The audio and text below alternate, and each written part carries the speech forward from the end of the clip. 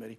As to what changes, I don't know of any definitive changes until I see it on paper. Lots of things change, as you know, in this process. But in the Budget Committee markup, you said that we would have an official score from the nonpartisan budget experts at CBO before we vote on this bill. And when will we get that score? I believe we will still have a score on the final bill. So you think we'll get the score before we vote on it? That's my expectation. And if we don't, would you recommend that we hold off until we get the I think we got a lot of the bills scored at this point. My expectation is that they'll have the bill scored. Yeah, but the changes, yeah, I mean, one of the things about CBO is it talks not only just about the impacts on the deficit and the debt, but also on like how many people will lose health care benefits or, and other benefits. So, any change will impact our constituents differently. And so I guess I just want to, do you think it's okay for us to vote on this bill without knowing how much it will cost the American taxpayer or how many people will get kicked off of their health care? And if you're saying we should absolutely have a final CBO score before we vote on this, I could live with that. I just don't, I want to make sure I'm understanding what you're committing to or not committing to.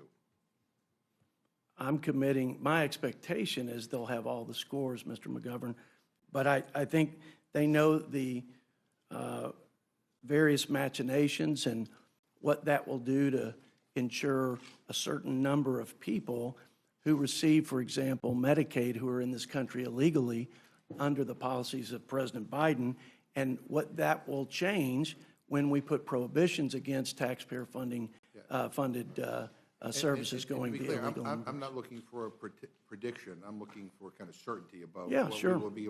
Mr. Boyle, as you know, statutory pay-go, which stands for pay-as-you-go, is a law that requires tax cuts and spending increases to be offset, meaning that they do not add to the deficit. If at the end of the year congressional legislation collectively violates pay-go, those deficit effects trigger across-the-board cuts to programs like Medicare. Does this bill trigger statutory pay-go? Yes, and it's not me saying it. It is the Congressional Budget Office confirming it as of a couple hours ago. And look, this is really the breaking news, because when the Budget Committee kicked off this process approximately 3 months ago, there was a commitment by President Trump that there would be no Medicare cuts in this piece of legislation. And indeed, over the last several months, there's been no discussion of Medicare at all. There has been of Medicaid, but not of Medicare.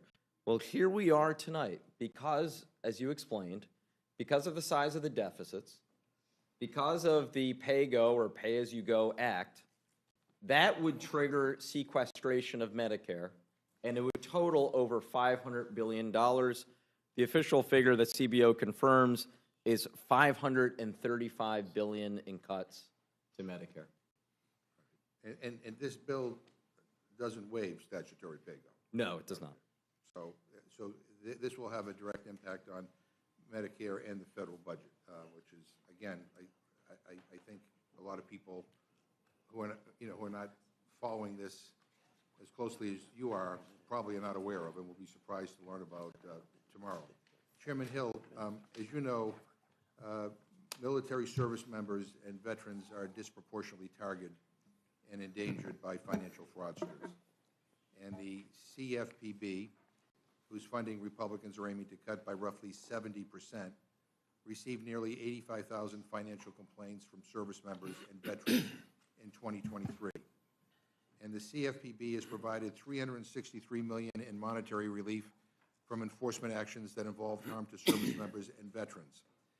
Our colleague from Connecticut, Mr. Himes, spoke on an amendment in your committee that would prevent funding cuts to the CFPB from harming veterans and service members. I mean, this seems like a common sense amendment to me, yet not a single Republican spoke in favor of it. No one on your side even spoke up to explain why they were in favor of not moving this amendment forward, which again, I think threatens the financial safety of our service members and our veterans. So at the end of the day, I mean, this amendment was voted down. So I just want to give you an opportunity to explain why cutting an agency that protects the financial well-being of our service members and our veterans is a priority in this bill. I don't quite understand it. Well, thank you, Mr. McGovern. The plan that Republicans advanced in this reconciliation plan was to save mandatory spending, and it's our judgment, going back and looking at the history of the CFPB since its inception in the Dodd-Frank Act, that it could continue its core function and meet its statutory obligations at a 5% cap of the Federal Reserve's budget, which would be about $249 million this year, and that it could meet all of its statutory obligations in meeting what Dodd-Frank directed them to do, which is for large financial institutions and non-banking companies comply with consumer compliance. And we believe they can do that. Yeah, I'm hearing great concern about the impacts of these cuts, and what I worry about in a number of areas with regard to this bill is that cuts are being made not necessarily on the merits, but just because cuts have to be made. Ranking Member Waters, the CFPB has returned $21 billion to consumers over the last 14 years. If Congress proceeds to slash 70% of the CFPB's budget, a vital agency whose sole purpose is to protect American consumers in the financial marketplace, would the CFPB be still be able to fight for consumers and seek remediation when they are harmed with this kind of cut? Thank you very much for that question, Mr. McGovern. Absolutely not. The Consumer Financial Protection Bureau is extraordinarily important for consumers. I sat on the conference committee of the Dodd-Frank reforms when we created the Consumer Financial Protection Bureau. A lot of work had been done by Senator Warren and others. But I want you to know, prior to the Consumer Financial Protection Bureau, the consumers really had nowhere to turn. They had nowhere to really lodge their complaints. And this is very important because now, with the Consumer Financial Protection Bureau and the excellent work that has been done, they've been able to return $21 billion over 14 years to our consumers. I want you to know that our consumers, the victims, are mostly the least of these. These are people in poor communities, and not only in inner city, but in rural communities. They are the victims of everybody with a kind of a broad scheme that see them as vulnerable and target them. I want you to know, without the Consumer Financial Protection Bureau, we would not have been able to deal with the big fines that we had to do some of the largest banks in this country that were literally, in many ways, had less risk management that they should have, and all kind of errors and mistakes and fraud was taking place. And so this proposed cut of 70% literally would kill the Consumer Financial Protection Bureau. And I want you to know that even, and I'm recalling, when Mick Mulvaney was acting director of the Consumer Financial Protection Bureau, he basically said, I'm bound to execute the law as written. When he first went in, he did not request any money. And then in one quarter, he and I think one other, Kathy Cramager, when she was there, requested almost the maximum amount in one quarter of $249 million. So this is extraordinarily important. All of us, Democrats and Republicans alike, should care about our consumers, about our voters, about the fact that they need the money that they earn. Hard-working people to put food on the table, to pay the rent, getting ripped off in so many ways and nowhere to turn would be absolutely disastrous. Thank you. The oversight portion of this bill would reduce pay, pensions, and protections for current and future federal employees. The bill would force the federal workforce to foot the bill for tax cuts for billionaires, and comes as the Trump-Musk administration is carrying out a cruel, full-scale assault on the federal workforce. The American people and the life-saving services they rely upon will suffer the most as a result of Republicans' efforts to purge the federal government of its dedicated, high-performing public servants and politicize the delivery of basic needs and services to our veterans, our children, and our seniors. Republicans also want to extort future civil servants into giving up their protections which serve the interest of the American people who want good government workers, not completely subject to the whims of whoever occupies the White House. Representative Lynch, what would the approximate financial impact of these provisions be on the average federal worker? You got to press your mic, yeah. If you add everything up, so the FERS annuity supplement would cost the average employee $54,000 in retirement income when they average it out over the 3 years that the average employee uses that for. Then the changing the high 3 to the high 5 costs them another $16,560 over 20 years. And then finally, the converting new employees at will, unless they accept, and plus the added money that they have to pay for their pension if they want to come under the Merit Service Protection Board, that it brings everything to over $106,000 over a 20-year career. Yeah, and Mr. Ranking Member, I just want to add your previous question about service members. Yeah. This bill eliminates the Office of Service Member Affairs, which is the CFPB department that really watched after. If you go to any of these Army bases, you get onto Fort Hood, outside the bases are all these money services and you know, their short-term loans, things like that, payment systems that are exploiting these young service members and their families. That office that used to protect them is being eliminated in this bill. And what would the effect on our nation's nonpartisan civil service be of effectively extorting new hires to become at-will employees? I mean, would we see the same level of nonpartisan excellence? It would gut it. So the estimate is that 75% of our federal employees, remember, these are new people coming into the workforce, they would reject paying the extra money for their pension and instead become, they would become at-will employees. So because they have no pension at the end, they're probably going to be relying on, you know, public assistance instead of being allowed to build a pension for themselves during their working lives. And Chairman Comer, is it correct that under this legislation, your pension contributions don't increase, but a newly hired VA nurse or Department of Defense education activity teacher who wants workplace protections from political purges would pay 5% more of their salary towards their pension than they would under the current law? Well, they would have a choice. They would have a So choice. the answer is yes, right? They would have a choice to be an at-will employee and make more money, or be a traditional Yeah. government employee, Yeah. like what you all There's something prefer.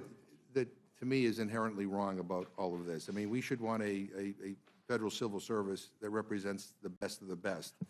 I disagree. I think that, You may disagree with that, that's fine. no, I But don't disagree with that. I think it's okay to give people a choice. Right. Give federal employees a choice. They can make decisions. The government doesn't have to make every decision for everybody, including all the government employees. Government employees can have a choice here. Right, but the incentives here are backwards, which that's the point I'm trying to make, is that I think there's an attempt by this administration, and you may agree with it, to basically politicize our federal workforce, to make everybody just say whatever the administration wants, and that's it. And I think this is about incentivizing that.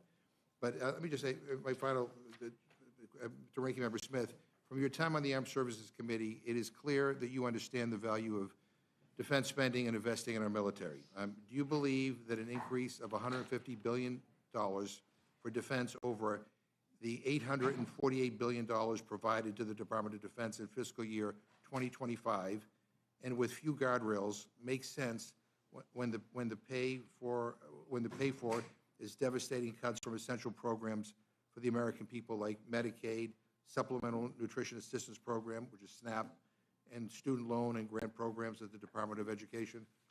I do not, and that's why I voted against it in committee and opposed this. I mean, adding $150 billion to defense is debatable in and of itself, but where it's coming from, as I think a number of people have articulated, it's coming from all these other programs. It's also coming from just borrowing the money. And I will also say we do not yet have a national security plan from the Trump administration. We've heard that they want to cut 8% from certain aspects of it. We haven't seen what that is, so we don't know what the plan is for this $150 billion. It is spread out over 4 years, by the way, not all in the first year. And let me just add my final point here. I mean, many have expressed concerns with how Secretary Hegseth has managed the Pentagon, prioritizing loyalty over competence, decimating the military and civilian workforce, and undermining the effectiveness of the Department of Defense. Given that chaos, is now an appropriate time to gift the Department of Defense an additional $150 billion on top of the $858 billion that they already received in FY 2025? I mean, do you have any concerns about this? I do, and I know, please. So that was a central argument that House Democrats made during the markup. We have seen Secretary Hegseth struggling to run the department well. I think it's up to like 5 of his employees have quit or been fired in the first 3 or 4 months. They've had highly critical things to say about the way the department is being run. Obviously, they don't know how to control secure information securely. And again, they don't have a plan in terms of where they're planning to spend. We don't even have an FY26 full budget yet.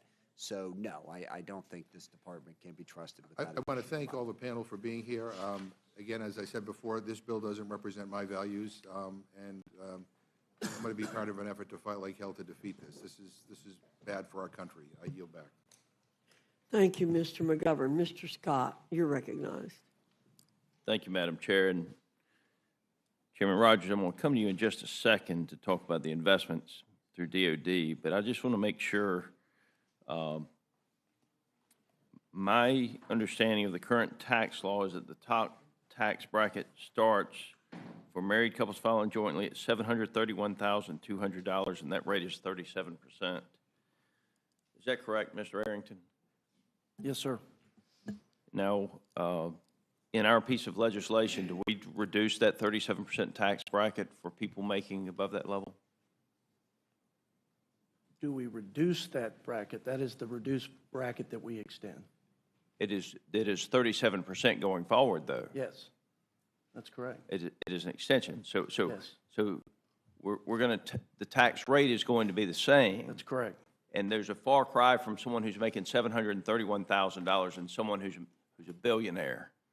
And so I think there's a little, as my grandfather would say on those hot summer days as we pulled in the cow pasture, a little bit of smells like money in the argument that this is billionaires when we're simply extending the bracket, and that bracket starts at $731,000 for married filing jointly. And while those people are certainly doing quite well, it's a far cry from being a billionaire. Mr. Rogers, as you know, I returned from the border on Saturday, and I got an opportunity to meet with some of our troops down there, as well as the men and women with the Border Patrol, who are doing an exceptionally good job now and could have been doing that job over the last 4 years as well. And one of the things that amazed me is that, and this was actually Border Patrol that told me this, that they were, by default, paroling people into the country, even if they had visible gang tattoos. If they ran the scans on them or ran the system on them and they did not have an Interpol hit, they were told to parole them into this country, even if they had visible gang tattoos. So we've got $5 billion for border security. That's a huge investment for the people of this country that I think will go a long way and pay tremendous dividends for us. We've got $7 billion for air superiority, $11 billion for Pacific deterrence, $12 billion for readiness, $13 billion for nuclear deterrence. Now, can you speak to these issues and what they mean to every American citizen and our ability to protect them from our adversaries, both at home now, more so than ever, and abroad? Yes, sir. On the first issue with the border, I would make the point that every administration, going back to President Clinton, has had to send National Guardsmen to the border to supplement Border Patrol efforts. That has been a higher demand right now because of the policies of the last administration that basically opened our border for 4 years. The problem that generated for us, though, is we already are spending at the lowest level on defense that we have as a percentage of GDP since before World War II for over 80 years. So that money had to come out of Hyde. This reconciliation is going to help backfill some of the money that we've had to spend to send our guardsmen down to help secure that border. And, you know, you talked about just one leg of the triad. You know, we have a real problem with our nuclear triad, which is the most important deterrent we have to aggression in our arsenal.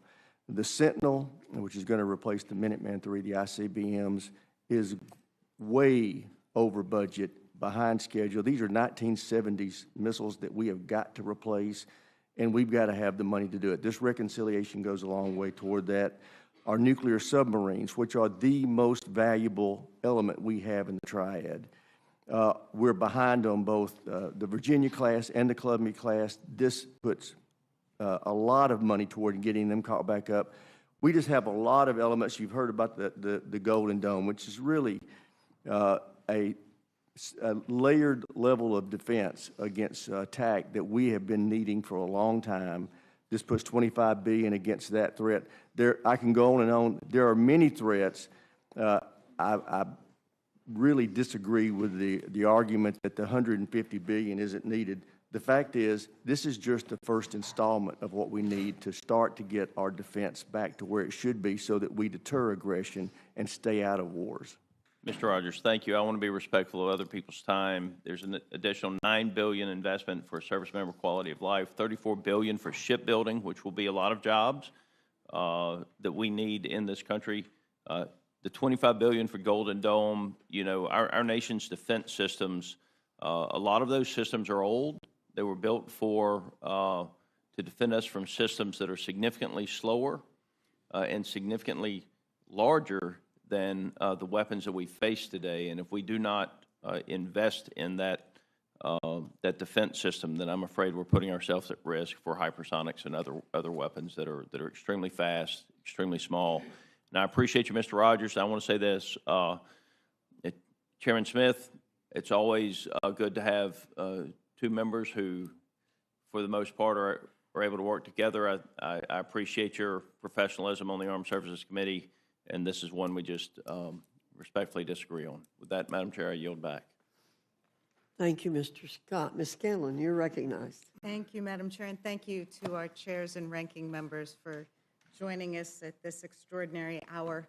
I also want to welcome our dedicated C-SPAN viewers and rules aficionados. You know who you are. For our special edition of DC After Dark, we're meeting in the dead of night so that House Republicans can try to jam through their disastrous reconciliation bill with zero transparency or scrutiny. This meeting began at 1 a.m. because our Republican colleagues know that a bill this bad can't be exposed to the light of day. 1 a.m. is when you work on bills that you want to hide from the public. Why would they want to hide this bill? This bill is going to enact the biggest cuts to Medicaid, the primary health insurance for nearly a quarter of Americans, in our nation's history. This bill is going to enact the biggest cuts to SNAP, which prevents Americans from going hungry, in our nation's history. And this bill is going to enact the biggest tax cuts for billionaires in our nation's history. Not only that, but the Congressional Budget Office has just released analysis showing that this bill is going to result in a wealth transfer, not from the rich to the poor, but from the poor to the rich. It's a bill for which there's still no agreement to guarantee its passage. That's why some of our members here aren't here right now. They're out there trying to cut some more deals with the Speaker in the White House. And these deals aren't just tweaks, but if our colleagues' tweets are to be believed, they're so significant that those deals are going to determine whether or not this bill passes at all. Although if it does pass, it's going to be a strict party line vote. So after months of debate and deliberation in the Republican caucus, certainly not bipartisan debate with Democrats, House Republicans still don't have an agreement. what have you been doing all this time, other than lying about whether or not you were going to cut Medicaid? You've had multiple member meetings with the president, committee markups that went for dozens of hours, and you still haven't ironed out disagreements. Not only is it sloppy, it's disingenuous. We're meeting in the dead of night to consider a terrible bill, and you haven't even drafted or shared some of the most critical parts of the bill. Haven't shared them with your Republican colleagues, haven't shared them with the other half of Congress, and most importantly, you haven't shared them with the American people. As the chairwoman acknowledged when she gavelled us in at 1 a.m., if Republicans are able to pass their rule tonight, it will include a magical manager's amendment that will allow them to change the bill before it goes to the House floor. A manager's amendment that none of us have seen, that we won't be able to review or debate or change. And when we do get that magical amendment, it's likely to be dozens of pages long and include significant changes to the underlying text, to make last-minute changes, changes that will move around hundreds of billions of dollars. These deserve transparency, these deserve scrutiny, and these deserve debate. As some Republicans have suggested, y'all should probably go home for the long weekend, collect yourselves, and come back to rules when you actually have an agreement. We're here in the middle of the night, of course, because the Speaker and President are trying to rush this bill through by July 4th, a timeline that doesn't seem plausible even if Republicans manage to jam their BS version of this bill through the House this week. It's clear they don't have the votes. The deadlines are made up just so they can jam the bill before anyone really knows what's in it. And for all your consternation over this or that provision of the bill, no matter what agreement the House reaches after this tortured process, y'all know that the Senate is going to rewrite the bill anyway. Senators, Republican senators, have said this bill is a non-starter. And in addition, since the bill has not yet been finished, we don't have a CBO score, how much this bill will cost. We don't have any score except on prior versions of the bill. All we have are some back-of-the-envelope estimates cobbled together by Republicans in their backdoor meetings. Mr. Roy and Mr. Norman have long been big advocates for making sure that we have a CBO score. So it's hard to believe they're going to think it makes sense to pass a bill that doesn't yet have a CBO score, where hundreds of billions of dollars worth of taxpayers' money is penciled in by staff with a calculator, maybe a slide rule, possibly an abacus, or, are they going to, as seems likely, throw caution to the wind and cave again because the president told them to? Of course, business leaders and economists are calling this bill an economic disaster that will add trillions to our national deficit by extending the tax cuts for billionaires at the expense of American families, just like the 2017 tax cuts did. We've seen this play before. The rich get richer, and the American people, working families, get left holding the bag. It was confirmed by the Congressional Budget Office just a few hours ago with a damning report that shows that this bill is going to increase the deficit likely by $3.8 trillion. It's going to cut billions from Medicaid and SNAP, and it's going to reduce household income for poorest Americans and raise household income for the richest Americans. We can't emphasize enough how insanely rushed this bill is. You're proposing major health care changes that will impact every American, whether they get their health care through Medicaid or Medicare or some other source.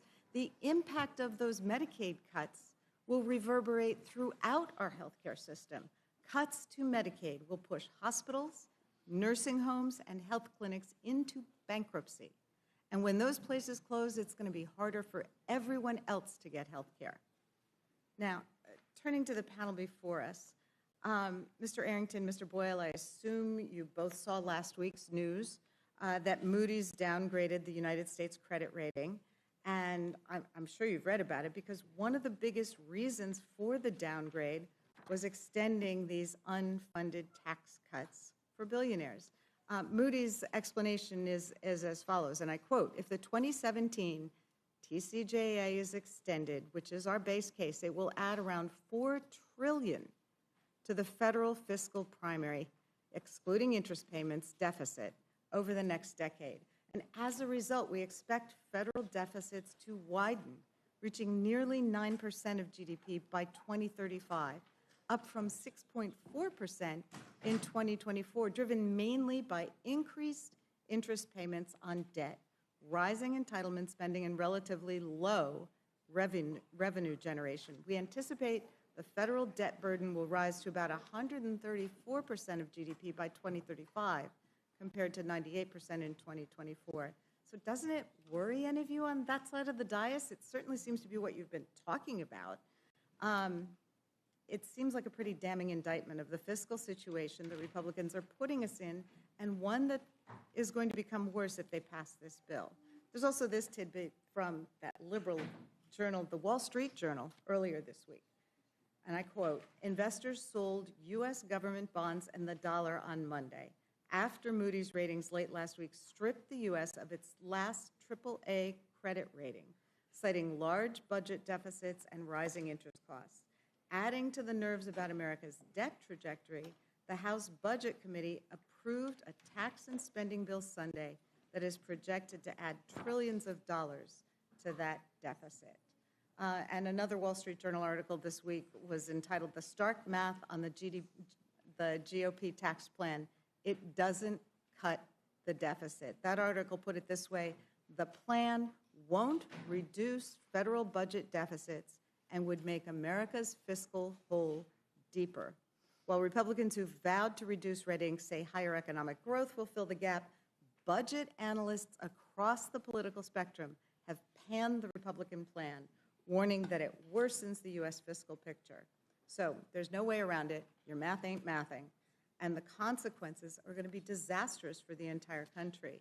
Now, as we've been looking at this bill over the last few months, as it has been clear that it was going to require drastic Medicaid cuts, we do have this breaking news this evening that it's also going to impact Medicare.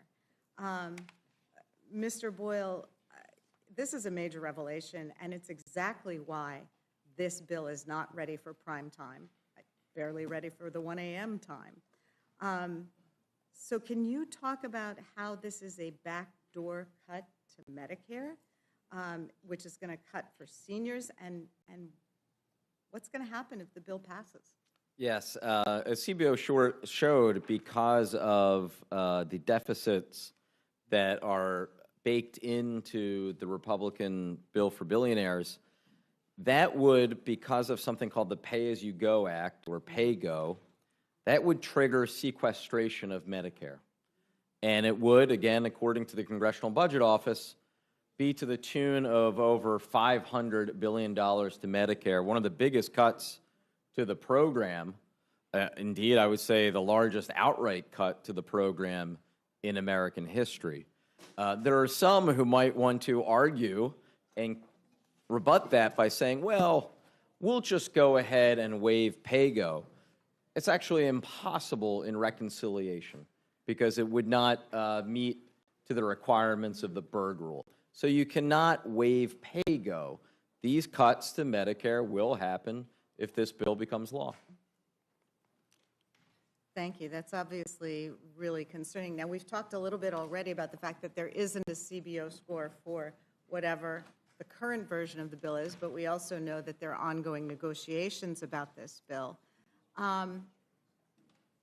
One of the things we've heard is that there may be an agreement on this SALT deduction, which has been so concerning to some of the Republican members. Is that agreement with respect to SALT likely to increase the deficit or decrease the deficit? Well, I mean, obviously, if the SALT cap is raised even further than what was in the bill that was voted out of Ways and Means and passed out of budget when we basically put all of the component parts into one, then basically one of two things would happen. Either the majority would have to find even more cuts in order to pay for the loss of revenue, or you would simply see these deficits increase by even more. Okay. That's what I thought. Thank you. The prints from Oversight and Financial Services aren't too great either. It's in these committees that our Republican colleagues snuck in some really bad stuff they're hoping will get lost in all the headlines about taxes and Medicaid. I'm really concerned by the Oversight Committee's contributions to this bill because the proposed changes to the federal employees' retirement system amount to a major pay cut for our nation's civil servants. It's a cruel policy. It takes earned compensation away from millions of hardworking people just to make a paltry dent in the staggering cost of their tax giveaways. So I know we're going to talk about the tax cuts later, but this is a multi-trillion-dollar handout to millionaires, billionaires, and Fortune 500 companies. It's the biggest government handout of all time. And to shave some dollars off the cost, Republicans are going to cut 13 million people off their health care, and it's going to force a punitive pay cut on federal employees. Mr. Lynch, I think you said 2.4 million employees. These are the public servants who work for you and me and our families and neighbors all across America, and they often do so for less pay than they would receive in the private sector, not because they're dumb, but because they're committed to public service. They give us tomorrow's weather forecast and tell us whether we need to shelter from tornadoes and floods. They prevent crop blight and the spread of dangerous diseases like bird flu. They make sure that the respirators used by coal miners and surgeons actually work. They make sure our food is safe to eat and our water is safe to drink. And these people whose pay is being so casually cut are FBI agents, Coast Guard employees, and doctors and nurses at VA facilities. So at a time when the FAA is struggling with staffing shortages that are impacting air travel, Republicans are going to make that problem worse by cutting the pay of air traffic controllers. These provisions are an unmitigated mess. I'd like to think that we can all agree, no matter the size or shape of the federal government, it should be effective and responsive to the needs of the American people. It should be able to efficiently carry out these core responsibilities, and the provisions in this bill are undermining our ability to do that. So, Mr. Lynch, can you speak to how the oversight provisions in this bill are going to impact federal employees, including those serving in roles that are critical to our national security, our health, and our transportation safety? Absolutely. Thank you for the question. Your reference to the VA is very astute.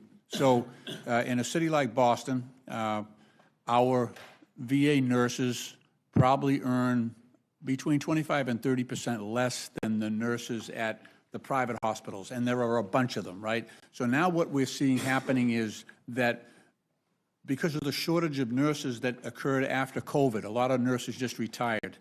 Now they're pulling nurses from the VA. They're leaving the VA and they're going to work because they've got less hours, they got more pay, more benefits. So we're competing now, and you know, this is going to make it much more difficult to retain those nurses. And the ones that have been there a while are the most valuable, right? It takes a while to get a nurse trained up, you know, and fully skilled. It takes a few years. And, you know, so that's created a huge shortage in that whole metropolitan area. And that's happening all over the country where nurses are leaving the VA, doctors in some cases as well, therapists. So we're creating this real shortage at the VA. Our caseload, so right now we have a 250,000 backlog of cases at the VA because we don't have the personnel to respond to that need. So we're really in a crisis. You know, obviously the suicide hotline, we've laid off people there, which is ridiculous because we've got a crisis on our hands right now. So all of this will exacerbate the problem. You've hit on that in your remarks already, but this just amplifies the problem, you know, tenfold with these cuts. They'll be leaving in droves.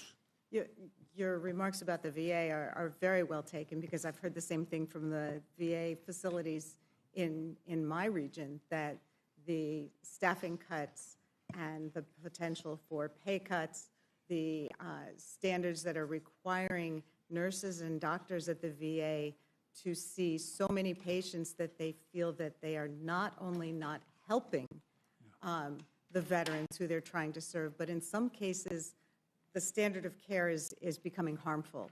And under those circumstances, we are starting to see an exodus of doctors and nurses from the VA, which this bill is only going to put on steroids, I'm afraid. Absolutely. The financial services print, of course, is no better. What Republicans are trying to do here is deeply alarming. It guts the Consumer Financial Protection Bureau. I mean, if you want to talk about a bureau that's had a fabulous return on investment, as you mentioned, billions of dollars returned to American consumers. This bill defunds the only federal agency dedicated to making sure consumers aren't getting scammed by credit card companies, payday lenders, mortgage servicers, and shady fintech operators.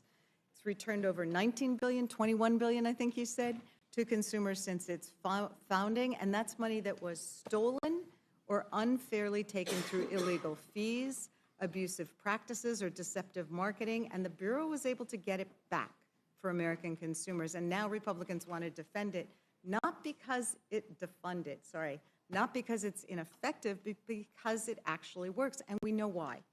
Because the Trump administration has already started dismantling the agency from within. In the last 2 months alone, the Consumer Finance Protection Bureau has quietly dropped 9 lawsuits it had brought against companies like Capital One and Rocket Homes. Years of investigation and enforcement work has been tossed in the trash with no accountability and no restitution for consumers. It's also frozen dozens of ongoing investigations, many into companies with long records of abuse. These companies have been accused of everything from improper loan servicing and unfair interest charges to failure to protect sensitive consumer data. And now, thanks to new political leadership handpicked by the Trump White House, those investigations are dead. Investigators can't call witnesses, issue subpoenas, or even talk to company lawyers unless they get direct political approval, and that approval isn't coming. Meanwhile, these very same companies, it's such an amazing coincidence, have given generously to Mr. Trump's campaign and especially his inauguration fund. Meta, the parent company of Facebook under investigation for allegedly misusing consumer financial data, donated $1 million to the inaugural committee. Greenlight, a fintech company accused of misleading families about debit card access, is backed by a Trump-aligned venture capital firm. And Elon Musk, whose company is launching a new mobile payments business, posted "delete the CFPB" on his social media after Trump's election. And of course, we've heard quite a bit about how much he's donated. So this isn't policy, it's payback. This is what happens when you let billionaires and campaign donors write the rules. And now House Republicans are trying to finish the job by defunding the CFPB entirely. So, Ranking Member Waters, can you speak more about this apparent corruption happening at the CFPB? Well, allow me to say to you, Ms. Scanlon, you aptly described what has been happening with the Consumer Financial Protection Bureau. It is one of the most needed and effective agencies of government that have done everything that you said they've done to assist our consumers. The Consumer Financial Protection Bureau has been hated by the Republicans ever since it came into its existence. They have tried to kill it, and we've been in court all the way to the Supreme Court on several issues, and we keep beating them back. But now, Trump and this administration want to cut them, even though we tried to protect them when we created them by having their financing come directly from the feds rather than going through the Appropriations Committee.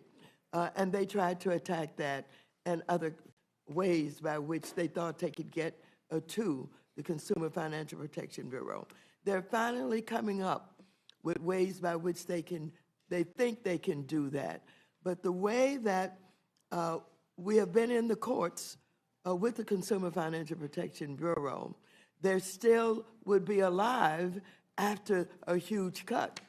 But they would sit there and not be able to do anything. They wouldn't be able to do the investigation. They would not be able to protect those very consumers that the law created them to take care of. And so there are many in this country who fight very hard and are very disgusted with what is happening in an attempt to basically undermine them and get rid of them. This is a terrible thing that this administration is doing. You would think that both Democrats and Republicans would care enough about the consumers that they would protect this one agency that has demonstrated that they can do the work and the investigations to help get rid of fraud and ripoffs, as you have identified. And so this is what we should be fighting.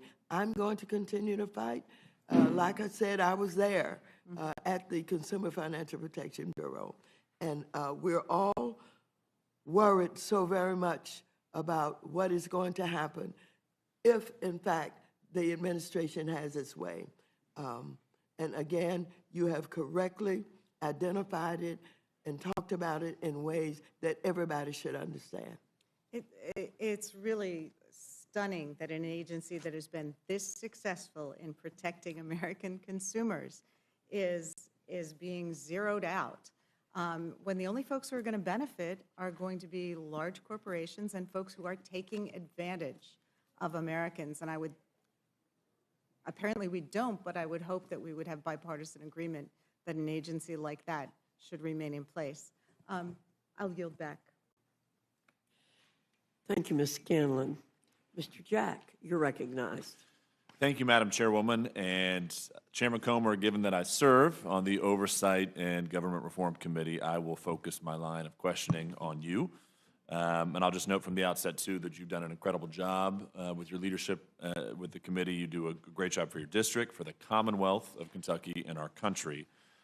You referenced this in your opening testimony, but could you just clarify for the committee your legislative jurisdiction over mandatory spending? It's pretty narrow, is it not?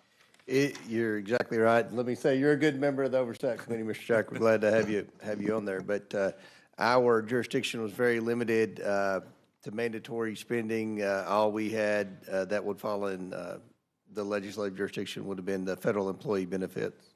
Fair enough. And it's my understanding that federal employees get a hybrid pension that consists of both a 401k type defined contribution plan known as Thrift Savings Plan, or TSP, and a defined benefit annuity known as the Federal Employees Retirement System, or FERS. How do these benefits contrast with those offered in the private sector?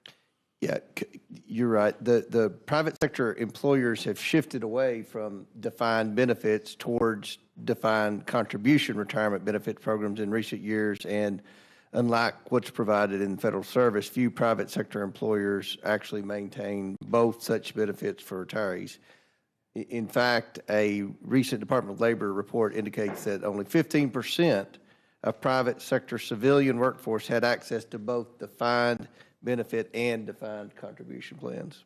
And a question many of my constituents ask is, do taxpayers fund pensions for federal employees that are generally more generous than the ones they themselves receive? And are there any credible recent studies on that?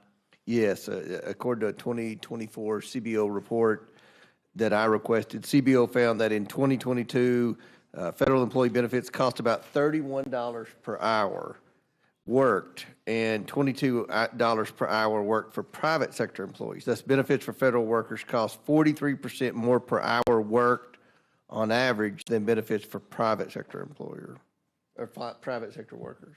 Fair enough. One thing that you've mentioned in your testimony, and I've heard you speak over and over about, more than 2 million federal retired employees currently receive federal pension benefits costing more than $100 billion annually, with taxpayers shouldering most of the expense. I just want to repeat that for the committee. 2 million federal retired employees that currently receive over $100 billion in benefits from taxpayers combined together. And just to be abundantly clear to those who spread disinformation, the changes your committee print makes to the federal retirement system do not affect the benefits of those retired employees. Is that a fair statement? That is 100% correct. That is opposite of what some of the Democrats in Congress have been saying. It does not affect those. The benefits of those are already retired are not impacted, and the change we make to the FERS benefits, the supplemental retirement benefits, takes effect for those retiring after 2027, so that's a 2-year delay. Exactly. And just to clarify, for those future employees, people that may not be hired for years from now, I think they're given a choice when they're hired. Right. It changes in that aspect, but for those retired, it does not. But could you just walk us through what happens as it relates to those who may be hired in the future? Yeah, in the future, they're going to have a choice. They can be an at-will employee, or they can be the traditional government employee that Mr. McGovern cherishes. And if they're an at-will employee, they would receive a higher benefit.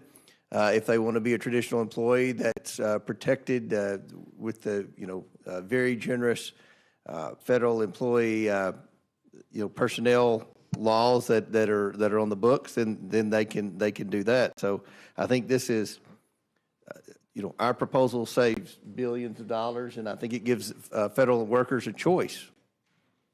Well, one thing I want to focus on as well is, my district, I'm just south of the Atlanta airport. I represent an enormous amount of air traffic controllers and heard a lot from the air traffic controllers throughout this entire process, and would just love for you to walk the committee through how air traffic controllers are treated as it relates to some of these changes. I know we worked at great lengths to ensure that we're recruiting the best, enabling the best system for air traffic controllers to thrive so we can keep our skies safe. Yeah, and Mr. Jack, you've done a great job advocating for them on the Oversight Committee, and I want to correct a statement that was stated by a Democrat on the Rules Committee earlier. The air traffic controllers are exempted from any changes in this bill. That's in print, so that needs to be clarified. They're completely exempted from any changes. And law enforcement officers, federal firefighters. That's right, Border Patrol. Wonderful. And as it relates to Border Patrol, just a helpful point as I round out my time, you also achieve savings by removing ineligible dependents from the federal employee health insurance program. I applaud this provision. Taxpayers should not bear the cost of fraud and error committed by federal employees, and did not, just correct me if wrong, did this provision get bipartisan support when it was taken up by the committee last Congress? It did, and that's something that we should all be applauding here. This is an audit to ensure that there aren't people on the benefits plan that are ineligible. And that's kind of what Brett Guthrie done with Medicaid. We're not cutting Medicaid. We're not cutting these benefit. With that provision, we're trying to ensure that people who are on the system are truly eligible, and to remove those that are ineligible. GAO report estimated that if we do this audit, it'll save $1.5 billion. Taxpayer money. So I think that's a pretty good deal for the American taxpayer. Well, I appreciate your leadership. I very much am grateful for yourself and all that worked on the committee to help support air traffic controllers. It's very important in my district. And with that, Madam Chair, I respectfully yield back. Madam Chair? Thank you, Mr. Chair. Madam Chair, I just want to point out, you called this meeting, and I'm looking at who's here. There's 4 of us and only 3 of you. And your members can't be bothered to even sit here and listen to the witnesses. And I just say that because if that continues, we're going to move to adjourn. So I hope that your members will, since you called this meeting, will actually be here present and listening to being in the other room is not being here. So I just point that out and say that we will feel obligated to move to adjourn again if that continues. Thank you. Mr. McGovern, our members are in and out, just like your members are in and out. You were gone for about 30 minutes, and so we always allow people to move in and out. There are more of us meetings. here right now, and we're in the minority. Well, Just pointing it out. our members. This has been a here. tactic in the Agriculture Committee. I don't know about the other committees where Republicans just get up and leave. And so I think people ought to be present here. At least you ought to have more of you here than us here. Thank you. There are more of us here than you, so there's no reason to delay this meeting any longer than it is. Mr. Neguse, what I'm saying is there's no need to delay this meeting any longer than we have to. Thank you. Recognized. Thank you. Thank you, Madam Chair. Good morning, all the chairs and ranking members. Thank you all for being here. Thank you for your testimony. Got a lot of questions, but I guess first I want to, maybe if the chairwoman would indulge me, give her an opportunity to say a word, and that is my assumption, and I think the assumption for most Americans, is that the reason Republicans have decided to notice this hearing and proceed in the dead of night is because this bill is indefensible. It sounds like maybe you have a different reason, and so I guess I'm trying to understand, why was this meeting scheduled for 1 a.m.? Why are we meeting at 3 a.m.? What was the rationale? Or is there a rationale that am I mistaken? I think my opening statement stands for itself, Mr. Nikud. Okay, well, I appreciate that, Madam Chair. I would just say, I mean, your opening statement essentially, as best as I could tell, were ruminations about, what happened in 2007, 20 years ago. I wasn't here. Most of us weren't here. I don't know that that is a cogent rationale to say. 2022, two and a half years ago. And so the basis for scheduling this hearing in the dead of night is that you've decided that this is just the way things should work, and that this is, I mean, I'll just proceed. I'll just say this, Madam Chair. It does not take more than a cursory review online to find quotes from just about every member on the other side of the dais, including you, Madam Chair, back in 2009, again, it's a long time ago, regarding a stimulus bill that you described as rush legislation that was thrown together, quote, who threw together the final stimulus bill in the dead of night.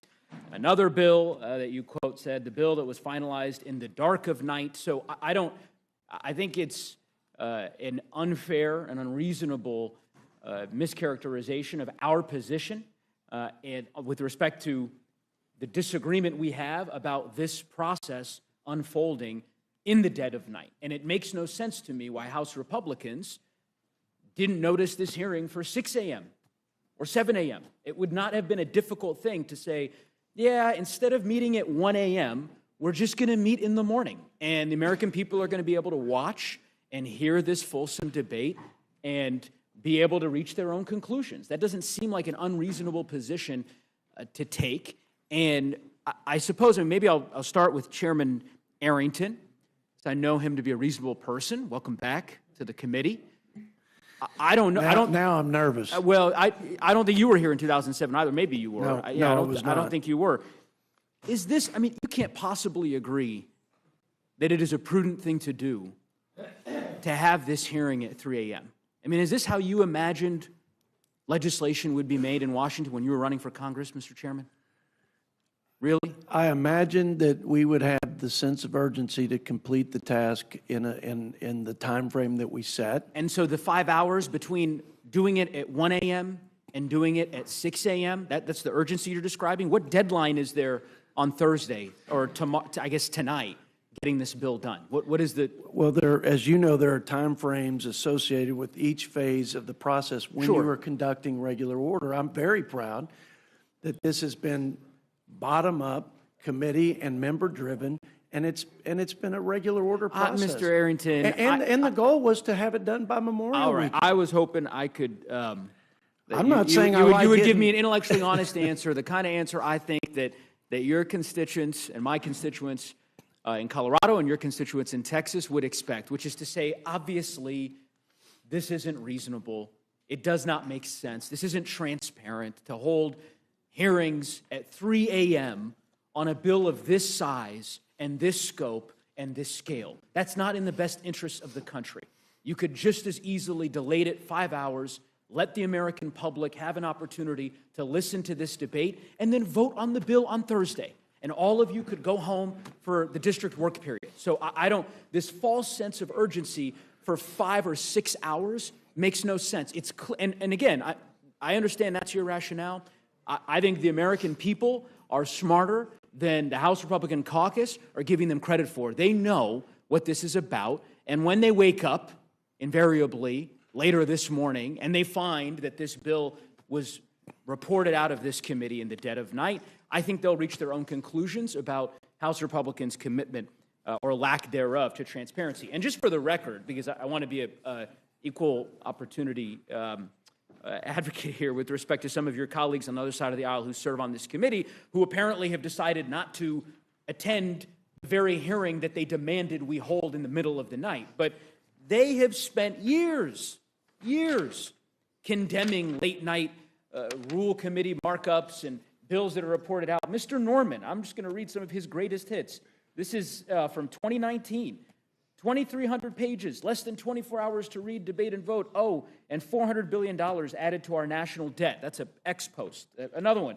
New swamp minibus dropped at 2 a.m. It was actually earlier, I guess, than where we find ourselves today. We're expected to vote on $1 trillion in spending tomorrow. It's 1,000 plus pages.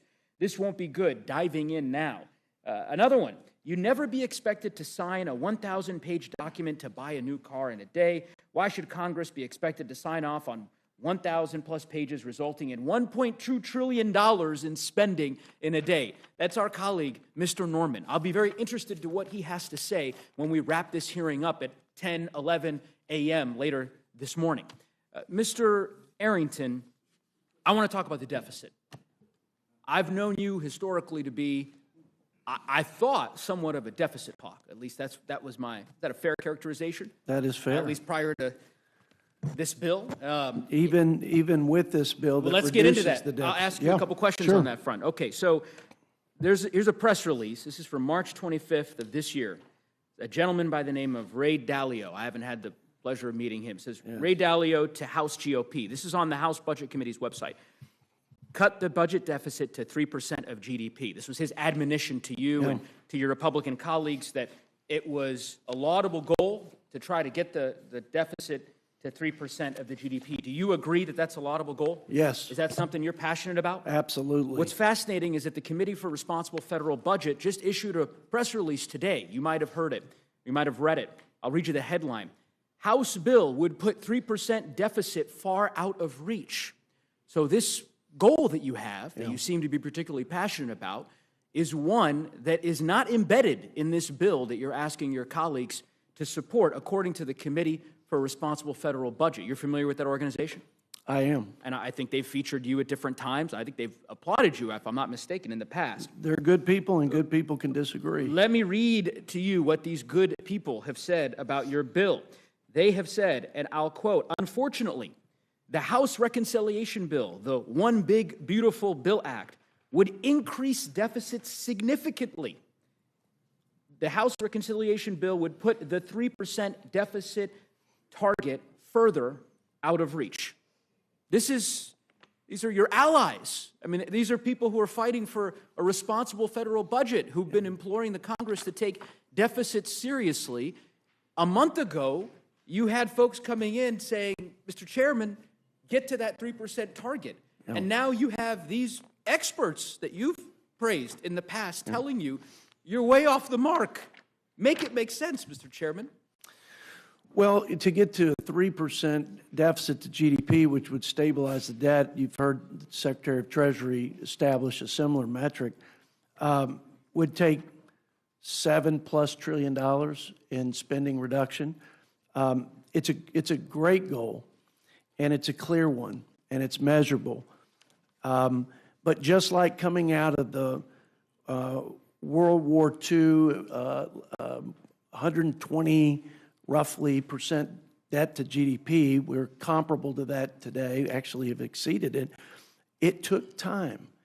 And I would say this is a substantial effort and step to begin bending the curve on debt to GDP. So my analysis is different from my friends in the organization that you mentioned. Different isn't the word I would use. I mean, different is when the bottom. Different is one opinion, is a bit of a deviation.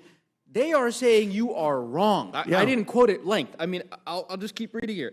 In 2027, we estimate the House Reconciliation Bill would boost deficits to about 7% of GDP, which is more than double Besant's, the Treasury Secretary that you referenced, proposed fiscal target, 1.8% of GDP above current law and 0.7% of GDP higher than a simple extension of the Tax Cut and Job Act's individual provisions. What they're saying, I think, is that if you just simply extended the tax bill and didn't do anything else, you would reduce the deficit more than what you've done here.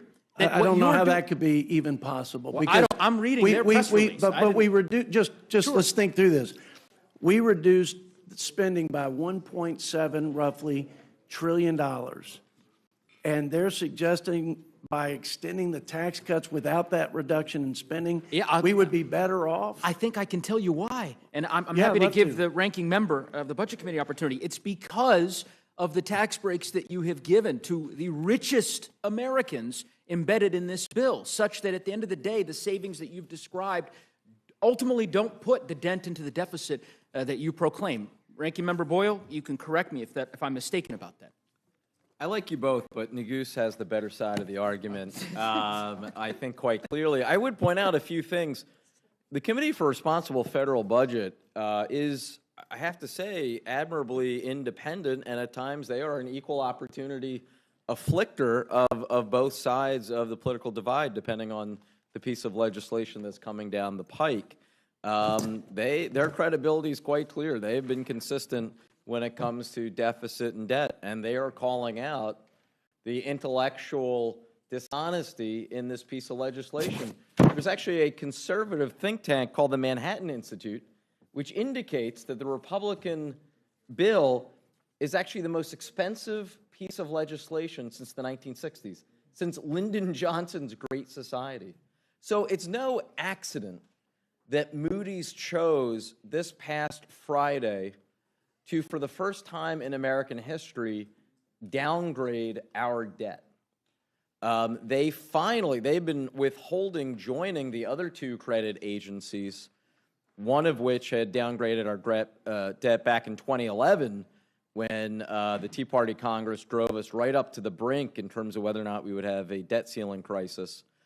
And then there was another credit downgrade by a different credit agency a couple of years ago, which was also related to another potential crisis in terms of the debt ceiling, though that credit downgrade a couple years ago did also reference the future trajectory of our debt. And now here we are with Moody's, for whom the trajectory, because of this legislation, of our deficits and debt was finally what prompted them to be the last of the three credit agencies to downgrade our debt. So finally, as you pointed out, what we're seeing in the bond market, that can't be spun. That can't be papered over with a gimmick like current policy baseline.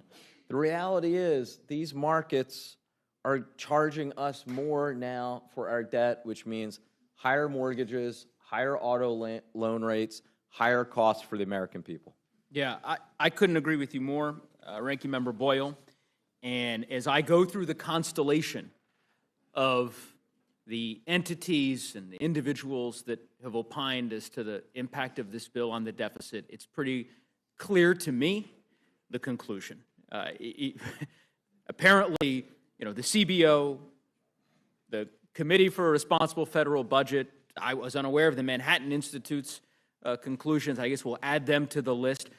By the way, Republicans also, Republican senators, right? I mean, Chairman, you're aware of, we don't have to go through the litany of the statements. I mean, I'm happy to read them to you, but you're aware of what Senator Rand Paul and, other colleagues of yours in the upper chamber have said about this bill and about their concerns regarding the deficit. Well, it's 3 a.m. Why not? I'll offer a few of these.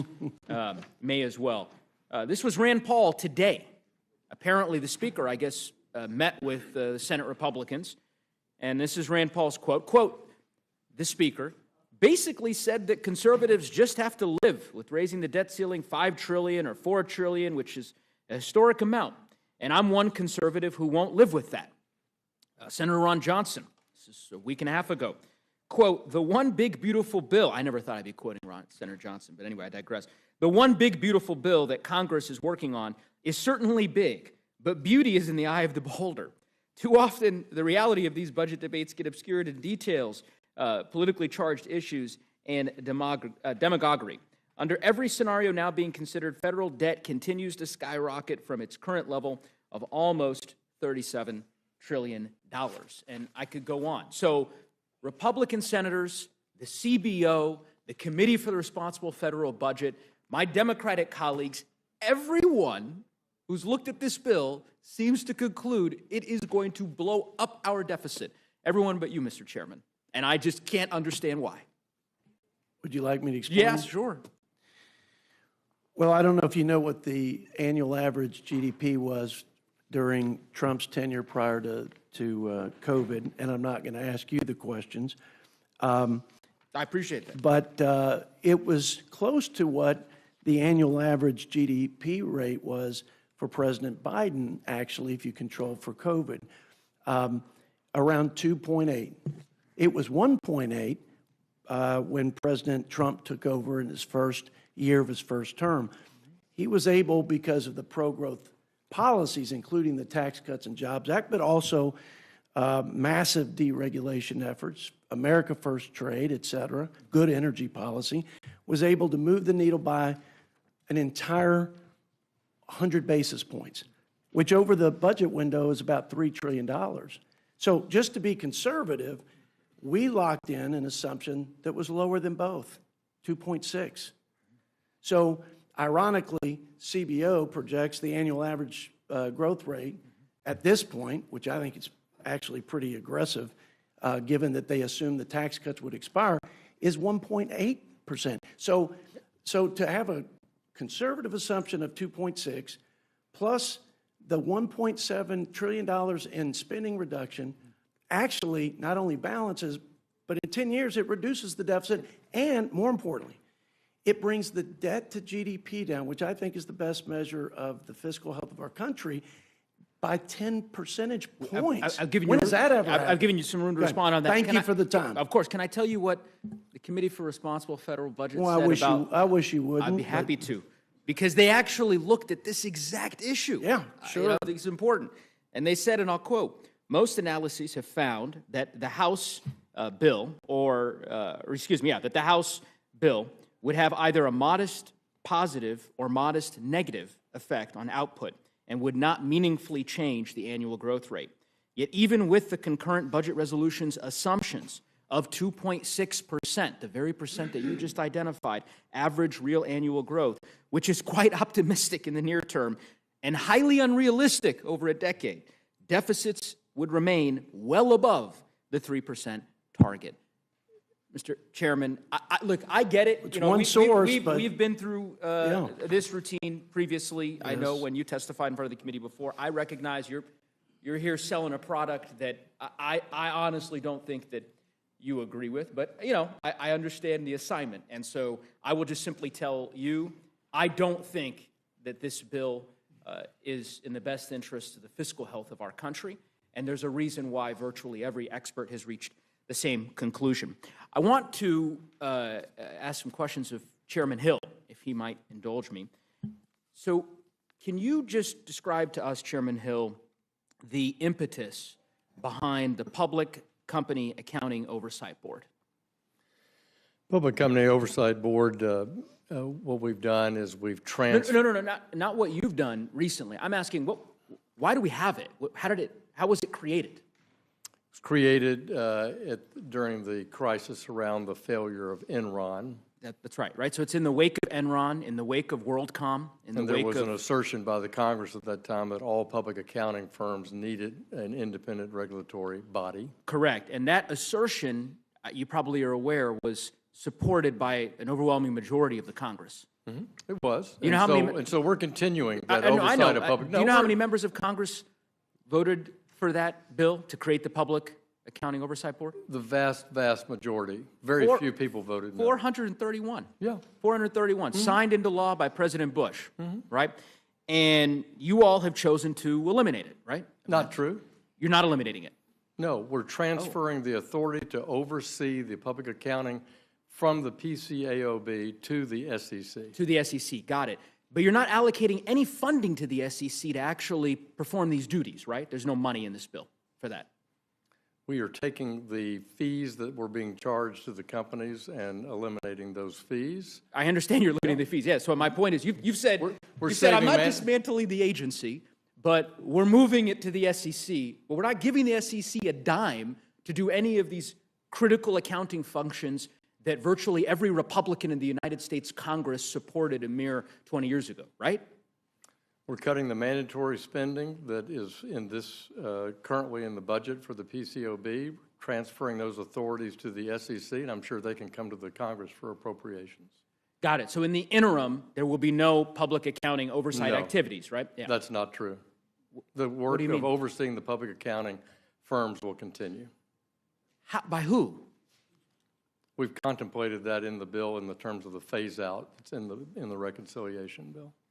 Describe it to us. I mean, I guess I'm trying to understand. You're saying it gets moved over to the SEC. There's no new funds. There's no mandate that there be. There's a phase-out period in the reconciliation bill, and that will afford the SEC the opportunity to seek appropriations. So does the bill it gives the SEC the opportunity to seek appropriations. So until that age, and of course we have no idea as to whether or not the Congress will ultimately consent to that appropriation request. There's also no language in this bill that mandates that the public accounting board, the personnel who work for this entity now that's been in existence for 20 some odd years, are rehired by the SEC. That's true. Okay. This is coupled with, obviously, we've gone to great length, and ranking member articulated well the cuts to the CFPB, and I know you don't contest that, the 70% cut, obviously, to the Consumer Financial Protection Bureau. We're taking the cap of the amount of money the CFPB can request from the Fed from 12% to 5%. It's not being cut, as the gentleman from Pennsylvania asserted, to zero. It's also not the only agency that does consumer compliance in the financial services sector either. I understand your rationale with respect to that secondary part, but I just want to zero in here on the financial piece, because I guess my read of the bill was that it will significantly reduce the funds that are available for the CFPB to be able to perform the duties that it's responsible for executing under federal law. The CFPB is often lost in federal court time and time again for exceeding its authority, proposing regulations that are not statutorily approved, proposing new functions that are not statutorily approved by Congress. And we believe that the money that is in the 5% cap is adequate for them to do their compliance responsibilities under the Act. Yeah, again, I'm not a gotcha question. I hear your rationale for opposing the CFPB. I was just trying to get a better sense I didn't say that. I said we think this is the adequate that's funding. adequate for them to perform the function, but that it is a significant reduction in the resources that they have. And I understand in FY 2019, it was exactly around $250 million. This year in FY 25, they're proposing $800 million in spending. And yet, in our view, the spending is adequate to be at $250 million, looking at their own analysis of their own personnel, compared from when it was at its full initial operating phase in 2012 and comparing it to today. We believe it's adequate. Okay. Financial Stability Oversight Council, reducing funding by 90%. No. No? What we've done is the fees that are the budget for the Financial Stability Oversight Council, which is supported by bipartisan members in the Congress. Right. We're simply saying that it's the actual expenses. So the Office of Financial Research, where that revenue takes place, we've looked at the 3 years average use to support the FSOC's operation. We've capped it at that 3-year average level for the actual functioning expenses of FSOC. We're not eliminating FSOC. We're not eliminating the funding for FSOC. I want to give the ranking member an opportunity to respond, and perhaps she can clarify if I'm misunderstanding the nature of the way in which FSOC's funding will be implicated. So I'd like to have that clarified.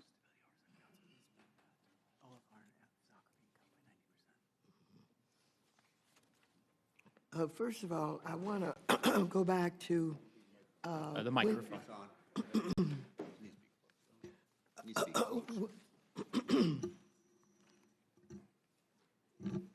I want to say a word about the PCOB that is being transferred. You talked about the fact that the PCAOB was being transferred to the SEC. And you wanted to know whether or not there were any funds that followed that. And the answer by Chairman Hill was that they could come and ask for more money. But it is really a lot more serious than simply whether or not they have the money. They had a hard time getting an agreement with the Chinese that are in our financial markets. But under the Biden administration, they were able to work out an agreement with the Chinese that was very, very important. Now, that agreement does not extend to the SEC. And so that means that the SEC, the auditors won't be able, perhaps, to deal with China, Germany, and a lot of the other places. So this is very, very serious, and I just wanted to say that. Next, you were talking about the council, FSOC. about why it is so important and what is happening to it. Well, the council is very important because we are at a time when all of these crazy tariffs are being initiated by the President of the United States of America, and we have rising inflation also. This means that the cost of loans are going to be much more expensive. I want you to know that investors around the world are freaking out, unsettled about what is happening.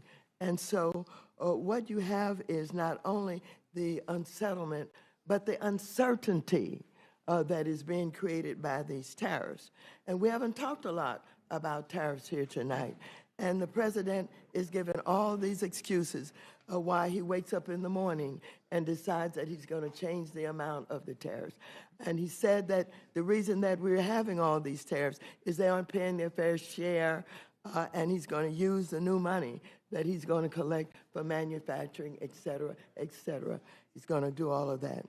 However, I want you to know that these tariffs are being placed on bananas and coffee, and that has nothing to do with what he's saying he's going to use the money for.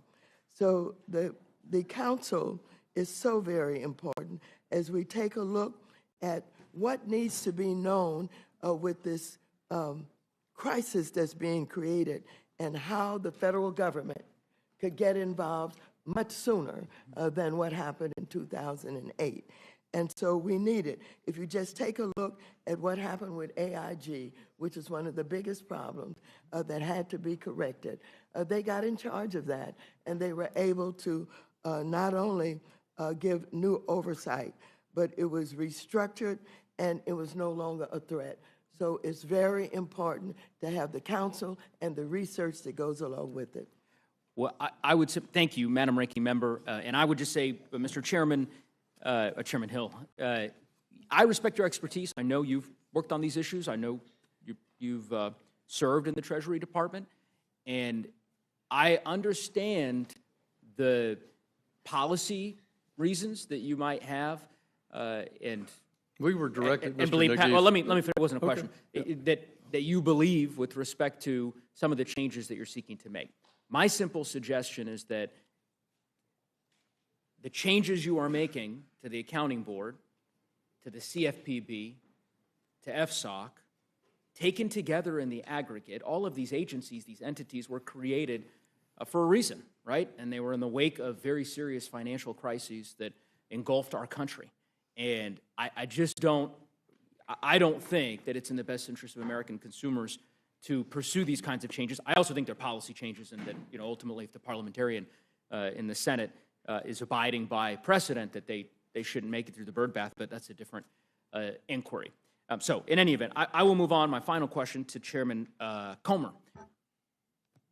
Mr. Chairman, so with respect to the exchange you were having with one of my colleagues earlier about the exemptions that you all crafted into the bill regarding air traffic controllers, that's in relation to the at-will, this distinction essentially between giving federal employees the choice of choosing the at-will employment versus non-at-will employment, federal protections, but a higher retirement contribution. Am I right that that's what the exemption is applying to? What's that? I mean, I don't understand your question.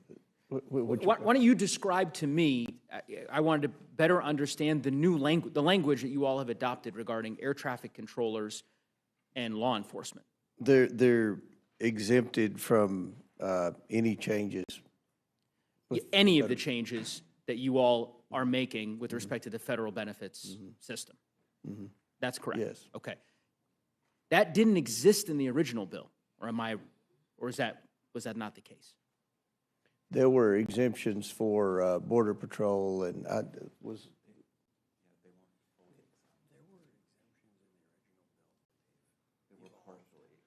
Yeah, they were, I guess you could say, partially exempt. Yeah, and that's the genesis of my question was, I'm really drilling down on, and your staff director, I think can probably attest to this issue around the provision that I would say compels, you would say offers federal employees this choice to choose at-will employment and a higher contribution for their retirement benefits, right, or to stay within the federal protected system and have to pay a higher contribution on their end. That original provision did not have the exemptions that you all have added now for law enforcement, for Border Patrol, for air traffic controllers. That wasn't in the bill that you all marked up a few days ago that the Republican majority on the bill approved. Or am I wrong about that? That's correct. Okay. What I am interested in is, was there a discussion, and are you willing to have a discussion, particularly as you consider a manager's amendment, to draw out a similar exemption for veterans? So veterans who have rights under the in the current system, if you're a veteran and you work at any of our federal agencies, right, but you don't fall into this particular job classification exemption, you have rights before the Merit Systems Protection Board that you can adjudicate, right, as a veteran. And my point is to simply say, why wouldn't you draw out this exemption to include veterans, irrespective of whether or not they fall into this classification or not? Look, the bill can be amended through the process. I mean, this is, we passed out, we were given instruction to save $51 billion. We met that. And look, during discussions, there's going to be minor changes made here and there. With respect to at-will, I want to make it clear there are certain states that have at-will civil service employees. Some of those states are Georgia, Texas, Florida, and Utah. So I don't think there's anything groundbreaking or unique here. No, I'm not. But what I'm suggesting is you crafted this exemption over the course of the last 72 hours. You added a very large exemption to this bill.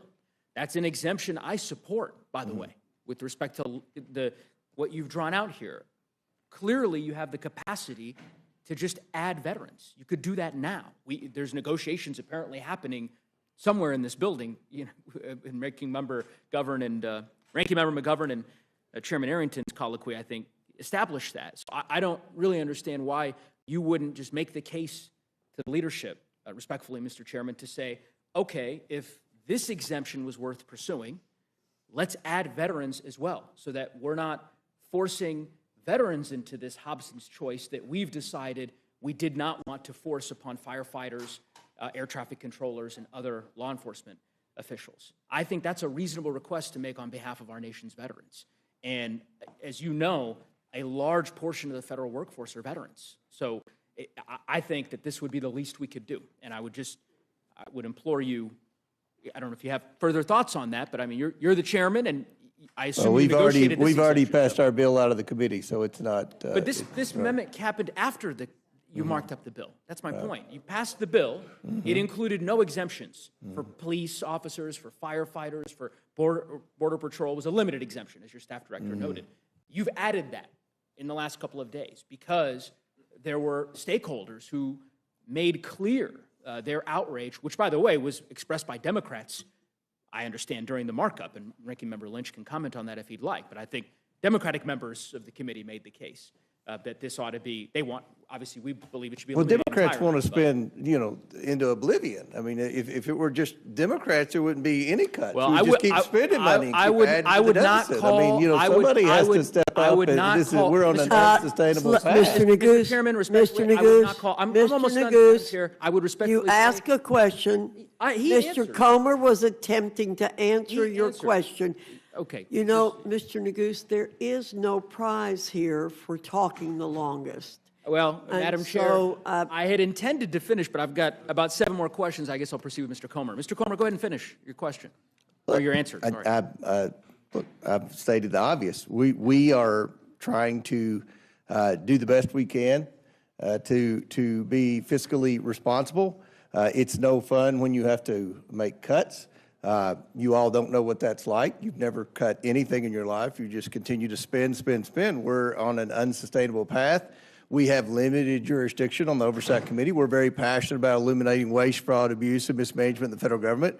With respect to this bill, we had a limited portion of jurisdiction, and I think that we've been very transparent with the process. We passed out of committee a bill that saved the taxpayers $51 billion. There have been changes made, as there always is, once the bill passes committee before it's voted on the floor. So I don't know what else there is to say. So I would say to you, now that you've apparently concluded your answer, that my question was really simple. Really simple. I wasn't asking you to draw out exemptions for this category of folks and other categories of folks. It was very simple. A simple question, which was, are you willing to consider carving out an exemption for our nation's veterans in the same way that you drew out an exemption after the committee marked up this bill? I don't think that's spending into oblivion to say that our nation's veterans should be exempted in the same way that our law enforcement and Border Patrol agents and air traffic controllers. I don't think that's an unreasonable request. Ranking Member Lynch, do you think that's an unreasonable request? No, as a matter of fact, one of the amendments I have is to exempt them from the change in the calculation going from the high 3 to high 5. We would maintain the veterans at the high 3, and just to be clear, they could do that right now. They could, and the cost, and they've done it, as you pointed out, they've done it for a narrow subset of employees, and that, the high 3 instead of the high 5 was about $16,500 per employee over 20 years of retirement. Not a huge sum of money, but definitely appropriate, given that a veteran must have served honorably and discharged honorably for them to be eligible for these benefits. Yeah, well, I couldn't agree more, Mr. Lynch. And again, Republicans are negotiating right now as we speak on SALT deductions and tax credits and any host of issues that members of your caucus have. And I would think that the least they could do is entertain, or at least not treat it so gingerly that the response of, this is spending into oblivion because we have a simple request. It was the only question that I asked you, Mr. Comer, and so I'm taken aback by your answer. But anyway, I will yield back the balance of my time. I thank the ranking members and the chairs for being here. Thank you, Mr. Naguse. Ms. Houchin, you're recognized. Thank you, Madam Chair, and thank you to all of our witnesses for being here this evening, and particularly to our committee chairs for their hard work on this reconciliation bill. Many hours have gone into this, many hours of debate outside of tonight in broad daylight have gone on this bill. I want to make a few points before I get into questions, and that is in response to a few of the things that have been said by my colleagues on the other side of the aisle. One of the things that's been said is that this is a transfer of wealth. What I would say to that is that the only transfer of wealth, resources, and protection of the American people that is occurring right now is a transfer from the American people on behalf of illegal immigrants. That's what's been happening over the last several years under the Biden administration. This bill's also been called a scam, but the only scam that's being played is a scam by the Democrats on the American people for fear-mongering about what this bill is actually doing. Once again, and I'm going to go to my former committee of financial services and go to Chairman Hill On questions about the CFPB, we've heard a lot about the CFPB here this evening. And the thing that I think strikes me most about the CFPB's creation is that only in Washington would we create a federal bureaucracy to fix something that we broke. And I'd like to just submit for the record, Madam Chair, an article by the American Enterprise Institute, October 30th, 2017, A Crisis Caused by Housing Policies, Not Lack of Regulation. Thank you. Because we have the CFPB as a result of a reaction to the banking crisis of 2008, which was driven by housing policies, not by any lack of regulation. And now we've got the CFPB that we live with, and as Chairman Hill, you noted that their budget has been expanding. Notably, their budget expanded during the Obama years and declined during the first Trump administration and expanded again during the Biden years, now to $823 million in fiscal year 25, direct from the Treasury, transfer without having any oversight by the Congress. So we've heard that consumers are going to be left without any protection if we get rid of the CFPB, or if we decrease their funding to roughly the $250 million that we've set in this budget. Is the CFPB the only federal agency, Chairman Hill, that provides consumer protection? No, Ms. Alchin, it's not.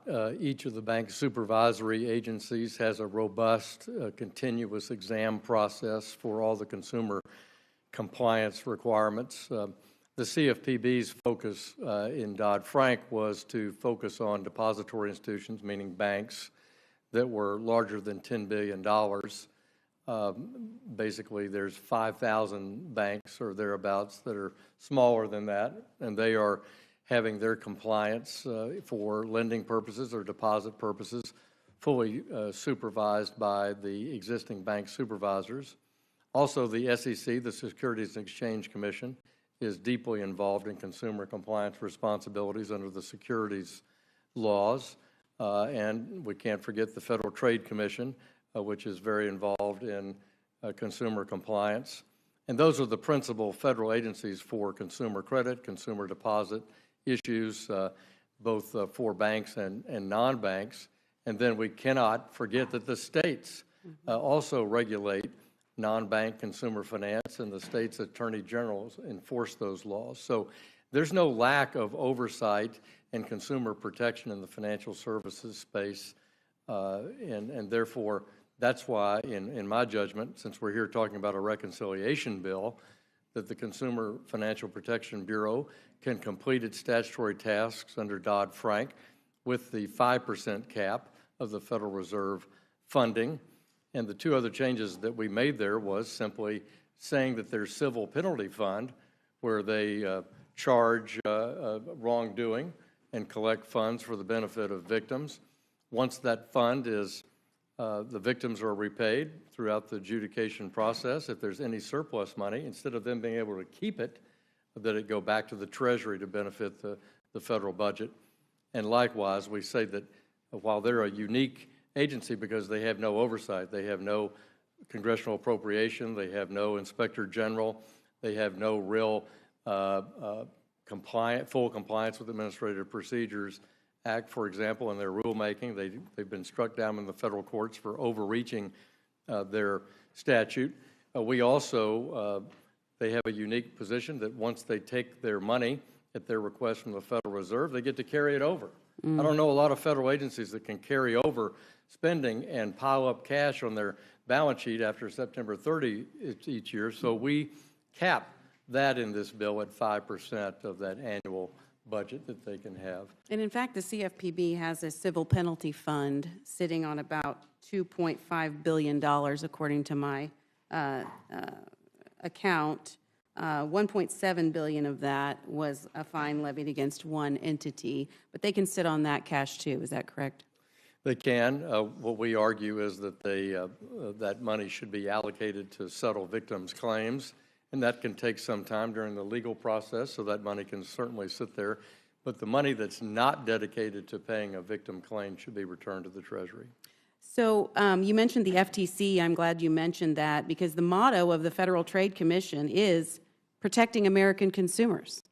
In fact, the United States has 12 separate federal financial regulators and state regulators for securities, banking, and insurance. And it is duplicative that we do have the CFPB.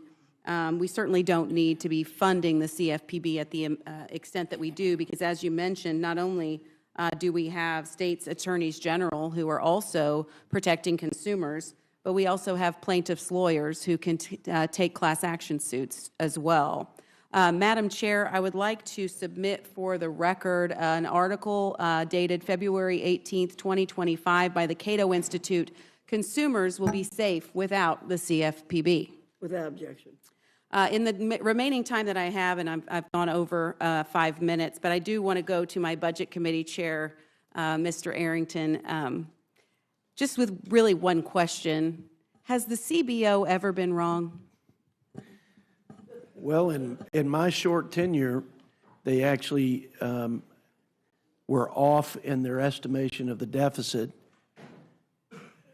and their excuse was it was hard to keep up. I'm paraphrasing. It was hard to keep up with the trillions of dollars in spending, would be $8 trillion total in deficit spending of the last administration, $2 trillion by executive actions. That was what was hard. So let's consider all things. They were off by $1 trillion. Which that's a big miss. And so, yes, they've been wrong. They were wrong in their projections on revenue to the Treasury post-TCJA. We had record revenue, record corporate revenue. So they are wrong often, and sometimes they're wrong in an order of magnitude, in one case by $1 trillion. And if I'm not mistaken, sorry, I went past my second, I went on to a second question, and I'm going to be wrapping up. They underestimated the cost of the IRA, and they underestimated the benefits of Trump's Tax Cuts and Jobs Act. Is that correct? Along with underestimating the cost of Obamacare and a whole list of other things, but that is correct. I will say that JCT was the initial scorekeeper or administered the score for the IRA tax credits, green energy tax subsidies, and they were off by almost 4 times. Yeah. The actual cost. So all this conversation about how reliant we should be on CBO scores to tell us what the cost of what we're doing is going to be, CBO has not been all that reliable, and as history has shown. Is that correct? That's correct, and if I may, Ms. Houchin, I'd say the best predictor of the future is past performance, and what we tried to do is be conservative about a growth assumption at 2.6, which was under the annual average of both President Trump and President Biden. I thought that was the responsible thing to do, which forced us as a conference to put these gentlemen in the position, among other authorizing chairmen, to dig deep on rooting out waste in this, the people's government. I'm very proud that in the end, it's reducing the deficit by about $175 billion. We need to do more. We need to rinse and repeat future reconciliation bills. But the debt to GDP going down by 10 percentage points is, in this environment, and over the last couple of decades, is just probably unfathomable, but we've achieved it. I'm convinced we will achieve it and then some, because we're not adding tariff revenue. We're not adding other things that I believe will happen because of the iron will of this president on that front, if not on others. So thank you. Thank you so much to the witnesses for your long hours of testimony. I yield back. Thank you, Ms. Houchin. Ms. Leisure-Fernandez, you're recognized. Thank you, Madam Chair. And I don't know whether to say buenos dias, good night. We don't really have a word in either Spanish or English when you start at 1 a.m. and when you finally start asking questions at 4 a.m. But it is still nighttime. And Americans, some of them looking, we have 150 people outside standing in the rain asking us to do the right thing. I want to do a shout out to them. But, Americans might have just woken up and they don't know what's happening. But let me tell you, it's a nightmare. Right? We are living through a nightmare, and if you are a veteran, if you are a pregnant mother, if you live in rural America, this is a Republican nightmare, because this bill that they are going to be pushing through in the dead of night is the biggest transfer of wealth from the poor, working families and middle class, to the wealthiest, right? And CBO put it out. Now, they don't want to pay attention to CBO because they don't like the facts, right? They don't like what it actually looks like. But we know that these numbers are horrible, and we'll get into them in a bit. But when we think about this transfer of wealth, especially this chart here, it gets me. It really gets me. There we go. From the lowest decile to the highest that CBO put out. And many of the people in this room are people of faith. And they might have heard when John the Baptist actually said that if you have 2 tunics, you should give one away. And if you have wealth, you should help feed the hungry. What we are seeing here today with the Republican bill is the actual opposite. Republicans are taking from the poor and giving to the rich so they can buy more tunics. The wealthy don't need any more money to buy any more yachts. But when you take away that $6 a day that the poor and the working poor are receiving to put food on their table, you are taking away from the poor to give to the wealthy, the exact opposite of what John the Baptist told us what we should do. And no matter how you slice this, it is raising the deficit, right? We don't know exactly how much because they keep changing the bill. 2 trillion, 3 trillion, 5 trillion, 7 trillion. It keeps going up and down and backwards because they keep tweaking it, keep negotiating, adding more. But it is raising the deficit.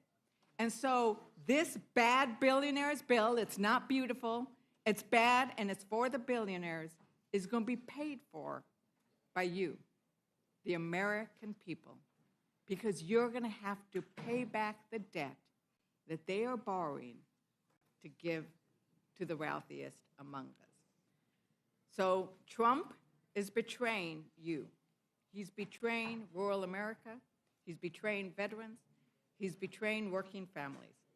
But, the ranking members and the chairman, I really need to give it to you. You've sat in your chair, most of the Republicans have been absent. You have all been here, and so I appreciate you. Let's start with the idea, this concept of the deficit. Our colleagues talk about it all the time. Representative Roy, who isn't here, who hasn't been here much tonight, well, he's not here. The hearing is here, right? Representative Massey, who used to sit out there, he has that little ticker, right? Everybody sees this ticker, that goes on. I'm so worried about him because once you guys pass this bill, that thing is just going to go so fast, it's going to burn a hole through his suit. And Representative Norman, he's often rallied against increased deficits. In fact, Congressman Roy said, who's not here, but since he's not here, I'll quote him. Open quote, "I have to now admonish my colleagues on this side of the aisle. This bill falls profoundly short. It does not do what we say it does with respect to deficits." You know what? I agree with Representative Roy. It doesn't do what they say. It increases the deficit. So, Chair Arrington, it sounds like you are in favor of reducing deficits, correct? Would you repeat that, please? I apologize. Do you favor reducing deficits? Yes, I do, which is why I support this bill. Which is why I support the bill. So the problem is that you're saying we want to reduce the deficits, but any outside analysis of this bill, any independent analysis of this bill actually increases the deficit. So, you know, Ranking Member Boyle, they keep saying it doesn't increase the deficit. How can they get to that when we've had all these independent analysis of a deficit increase? Well, I mean, CBO, which of course is not infallible, but it's not just CBO. It is literally every organization that I've seen, from nonpartisan to center-right, Committee or Center for Responsible Federal Budget, CBO, Yale Budget Lab, Wharton Budget Model, Manhattan Institute. The list goes on and on. So for the other side to be right, all of those organizations I've mentioned would have to be wrong. I think that is highly implausible. Right, and we also heard the White House press secretary yesterday say, this bill does not add to the deficit, right? Quote unquote. So what we are hearing is basically, trust me, don't trust any independent analysis, trust me. And I heard Chair Arrington, a lot of what you're basing your thought on, if I'm correct, is you're looking at growth projections, and that's why we're not going to have the deficit that all of the other ones are talking about. It's a combination of revenue from growth and the deepest spending reductions in the history of the country by twofold. So it's a combination of the two. So I agree with you. These are we agree. These are the deepest spending cuts, I think, ever, right? But which is ironic because it only represents a very small, like 3% of the entire federal budget. Isn't that incredible? Right. So I think that's where we agree. You know, I kind of agree that deficits are a problem, right?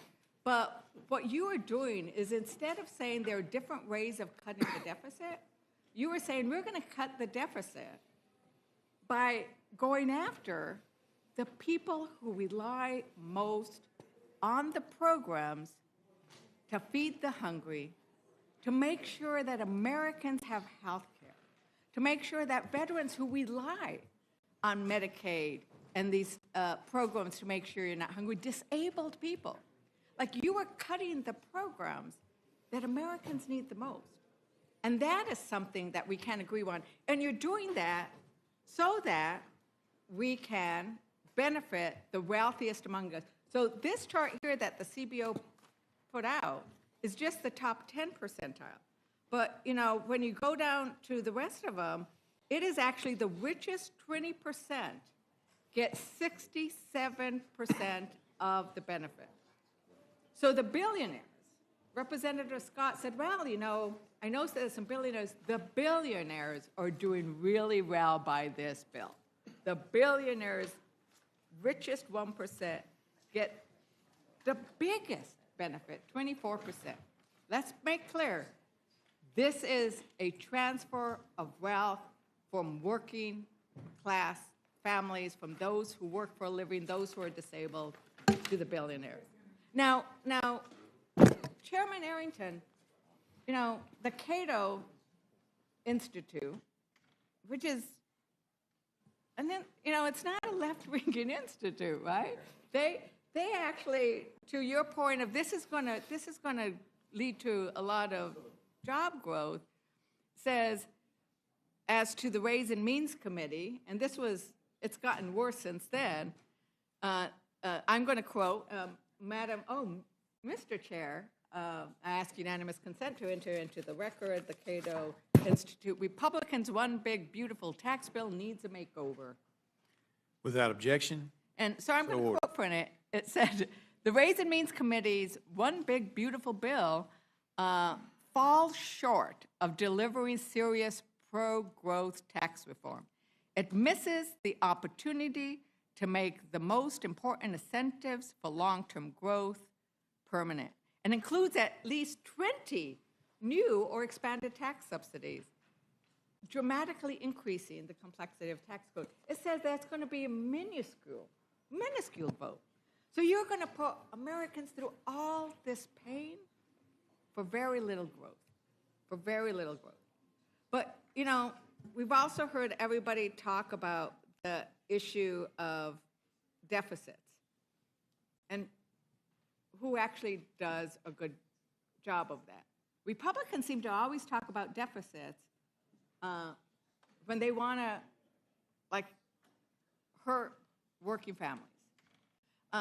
Ranking Member Smith, I really appreciated your comments about the fact that these deficits are really a national security issue. And when you talked about this national security issue, it made me think about a review of Democrats and Republicans, like who's increased the deficit and who's decreased the deficit. And we can look at those numbers, and it looks like Reagan and H.W. Bush, you know, they kind of like, the deficit didn't move too much under them. There were those tax cuts, there were things, there was a slight rise. Under Clinton, the deficit fell. He actually went into negative territory where he brought down the deficit. He spent less. He balanced the budget. And then we had President George W. Bush. He just makes that deficit go up again. Another Democrat comes in, and they lower the deficit. And then Trump comes in, and he just blows the deficit out of the water. Biden comes in, he lowers the deficit. So now we're going to see that Trump is going to make this deficit go up again. So there's a pattern here that we are seeing. Democrats bring down the deficit. We're fiscally responsible. Republicans make it go up. Democrats bring it down. Republicans make it go up again. Chairman Smith, how do you see this kind of pattern with regards to looking at it from a national security issue? Who's better on the deficit, Democrat presidents or Republican presidents? Well, as I said, you know, if you believe that the Department of Defense needs more money to meet the challenges that we face, and we do face an incredibly complex threat environment and a lot of challenges there, then you're going to need resources to do that. And if you significantly reduce the amount of revenue coming in, you're not going to have the resources to do that. And I do want to point out, there was some conversation about how the Trump tax cut was such a wonderful thing for fiscal responsibility, and yet the chart shows that under President Trump, the debt went up by more than it went up under any other president in the history of the country. And that started before COVID. So it is, I know it is the holy grail of being a Republican that you can cut taxes and somehow increase the amount of revenue and reduce the deficit. It's a nice theory. It just never actually works. And I could get into this whole complicated, where our tax rates are right now and where they've been, frankly, ever since Reagan, they're not high enough that you can cut them and really get that type of a boost. And that is reflected by the numbers. And I know this is what the Republicans have decided to tell themselves to get through passing this bill, is that somehow there's going to be this magic wand and growth is going to appear and it's going to solve all of our problems. It's just that that's literally never worked. And it's not going to work this time. We are significantly reducing the amount of money coming into the federal government. So if you want to spend money on anything, and I understand, I mean, if you don't want to spend as much money on entitlements or whatever you want to call them, that's a policy argument.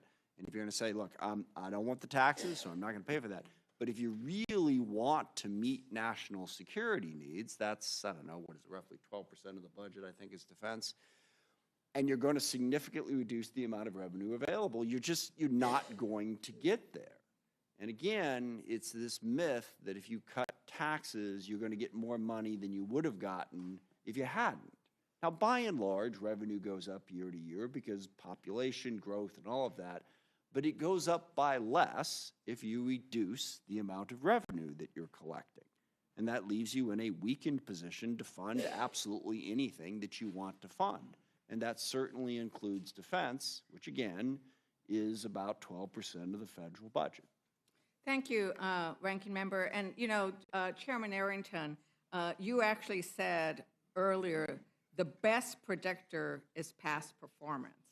And I think that the chart, which shows that deficits have gone down during Democrat presidents and gone up during Republican presidents, is an incredible predictor of future performances. Except it's not true. I mean, if you want me to respond, I can, but if not, that's okay. But it's not true. So you mentioned my name. I just want to get that out. By the way, President Biden, under his tenure, increased the deficit by almost twice as much when you look at the partisan, not bipartisan legislation in an unprecedented pandemic. Okay? We all voted for the trillions of dollars in that time frame. But the $2 trillion in additional spending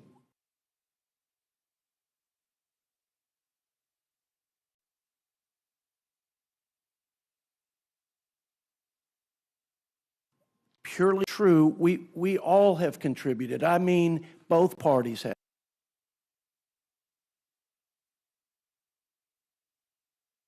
There is no question. And there are structural problems in the budget that are promises made that, that we have not been willing to fund by either saving money through cuts or raising revenue. So what we've done is we've deferred the tax on our children, and we're going to stick them with the bill. So there's not a profile in courage in this town on either side in terms of the parties. But to be clear, President Trump and President Biden, if you add it up, it's and again, nobody should get a gold star or Nobel Prize for it, but I don't believe that to be true. Okay, with all due respect. Thank you very much. I think that for the indulgence. Once again, the numbers speak for themselves. And Ranking Member Boyle, do you want to add anything to regards to what's going to happen with the deficit and what we've seen in the past? And then I want to move on to financial services, because I think that there is some serious issues. I don't think I need to, especially given the hour, I don't know whether to say how late it is or how early it is. But as I said before, I mean, it's a pretty long list. In fact, when I mentioned the list of organizations from left, right, and center and nonpartisan who all say that this adds considerably to our deficit and our debt, I actually didn't include the right of center Cato Institute. That's obviously another organization that has also attacked this legislation because of its adding trillions to our national debt. And I think that comes back to, you know, there are different ways in which you want to attack the deficit. Republicans just want to cut programs that Americans rely on. Democrats actually look at, there is a revenue source.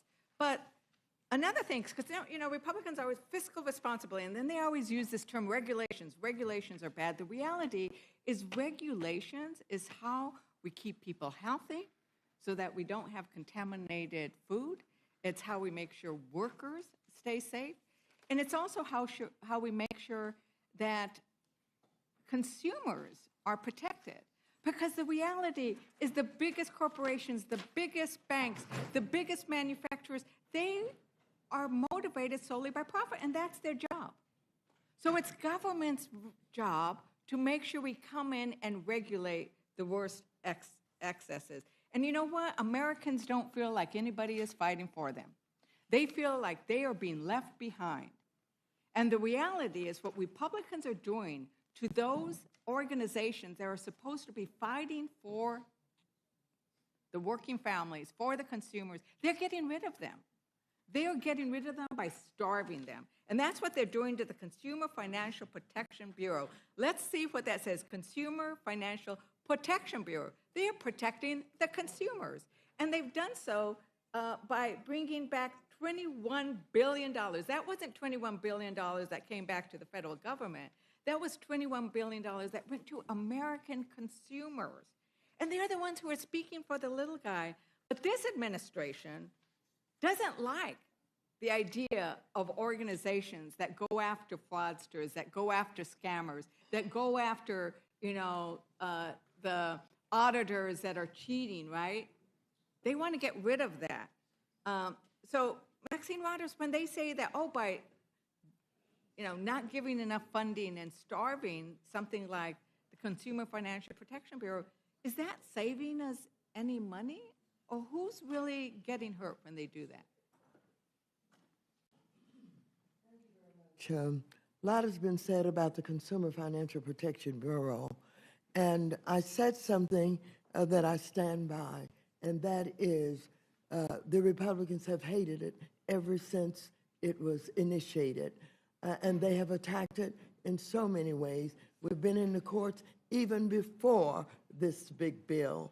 We've been in the courts at various times when they've tried to eliminate the way that they get their funding, who sits on the board, on and on and on. And they never give up. And now with this bill, what they have found ways to do is to actually cut the funding that's going to the Consumer Financial Protection Bureau. I was reminded that the CFPB is the only federal agency to examine the big banks and non-banks for compliance with consumer financial laws. And so here you have the Consumer Financial Protection Bureau dealing with the big banks and understanding why we should be concerned about them and the lack of risk management in some of those banks. And the bigger they are, and the more we allow these mergers to go on, the more they end up harming, our consumers. And the consumers need this protection. And without it, even though it was attempted here this evening to say consumers have protection in all these other ways, that is not true. And that is why the Consumer Financial Protection Bureau was initiated and founded with the Dodd-Frank reform bills that we did. You're talking about not only the big banks, but you're talking about all of the fraud that goes on in so many different ways, whether you're talking payday loans or rent to buy, all of these ways that the most vulnerable people are undermined and attacked in order to rip them off from the meager funds that often they have. And so the Consumer Financial Protection Bureau is very important to all of our constituents, whether they're in urban areas or rural areas. And for the rural areas, sometimes they get treated even worse with no protection from that side of the aisle, who do not consider the Consumer Financial Protection Bureau as important. And so everything that's been said here that have identified not only the $21 billion over the 14 years, but the way that people have had somewhere to turn to get these investigations and feel as if the government cares about them. It's absolutely true. Thank you so very much. You're And then welcome. the last point is I did, as we were talking about federal employees and what they're doing to federal employees in this bill, and the fact that we happen to have sitting right next to each other the oversight concerned about federal employees and the defense, right, House Armed Services, because it is our members of the who serve in the military then go on to serve in our country in a different way. 30% of our federal employees are veterans. And the idea that we would not support the amendment that Representative Lynch has brought, that was suggested by my colleague, of let's make sure we protect veterans as well. And, one last question, Ranking Member Smith. Why do you think that so many of our military end up serving America in our federal government? Because they believe in public service. It's part of why they joined the military in the first place. They believe in service above self. You know, they could do a number of different jobs in a number of different places, but public service appeals to them.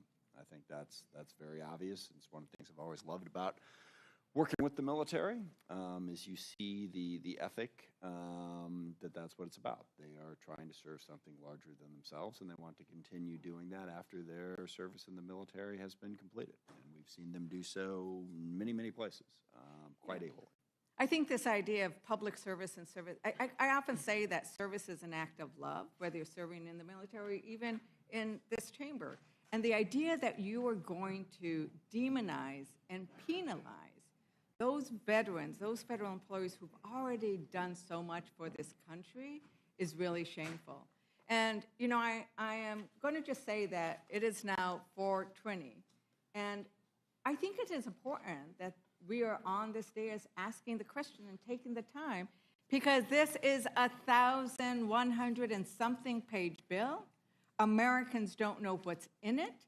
And I do think that it is important that we end up going into and bringing light and maybe even sunlight by the time we get through all of these panels. But with that, Madam Chair, I yield back. Thank you, Ms. Leisure Fernandez. Mr. Norman, any questions? No questions, Madam Chairman. Thank you very much. Mr. Langworthy? I just, thank you, Madam Chair. I want to just take a moment and thank all the committee chairs for the countless hours and all the staff and the ranking members on both sides. This was an incredible legislative exercise. They have 11 committees produce this much work and the hundreds and hundreds of hours that have gone into the construction of our reconciliation. So I just want to show my gratitude there. I'd also like to yield a moment to the gentleman from Georgia, Mr. Scott. Madam Chair, I just ask unanimous consent to add an article to the record. The title of the article is Clinton Signs Welfare to Work Bill, August 22nd, 1996. And without objection. I would just point out to my colleagues that the same complaints about that piece of legislation came from people on the left, including from the Clinton administration, where he had people actually resign in protest. And the article ends with the statement, welfare and poverty rates both declined during the late 1990s. However, leading some observers to view the legislation as a success. And certainly the welfare to work signed under Bill Clinton was a success, and we believe that this one will be as well. With that, I yield. Thank you. Mr. Griffith? And I yield back. Oh, sorry, Mr. Langworthy. Thank you. I don't have any questions of these witnesses. Thank you very much. Seeing no further discussion or questions, our panel is dismissed. Thank you very much. And I also want to add my thanks to the staff. I appreciate Mr. Langworthy bringing that up. We can't do our jobs without our staff, and I appreciate all of them being here too.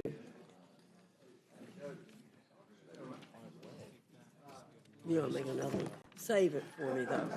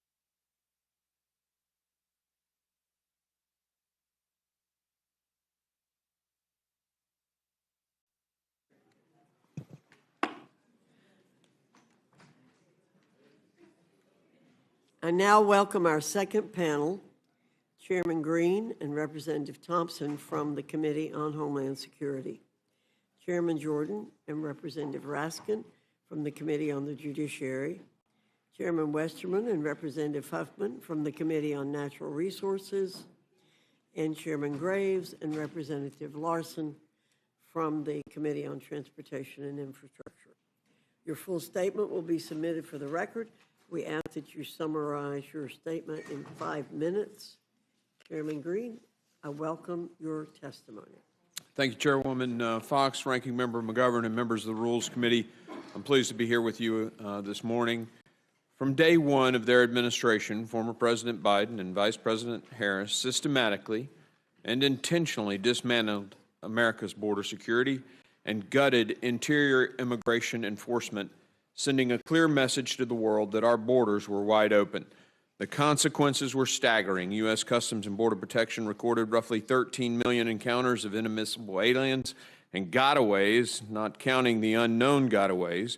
That number 4 times what happened in the first Trump administration. Border Patrol agents were overwhelmed and demoralized, and they were tasked to release tens of thousands of illegal immigrants every month. Apprehensions of individuals on the terrorist watch list illegally crossing the southwest border spiked from 11 during the 4 years of the Trump administration to 385 between FY21 and 24. Illicit narcotics, especially fentanyl, surged across the southwest border, contributing to a national overdose crisis. ICE agents were effectively prevented from doing their jobs, and deportations plummeted to historic lows. But the tide has turned. President Trump was decisively elected, in large part because he promised to fix the self-inflicted crisis created by the prior administration. Now Border Patrol agents have returned to the front lines, empowered to enforce the law. Scores of criminal aliens are being detained and deported, and law and order is finally returning to our communities. The numbers make it clear. President Trump's approach to actually enforcing our laws works. Apprehensions at our borders have plummeted to never-before-seen levels. For example, monthly encounters at the southwest border dropped over 97% from a record high of over 301,000 in December of 23 to less than 8,400 in April of this year. The Trump administration is keeping its promises, and now we in Congress need to keep ours. Just like the president, every Republican ran on securing our border and enforcing our laws. If we fail to provide the necessary funding to the Department of Homeland Security to secure our border and restore law and order, we will show ourselves to be unworthy of the trust placed in us.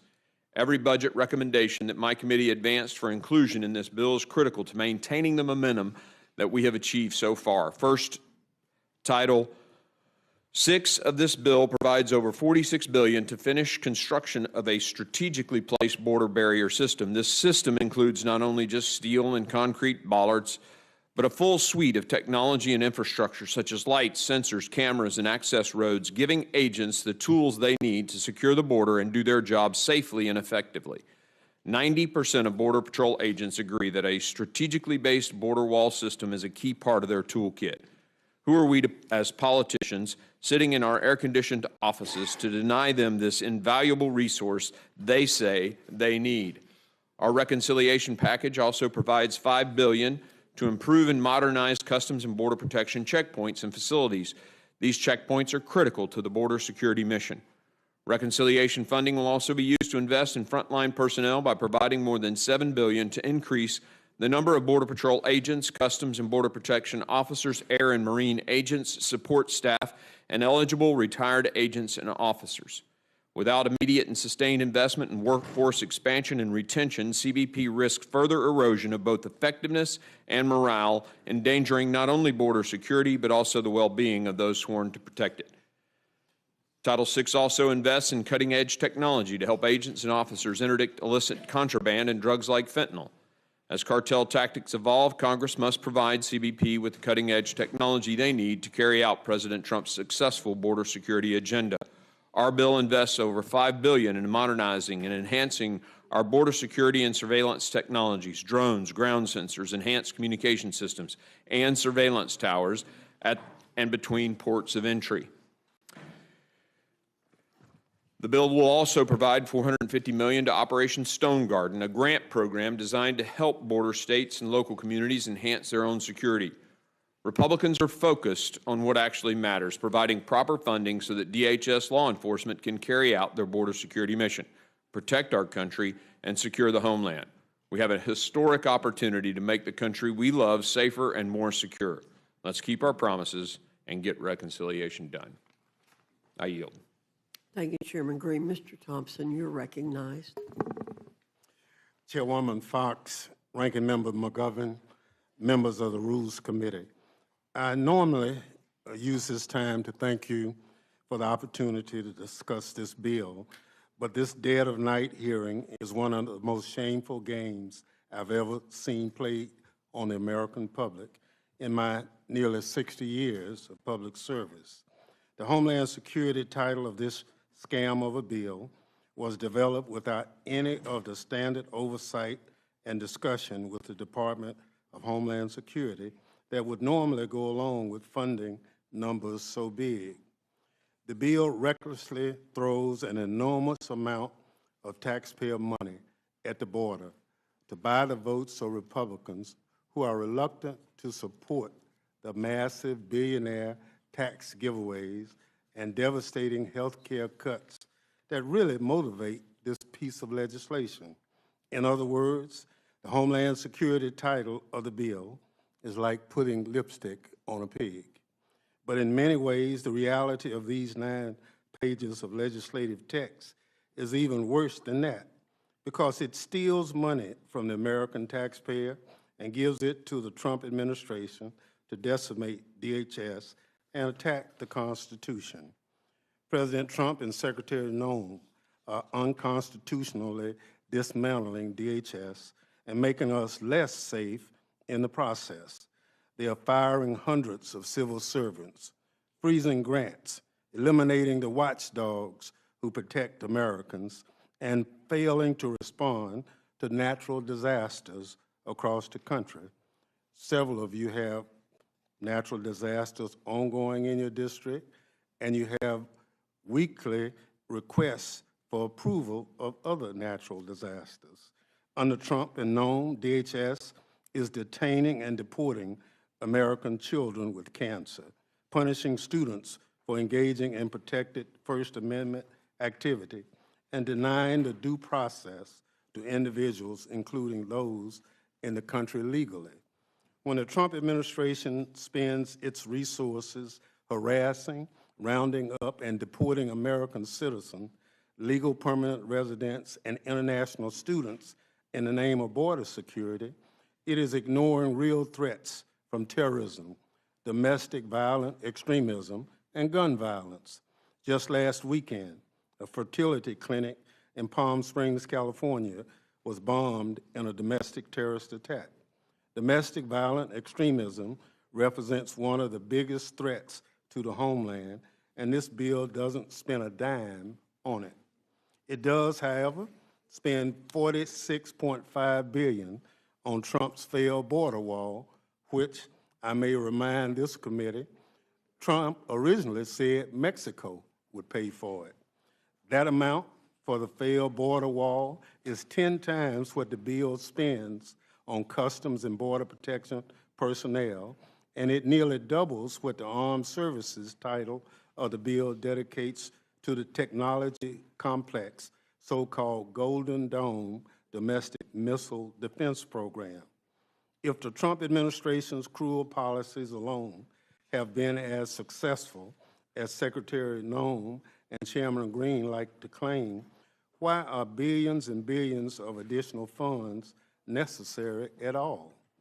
We got some insight into that question last week when Secretary Noem took a break from her costume changes and photo ops to ask the Appropriation Committee for a new $50 million private jet.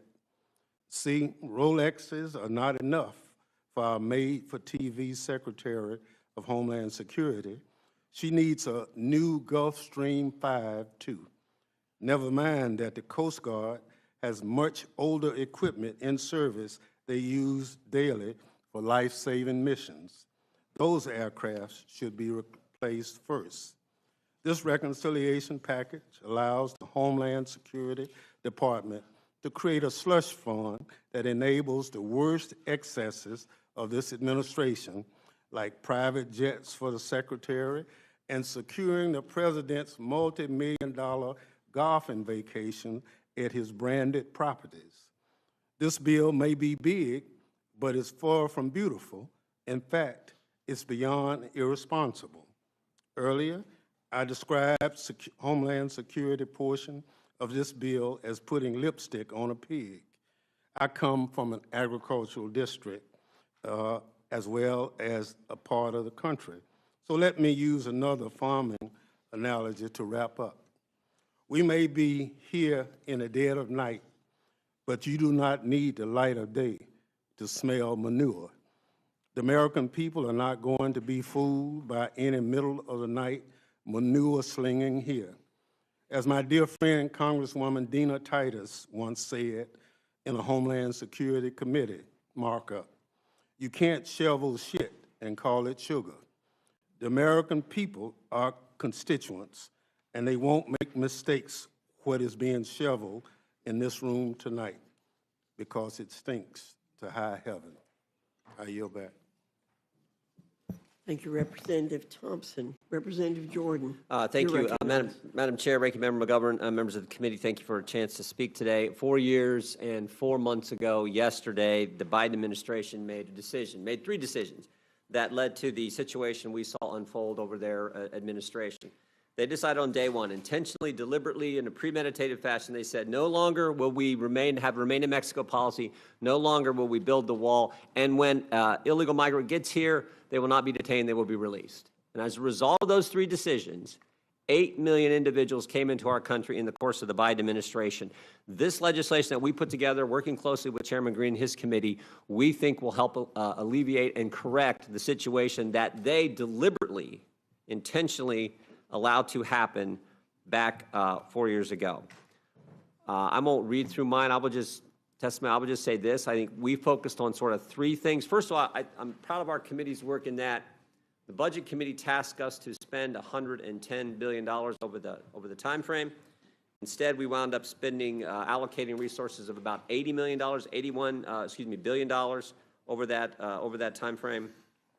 And we initially weren't tasked with raising any revenue, but we did in our bill with $66 billion in revenue raised. So we netted out at a much better position than what we were initially allocated to do, or instructed to do, I should say, by the Budget Committee. The resources we have in this bill, in short, will allow for 10,000 new ICE agents, 100,000 new detention beds, and the resources for the repatriation of 1 million migrants over the course of the Trump administration. And finally, I would say we adopted a principle with the revenue, which said instead of the American taxpayer footing the bill for migrants and aliens who come to our country, we think there should be fees on those individuals to help deal with the processing and the security of our border. So a simple, kind of a fundamental change in thinking, I think, that we adopted at the Judiciary Committee. Let's have the individual applying for the visa, the person who wants to come and enter the greatest country in history. We think they should pay the cost for the processing and for the security of our border, and that's why we were able to raise the revenue that we did in the legislation. And with that, I would yield back and look forward to questions. Thank you, Representative Jordan. Representative Raskin, you're recognized. Thank you, Madam Chair, Mr. McGovern, distinguished members of the committee. In the House Judiciary Committee, which is supposed to protect the civil liberties and the civil rights of the people, House Republicans want to hand Donald Trump a blank check to keep violating the Constitution, supporting criminals like the 1,600 insurrectionists and rioters he pardoned, and trampling the rights of the American people. In the first 120 days, we've seen federal courts all over the land issue an astounding 155 preliminary injunctions and temporary restraining orders against the administration's matchless onslaught of lawless executive orders and executive actions. That's more orders than have been issued against all other presidential administrations in the same period in American history put together. And I'd love to take you through all of them, but we obviously don't have the time. But, last week, the Supreme Court heard oral argument on President Trump's first executive order purporting to nullify birthright citizenship in America. That's been struck down by 4 different district court judges: an Obama judge, a Biden judge, a Reagan judge, and a Bush judge. And the Reagan judge wrote the most blistering opinion of all. He said that of his 4 decades on the bench, this was the easiest case he'd ever seen because it was such a blatantly unconstitutional executive order. It collides with the very first sentence of the 14th Amendment, which says all persons born or naturalized in the United States and subject to the jurisdiction thereof are citizens of the United States. So you don't have to be a lawyer to understand that. You just have to know how to read. And so all of these courts across the land, Republican judges, Democratic judges, appeals court judges, district judges, are striking down the lawlessness of Donald Trump and his emerging gangster state. They disappear people to the torture gulag of the self-proclaimed dictator of El Salvador with no due process. They sack tens of thousands of professional civil service workers, air traffic controllers, food and drug inspectors, cancer researchers, and Forest Service firefighters with no due process, in outrageous violation of the civil service laws. They strip college students of their student visas for writing op-eds in the campus newspaper that the president disagrees with, in direct violation of due process and the First Amendment. They lawlessly invoke extraordinary wartime powers from 1798 to deport people in peacetime without any due process, and they lose in court every single day. It's been 120 days, and they've already suffered 155 losses in court. Nothing's ever been seen like this before in American history. The administration says, well, it's just focusing on the worst of the worst. No, that's not who they're targeting. They're arresting judges. They're arresting members of Congress now. One of our colleagues is going to be arraigned later today in a completely fraudulent prosecution by the new U.S. attorney in New Jersey. They're deporting children with cancer who are U.S. citizens. They're rounding up law-abiding members of our communities, parents and wives of American spouses who pose no threat at all to public safety. They're sending masked agents with no identification to snatch students out of their neighborhoods, hauling them away in unmarked cars and sending them to detention centers in other parts of the country. And they're making serious mistakes every day, just as they admitted it was, quote, an administrative error to put Mr. Abreu Garcia on an airplane to a torture dungeon in El Salvador with no due process at all. The president is threatening media entities and shaking them down for private settlements in bogus lawsuits. He's threatening law firms and shaking them down for free pro bono hours. He's threatening colleges and universities.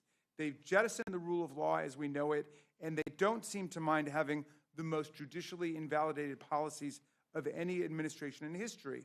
So this bill is just a blank check for more chaos. It hands more than $80 billion in new money to the administration to do more of what we've already seen.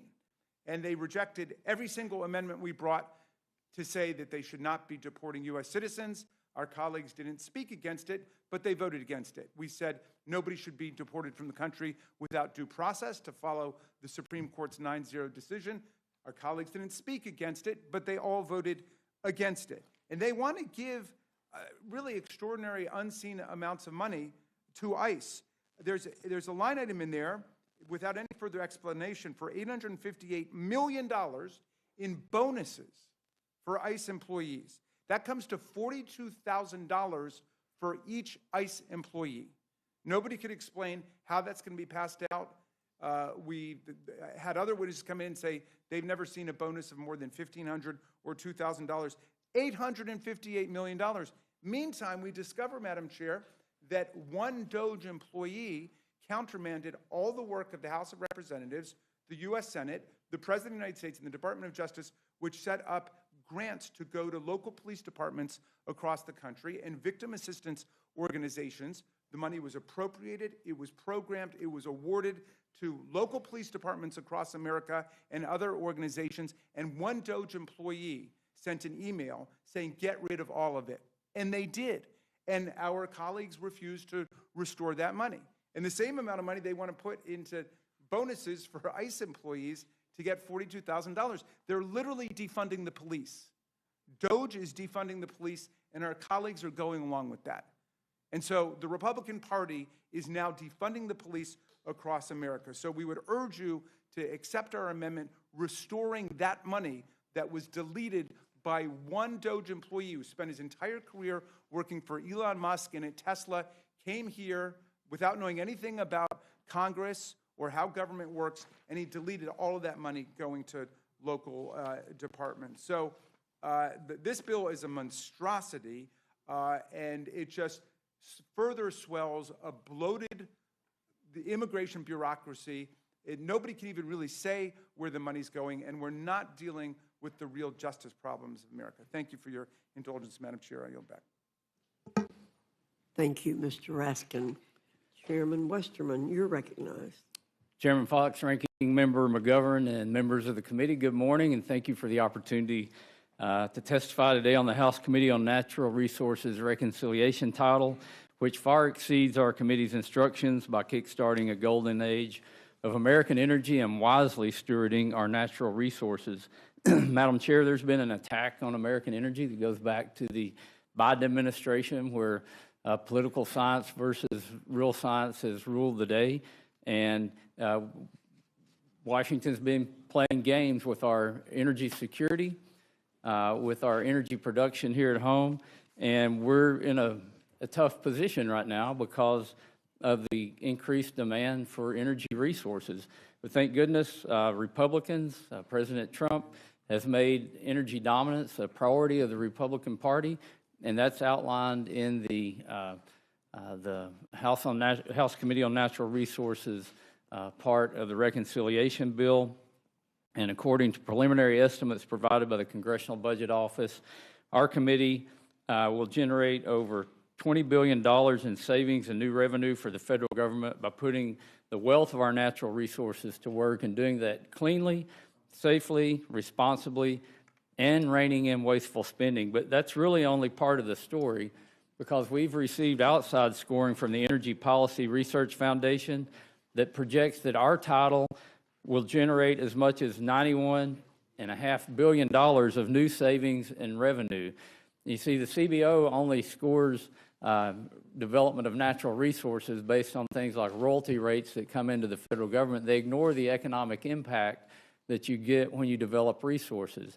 They ignore that if you drill a new well platform, it takes a tremendous amount of supply chain to build that. They ignore the fact that it's going to employ people. They ignore the fact that for 50 years, the tax revenue to the federal government has been about 17.5% of the GDP. So if you grow the economy, you're also growing the revenue coming in to the federal government. But again, we had a $1 billion instruction, and we're 20 times that. Another example, an economic study by the Energy and Industrial Advisory Partners examined the impact of holding just 2 offshore oil and natural gas lease sales in the Gulf of America per year and semi-annual lease sales in Alaska's Cook Inlet. This is a plan that's similar to provisions included in our legislation.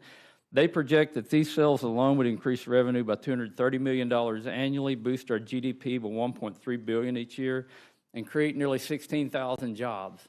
That's the kind of economic growth that our country needs, and at the same time, we can become energy dominant while we're doing that. We've worked very closely with our dais, with fellow members of Congress, state and local leaders, stakeholders, and our colleagues in the Senate to create a new revenue and savings for the federal government by answering the call to unleash American energy dominance. And as we know, global demand for affordable, reliable energy is rising at an exponential rate. This presents a fiscal opportunity for the United States to generate immense wealth for our nation by being an energy provider to the world. President Trump has made it clear that America will rise to meet the occasion, and we're happy to help support those efforts with our language in the reconciliation bill. As I mentioned, demand for energy resources is increasing exponentially, and we can develop our own energy and our mineral resources right here at home. Our country has been blessed with abundant resources, But we have this not in my backyard mentality that's hurting the American economy, it's hurting the federal budget, and it's hurting, maybe more importantly, our national security. This just isn't an issue of economic growth and prosperity, but it's also critical to our national security. Our committee's legislation creates new revenue sources for the federal government. It establishes a process for project sponsors to pay a significant fee to ensure delivery of environmental reviews in under a year and guards themselves against frivolous lawsuits. In addition to raising nearly $1 billion in new revenue for the federal government, it will restore common sense to federal permitting processes that often lag for years, costing taxpayers billions of dollars, delaying much-needed development and innovation, and doing absolutely nothing for the environment. These processes actually hurt the environment by delaying these projects and making the world depend on energy from places like the Middle East and Russia and Venezuela. Additionally, we're investing $2.5 billion in water storage and conveyance infrastructure projects across the West. We've directed the Forest Service and Bureau of Land Management to utilize long-term timber sale contracts. CBO has estimated our forestry provisions would generate more than $157 million, but that's just a fraction of the economic benefit that will happen if we start utilizing our resources, because we're going to have to build mills and infrastructure. There's going to take workers to do these jobs that are high-paying jobs in rural areas. And again, we're going to get that economic impact of growth and development from developing our resources. There's a lot more to talk about. I'm sure there'll be a lot of questions, but I urge the committee to report an appropriate rule so that our reconciliation legislation may be considered in the House. Thank you. I look forward to your questions, and I yield back. Thank you, Mr. Westerman. Representative Huffman, you're recognized. Good morning, Madam Chair, Ranking Member McGovern, colleagues. Appreciate this opportunity to testify here at 5 a.m. on the big billionaire boondoggle bill. We know that it rips off millions of Americans by taking away vital services in order to finance billionaire tax cuts. But there's another part of this bill that we need to discuss, and that is the fact that it is the most extreme anti-environment bill in American history. Powerful groups that underwrite the GOP have decided that now is the moment to strike, to auction off millions of acres of pristine public lands to industry, to mandate a massive expansion of offshore drilling, putting communities from Alaska to Florida at risk of catastrophic oil spills, to lock up millions of acres for new coal leasing, to make it impossible to challenge or even question unlawful polluting projects, and to give wealthy developers a new golden age of grift, apparently, a pay-to-play permitting process where they can write their own environmental reviews and buy legal immunity from lawsuits, even if their projects are dangerous and violate the law. And of course, at the tail end of that late-night markup, there's a little bit of a pattern here in the Natural Resources Committee. A provision was added to sell off hundreds of thousands of acres of land in Nevada and Utah. Most Americans hate all of this. They cherish our public lands. They value clean air, clean water, and wildlife, and they reject billionaire giveaways. That's why Republicans have had to jam all of this stuff into budget reconciliation. That's why we're here in the dark of night. Republicans are doing everything they can to avoid scrutiny, to avoid even talking about what's actually in this legislation.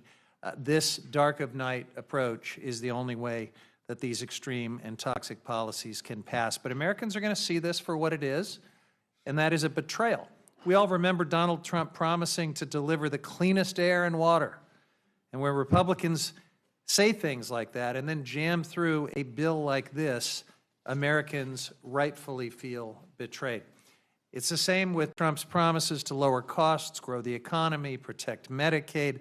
I mean, he must have had his fingers crossed because he's crashing the economy, driving up costs for American families, and pushing House Republicans to jam through this bill that makes all of it worse. Across multiple committees, this bill doubles down on dirty fossil fuels of the past and crushes the growing clean energy economy of the future, increasing electricity costs for families and factories. The CEO of Next Era Energy Company, John Ketchum, recently said this: if you take renewables and storage off the table, as this bill does, we're going to force electricity prices to the moon. To the moon, his words. And when Trump promised a mission to the moon, that was supposed to be astronauts, not your electricity bill. The natural resource title of this bill, which we call the Environmental Liquidation for Billionaires Act, is a massive betrayal of anyone who values clean air and water, wildlife, outdoor recreation, pristine public lands, sacred tribal sites, or anyone who wants affordable electric bills. That's why my Democratic colleagues and I have been sounding the alarm, because this is much more than just bad policy. It's a seismic shift in who our government is even working for. This bill gives away billions in subsidies, new subsidies, to the coal industry, to corporate irrigators, and to big oil, and at the same time it rescinds billions from programs that actually serve our communities, like funding for our national parks, coastal restoration, and healthy fisheries for coastal communities. Now, when Democrats offered amendments to protect tribal sovereignty, to hold polluters accountable, to ensure fair returns for taxpayers, Republicans rejected every single one. And then they slipped in that late-night provision at midnight of our markup to sell off hundreds of thousands of acres of public lands in Nevada and Utah without maps, without notice, without any explanation. Only after the markup did we learn from media reports that this bill is a thinly veiled and corrupt water grab. The through line across these provisions is clear: prioritize short-term profits for billionaires and corporate polluters over clean air, clean water, and a livable planet for everyone else. We've seen this playbook before: cut taxes for the rich, gut public services and protections, hope no one notices until it's too late. But, Madam Chair, people are paying attention, even now, at 5 a.m. They see a Republican majority that won't defend this bill in the light of day and won't explain why polluters deserve a free pass while families lose health care and food assistance and get stuck with higher electric bills. And the American people are going to see Democrats continue speaking out and standing firm on the idea that public lands belong to the public, not to big oil, not to foreign mining companies, not to billionaires or corporate polluters. I urge this committee to reject and strike this title. It doesn't serve the American people. It serves the people who already take too much and want even more. I yield back. Thank you, Representative Huffman. Chairman Graves, you're recognized. Thanks, Chairman Fox and Ranking Member McGovern. So the Transportation and Infrastructure Committee produced recommendations to meet our instructions by combining critical investments in border security, our national defense, and needed modernization of air traffic control with cuts to wasteful spending and some other deficit-reducing measures. For more than 20 years, the Coast Guard, for instance, has received less than half of the capital investment necessary to successfully carry out its critical missions. To support the Coast Guard, we've provided more than $21 billion to recapitalize Coast Guard assets, including the acquisition of cutters, aircraft, icebreakers, while it also funds the construction of facilities needed to support their new assets. With more than half of the total funding going towards maritime assets, we're also aligning with the President's recent executive order to strengthen America's shipbuilding capabilities. Additionally, following the tragic aviation accidents in recent months, this committee has heard directly from stakeholders and the administration about the need to improve the safety and reliability of our nation's aviation system. The FAA faces some serious operational and financial challenges due to its aging infrastructure and workforce shortages. In response, the committee provides a $12.5 billion down payment for the air traffic control modernization efforts. This down payment allows the administration to immediately begin replacing critical communications infrastructure, radar systems, and also invest in runway safety and airport surveillance, surface surveillance projects. It also replaces air traffic control towers and TRACONs and funds our air traffic controller recruitment, retention, and training issues. Finally, we address the chronic highway trust fund shortfall in a meaningful way for the first time in more than 30 years. The Congressional Budget Office projects a $142 billion cumulative shortfall in the Highway Trust Fund over the 5-year period following the expiration of the current authorization. So put simply, the system for funding our federal surface transportation programs is broken. And our recommendation is to implement a $250 annual fee on electric vehicles and a $100 annual fee on hybrid vehicles and deposit all of those collections in the Highway Trust Fund. For too long, EVs operated on our nation's roads without paying into the system, which is primarily funded by federal taxes on gasoline and diesel. Plain and simple, this is a fairness issue. And it's time these roadway users directly pay into the system that supports the very highways that they drive on. We all want to invest in the Coast Guard. We all want to rebuild our air traffic control system and finally address the broken Highway Trust Fund. And I believe our recommendations deliver on those objectives. And thank you for the opportunity to testify, and be happy to answer any questions. Thank you, Mr. Graves. Representative Larson, you are recognized. Thank you, Chair Fox and Ranking Member McGovern and members of the committee. Chair Graves and I appear today with conflicting views on the T&I committee title, a departure from our regular work on the committee and our preference of working together. And Democrats stand ready to advance bipartisan solutions to support the Coast Guard, to improve our air traffic control system, and to shore up investments in surface transportation. But Republican leadership has not gathered us here in the middle of the night to invest in job-creating infrastructure. This morning is about jamming through a fiscally reckless package that provides a gut punch to working families. This bill makes the largest cuts to health care access and food assistance in American history, ripping away health care from 13 million Americans and taking food assistance away from millions of families, not to reduce the deficit, but to hand out tax breaks to billionaires. Democrats support job-creating infrastructure investments. We use the gavel to enact historic levels of funding for all means of travel, to promote clean energy, to support supply chain improvements, to modernize water infrastructure, and to build and connect stronger, healthier communities. Democrats want to keep these investments going. And I'm deeply concerned that the Republican budget will cut our committee off at the knees as we're trying to address bipartisan priorities for the rest of this Congress.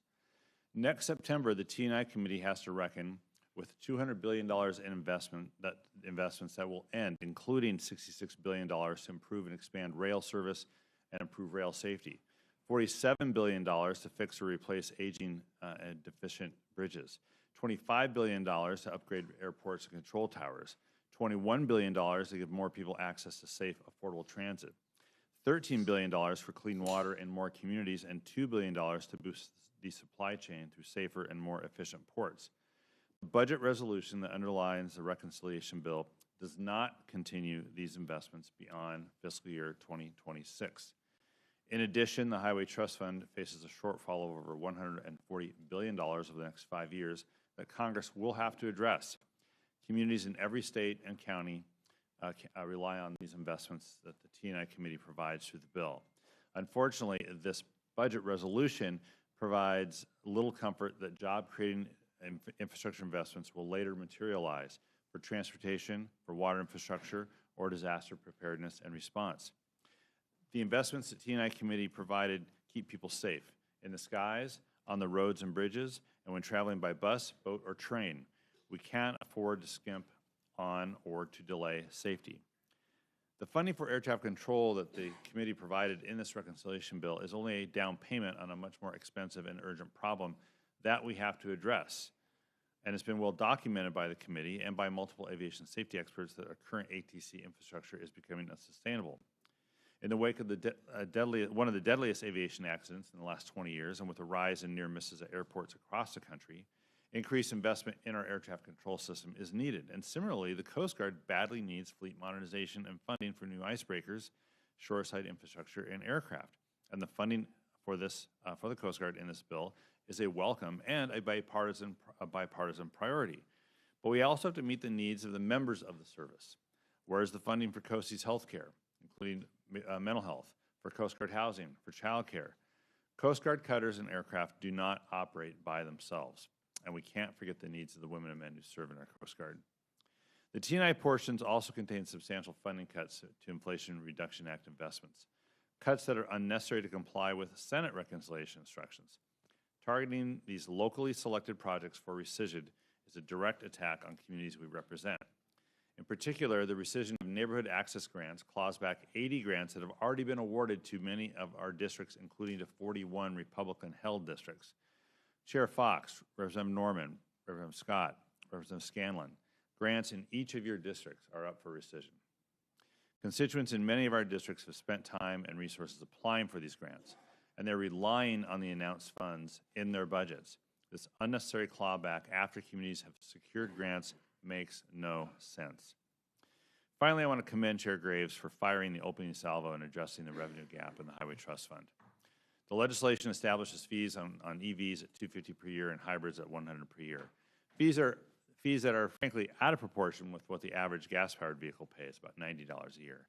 But these new fees represent a marked change in how we tax highway users and deserve a full vetting by members on both sides of the aisle and both sides of the Capitol by governors, mayors, and other stakeholders.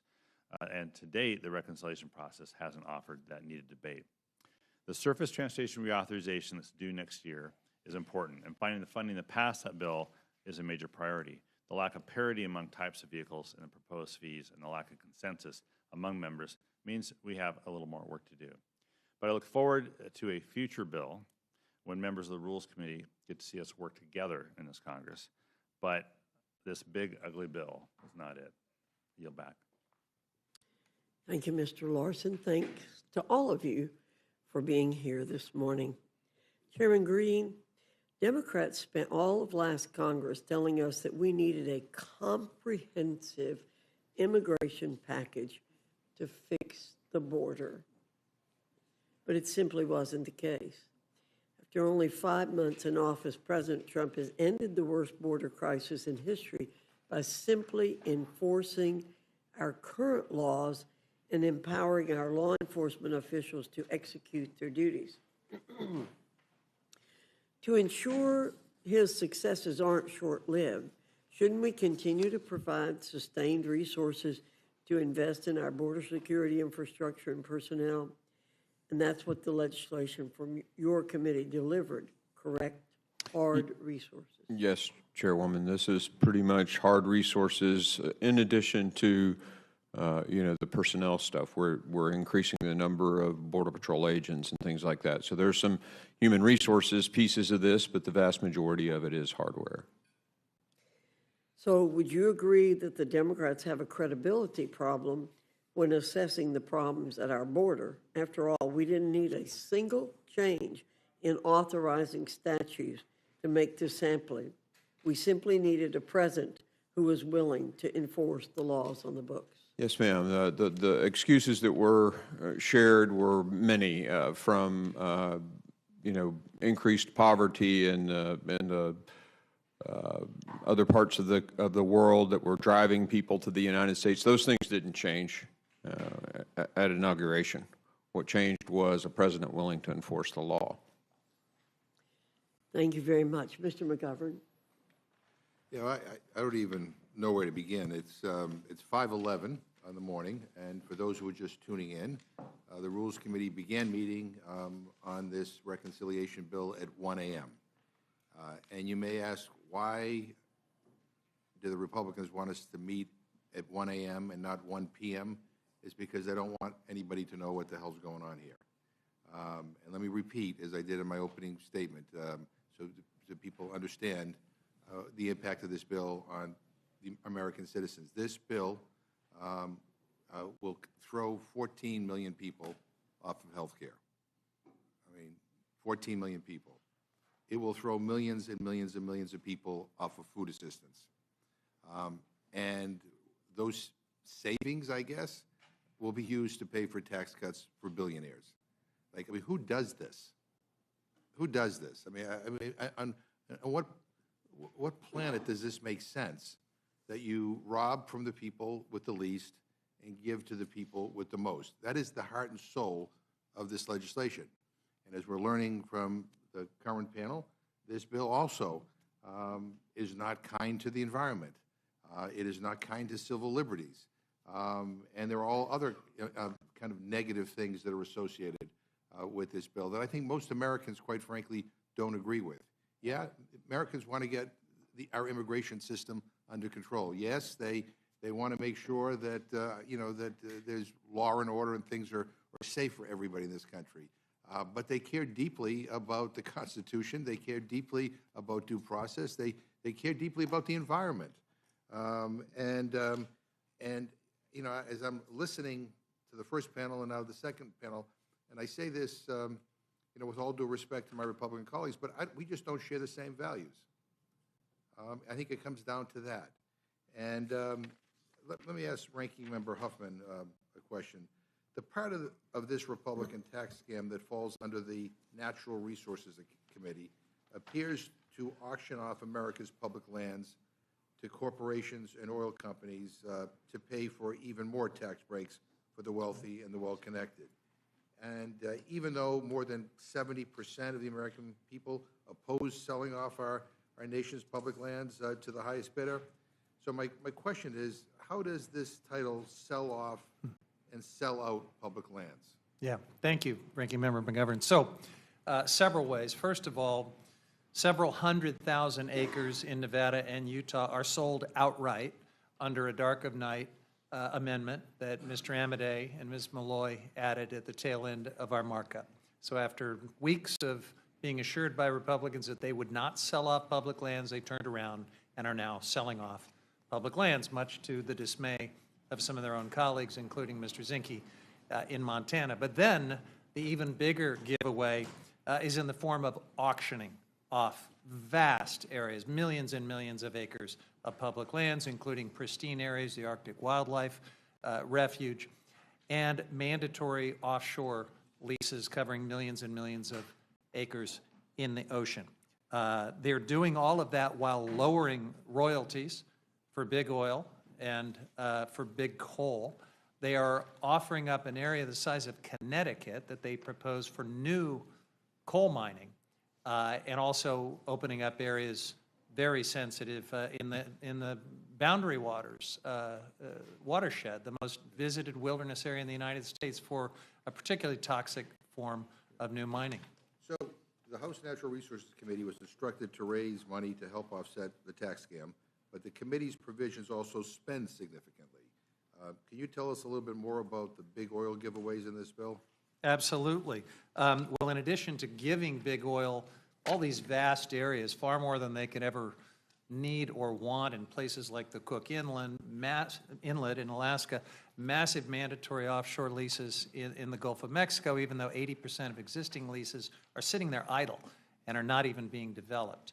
It's just more being offered up to big oil while lowering royalties and giving the Secretary the authority to go to non-competitive leasing if the market doesn't yield enough interest, which it won't in many of these cases, and then additional discretion where the Secretary can lower royalties even further, practically giving away these public resources. And so one provision of this bill will allow companies with polluting projects to buy their way out of judicial review of their environmental review documents. So what could this mean for communities impacted by these projects? It means they have no voice whatsoever in projects that could have terrible impacts on their public health and their environment. All a developer has to do is pay 125% of the estimated cost of the NEPA review, and they are guaranteed a fast turnaround on their approval and then completely insulated from all judicial review. None whatsoever. So, I mean, I think this is an example, like, I think an overwhelming majority of Democrats and independents, and I even think probably a majority of Republicans in this country would probably not think that what we just talked about was a good idea, which kind of explains why you want to have this meeting at 1 o'clock in the morning, so that people are not paying attention to those kinds of details. Let me talk about Homeland Security. As President Trump and Secretary Noem obliterate due process by locking up immigrants without providing a reason, depriving detainees of legal counsel, and deporting U.S. citizens, Republicans are pumping money into DHS with blatant disregard for the administration's desecration of our most sacred democratic values. This bill does nothing to lower costs for American families. In fact, it does the opposite. Republicans take this disastrous plan further by paying to deport kids with cancer through health care cuts to other kids with cancer. So Homeland Security is one of the few committees given instructions to increase spending.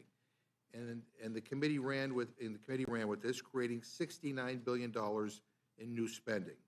All this, including $300 million to pay for security while the president plays golf, and yet there is no money for FEMA to implement natural disaster prevention, mitigation, or relief. I mean, I don't know who thought that was a good idea.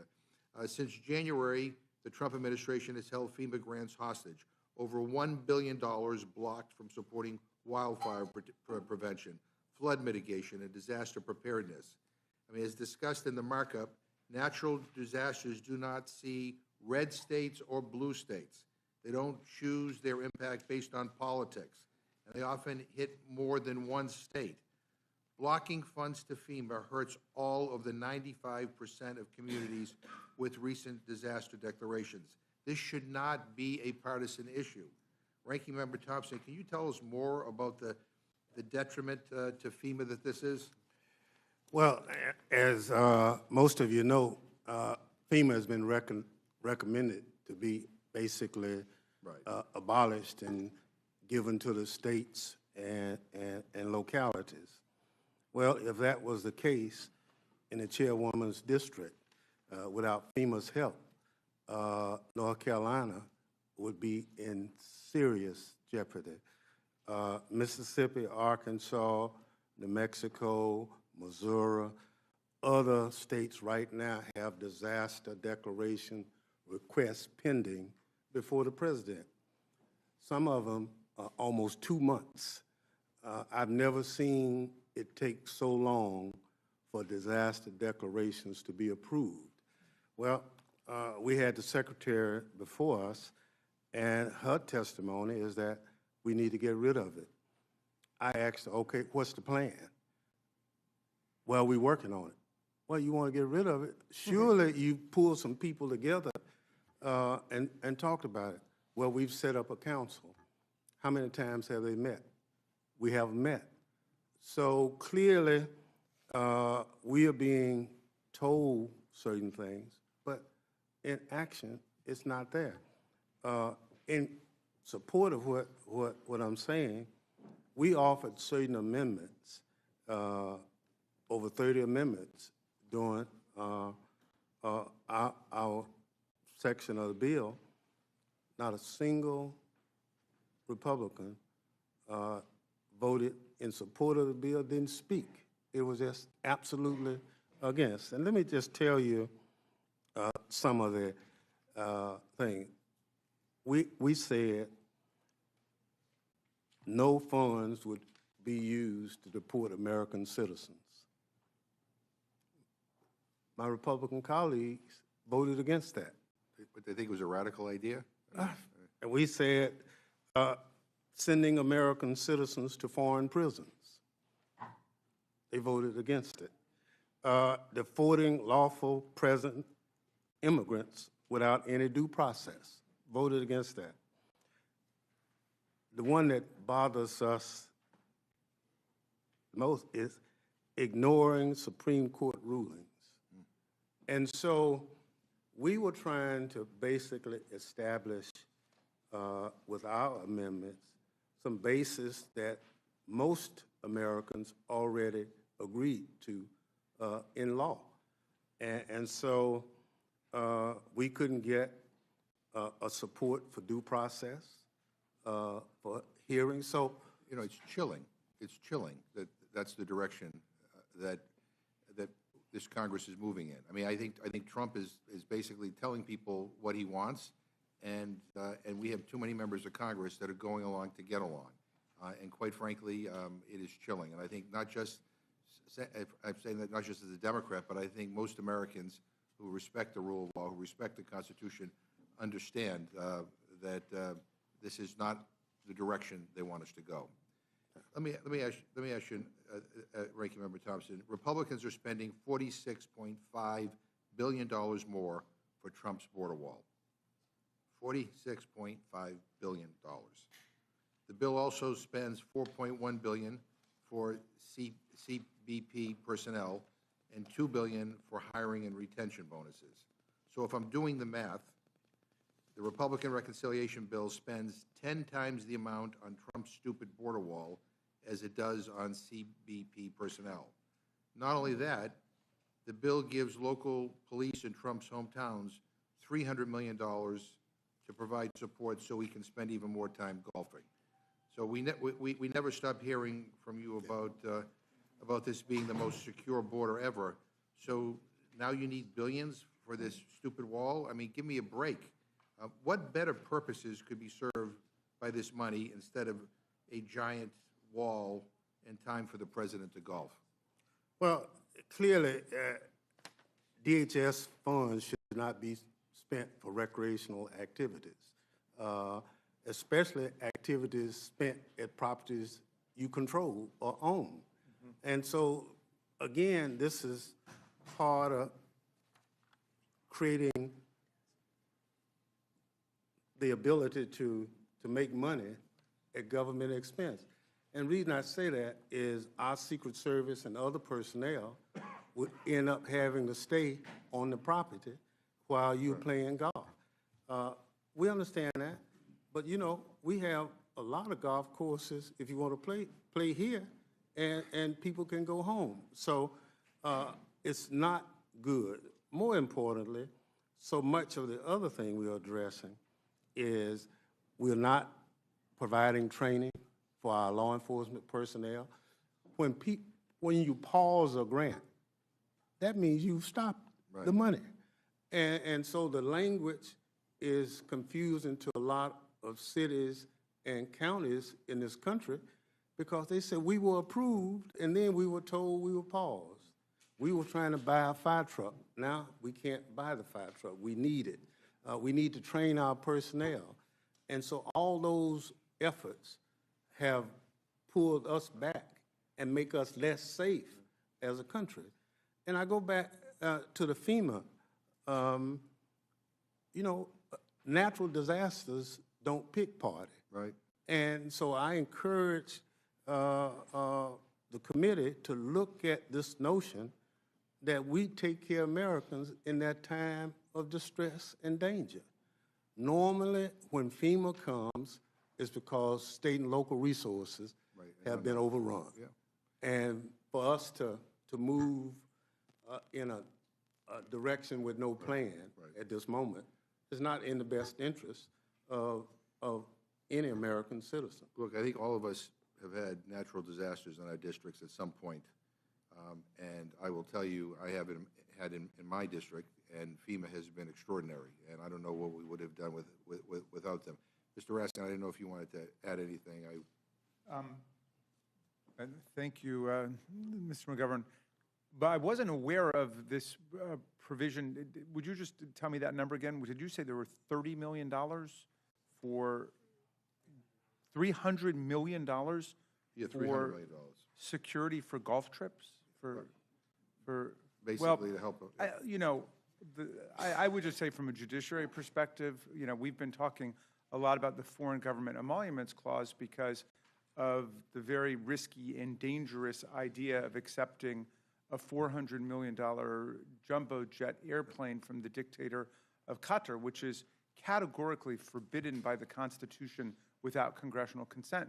But we also have a domestic emoluments clause, which says that the president is limited to his salary in office and cannot draw other money from the federal government, other agencies and departments. And I mean, it sounds to me like what you're raising really it implicates the domestic emoluments clause. We're spending hundreds of millions of dollars following the president around for him to play golf. And I like the chairman's point here, which is that there's a golf course not far from the White House at Haynes Point.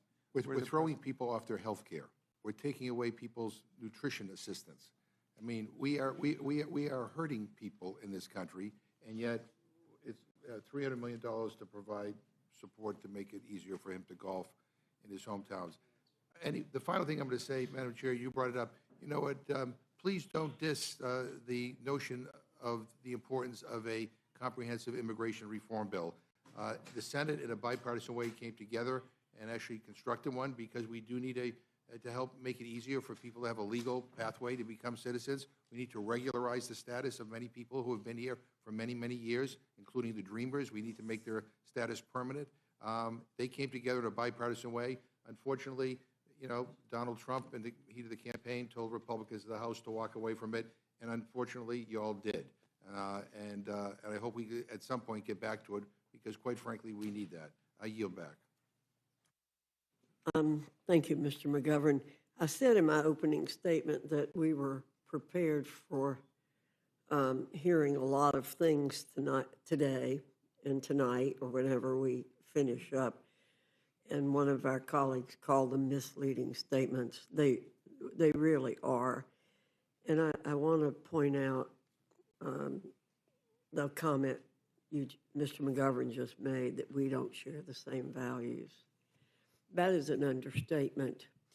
Then we agree. We agree. Good, okay. Yeah. No debate. Good. We know that national security is the #1 issue for the federal government. And that's what members of this panel are talking about. And you talked about taking care of Americans in time of disaster. And we don't think that a border wall is stupid. A border wall is necessary to take care of Americans. I do, but I also point out that disaster. Homeland Security is hometown security. Yes. And unfortunately, I think you guys have lost sight of that, so. Mr. Langworthy, you're recognized. I have no questions for the panel at this time. I just also want to reiterate to this panel, thank you to all the chairs and the ranking members, and for the staff of the committees for all of the hard work that they've put in and the hundreds of hours going into this reconciliation process. This is quite an exercise, and I really want to salute you all for the work. I yield back. Mr. Langworthy. Ms. Canlon, you're recognized. Thank you, Madam Chair, and thank you to all our ranking members and chairs for getting up so at an ungodly hour of the morning to join us. And thank you again to our C-SPAN folks who are up way too early. The question I've been asked most since about 36 hours ago, when this hearing was noticed for 1 a.m., is why on earth would anyone try to hold a congressional hearing at 1 o'clock in the morning? And of course, the obvious answer is because the bill is so horrible, they want to hide it from the public. So just, to do a little bit of, no spoiler alerts or anything, but to catch up from the last episode, the last hearing, we had a little bit of breaking news, a couple CBO letters that came out after 5 o'clock yesterday. One demonstrated quite convincingly that this bill will cause the household incomes of the lowest 10% of the poorest 10% of Americans to decrease, and it will cause the household incomes of the richest 10% of Americans to increase. So it is a wealth transfer. I know our Republican colleagues say that they don't like to transfer wealth between different groups, but apparently if it goes from the poor to the rich, it's okay. The second piece of breaking news is that this bill will violate the pay-go provisions and induce sequestration, which will then lead to a $500 billion reduction in Medicare. Now, we've been raising the alarm for months that this bill was going to impact Medicaid, but it's also going to impact Medicare. So I think that's something people have to put in their pipes and smoke. I want to thank all of our many colleagues for being here to do what is the purpose of hearings, to try to make a bill better, to try to expose what is in it. Certainly there are more of our Democratic colleagues here waiting their turn to testify in amendments than there are of the Republican members of this committee who, I guess, are taking their naps off camera for a change. I want to focus some of the most egregious parts of the judiciary section of this bill. Unlike most of the directions or the reconciliation directions for most of the committees, judiciary decided to add tens of billions of dollars to support this administration's lawless and ultimately counterproductive immigration agenda. So under this White House, we've seen mistaken and illegal deportations. We've seen wrongful arrests, including by masked men in unmarked cars.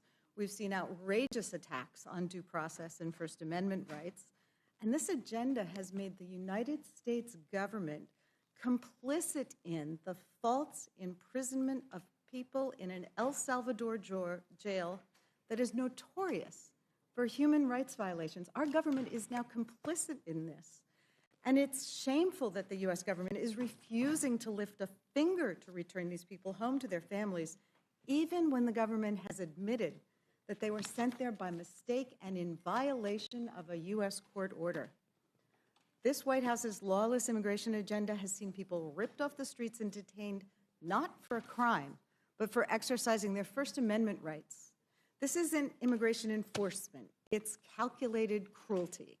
This isn't keeping our communities safe. It's an un-American attack on the truth, on the First Amendment, on fundamental human rights. It's a campaign of fear and lawlessness being carried out on the American taxpayer's dime, and no one should kid themselves.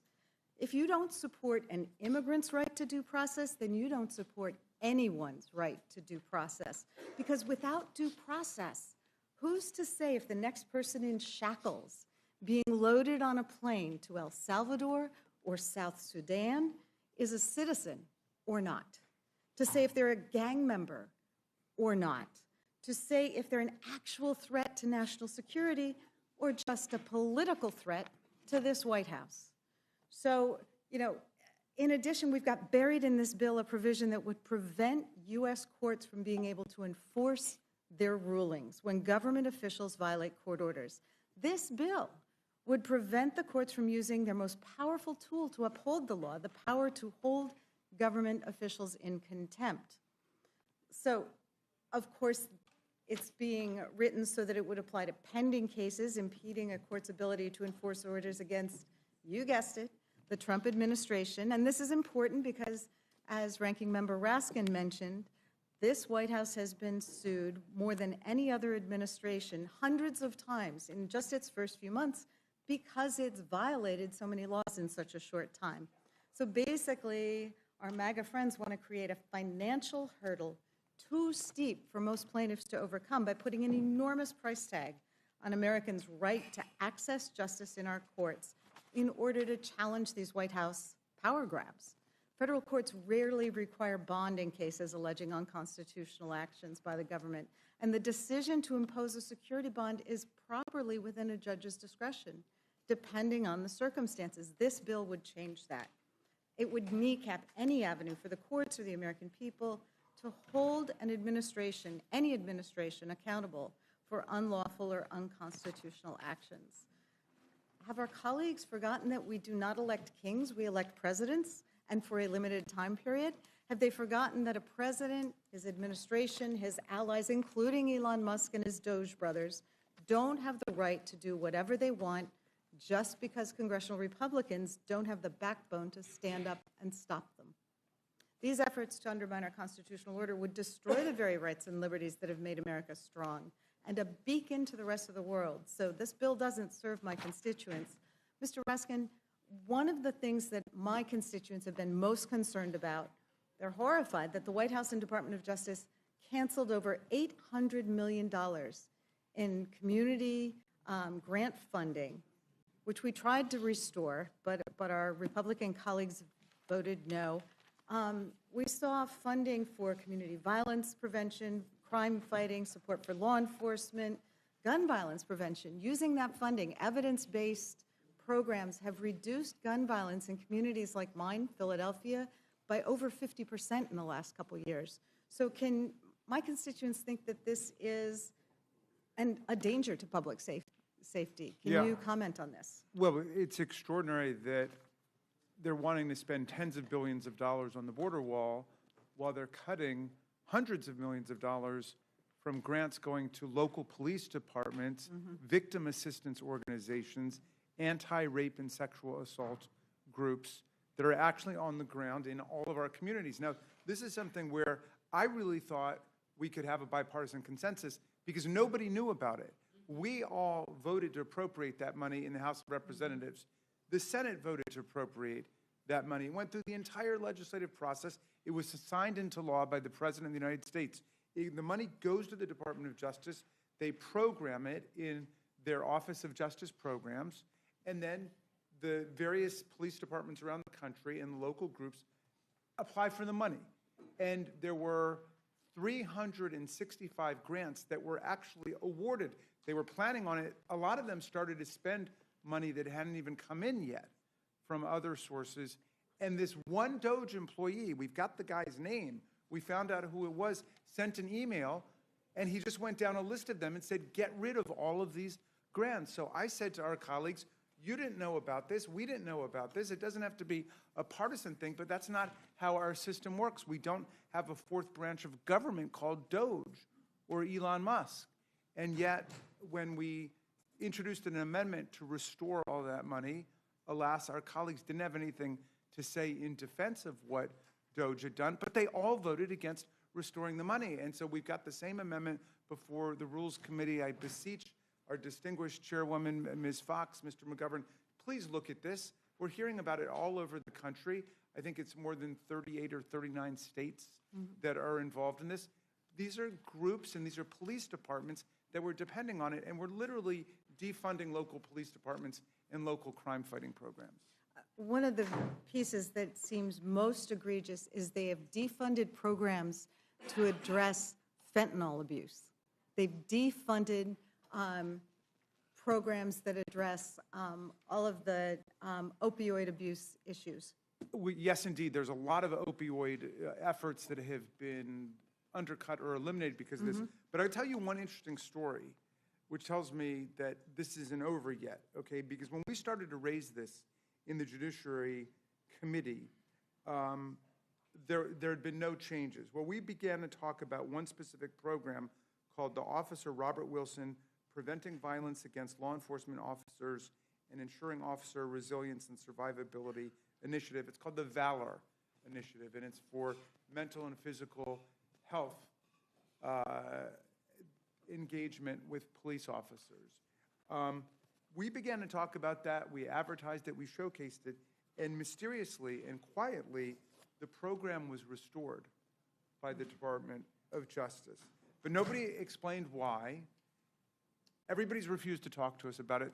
And this is so much the pattern of what we've seen with Doge, where they come in with Elon Musk's chainsaw, they have a personnel massacre, they get rid of everybody, and yet if you know somebody, and you know, as a Democrat, I don't know a lot of people in the Elon Musk world, but I know Republicans who've been able to get a phone number for this person or that person and get somebody restored. Well, if it's waste, fraud, or abuse, they shouldn't be restored, but it's not waste, fraud, and abuse, but none of us should be subject to this kind of treatment. And that's why I talk about the fourth branch of government. This is not contemplated in our system of government. Now, I don't know whether or not Elon Musk has been run out of town or he's just no longer popular. We don't hear a lot from him, but there are still tons of people suffering the repercussions of what he and Doge did. And so, again, I would just beg the Rules Committee to look at this because we've heard from people all over the country about that. And unfortunately, the logic of what they did has carried over into the president's budget proposal. They want to cut $1 billion out of Department of Justice programs in the next budget. $500 million from the FBI, the ATF. There's this cybersecurity and infrastructure security center. President Trump got mad at a guy who worked for him named Chris Krebs, who was the director of it, because he contradicted Trump over the 2020 election. He said it was the most secure election in American history. As a conservative guy, he told the truth about what happened. President Trump has issued an executive order against him now to deny him security clearance and all this stuff. Meantime, they cut hundreds of millions of dollars from our cybersecurity and infrastructure security efforts against Russia and against other enemies of the United States. So please, we've got to bear down on the details here. All of the money is being sucked up for immigration, the border wall, and away from local police. They are defunding the police in America. Well, and what you've described here, that in the course of a hearing, it was raised that this elimination had occurred of a program that people actually supported. So the hearing process, the legislative process actually works, and that's what we should be doing now instead of trying to ram this crazy bill through in the middle of the night, because we aren't able to get to all of these issues where the Doge brothers came in and it appears that the way they decided what should be cut was they just hit Control-F-Delete and just wiped out huge sections of the federal government. Honestly, for the life of me, I don't understand. What would the problem be with saying Doge made a mistake here, and let's restore that money to our communities across America? Well, Doge was the mistake, but I just had one more question for you. During our judiciary markup, Isn't it true that Republicans voted to allow immigration agents to use taxpayer dollars to arrest, detain, and deport U.S. citizens? Yes. We had a whole series of amendments, again, that we thought would create a bipartisan convergence on the committee. We basically were looking at things that the administration had done unlawfully, where the courts had struck them down repeatedly and categorically and clearly, judges on all sides of the political spectrum. And we said, let's put it in the legislation that the government cannot deport U.S. citizens and detain them under ICE, under immigration authorities. Let's say that nobody should be deported from the country without a due process hearing, which is what the Supreme Court has said. We said, let's not do immigration raids in churches. Let's not do immigration raids in schools. We had a whole series of those, and our colleagues unfortunately rejected all of them, just voting on a party line basis. And as I was saying, the frustrating and sometimes amusing part of it was they did not engage in any speech with us. It was like, a mega mime troupe, because they wouldn't say anything to us about why they were voting no. They were just voting no. We've seen similar things here. Well, thank you for your clarity on the underpinnings of our Constitution and why defending those fundamental freedoms is part of what actually makes America great. I yield back. Thank you, Ms. Scanlon. Mr. Scott, do you have any questions or comments? Madam Chair, I don't have any questions for this panel. I'm just glad President Trump is using his authorities to secure the border. I was there this past weekend, and I was shocked to hear that our people that work at the Border Patrol were ordered to parole people into the country, even if they had visible gang tattoos, and it was obvious they were a threat to the citizens of our country under the Biden administration. With that, I yield. Thank you. Mr. DeGoose, you're recognized. Thank you, Madam Chair. Good morning. Welcome to our chairs and ranking members, and appreciate your testimony this morning. I want to start with maybe a fairly simple question. Just by way of context, as you all know, we started this hearing at 1 a.m., and I have been on a journey, I guess, or a quest for a very simple answer to what I think is a fairly simple question. But it has been proven elusive thus far, and the chair was unwilling to engage with me in a colloquy earlier on it. And really, the question is, why was this hearing noticed for 1 a.m.?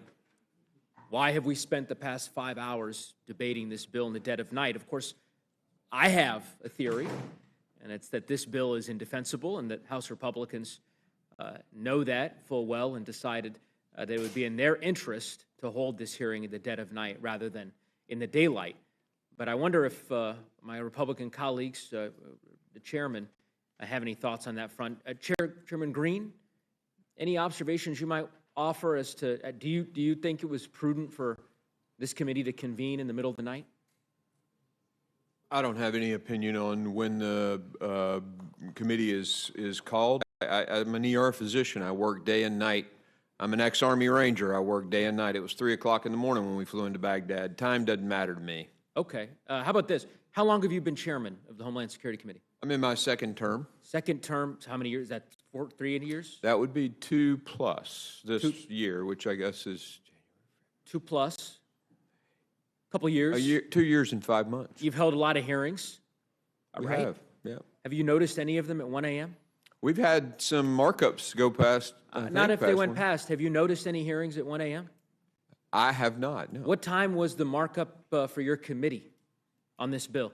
On this bill, I think 10 a.m. 10 a.m. Yeah. Interesting. Yeah. Yeah. I'm pretty sure Chairman Jordan's markup was around 10 a.m. too, because I'm on his committee. The same goes for Chairman Westerman. The question I have is why the Rules Committee decided to deviate from the protocols that the chairs have apparently established, those who are testifying in front of our committee. Why this committee, the Speaker's Committee, decided to gavel in the middle of the night to take up this bill. It's an interesting question, and I've yet to get a good answer, but maybe the third panel will perhaps provide some clarity.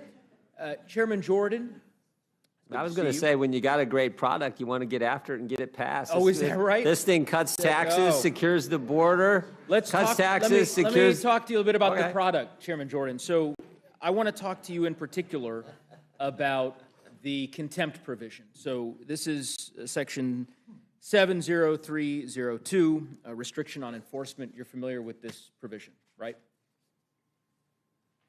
Is that, you know the provision I'm talking about? I'm waiting for you to explain it. Okay, well, you're testifying. I was going to ask you to explain it. So my understanding of the provision, you can tell me if I'm wrong or incorrect, is that this provision would bar any federal court from enforcing a contempt citation in a case in which an injunction or a temporary restraining order has been issued if security, that is to say money, has not been provided or ordered by the federal court in that particular case. Is that right? That's right. Okay. I think that's existing law. I think that's, It's not existing I think law. that's what, I think that's, I'll clarify. As you know, under the federal rules of civil procedure, it is discretionary as it relates to cases against the government, right? That's the whole reason for this provision. Otherwise, you wouldn't include this provision in the bill. This is meant, I'm asking a question. I don't know if, is that, Well, is that right? Or am I didn't hear the question. Say the question again. What was I didn't that? catch. I didn't hear the question in there. The question is whether or not this provision is as I stated it to be, that essentially it would preclude any federal court from enforcing a contempt citation in a case in which an injunction or a temporary restraining order has been issued if a security has not been provided. That by the last plaintiff clause in is the that key. case. If that security has not been put up, right? Correct. And you're aware that the way in which you've written this provision, it would apply to any plaintiff in the United States vis-a-vis a case against any entity within the federal government. I can look at the drafting, but my understanding is it applies to the cases we're talking about with immigration cases. Yeah, no, you're incorrect. So, yes, those What you're cases, saying are incorrect. I'm just saying within- how I believe it was written. Okay, You well, think it's let written me different. explain to you what this provision Well, actually I does. can't wait for your wisdom. Go right ahead. Chairman Jordan, this provision would bar any plaintiff in the country from being able to obtain a contempt citation from a federal court in a case in which an injunction or a temporary restraining order has been issued if security has not been provided. It is not limited to the cases that you've identified. So let me give you an example. Let's say there's a citizen in Ohio, a constituent of yours, who believes that their private data has been improperly released, right, by the IRS, and they file a lawsuit against the IRS. If this becomes law, your provision, that individual would have to provide security, whatever security the court would deem reasonable. That is not something that has existed up until now. Do you understand that? Got it. Okay. So I'm trying to understand why you think that's in the best interests Well, of the our people that you understanding represent in Ohio. Judges were waiving this. Our understanding is this would prevent enforcement of a contempt order if security was not provided, if the security was not provided in accordance with the Federal Rules of Civil Procedure 6S. That's what we put in the legislation. Yeah, this provision, so you're saying that essentially the way that you read this language is that it's not compelling the federal court to require security of a plaintiff. That's a situation now the judge can waive it. We're saying it should compel the court to have the security there. Correct. Yeah, we're saying the same thing. Okay. Let's go back to my core example, all right? We'll walk through it together here. A constituent in Ohio who believes that their information was improperly released by the IRS. I remember you've served on the Judiciary Committee for many years. Hold on. We're talking about in the context of immigration cases. This is all cases. This is not immigration cases. The plain language of this statute that you have written applies to every conceivable case brought in a federal court, period. IRS cases, patent cases, immigration cases. If you have a constituent that sues the ATF, this provision applies to them. This is the point. And you can visit with your lawyers and maybe they can provide you with the clarity, but it is unquestionably the case that this provision applies to every plaintiff. Oh, okay. Yeah, that's correct? I think we're on the same page now. The judge can set the security at whatever level he wants. What's typically happened in these cases is he just waiving it. No one's putting it up, and they're getting this injunction that applies nationwide, Correct. which is the So, concern. I hear you. Are you okay with the nationwide injunction I hear issued by you. one single federal judge? We'll get to that part, Mr. Jordan. Okay. Let's complete the analysis on this piece, because to your point, as you said, this particular provision doesn't require a specific amount of security. It's essentially saying to the federal court, it has to require some security. And my point is that this is a deep deviation from existing federal law. This has never been the case. We've never said to constituents, hold on, Mr. Jordan, I'll finish then I'll give you the chance to respond. We've never said to American citizens and constituents that in order to vindicate their rights in federal court, they're going to be required to provide a security when their constitutional rights have been violated by their government. And I find it astounding. I'm not sure that many of your colleagues understand the full import of this. They will by the time this gets to the floor. I imagine there will be a lot of limited government advocates who will find deep reasons to be concerned about this type of provision, because as you could imagine, it will preclude folks from being able to vindicate their constitutional rights. Now, I would also say the way that you have written it, as you've noted, it's retroactive, right? So this applies to any... I just want to say the situation we're trying to address is what's been happening around the country. You didn't write it that way. As you know, a single federal judge gets cases brought to the judge. They waive the security and then issue a decision that applies nationwide to all immigrants who are in that situation. Why didn't you put nationwide in this language? Well, we can look at the language. I mean, it's 6 a.m. You're voting on this thing in like 10 hours. What are we talking about? We've had weeks. You could have put nationwide in here. That's not what it says. This applies to every one of America's 330 million again, citizens. the judge has discretion on what that amount can be. Sure. So a judge could say, you know what? And judges are right now waiving it, and that was the concern we had. Sure. And I think a judge... And you don't think that's a problem? Even Supreme Court Justice Kagan has said there's a problem with these nationwide injunctions being issued from one single federal judge. That's what we're trying to get at. Okay. The Supreme Court's considering that question right now. I will just conclude here. All I'm saying is, let me conclude my statement, and then I'll give you even a more chance to liberal respond. justices have said this is a problem. I understand. We've actually passed your standalone rationale, legislation. Chairman Jordan. Mr. Neguse, He's had every please opportunity. let Mr. Jordan speak, and then he will let I you will- speak. I'll finish my question, and then he can answer. Okay, or I'll but just you're make a not statement. asking a question. Okay, sure. You're asserting a statement. Madam Chair, Mr. Neguse controls the time. Yes, sir. And so. But I I'm mean, trying to ask him to ask a question and then let Mr. Jordan answer. I will conclude my statement and then ask a question of Mr. Jordan, since I don't think wants to engage in this constructive dialogue to try to actually address the purported problem that he is trying to solve. So I will simply finish the hypothetical that I offered. Any constituent in Ohio who believes that their private data has been disclosed improperly by the IRS, any citizen of Ohio or Colorado for that matter who believes that their constitutional rights have been violated in some way, if this becomes law, they would be required to pay the court money in an amount that the court deems necessary to cover the costs of the potential damage in order to proceed in federal court. That has never been the law of the land in our country, and I cannot believe that Freedom Caucus, so-called Freedom Caucus members, would support that kind of principle. Secondly, the way that this is written, as you noted, Chairman Jordan, yes, this would apply to the 93, 94 different injunctions that have been issued against the Trump administration. It would also apply to any existing injunction that is in effect today. I don't know what that number is.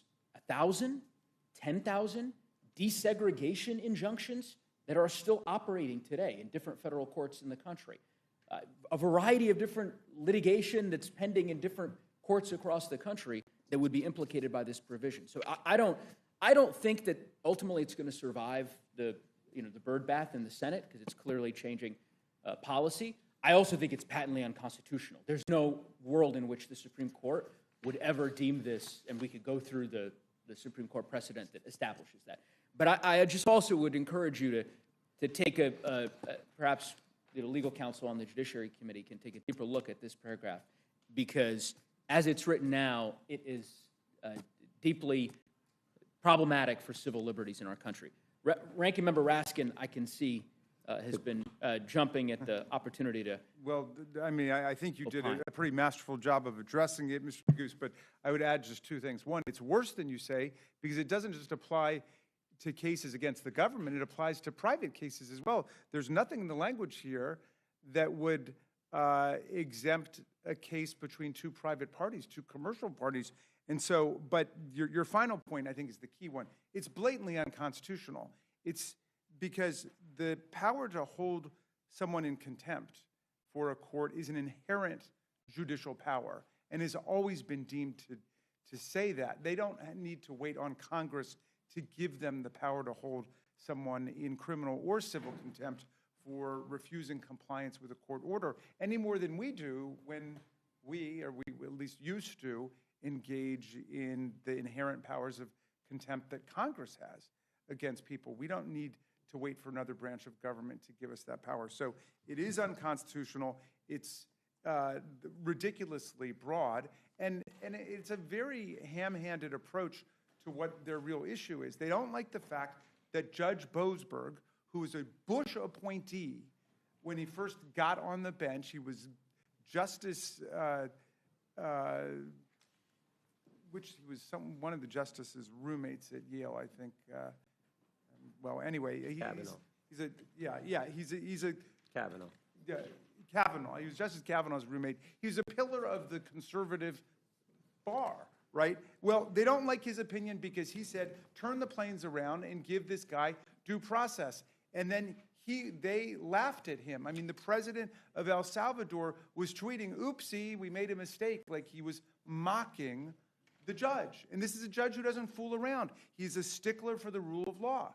And so he said, I think there's probable cause to believe that whoever in the administration disregarded my authority and didn't turn the planes around and didn't guarantee due process is in contempt of court. And he said, and I'm going to get to the bottom of it, and I don't even need to rely on the marshals of that report to the Attorney General. I can appoint my own people to go get them, and I can also use civil contempt and slap fines and liens on people. So this whole provision is really targeted at him and other judges who are saying a judicial order is not something that anybody, including the President of the United States or people who report to him, can defy with impunity, because under Article 6 of the Constitution, we have a supreme constitution. We don't have a supreme dictator in America. The Constitution is what governs us all, and it's emphatically the province and the duty of the courts to say what the Constitution means. I agree, Ranking Member Raskin. I think you articulated it well, and maybe my hypotheticals earlier were a bit too obtuse. I'll give a tangible example. There was a case a few years ago, Ranking Member Raskin, you're probably familiar with this, Missouri versus Biden, right? This is a case, Chair Jordan, I know you're familiar with this case as well, because you led an amicus brief in this case, right? This was a case initiated by the Missouri Attorney General against the Biden administration for their perception that the Biden administration was engaged in censorship of conservative voices on social media. And Chair Jordan, you led an amicus brief on behalf of judiciary Republicans in that case. A permanent injunction was issued in that case against the Biden administration. The state of Missouri was successful. Chair Jordan, do you know if a security was issued in that case? Don't know. It's up to the judge. It was not. There was no security in that case. It's up to the judge.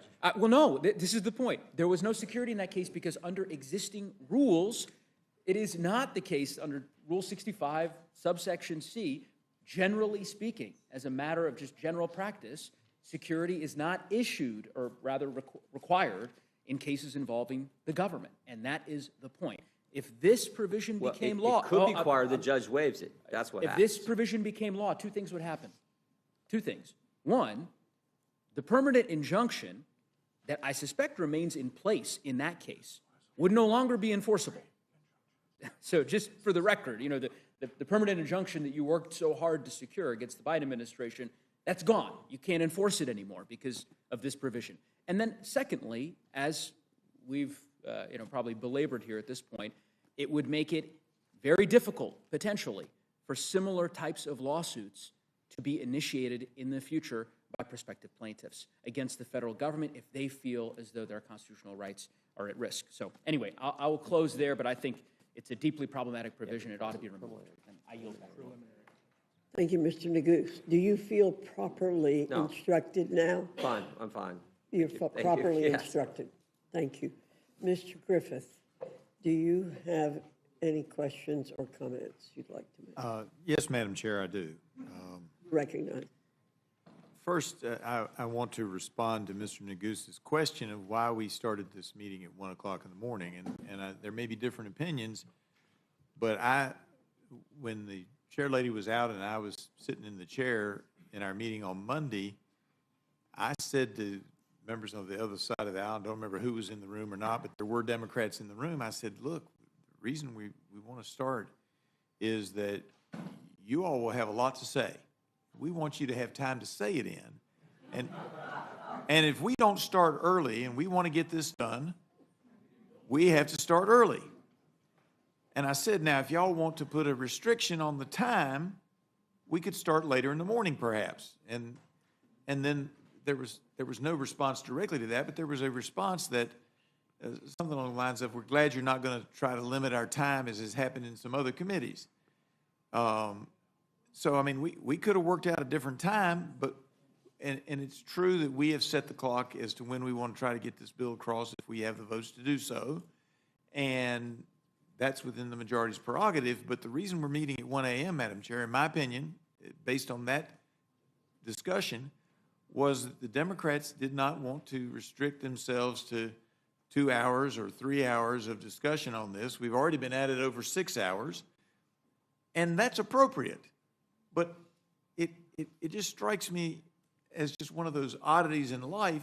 You complain that we start at 1 o'clock in the morning when what we're trying to do is to accommodate the ability for members of this committee on the other side of the aisle to speak their mind. And now, hang on, I get to say my piece. If that was not the case, and if people were willing to say each panel is only going to have an hour, we could have started later. And that was not the case. And I respect that, but I just don't want to be whipsawed by saying, well, y'all started in the middle of the night for some other reason. The reason was so there'd be plenty of time so we can get through this thing, let everybody have their chance to say their piece, and then we can move forward. So with that said, I will ask this question of Mr. Jordan. Mr. Jordan, is there anything that you didn't have an opportunity to say in the discussion that's occurred thus far that you had great desire to say? Well, I was just going to say, I think the overall legislation is good legislation. Cuts taxes, secures the border, requires work, and gives moms and dads the ability to pick the school that they think their kid's going to get the best education. Those are 4 fundamental principles that I think vast majority of Americans agree with. That's why I think the bill is so good overall. And I think what we were able to do in our committee, particularly proud of, and that the fact that we were charged with just spending, allocating resources to keep the border secure, but also we're able to bring in revenue to help help offset the cost to secure to keep our border secure. All right. I thank the gentleman. I have no additional questions. Yield back. If you'd yield just I a will yield moment to to the me, chairwoman. I was going to answer a bit ago. I agree with what you're saying about why we started so early. Mr. Neguse had said we'd be on the floor between 11 and 12, I believe, today. And so starting at 6 o'clock, at 1 a.m., and hopefully we'll be on the floor by that time, so we won't be passing bills in the dark of the night. But I want to quote President Obama saying, there's a fierce urgency of now. We're not the only ones that have felt a fierce urgency of now. Madam Chair? Madam Chair, I yield my time back to you. Thank you. Yeah, Madam Chair, I just want to respond by simply saying there's no urgency to pass this bill tomorrow or on Friday, we could easily do it when we come back. And so, nice try by saying that it's our fault that we're meeting at 1 o'clock in the morning. I appreciate that. But you know what? This is important stuff, and it's going to impact a lot of our constituents, yours included. And this debate should happen in the light of day. And the fact that it isn't, basically, I believe, is because you guys don't want people to know what is in this bill. So I thank the chair lady. I yield back. Ms. Leisure Fernandez, you're recognized. Well, thank you very much, Madam Chair. And I really did appreciate when Representative Griffith sat on the chair because he did answer questions. He, you know, it was a lot of, well, we don't really know, there's tweaks, right? He kept saying there's going to be tweaks in these bills, and the tweaks haven't even started. But the reality is we could have started this at 7 o'clock in the morning and still had all day long to talk, right? Still had all day long to explain to the American people what we are doing here, where we could have maybe not forced every chair and ranking member to sit as if though they're on a cheap airplane or something. Look at them. They can't even open their hands. They are crushed in here. There's no reason to be doing this in the dark of night. I've been calling it the vampire committee because it seems like they're going to just suck all the health care away from Americans in the middle of the night. I think it is a good thing that we are asking questions because it's over 1,100 pages and not everybody has seen it. And we still haven't seen the last pages that might blow a lot up. And so the American people do deserve to have this set at a time when we are not coming in the dark. And yes, if we went, you know, I'm looking at Chairman Westerman, it turns out our hearing wasn't very long compared to the rest. But you started at a reasonable time, and we kept going. The Ag Committee reasonably said there's a lot here, and they said it for 2 days. There is no reason we needed to come here at 1 a.m., except for that you want to push this through. You then passed a rule that Representative Roy had to walk out so he could not vote no, but you then rush everything. You want to get everything done in 1 day. You want to get everything done in 1 day. You're going to have the biggest transfer of wealth in American history, and you're going to do it in 1 day. That's your goal. And I don't know if it's because you're worried that maybe some Republicans won't be here to vote. Well, if this is that important for them, they should show up and vote. They should be at this hearing, right? We know you have to step out. You know, we've been here since 1 o'clock. Democrats have pretty much been here, except for we're going to step out and grab a little quick something to eat, refill our coffee bottle. But Republicans aren't even showing up. Republicans aren't asking questions. They're not willing to defend what they're doing in this bill. That's a reality. But I wanted to, you know, I had thought I would follow up a little bit on the conversation with Chairman Jordan, because I need to say, Chairman, you know, last Congress, I sat here and I saw you and Ranking Member Jerry Nadler like being in great, I mean, it was great. I felt like I was in an alternate reality. I told you, it's like, oh my God, that's amazing. That was FISA. That was FISA. That was FISA. Yeah, But it's coming back. We'll get to do that again. Yeah, you're I'm gonna do working it on again. Mr. Raskin.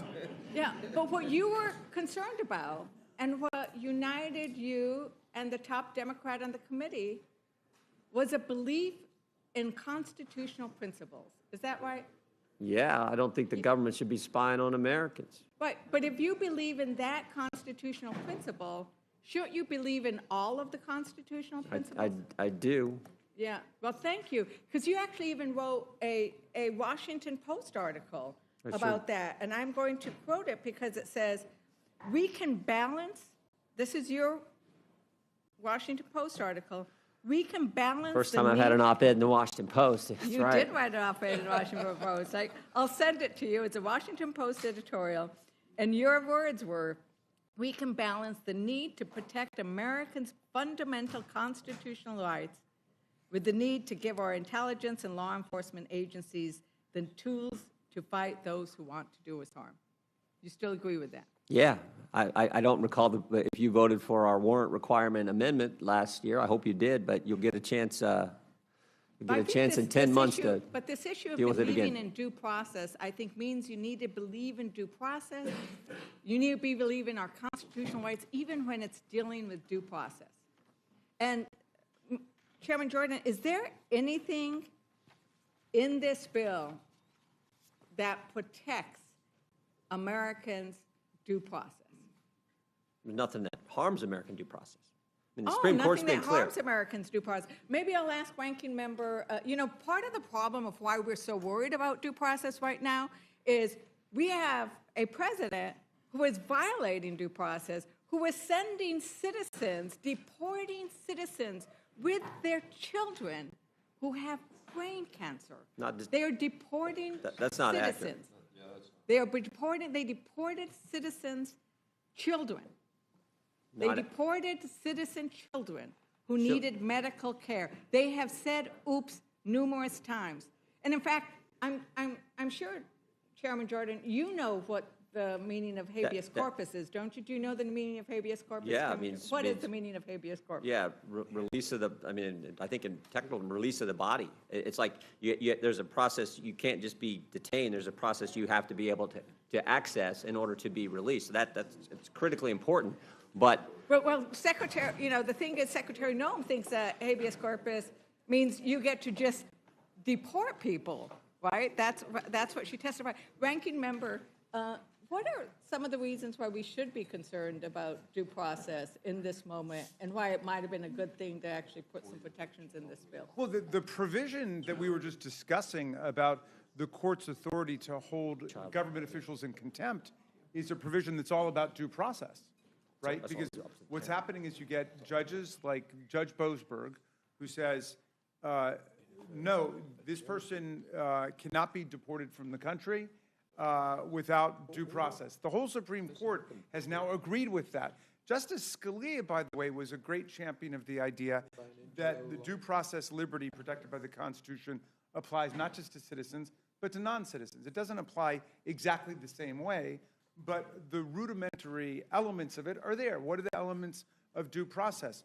The right to see evidence against you, the right to adduce evidence on your own behalf, the right to be represented by counsel, the right to appear before a neutral fact finder who's going to impartially make a decision. That's all the Supreme Court is saying. And then the answer, that Donald Trump and his administration have been making, and unfortunately some of our very smart colleagues have followed along with this, is, well, that guy's really MS-13.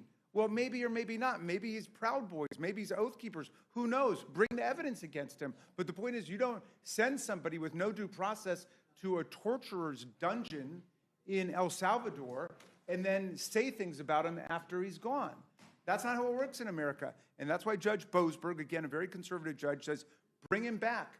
If you want to charge him with 50,000 crimes, charge him with 50,000 crimes. You want to deport him, do it according to the law, and not the Alien Enemies Act of 1798, because we're not at war. Guess who decides whether there's war? Congress decides. We declare war, not the president, right? And you can't fabricate an invasion of the country that doesn't exist.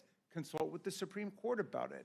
So, I think that the role of the Judiciary Committee and the House of Representatives and the Congress has got to be to uphold the rule of law. And the framers really expected us to advance the rule of law, even if the president was violating it. In fact, they expected us, especially in that case, to be defending the prerogatives of Congress. We've got the power to declare war. We've got the power to regulate commerce internationally, which means tariffs, right? I mean, President Trump invoked IEEPA, which doesn't mention tariffs and has never been used for tariffs before, right? So they're invoking a whole series of emergencies that usurp congressional lawmaking power and end up violating due process rights. So I agree with you. Right, and when you have a president or any leader just constantly saying there's an emergency, when there isn't one, there's an invasion, when there is not war, and then saying we can do whatever we want, and who doesn't even seem to know what the Constitution is. The worry is that that is a march to fascism if we aren't already there. Well, you've got it. I mean, the key trick of authoritarians is to invoke an emergency exception, whether or not it actually exists in the Constitution or not. And Carl Schmitt, who's, a famous fascist theorist, wrote about that you want to try to occupy the space of emergency, so all bets are off. You can trample free speech, you can trample free assembly, you can trample due process rights. So much of what's taken place during this first 120 days is the people and those of us in Congress who are willing to stand up, and those law firms and colleges and universities and newspapers willing to stand up, defending the idea of the normal Constitution, and not that we're in some kind of emergency which allows the president to do whatever he wants. And we have a president who has used the Department of Justice to attack the free press, to attack education, to attack members of Congress. And what we are doing by asking the questions tonight, by doing the amendments that Republicans keep voting down, is saying no. We are saying no to the concept that you can do away with what Americans hold dearest. Every time where is our American flag? Well, there's one. Where every time we pledge allegiance to the American flag, it's to the Constitution and the rule of law that is represented there, and people have lost their lives defending it. And in judiciary, Chairman Jordan said, we haven't deported any citizens, but we know we have children who needed health care.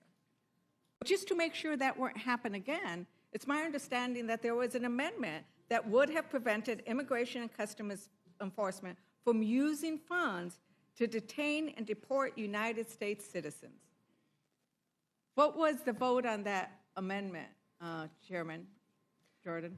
I would just point out there's nothing in existing law or this package that authorizes the deportation of U.S. citizens.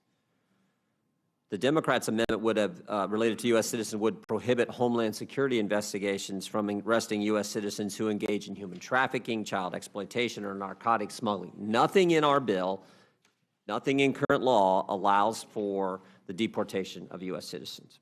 The problem is that right now we have an administration who is doing that, so we wanted to protect the American citizens from such detention and deportation. And the question was, what was the vote? And the vote was, Ranking Member Raskin? Well, I don't remember the exact numbers, but it was a party line vote. It was a party line vote. Not a single Republican was willing to vote to say citizens should not be detained and deported. So, I wanted to note that there is money in here for $46 billion for a border wall. There's a whole lot more money for jails. And many, right now I think that there is a concern of the American public about issues of corruption, that we are seeing billions and billions of dollars being funneled to private corporations, right? We're seeing a lot of stuff that is funneling money. They're getting rid of competition. They're saying that Musk's, Starlink and other companies get these contracts without competition.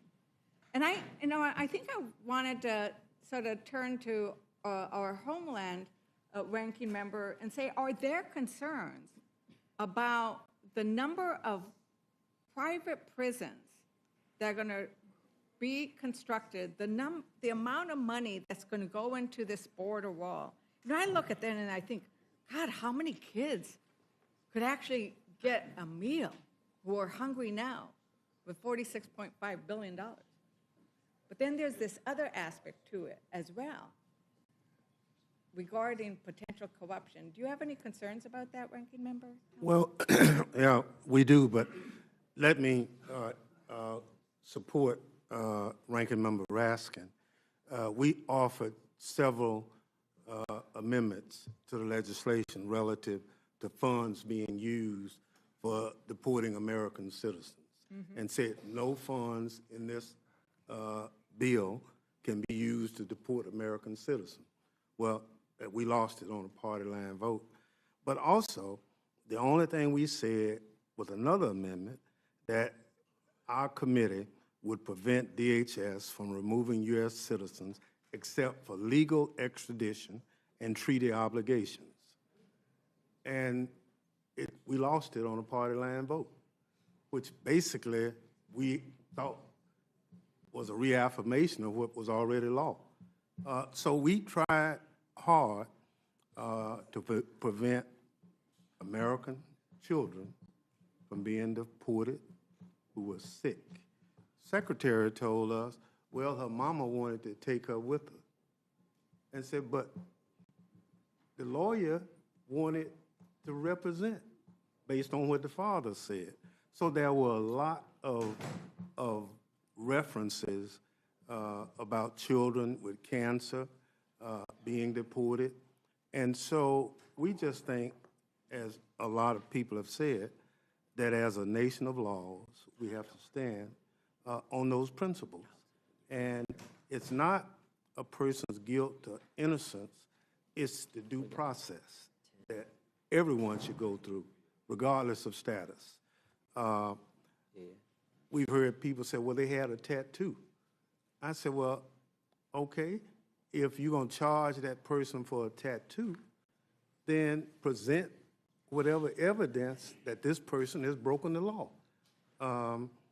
You know, we have a Secretary of Defense with all kind of tattoos on him.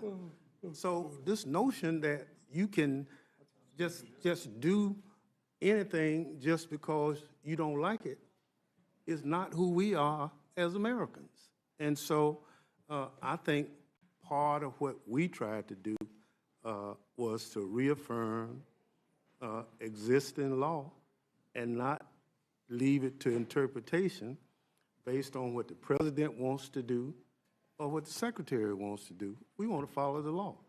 And in every instance, we offered 30-odd amendments in support of that, and we lost all of them on a party line vote. It's really sad. And I want to, something was said earlier about this is what the American people want.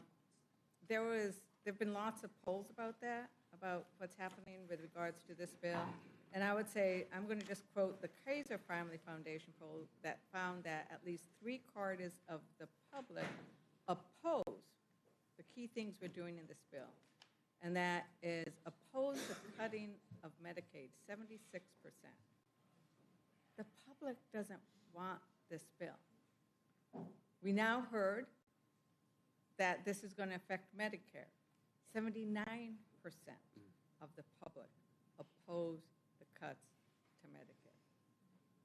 What is really happening in this bill is an attack on working families and the education cuts, you know, that Chairman Jordan, mentioned education as well. We're going to deal that with in the next panel, but, you know, those are going to be hard on folks.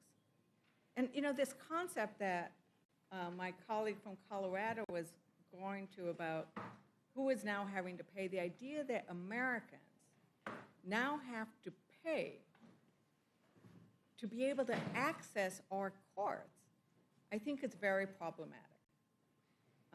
That we are turning on its head what we're doing.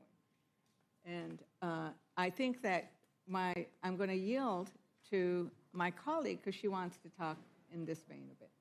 Just with respect to that, this provision that would limit the ability of the courts to enforce their provisions, I just wanted to request unanimous consent to enter into the record an article published in Just Security on May 19th by Professor Edwin Chemerinsky. It's entitled A Terrible Idea, and it provides a very thorough rundown on just how bad that provision is.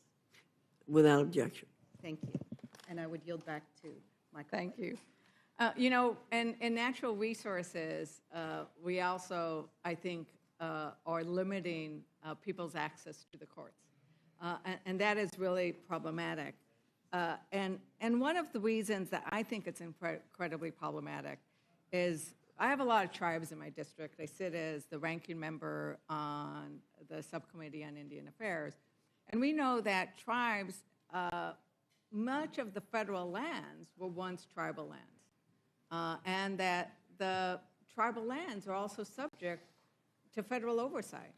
So that when we remove access to the court for a tribe, it's not like it's private property, it is federal land. And rank, Chairman Resterman, I know you've been a great supporter of tribal lands and of tribes. And generally, we had that wonderful meeting in Oklahoma on self-determination. I guess I don't understand why you would support removing tribal access to the courts when the federal government is going to be doing something that's on their land sometimes, or that's on land where they have cultural resources and sacred sites. I really, because I know how great you are usually on tribes, and I offered an amendment to make sure that tribes could get access to the courts, and I believe you voted against it. Well, I thank the gentlewoman for her flattery, and Madam Chair, it's a new day in America, not just metaphorically, but literally. The sun's been up for quite some time now. So for quite some time. Yes. And we've been in here, we can't tell. And it appears we'll be in here maybe when the sun goes down at the rate that things are going. But the reason you probably can't understand why I would want to deny tribes access to the courts is because I don't want to deny tribes access to the courts. And we talked about this in the markup that the Senate Committee on Indian Affairs received no instruction from the budget committees, so we didn't get into any tribal jurisdictions.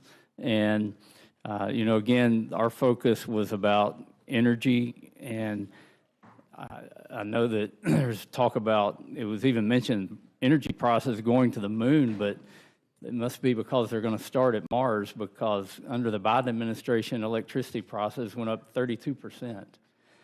Gas prices in 2022 under Biden went over $5 a gallon.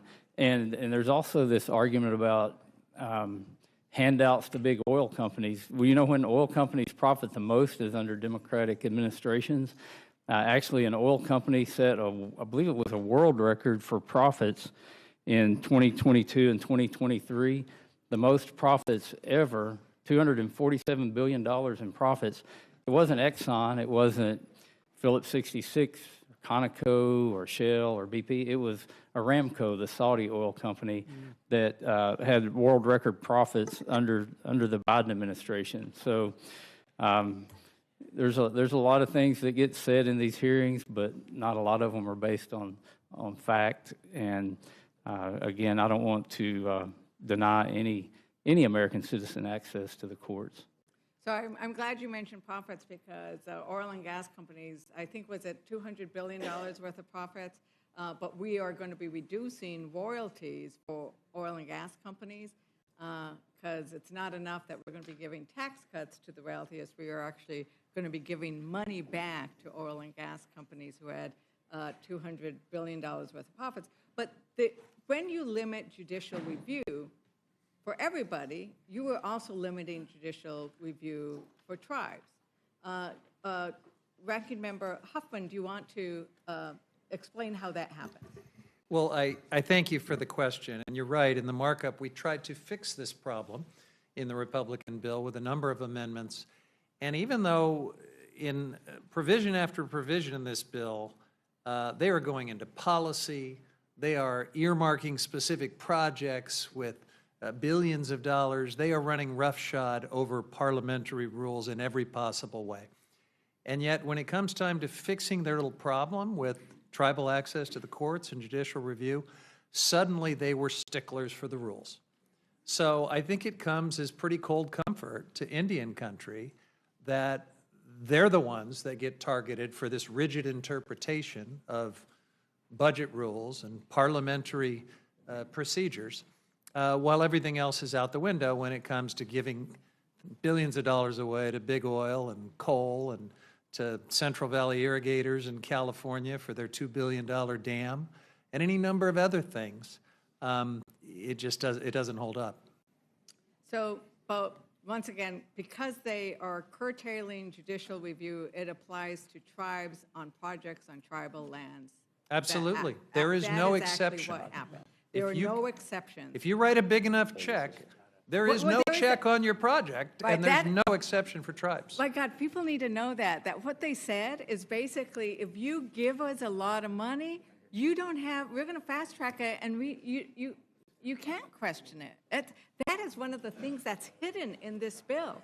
It's always like, it's a pay for. Pay for it, you can pay to get out of court. You know, you can pay to get out of court in this bill. And, you know, it is very sad that for people who do want to come in and challenge, you now are charging a fee. Yes. And We've never seen this before. You have to pay per page now? If you are participating in the protest provision for one of these oil and gas lease sales, and this could be tribes, just to engage in the protest procedure, you now get hit with a fee. It's just remarkable. So cutting royalties for oil and gas, giving away millions and millions of acres at fire sale prices to the industry, but if you want to protest any of it, you pay a fee. And by the way, no judicial review if it's a wealthy enough developer that they can pay the special golden age of grift fee for permitting. Thank you for that, and I think with that, I might want to go see that there actually is some sun out there, because we're trying to bring light to what's actually happening for the American people so they can see some of these provisions. We don't have time because it's 1,100 pages long that they are ramming through in a single day, and we haven't even seen all of the provisions. But I am very grateful. I see so many of my colleagues here in the and in the room. They are here because they have amendments to try to make the bill better. Hopefully, we'll consider some amendments. We haven't been doing that much lately, but it'll be good to hear what they are so that we can talk about the unique aspects of what could be fixed in this bill if we only had a chance. And with that, is there anything else anybody wants? Any other comments from, I'm the last Democrat, so this is when you, I don't know, Republicans might want to say something. Actually, I do have a question on this tattoo thing. I have kids, and 2 of 3 of them have tattoos. How many of you guys have kids? It's all guys. Yeah. How many of you guys have kids? We got 4 kids and Who- we got 4 how kids and many 8 of our grandkids. How many of our kids have tattoos? None of mine. No, yours. Wow. Wow, that's really, you know, I thought it was good with 2 out of 3. But, you know, our kids have tattoos, right? So many people have tattoos, you cannot go anywhere without seeing tattoos. So the idea that we're using a tattoo as an indicator for you get kicked out of the United States without due process is really scary. Thank you very much, Madam Chair. I yield back. Thank you, Ms. Leisure Fernandez. Ms. Fishbach, you're recognized. Thank you, Mr. Chair, and there's so much I would love to unpack from the last 25 minutes, but I recognize that we are trying to make sure that we limit our time. But I do want to just say, first of all, the sun is up. It's a little overcast, so if Ms. Leisure Fernandez wants to see the sun, it's a little overcast. So, yeah, a little overcast. And we are not, and I just have to address the fact, we are not ramming this bill through. Every one of these bills went through committee. They were put together in committee process. They've all been through budget. They've all been out there. And so ramming something through is, I think, an inappropriate way to discuss this bill. This has been through the process. Yes, we are sitting in committee and we are working this through and we are hearing testimony and allowing people to ask questions. But I think it's a disservice to the American people to say that this has been rammed through, because it has been through various committees. And with that, I am going to yield back, but I just wanted to make sure that someone said that this is not accurate. Thank you, Ms. Fishbach, for saying that, because even one of our colleagues said earlier these bills had been months in the making. Yes. And someone did need to say that, and I appreciate very much your saying Madam that. Chair, I also sit on the Agriculture Committee, and I should say on that committee, they actually, we did not have a full and open process. They cut debate off, and they prevented dozens of amendments from even being offered. And yes, We'll have we'll be able to discuss that. This is being rammed through because we don't even know what the text of this bill is going to look like. And there's going to be major changes, and we're hearing about them, bits and pieces in the news media. and none of them have been vetted. But yeah, I do, because I know you're struggling for votes, so you're making all kinds of deals right now, and they're going to hurt my constituents, so I yield back. I too will resist saying more. No sense in prolonging this. If Ms. Houchin, you're recognized. Thank you, Madam Chair. I'd just like to ask Chairman Green, how long was your markup on your section of this bill?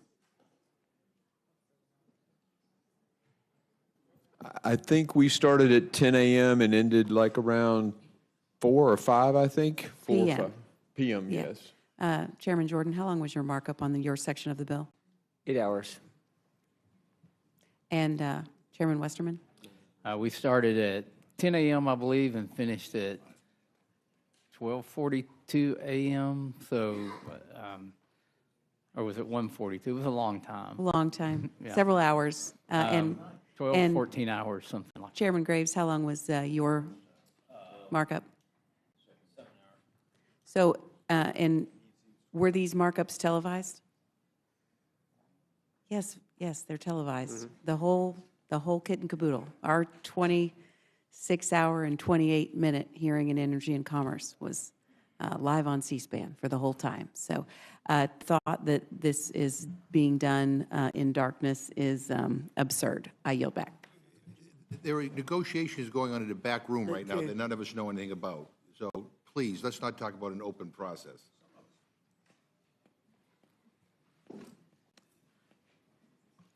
Again, let me resist. Okay, anyone else have comments that you want to make? No? Well, I thank our witnesses for being here this morning and appreciate the time and all of the comments that were made, and you're dismissed.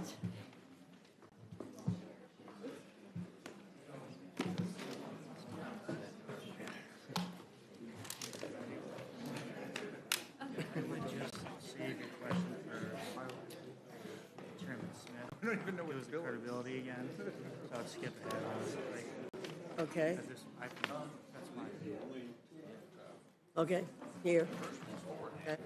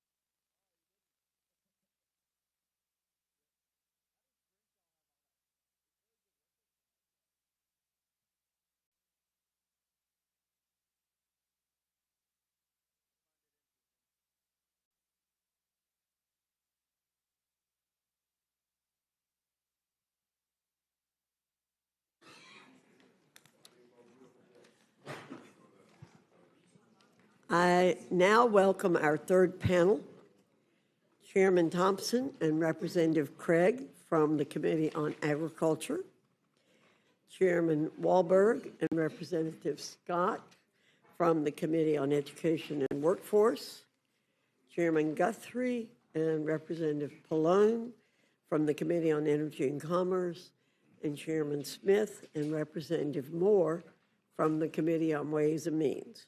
Your full statements will be submitted for the record, and we ask that you summarize your statement in 5 minutes.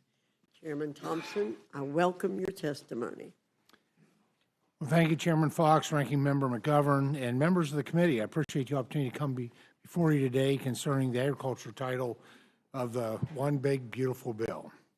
The Agriculture Committee was tasked with $230 billion in net deficit reduction, and I'm proud of our product and proud to report that we exceeded our instruction. These savings are achieved through necessary changes to restore integrity to the SNAP program and preserve the program's ability to serve the most vulnerable long into the future.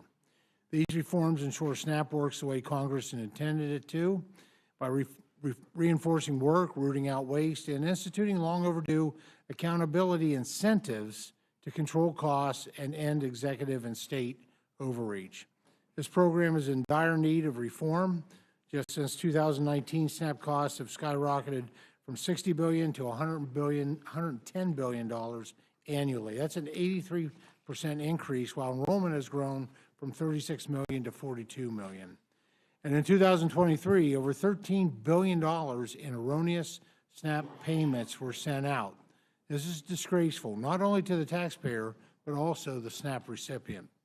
The Rules Committee print includes several improvements to the SNAP program, including preventing future administrations from unilaterally increasing SNAP benefits beyond inflation, focusing on a core principle that everyone receiving the benefit that can work should work, and modernizing the work requirement and closing loopholes that allow for widespread waivers. Closing various loopholes that states exploit, such as gaming the system to artificially increase SNAP benefits, and increasing incentives to ensure states run the program more efficiently and more effectively. SNAP is the only federally funded state-administered entitlement program where the state has zero skin in the game on the benefit.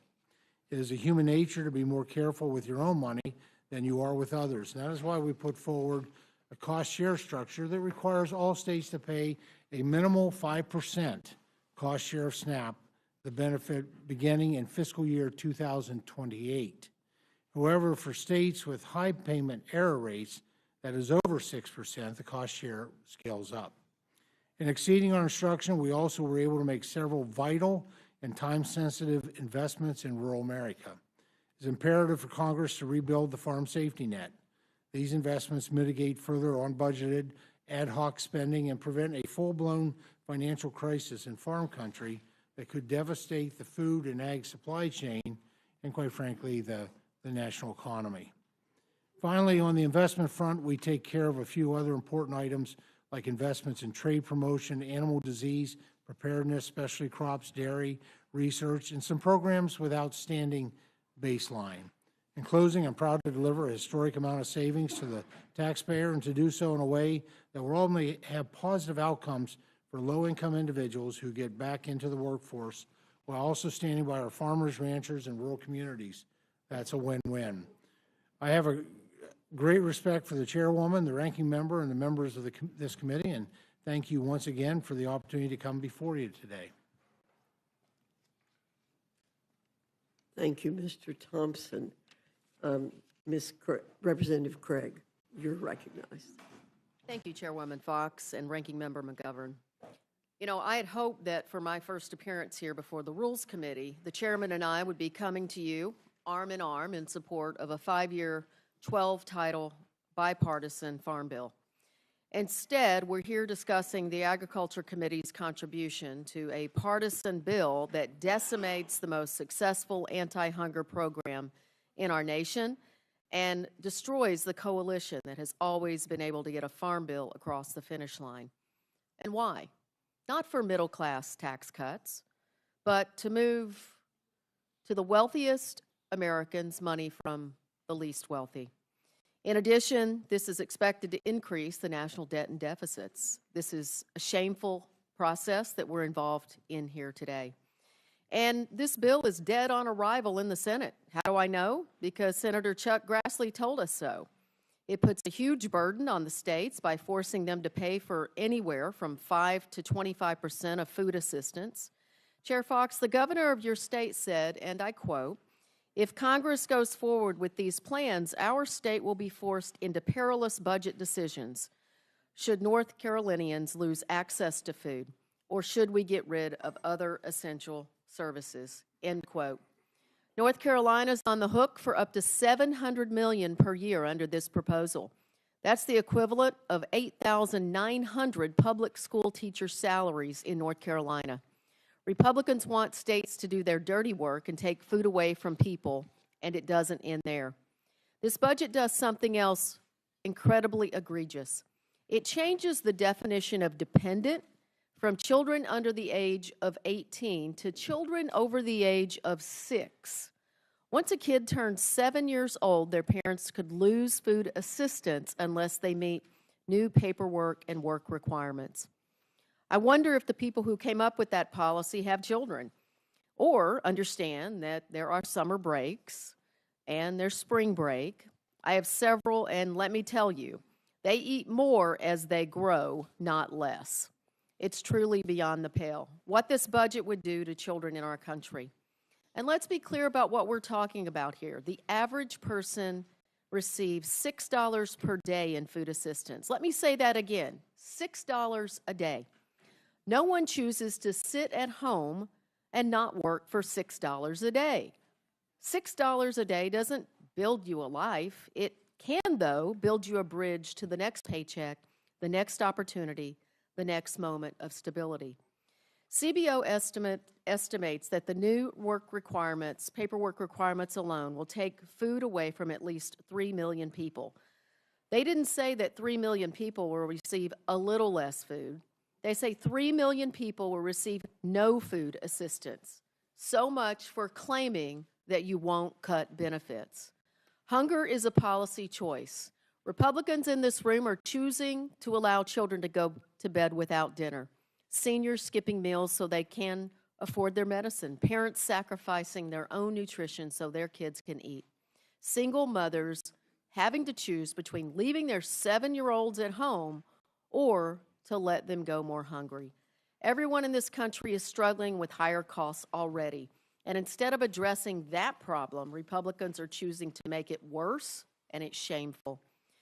You claim you're rooting out waste, fraud, and abuse, or holding the states accountable for high error rates. This bill does not tackle fraud and does not include any common sense policies that help improve program efficiency. And for what? To fund tax breaks for large corporations and the super wealthy. I look forward to answering your questions. Thank you, Ms. Craig. Chairman Walter, you're recognized. Thank you, Madam Chair. The Student Success and Taxpayer Savings Plan saves nearly $350 billion to help advance President Trump's agenda, the common sense agenda, and ensure taxpayers, students, and schools are better served. The current system is effectively broken and littered with incentives that push tuition costs upward. Schools have no reason to lower costs or ensure degrees align with employers' needs, all while students and taxpayers pay the price. The Biden-Harris administration compounded this crisis and attempted to spend an additional $1 trillion in taxpayer funds on so-called forgiveness by executive decree. Dumping more federal money into a broken system doesn't mean that system will work. In fact, government spending on higher education has reached record highs, yet millions of students supposedly benefiting from those funds will ultimately end up with a degree that doesn't pay off or fail to finish school.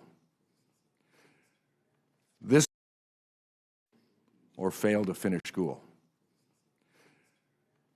bill not only saves taxpayers nearly $350 billion, but it also brings much-needed reform in 3 key areas: simplified loan repayment, streamlined student loan options, and accountability for students and taxpayers. The bill cleans up the Biden-created repayment mess by streamlining repayment options and providing targeted assistance to struggling borrowers who need it rather than blanket bailouts for those who don't. These reforms will encourage responsible borrowing and timely repayment. Colleges have exploited the availability of uncapped federal lending and generous forgiveness programs to raise prices. Streamlining loan options, as done in this bill, will increase affordability for students and families, as well as curtail the extent to which schools use taxpayer dollars to line their pocketbooks by loading students up with debt they can't repay. Most importantly, the bill ensures that hundreds of billions of taxpayer dollars no longer flow unchecked to low-value institutions and programs by holding colleges accountable for student outcomes through skin in the game. Colleges will be financially accountable for the loans they give out, and schools that go above and beyond to provide high-quality, affordable, and accessible education opportunities will be rewarded.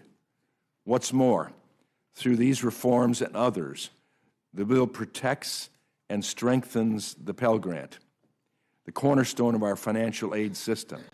The bill closes the funding shortfall that would otherwise result in students being unable to afford college as early as next year. Additionally, it expands student choice by allowing students to use Pell on high-quality, short-term credentials aligned with workforce needs. We're on a fiscally unsustainable path in higher education. Without change, we can't deliver on the promise of economic mobility for all Americans. So I urge my colleagues to pass this big, beautiful bill. And I yield back. Thank you, Mr. Walberg. Mr. Scott, you're recognized. Thank you, Madam Chair, Ranking Member McGovern, and members of the committee. I'm here to speak in opposition to the reconciliation plan. In fact, we're considering this in an overnight committee hearing. That tells you all you need to know about how bad a bill it is. And after reviewing the Big Bad Billionaires bill, it's clear that the central theme is to make life harder for everybody but the wealthy. Just consider the numbers. Under the bill, 4 million students are estimated to have their Pell Grants reduced or eliminated. Up to 18 million children are estimated to lose access to free school meals. And over 13 million people are set to lose their health coverage. And what is the purpose of all of these cuts? To give tax breaks to millionaires, billionaires, and corporations. But now, as ranking member of the Committee on Education and Workforce, I want to focus on what this does to education. It's currently drafted. The bill will increase costs for students attending college. It'll increase students' exposure to low-quality, higher education programs, which would then reduce the likelihood that they'd actually find a rewarding or successful career. Will divert federal money into private schools and reduce the number of students who will be able to get free lunches, and then take all of those savings to pay for more tax cuts for wealthy and the well-connected. Under this plan, the Republicans will cut students' access to Pell Grants, drastically lower the amount of federal loans they can take out. That will either deny them the opportunity to get a college degree or push students into unaffordable repayment plans and push them into the private, high-cost private loan programs. Under this bill, loan payments will be less affordable. For example, single borrower making $45,000 a year will see the student loan payments just about triple. Under the SAVE plan, which was President Biden's final plan, the borrower would have been paying about $41 a month. This bill will have them paying $150 a month. And making it more expensive to attend college isn't bad enough. The bill will also increase their exposure to low-quality programs. That's because the bill eliminates existing regulations that protect students from predatory, low-quality, for-profit programs. In addition to making it harder for low and middle-income people to afford college, the proposal will significantly impact public school meals program. For some students, the food served at school may be the only nutritious meal they receive that day. And when children are fed healthy, nutritious food, they not only are more likely to show up at school, but their academic achievement increases. And yet, despite this, the new analysis from the Urban Institute estimates that up to 18.3 million children could lose access to free meals as a result of the cuts to the SNAP nutrition program. And this is just what the SNAP program does to the students. We've not received the complete analysis on what other parts of the bill do. Last week, Ranking Member Boyle and I wrote to the Speaker requesting specific data on the number of children and families that would lose access to free or reduced school lunches, critical WIC services, and grocery benefits through the summer EBT program, all due to SNAP and Medicaid cuts in the Republican reconciliation plan. We haven't received a response, and we should receive a response before we have to actually vote on the bill. Finally, I'd like to point out that the bill includes language to fund privatization of public education. That would constitute the first nationwide federal voucher program, effectively diverting taxpayers' money and resources into private schools, away from public schools, which will be serving 90% of the students. That tax credit program was drafted by the Ways and Means Committee, but this committee has put in additional language that is clearly within the jurisdiction of the Education and Workforce Committee, including language preventing federal, state, and local governments from adding oversight mechanisms or guardrails that could protect students. I'm disappointed that the Education and Workforce Committee didn't have an opportunity to comment before that ended up in the bill. In summary, the so-called one big bad billionaires bill disproportionately helps the wealthy, then has others paying for it through losing health care, nutritious food, and access to college. And this is all to provide more tax breaks to billionaires and corporations. And to add insult to injury, Madam Chair, the deficit goes up. And we know how to reduce the deficit. In fact, every Democratic presidential administration since Kennedy has left for the Republicans a better deficit than they inherited. And every Republican since Nixon has left a worse deficit for the Democrats that succeeded them than they inherited. We should reduce the deficit. We know how to do that. And for those reasons, I oppose the bill and ask that we start from scratch and produce a bill that reduces the deficit, fiscally responsible, and addresses the needs of the American people. With that, Madam Chair, I yield back. Thank you, Mr. Scott. Chairman Guthrie, you're recognized. Thank you. Good morning, Chairwoman Fox and Ranking Member McGovern. Thank you for holding this hearing. And the Energy and Commerce Committee, we had a marathon 26.5-hour markup of our reconciliation instruction. It was a unique opportunity to consider issues spanning the full jurisdiction of our committee. We worked through legislation that will unleash American energy, end costly EV mandates, and advance American innovation, along with strengthening the Medicaid program for the most vulnerable Americans and improving their access to quality care. Our committee was asked with identifying $880 billion in savings and new revenue, and I'm proud to say we exceeded that goal.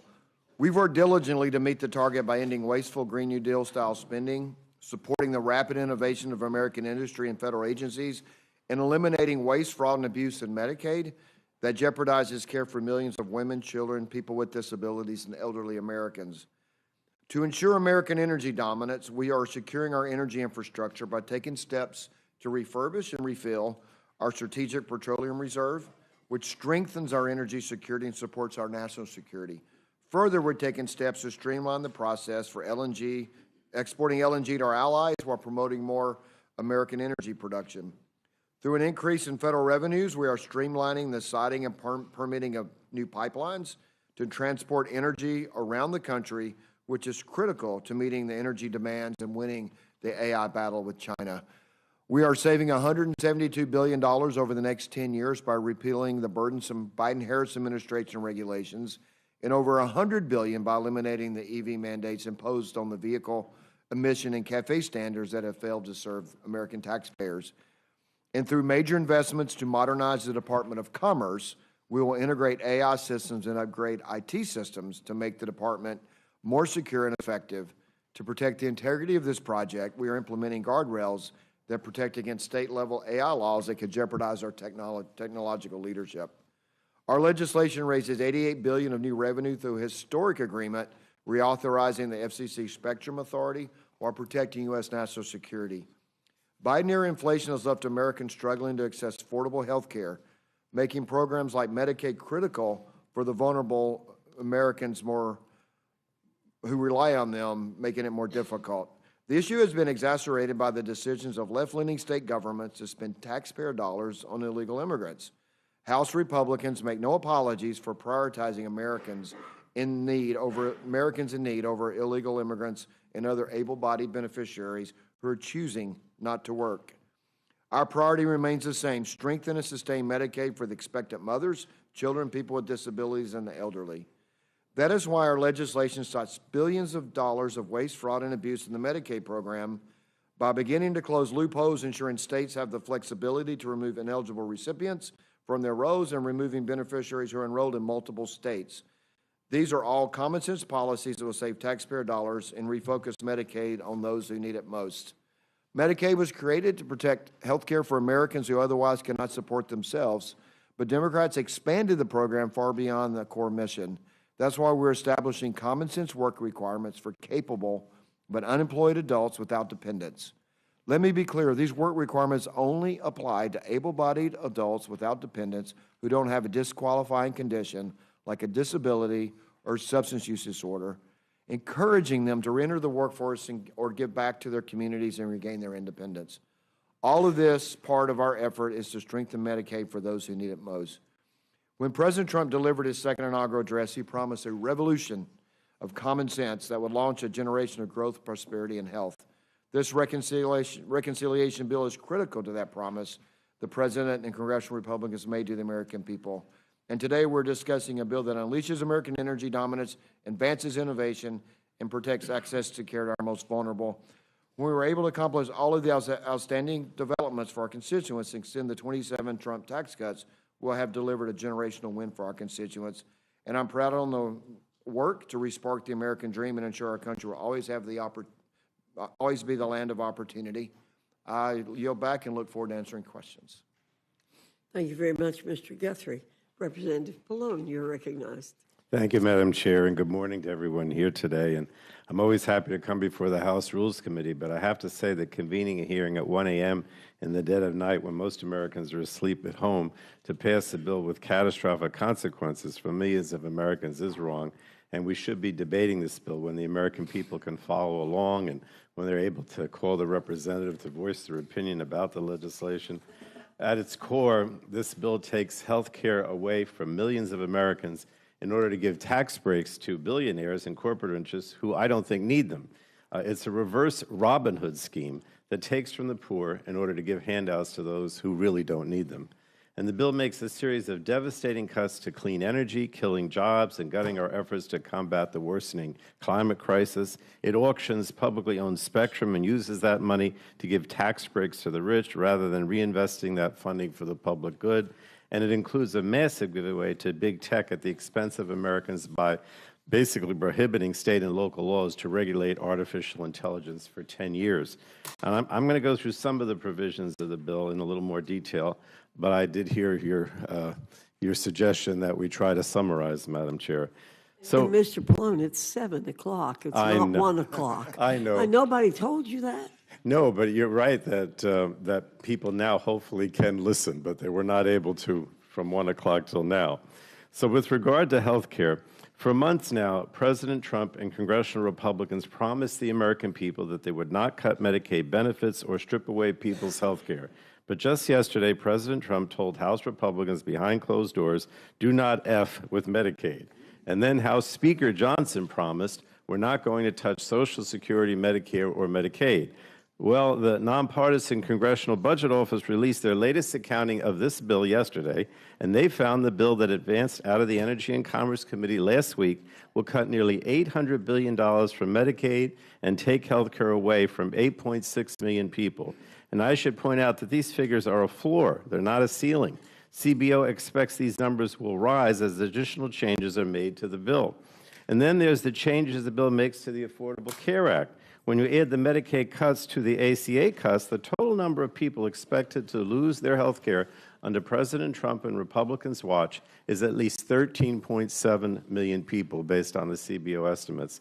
Now, let me be clear. That is not, some of you are saying this is a moderate bill, but it's not, and it's, focusing on waste, fraud, and abuse, but that's not true. I mean, Republicans are intentionally taking health care away from millions of Americans so they can give these tax breaks to the ultra-rich.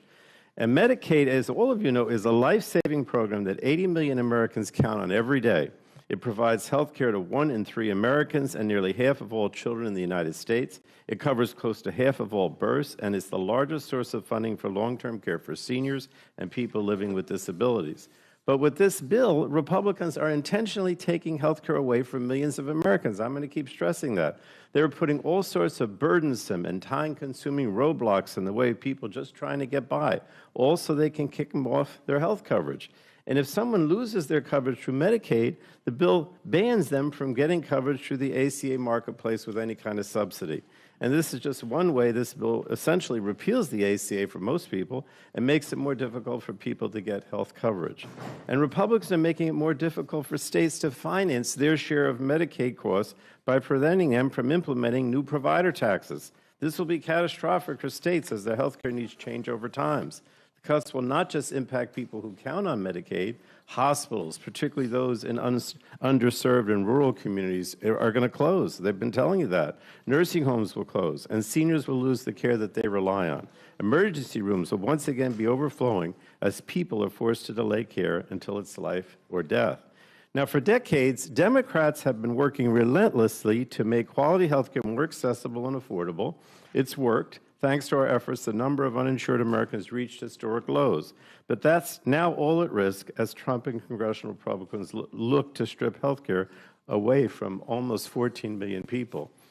When we passed the Inflation Reduction Act 3 years ago, Congress took a massive step towards lowering energy bills for American families. However, that progress could all be reversed by this bill. And this bill, if it passes, will wipe out all of that progress by rescinding programs that are lowering energy costs and helping to build clean energy manufacturing here in America. Also, Republicans can again give tax breaks to billionaires. And not content to gut the Inflation Reduction Act, this bill will go even further by creating a mockery of our environmental laws. It allows big oil and gas to simply bribe government agencies to acquire permits free of scrutiny. It sets up a pay-to-play scheme for fossil energy permitting that allows polluters to pay $10 million to the Trump administration to obtain pipeline permits and ignore environmental laws while clean energy gets left behind. It's essentially a complete dismantling of our energy permitting infrastructure in the country. Vital protections for the public interest, clean water and clean air would all be completely set aside. States would lose any say in energy infrastructure within their borders, and courts would not be able to address any further violations of our weakened laws. Now, briefly on the environment. The bill is also a disaster for the environment. It would gut critical environmental protections and programs harming the health and welfare of all Americans. It both repeals and rescinds unobligated funds for every single Environmental Protection Agency program included in the Inflation Reduction Act. It would also repeal clean vehicle standards, jeopardizing air quality and domestic manufacturing, giving a leg up to the fossil fuel industry. When Congress passed the IRA, Democrats made a critical and historic down payment towards a stable climate and a clean future for all. But this bill proposes to throw that all away by eliminating the environmental protections that keep families and communities safe while doing nothing to lower energy costs, all in the service of providing these tax breaks for billionaires. Now, lastly, Madam Chair, I want to talk about artificial intelligence. The bill will also impose a 10-year ban on states' ability to enforce their own laws protecting consumers from harms caused by artificial intelligence and automated decision-making systems. So let me be clear, this is an unprecedented giveaway to big tech. The 10-year enforcement ban will allow big tech to run roughshod over American consumers, including our children and teens whose lives are increasingly intertwined with AI models and automated decision-making systems. Last Congress, at the request of big tech, the Republican leadership refused to move a bipartisan comprehensive privacy bill that would have provided important guardrails on the use of consumers' personal information by AI systems. It was an unfortunate giveaway to big tech at the American public's expense. By contrast, states across the country have been working hard to protect their residents from harmful uses of AI. They've enacted laws that protect consumers' privacy, prohibit the use of AI to commit financial fraud and to steal elections, prohibit algorithmic bias in housing and credit, prohibit harmful uses of facial recognition technology, and protect consumers from AI systems that put their mental health and physical safety at risk. Now, Congress, in my opinion, should be learning from the work done by the states. We should be working to enact federal laws that protect consumers from the negative consequences of poorly understood AI models and badly designed automated decision-making systems. But instead, House Republicans are leaving American consumers, and especially our children, at the mercy of big tech and their powerful and invasive algorithms. If this policy becomes law, states will be powerless to respond to harmful uses of AI and automated decision-making systems for the next decade. And that includes threats we know exist today, as well as any threats we can't currently imagine that arise over the next 10 years. So it's just a reckless policy giveaway to big tech that puts all of us, especially our children, at risk for years to come. I forgot I did have to also mention spectrum. And finally, the bill reauthorizes the spectrum auction authority of the Federal Communications Commission and requires the agency to auction additional 5G spectrum for a savings of at least $88 billion. Now, historically, auctioning spectrum has been a bipartisan effort, and we've used that money to reinvest in the public good. However, under this bill, Republicans are tunneling the money to tax breaks for the rich instead of directing the savings to fund grants like Next Generation 911 or to make high-speed internet more affordable for American families. And that's, again, a gross abuse of spectrum auction funds, and it's a perfect example of what's at the core of this bill, selling out the American people to give handouts to the rich. So, Madam Chair, I just have to say this is a bad bill. It takes away basic needs like health care and food assistance from some of the poorest Americans in order to give these tax breaks to the richest. And we don't need to take from the poor in order for the rich to have more than they already have. Republicans should abandon this effort, work with Democrats on a bipartisan basis to pass a fair tax bill that lowers costs for the middle class and ensures the wealthy and corporate interests pay their fair share. And with that, Madam Chair, I yield back. Thank you. Thank you, Mr. Pallone. Chairman Smith, you're recognized. Thank you, Chair Fox, Ranking Member McGovern, every member of the committee. It's a great opportunity to testify on the historic tax relief for working families, farmers, and small businesses included in the One Big Beautiful Bill.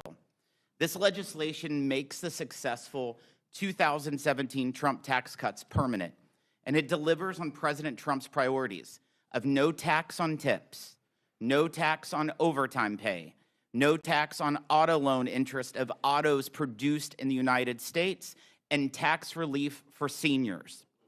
Families and workers will benefit from additional tax relief with an expanded standard deduction and a larger child tax credit, as well as receive help with the high cost of adoption, education, childcare, and health care.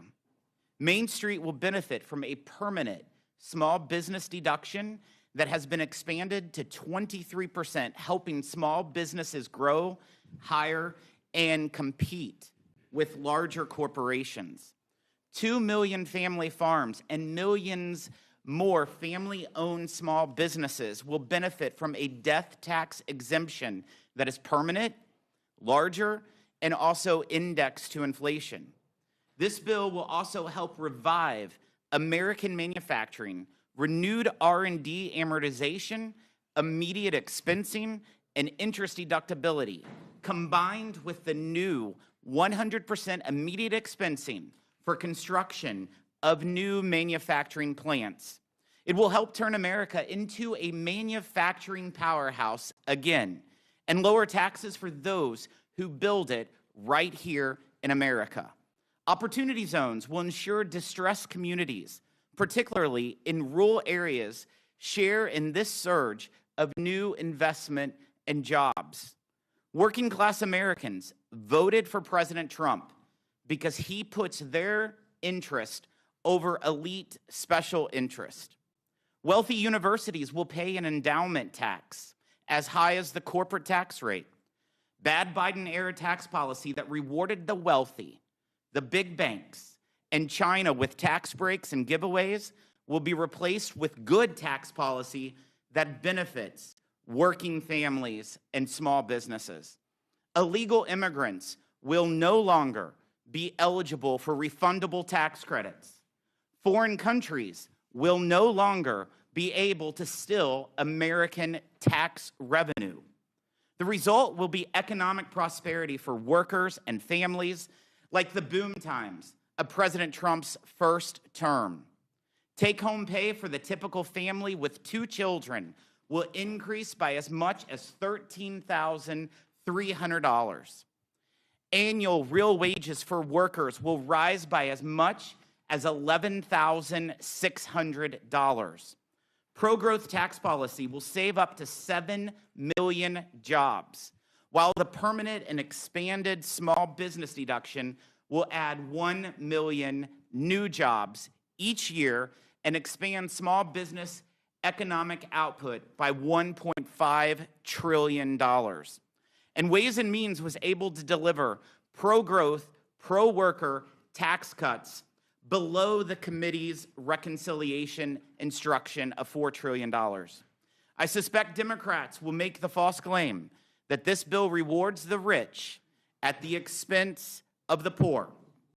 But that tired talking point was wrong following the enactment of the 2017 Trump tax cuts, and it is definitely wrong under this bill today. People who make over $1 million annually will pay a greater share of the tax burden than they currently do. Households earning less than $100,000 get a 13% tax cut. If you make less than $100,000, you get a 13% tax cut. Not only do we stop a looming $1,700 tax increase on the average American family if these tax provisions expire, we actually deliver that same family an additional $1,300 tax cut compared to what they pay today. The winners of this bill are the working class, farmers, mechanics, waitresses, linemen, and nurses. My focus has been on delivering for America's working class because I'm a product of the working class. I grew up in a single-wide trailer in a small town of less than 5,000 people. And this bill delivers for families like mine who have fallen further behind for decades. Failure is not an option in getting this done. The one big, beautiful bill to President Trump's desk. Otherwise, every single American will face, on average, a 22% tax increase. Nearly 30 million small businesses will lose the small business deduction and pay a tax rate above 43.4%. American manufacturing would compete with one arm tied behind its back against competitors like China. Families would have to sell the farm just to pay the IRS. Congress must deliver on the priorities expected by the 77 million Americans who voted for an America where workers and families will thrive again. Main Street and rural towns will grow again, and America wins again.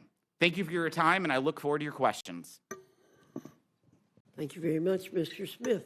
Ms. Moore, Representative Moore. Good morning, Madam Chair, my classmate. I count it all joy to be here with members of the Rules Committee, Ranking Member McGovern and others. And I count it all joy to be able to testify on behalf of the Ways and Means Committee and of my constituents and all those who are the least lost and left behind in America.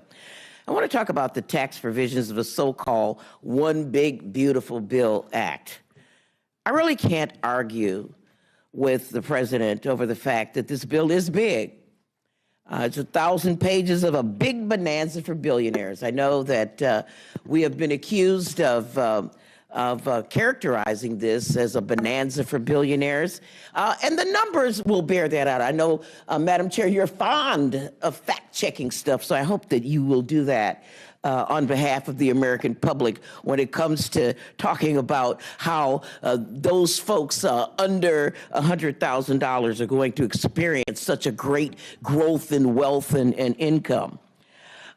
You've heard a lot about work requirements and how that's going to generate all these savings. You heard about how these lazy little boys that are in the basement playing video games and saying to mom, you bring down some more potato chips, are going to, that's going to cost $800 billion in savings. How many of these boys do we have? Are there that many video games? I would have to ask.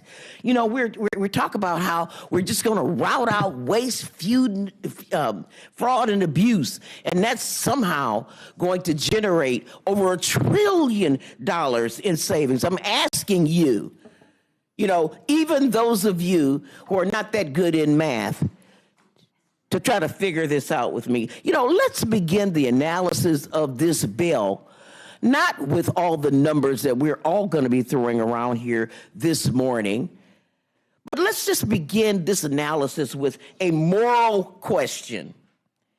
Should children go hungry or be left to suffer or die from treatable diseases? And if your answer to that, anybody, if your answer is no, then just sort of reason backwards from that precipice and see if the justification of this bill sort of unravels. I'm so happy to be the last person to speak on this panel because we have heard from our colleagues and on other committees about the harms that this bill is going to do to millions and millions of our constituents, fellow Americans. We're going to cut $230 billion out of SNAP. We're going to kick 13.7 million people off their health insurance. We're going to trigger $500 billion in cuts from Medicare, those of us who are protecting seniors here on this panel. We're going to reduce educational opportunity for American children who are least able. There are kids who just might not be chosen. I was one of those kids. I wasn't chosen, and I didn't have any choice. And this is who we're going to take money from. We're sitting here bragging about so-called savings. And what are we going to do with these savings? What are we going to do with the savings? Are we going to take these savings and reduce our debt? Nope, we're not going to do that. These tax cuts are so massive that we don't have enough kids to starve. We don't have enough people to deny health care. So we're just going to ask Americans to finance tax cuts for billionaires on the national debt, on the credit card. I just paid off a credit card. I was so relieved. It was the first night's sleep I had in a long time. And we have people here. I know my good friend, the chairman of our committee, does not like debt. Well, he used to not like debt, but he kind of likes debt today. The JCT scored this bill at $3.8 trillion. $3.8 trillion. But that's not even the real score. Why not? Because of all the budget gimmicks in there. They've got all kind of budget tricks in this billionaire bonanza bill, like cutting the budget window after 9 years, and making dozens of provisions that benefit regular Americans temporary to get them through the 2026 cycle, to get them through President Trump's tenure as president, assuming that he won't get a third term.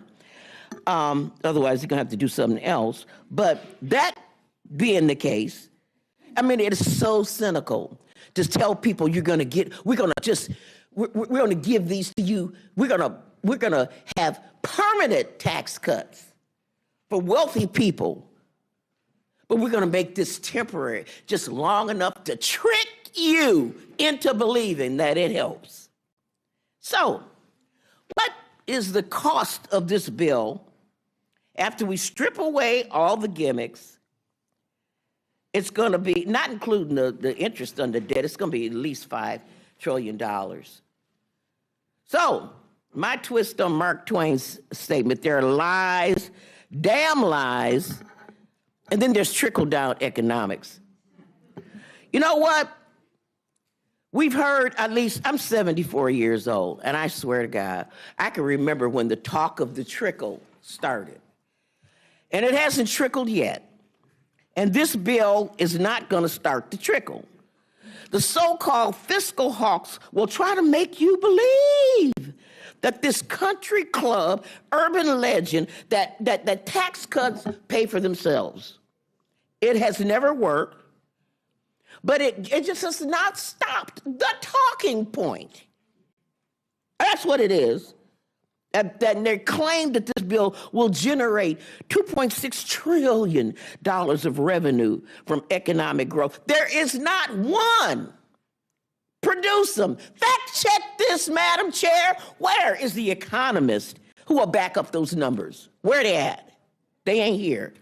Deficits aside, this bill is ugly, as we say, because it is ultimately a betrayal of the contract that we have made with the American people, and especially to our babies and to our working people. You know, it's a union hall, working man's bill, but it is all for the millionaires and billionaires. The so-called no tax on tips. That's a distraction from the windfall that they're giving to the richest people in the country. Let's just put the facts out. Let's talk some numbers. I've been just hollering and hooping. Let's put some numbers out. Fact check this, Madam Chair. People who make over $1 million per year on average get a tax cut of $81,500 under this bill. Fact check this, Madam Chair. People who make under $50,000 per year on average get a tax cut of $265. That means a person who makes over $1 million per year on average gets 310 times what a person making under $50,000 gets. Now, this notion that if we don't pass this one big, beautiful bill, that taxes are going to go up for everybody, this is a choice. Tax breaks for billionaires and millionaires is not tethered to our doing something for regular people. Y'all chose to do that. It's perfectly possible to draft tax legislation in a way that doesn't provide the most fortunate among us with a windfall. But y'all chose to do it. Now, in the Ways and Means markup, we stayed up all night, and I do empathize with you, Madam Chair, for having to stay up all night, because we stayed up all night. And I see some of my colleagues are still here, staying up all night again. We offered 33 amendments, 33, to keep the wealthiest from getting the benefit, most of the benefit from this tax cut. So we suggested that, there shouldn't be any tax cuts for individuals making over $400,000 a year. Republicans voted no. We suggested that, if they make $10 million, we shouldn't give them a tax cut. Republicans voted no.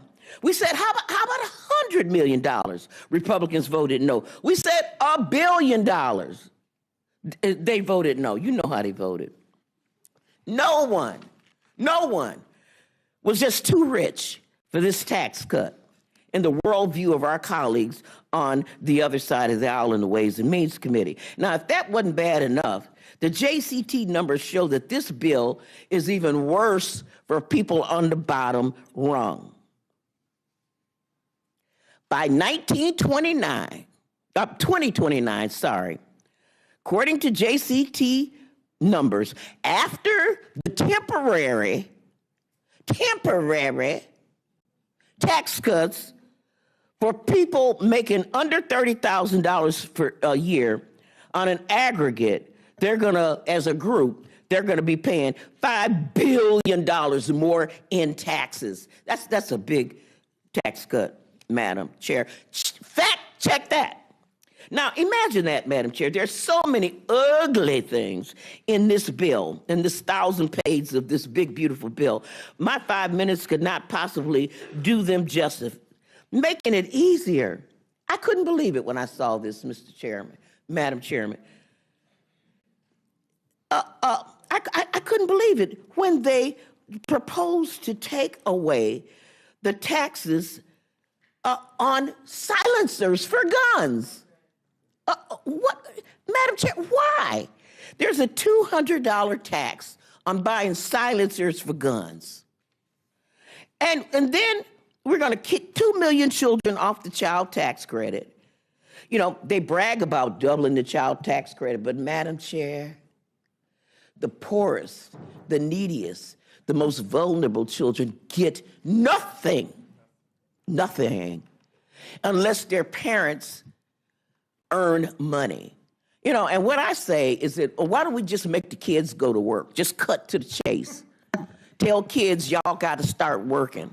Maybe cut some of them school hours and go work as the shampoo girl so that your mama can get money to do what we know did. We cut poverty in half when we expanded the child tax credit to include the poorest, the 17 million kids that this bill doesn't cover. So, at the end of the day, the main thing, let's keep the main thing, that this legislation before us will make Americans more in debt, will make them hungrier, will make them sicker, will make them more ignorant. They'll be falling behind other nations, will be upending national security, all to lavish more and more and more and more on the luckiest and wealthiest among us. And Madam Chair, I am so, and I just want to point out to y'all, full disclosure, I'm woke, and I yield back.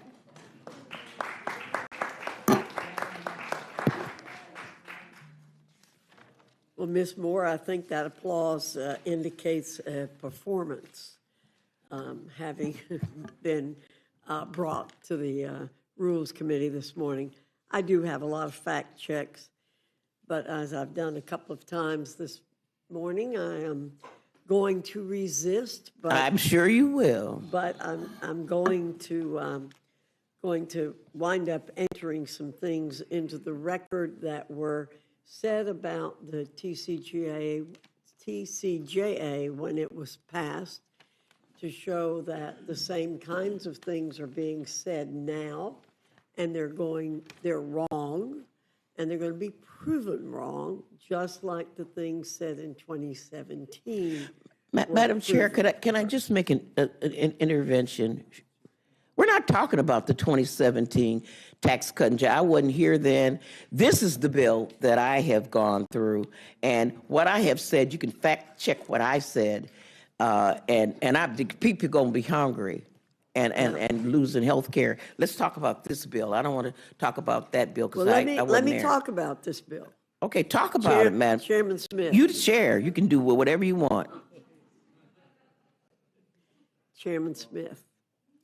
Our friends on the other side of the aisle continue to assert that the extension of the 2017 tax cuts places an additional burden on our working class families and benefits only billionaires and special interests. However, isn't it true that President Trump's tax cuts increased American families' income and were a boon to the working class, and that the bottom 20% of earners saw their federal tax rate fall to its lowest level in 40 years, while the top 10% of earners now pay over 75% of all income taxes? And as a result of the Trump tax cuts, the 1% paid more income taxes than ever before. Can you check my facts? Your facts are 100% accurate. I think it's important to note, Chair Fox, if you listen to the counterparts that you just heard, if you use their statements, it actually proves that our tax bill is cutting taxes for working class.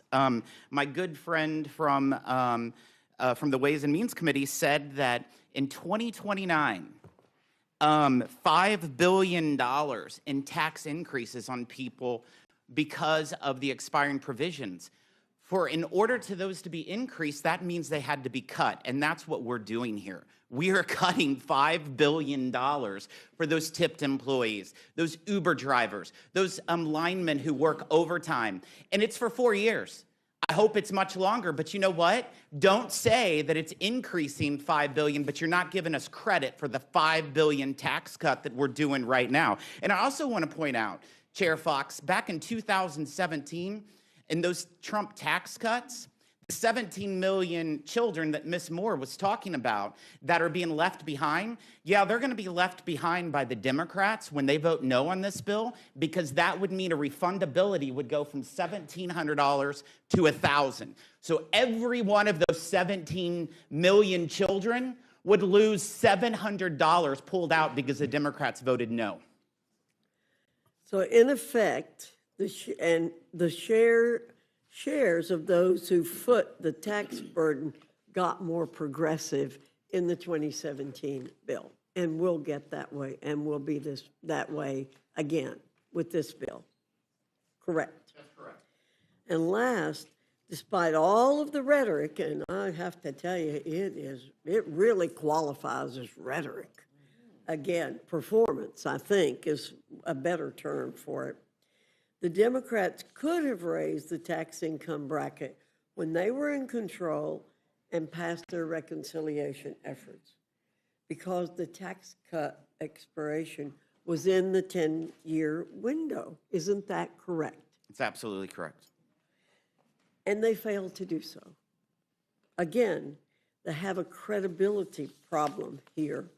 We hear all the time from Democrats about what we're doing, but never taking responsibility for what they could have done when they had the majority in House and Senate as recently as 6 months, and the presidency as recently as 6 months ago, correct?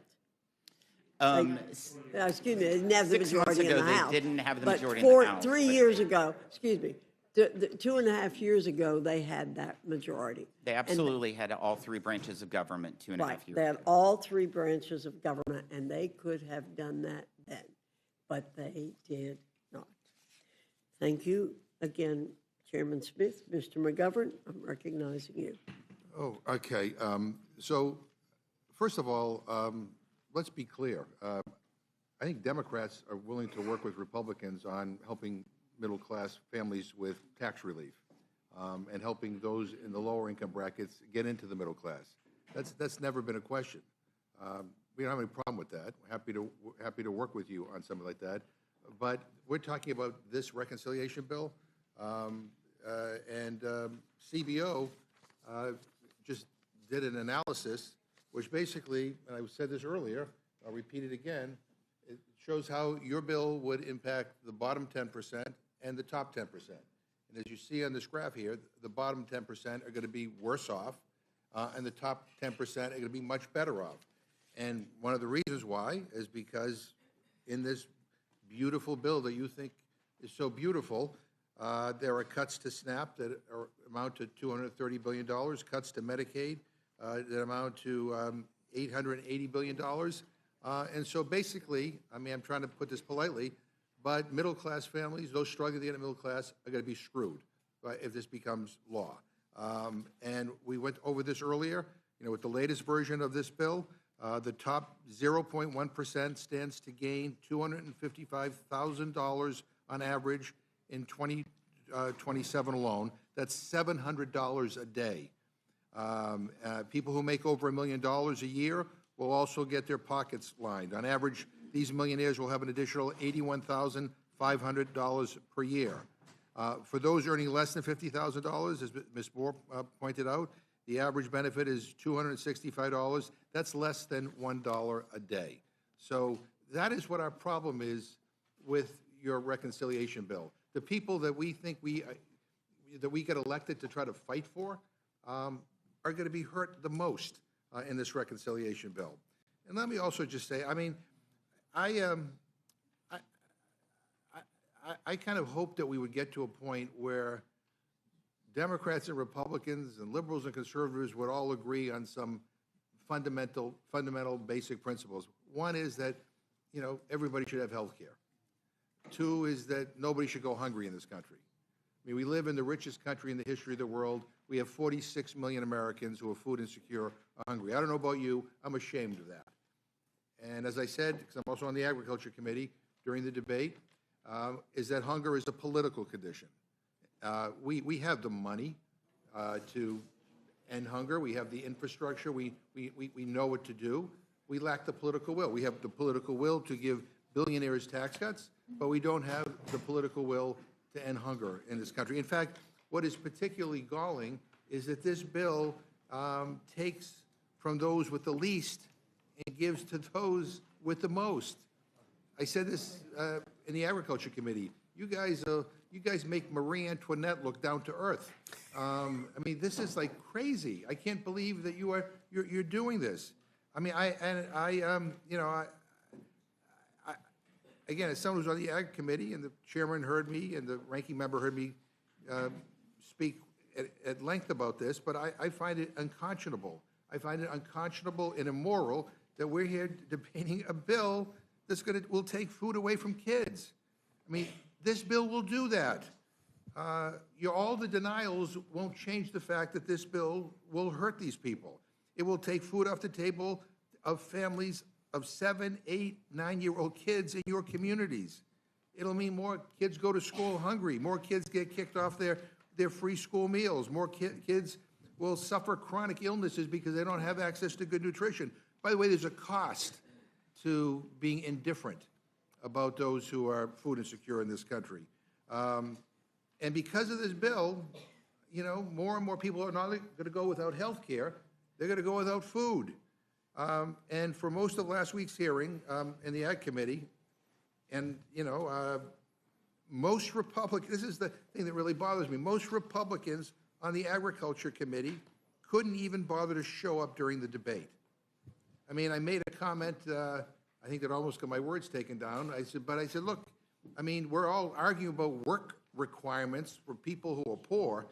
How about some work requirements for members of Congress that should show up to these committee hearings and pay attention to the witnesses and offer amendments and to actually be engaged? I mean, most of them came in for 5 minutes and then left. Well, guess what? I sat there for virtually all of the 13 hours. I heard firsthand how much this bill is going to screw over kids and seniors and working families and so many other people. People who voted for Republicans and who I think now are going to feel betrayed by Republicans. They're going to lose their food assistance. Now, I don't know why so many people didn't show up, but I think it's because many of you know how deeply unpopular what you're trying to do here is among the American people. And since you guys don't want to talk about it, I'm just going to talk a little bit about it. Your bill cuts SNAP, a program that provides kids, seniors, veterans, and people with disabilities with on average of about $2 per meal to afford food. You're going to cut it by over $313 billion. When the chairman of the Budget Committee was here a month and a half ago advocating these cuts in food assistance, I asked him a simple question. I said, what is the average SNAP benefit? He had no idea. He had no idea. He didn't know it was $2 per person per meal or $6 a day, and yet was advocating these huge cuts. But that means you're cutting 1/3 of the entire program. That is the biggest cut in history. And, you know, your bill takes food away from families with kids if their single parent is struggling to find a job or can't access childcare. Your bill forces older adults up to age 65, many who have limited educations and dismal job prospects, off of benefits in 3 months. I mean, who's hiring a 64-year-old who was recently laid off? I mean, do you really think that you can change careers at 64? It's not easy. Some people can. It's not easy. Your bill prevents future increases to benefit calculations, meaning families will have less money for food in the future as costs rise. I mean, really, this is $2 per person per meal. That's what it is. And your bill threatens food benefits for 16 million children, 8 million seniors, and 4 million people with disabilities by shifting the cost of benefits onto states whose budgets cannot support the hundreds of millions of dollars that have to put up every year to maintain benefits for these individuals. Chairman Thompson, I want to ask you a pretty simple question. This bill, the bill that you wrote, takes benefits away from families with kids as young as 7 years old if their parent loses a job and cannot find another job. So let's say you're a single dad with a college degree, you live in a small rural town, there may not be a lot of jobs available, you have a college degree, but millions of single dads in this country are in this position.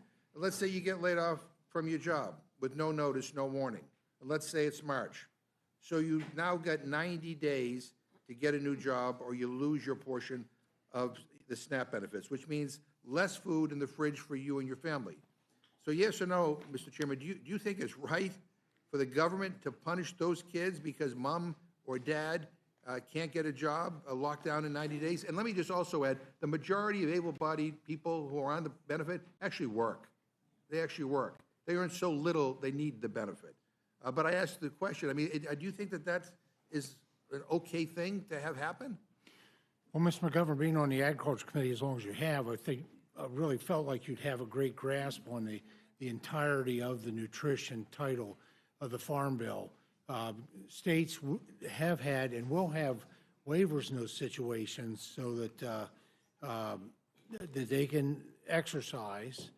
When you got a single parent, like you said, there's not two parents there. Obviously, there's provisions if there are two parents, one parent would apply, the other parent it would not apply to in terms of any kind of work, volunteer, or education opportunities, which we pay for. And there was also, I mean, there's a deduction from SNAP income for SNAP eligibility for uncapped amount of child care expenses, which includes child care. And then we have federal government also funds subsidized child care through the Child Care and Development Block Grant, not to mention the Child Tax Credit and the Child and Dependent Care Tax Credit. So absolutely, there should not be a loss of access to supplemental nutrition. I know that one of the things they talked about was CBO made the comment about 3 million people, I believe, that were coming off of SNAP. Well, those are individuals who choose not, choose not to engage in work, volunteer time, or education, or a big part of that, and you're right, it's not half though, yet at the most it's 27% of folks on SNAP are working. But some of those folks are coming off because they've worked their way off, which is the American dream.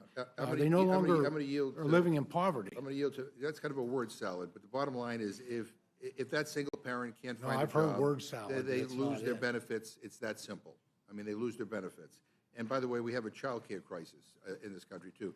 I don't know whether Ranking Member Craig wants to add anything. No, I would just add that one of the most egregious parts of this bill is changing that scenario where that single dad, when their child turns 7, then would have work requirements. And again, child care crisis in our country.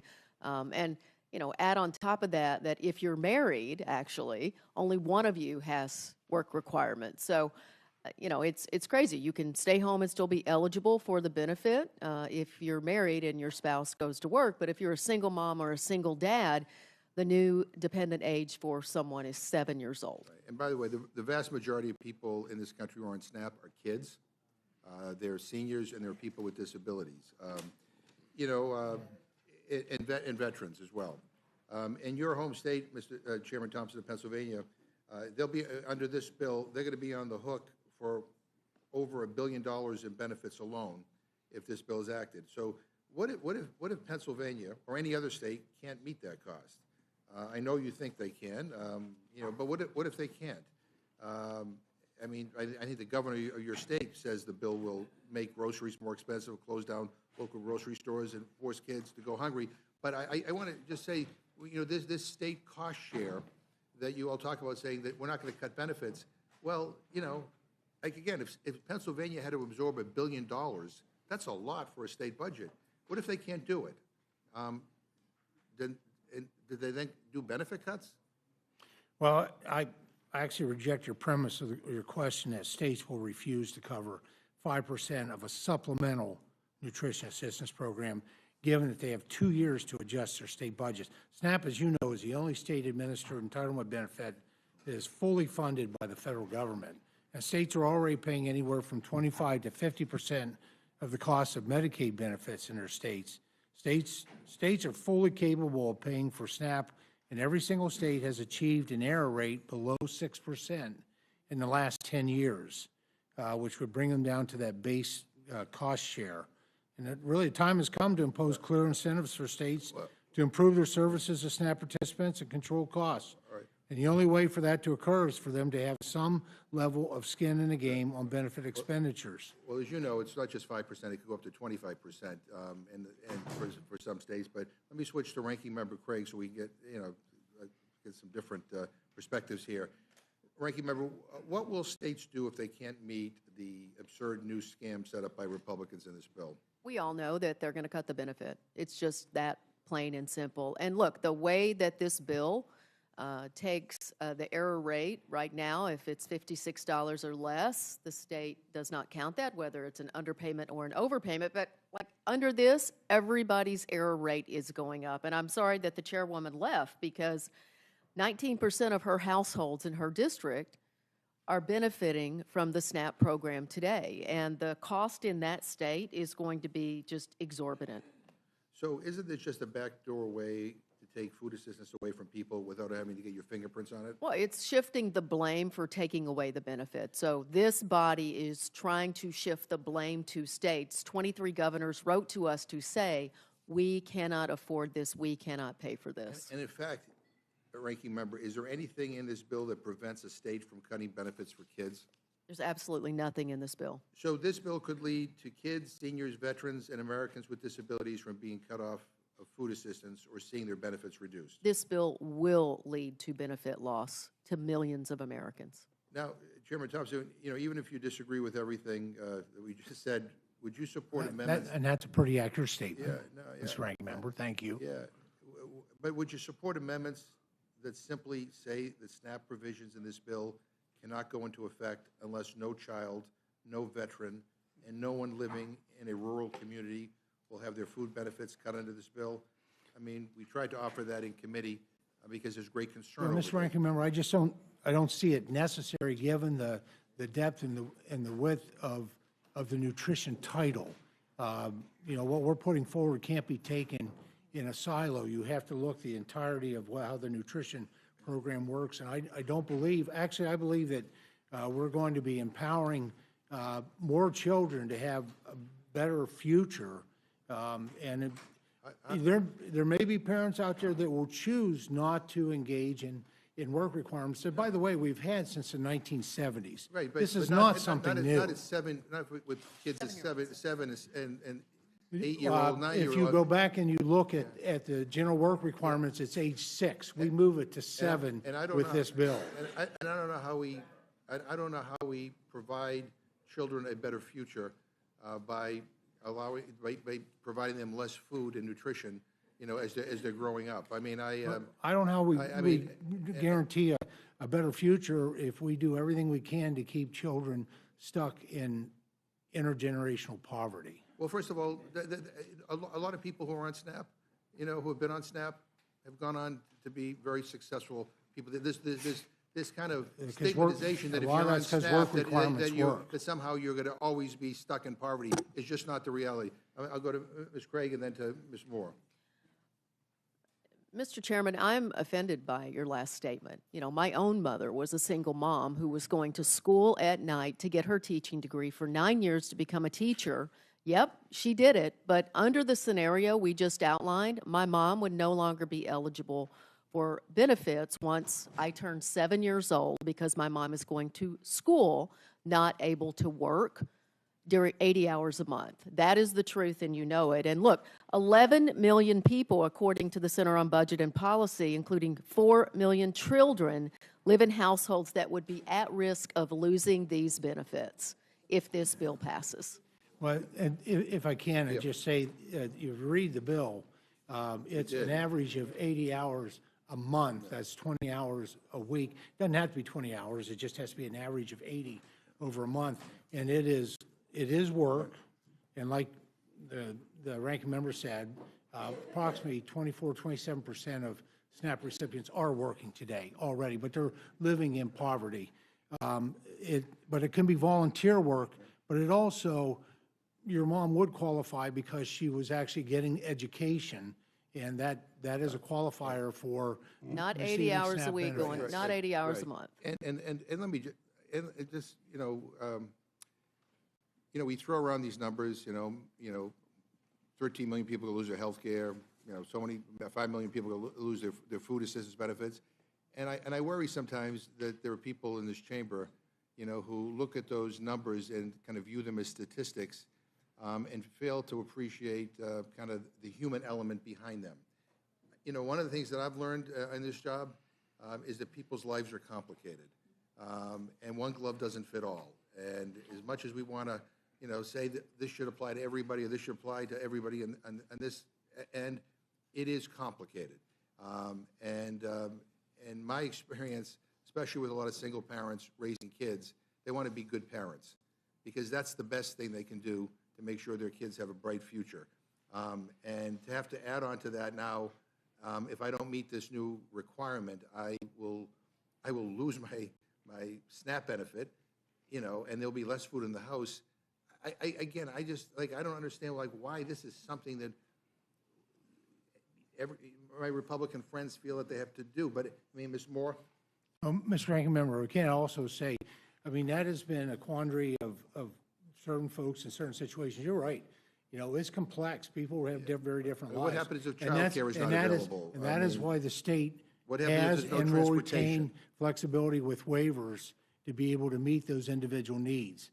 We just need to make sure that the states administer those programs according to the intent of Congress. Well, lots of luck with that. And I would just, again, say, I think a better way to do it is to not make these cuts and maybe not give tax breaks to billionaires. But Ms. Moore. Thank you so much, Mr. Chairman, and I do appreciate this vigorous discussion. As a co-chair of the bipartisan foster youth program here in Congress, I can tell you that leaving a 7-year-old at home while the parent goes to work, there's a name for that. It's called child abuse and neglect. That will get you a case. And I know people who have had their children removed from their homes for that very reason. They were at work, couldn't afford child care, and left their child at home. Let me just say this. As a survivor of childhood sexual assault, I guarantee you that Chester the molester is going to know that your child is at home on a regular basis while you're out working to meet these work requirements. And they will find an opportunity to pretend that your mom told them to come by, or you've seen them, or come on, go to the store with me. And if you're 7 years old, you're vulnerable. I can tell you that if the house catches on fire while that 7-year-old is in the house because they tried to make themselves some chicken nuggets and turn the stove on, that is going to be a little bit of a problem. I also want to mention another thing about this 80 hours. I think this 80 hours is very interesting.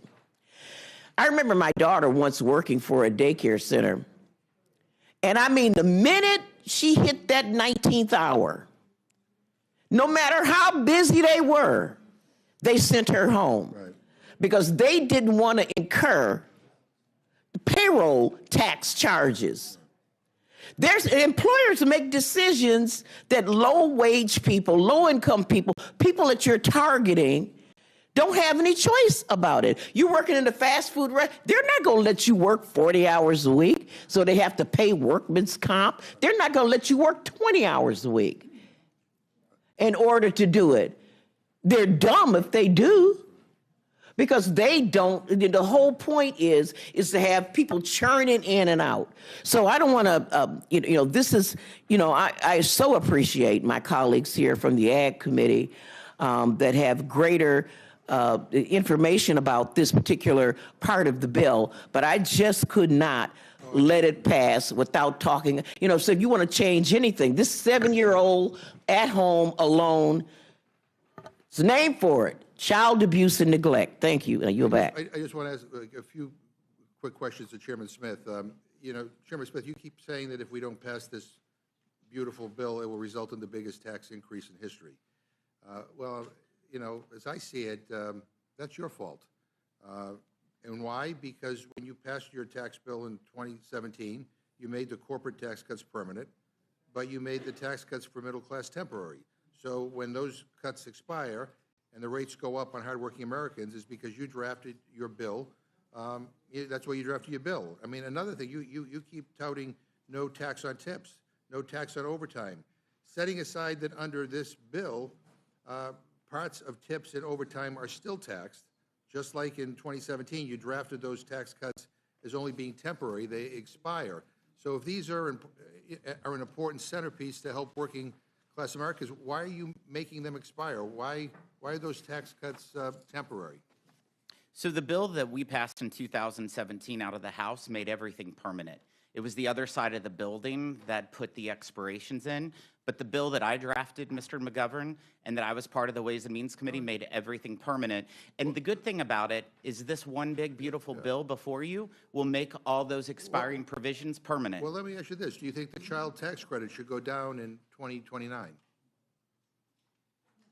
You're talking about 2029. Yeah, no, that is the enhanced boost that we're doing, which is $500 more for the child tax credit. But you think it should expire in 2029? I would love for it to go longer, but I would love for Democrats to work with us to try to make sure we have permanent tax policy. Do you think the standard deduction should fall in 2029? Absolutely not. That's why I think Democrats would want to work with us to make sure that we continue to provide tax relief for working families. Do you think taxes should go up on senior citizens in 2029? That's why I hope Democrats will work with us to make sure that we're providing tax relief for seniors. Do you think people should have to pay taxes on their tips in 2029? That's why you'll vote with me to make sure that it doesn't happen, right, Mr. McGovern? And do you think that people should have to pay tax on their overtime in 2029? That's why we're eliminating it in this bill, and that's why you're voting against it. No, I mean, I'm voting against it because I don't like the taxes for billionaires and the cuts in health care and the egregious But no cuts in tax food for and food overtime is benefits. in this bill, But and you'll be voting no. You know, I mean, and as I said at the beginning, I mean, we're more than willing to work with you on tax cuts and tax relief for those in the middle and for those vulnerable populations. But it just seems that all these provisions that seem to benefit the people who are most well off and well connected don't have to worry about that, but all this other stuff we do. So I'll just close with this. You know, I think this is an awful bill, and I understand why we began meeting at 1 in the morning to talk about this, because I think my Republican friends don't want people to know about it. The idea of people losing health care benefits, and the idea of billionaires getting tax cuts, and people losing their food benefits. I said this in the Ag Committee. I said that there's a special place in hell for people who take food away from hungry people. And I feel very, very strongly about this. I'm angry that this is the path that you have chosen to go down, and we're going to fight like hell on the House floor. I yield back. Gentleman yields back now. Recognize Ms. Fischbach for her time of question. Thank you, Mr. Chair. And I can tell who got a full night's sleep, so that just kind of shows. But first, I want to start out by thanking Chairman Thompson for all of your work on your portion of the bill. I know you've been working a long time, and you have not only the America's farmers in concern, that you're concerned with them and you're working towards them, but also the people that are affected by the bill. So I appreciate your work. And Chairman Guthrie and Chairman Wahlberg, appreciate what you've done. I mean, you have done wonderful things, and I know that you've been working on it for months and months and months, went through your committee, and we've all been working on those things over a great span of time. And Mr. Smith, Chairman Smith, excuse me, I have to say, I thank you for your work on Ways and Means, and I was honored to work with you on that. We've been working well over a year, working through all of these provisions and making sure that we are addressing the issues that we need to keep the economy going, to offer tax breaks to the middle income, and all of those things that we did. And you mentioned some of the provisions, or a lot of the provisions that were and we've discussed a few of them that are in the bill. And I wanted to get just a little more specific, because some of, as we were talking about, we need to talk about people, we need to talk about what's going on. And we heard about how important 199 over the year that we worked. And I'm sure everybody has heard from their constituents. We heard about how important the 199A 20% deduction is, and we were able to increase that to 23%. I'll just tell you, in my district, that affects 55,000 small businesses and family farms. And you know what? I don't think they're billionaires. I mean, if I have 55,000 billionaires in my district, that's incredible. I would like to meet them. And just to put it into perspective, in Ms. Scanlon's district, there are 60,000 small businesses that would be hit with a 43.4% tax rate if this bill isn't put in place. In Mr. Negus's district, it's over 110,000 small businesses that are affected by 199A. In Ms. Ledger Fernandez's district, it is over 41,000 small businesses. And in Mr. McGovern's, it is 67,000 small businesses that are affected. And these are not billionaires.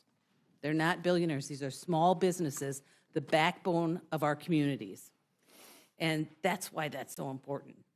This bill does invest in tax relief for workers, families, farmers, rural communities in a way that we haven't seen before. This is incredible. And if we talk about the child tax credit, we talk about the enhanced child tax credit. In my district, 75,000 families are affected by that provision. In Ms. Scanlon's district, there are 83,000 families that are affected by that.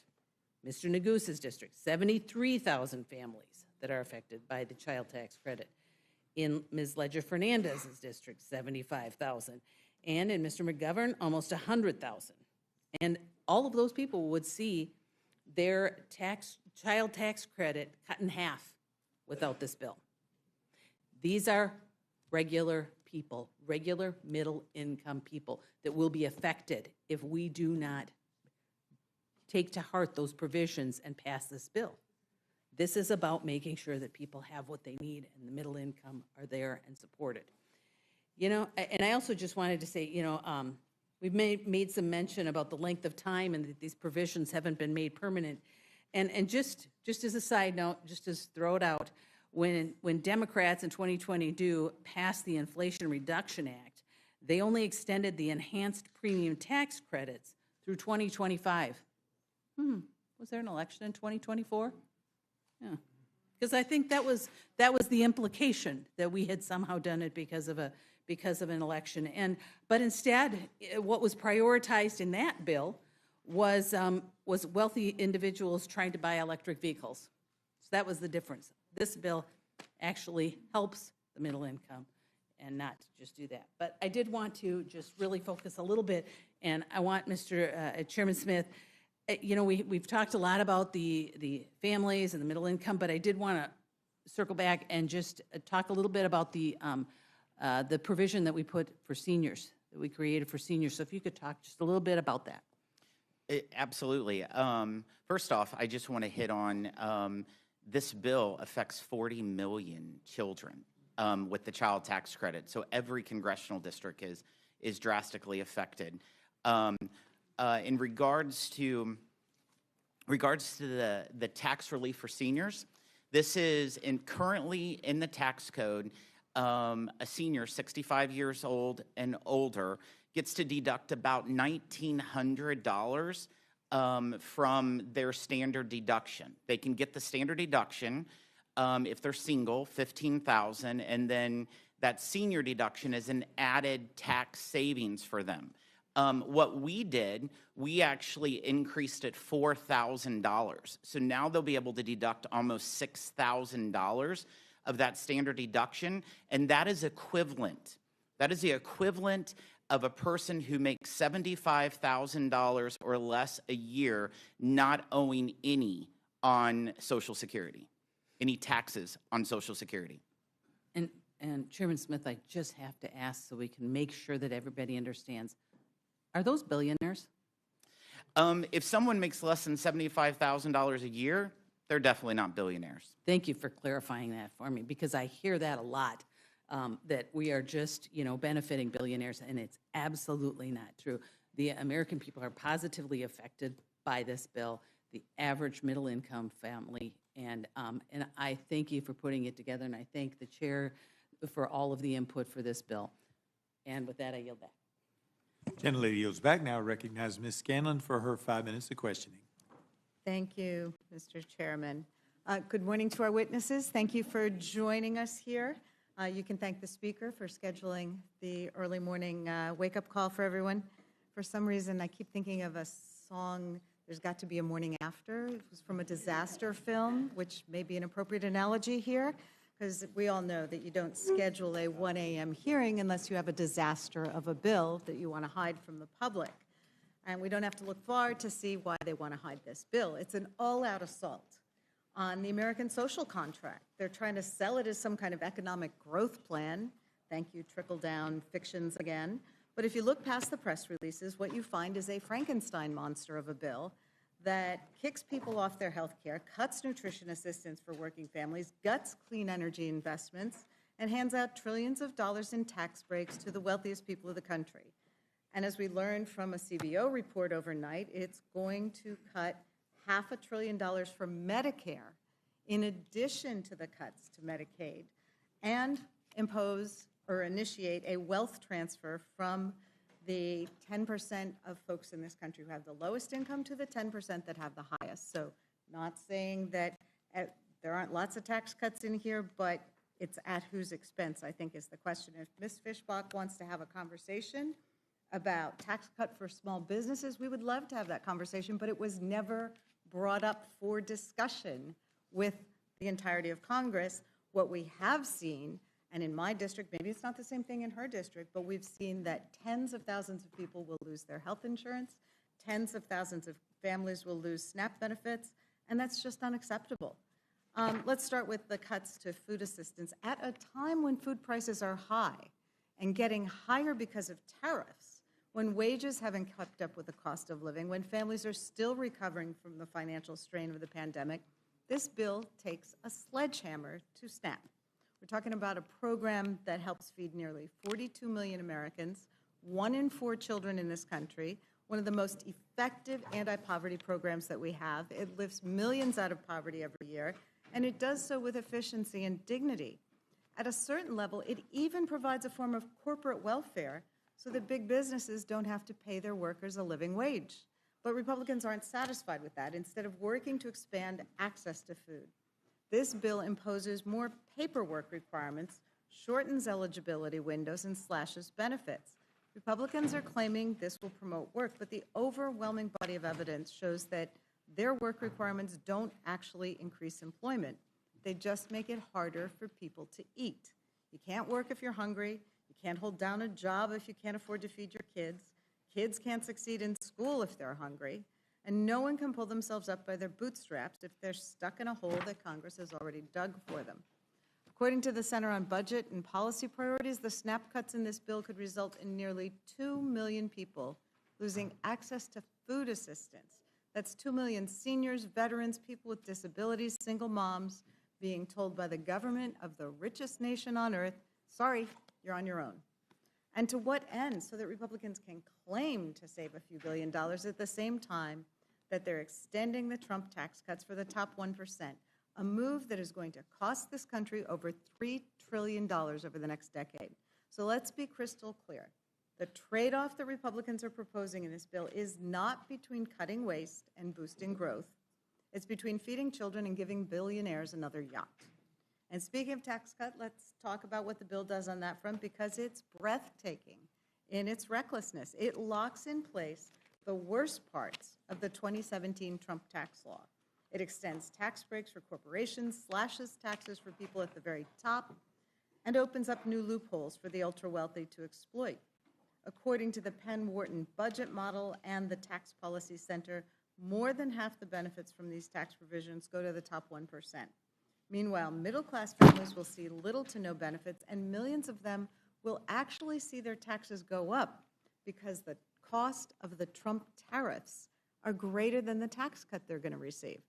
So this bill was going to increase the already obscene inequality in our tax code and do so at a moment when the ultra-wealthy are already paying a lower effective tax rate than working-class Americans. If you want to talk about fairness and rewarding work, maybe we should start by asking why a billionaire hedge fund manager pays a lower effective tax rate than a firefighter, a nurse, a plumber, or a school teacher. This isn't tax reform, it's tax rigging. It's trickle-down economics with a fresh coat of paint. And like every other time this theory has been tried, it's going to end in disaster. We already have a preview of what's coming because the fiscal impact of this bill is a five-alarm fire.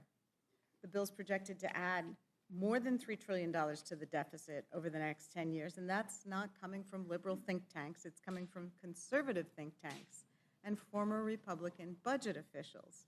And that's a baseline estimate. That's before the creative accounting and gimmicks get stripped away. Once you dig into the details, factor in the full cost of the tax cut extensions, the impact of the new tariffs, and the backloaded nature of the spending cuts, the real number could be much higher. And that's before we even see what's going to be in the amendment that nobody's seen yet to this bill before it hits the floor. So Republicans are saying, don't worry, tax cuts will pay for themselves, but we've heard this song before. They said the same thing in 2001. They said it again in 2003. They definitely said it in 2017. And in every single case, the result was the same. Bigger deficits, slower growth, and greater income inequality. There's no serious economist, none, who believes that extending the tax cuts will magically balance the budget. And we know that Moody's just downgraded our credit rating in part because they know these tax cuts will balloon the deficit and make our fiscal situation even worse. How do the Republicans propose to deal with that deficit? Not by rolling back the tax cuts, not by asking the wealthiest among us to pay their fair share, but by cutting health care, slashing food assistance, and gutting the programs that ordinary Americans rely on every day. So looking at the health care cuts, because they're among the most devastating parts of this bill, if this bill becomes law, nearly 14 million people lose their health coverage.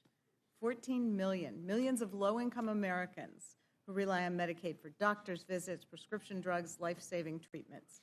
That includes working families who use the Affordable Care Act to buy coverage on the marketplace. It includes cancer patients, people with disabilities and chronic illnesses, and seniors in nursing homes. We're hearing from all of our nursing homes about how devastating these cuts will be. This bill rolls back Medicaid expansion, slashes subsidies for ACA coverage, and imposes harsh new work requirements that will lead to coverage losses without increasing employment. And we know this because the data is overwhelming. When Arkansas imposed similar Medicaid work requirements a few years ago, more than 18,000 people lost coverage, and there was no measurable increase in employment. That's because most Medicaid recipients are already working, or they're caring for a child, or they have a disability, or they're in school. So the work requirements are just so-called work requirements. They're actually paperwork requirements. They'll kick people off Medicaid not because they aren't eligible, but because they have to jump through more hoops to prove it. And it's not about promoting work. It's about punishing poverty and making life harder for people who are already struggling. Just like with SNAP, The savings from these healthcare cuts are pennies compared to the cost of the tax breaks that Republicans are giving to their wealthy donors. You don't get to call yourself fiscally responsible when you're taking healthcare away from cancer patients so that Elon Musk can get another tax write-off. Congressional Budget Office has been crystal clear. Medicaid work requirements don't increase employment, they just increase the paperwork and the number of people who lose health care. This isn't about work. It's about trying to justify an unjustifiable tax giveaway to the rich. And then we have the clean energy and environmental investments that are being gutted in this bill.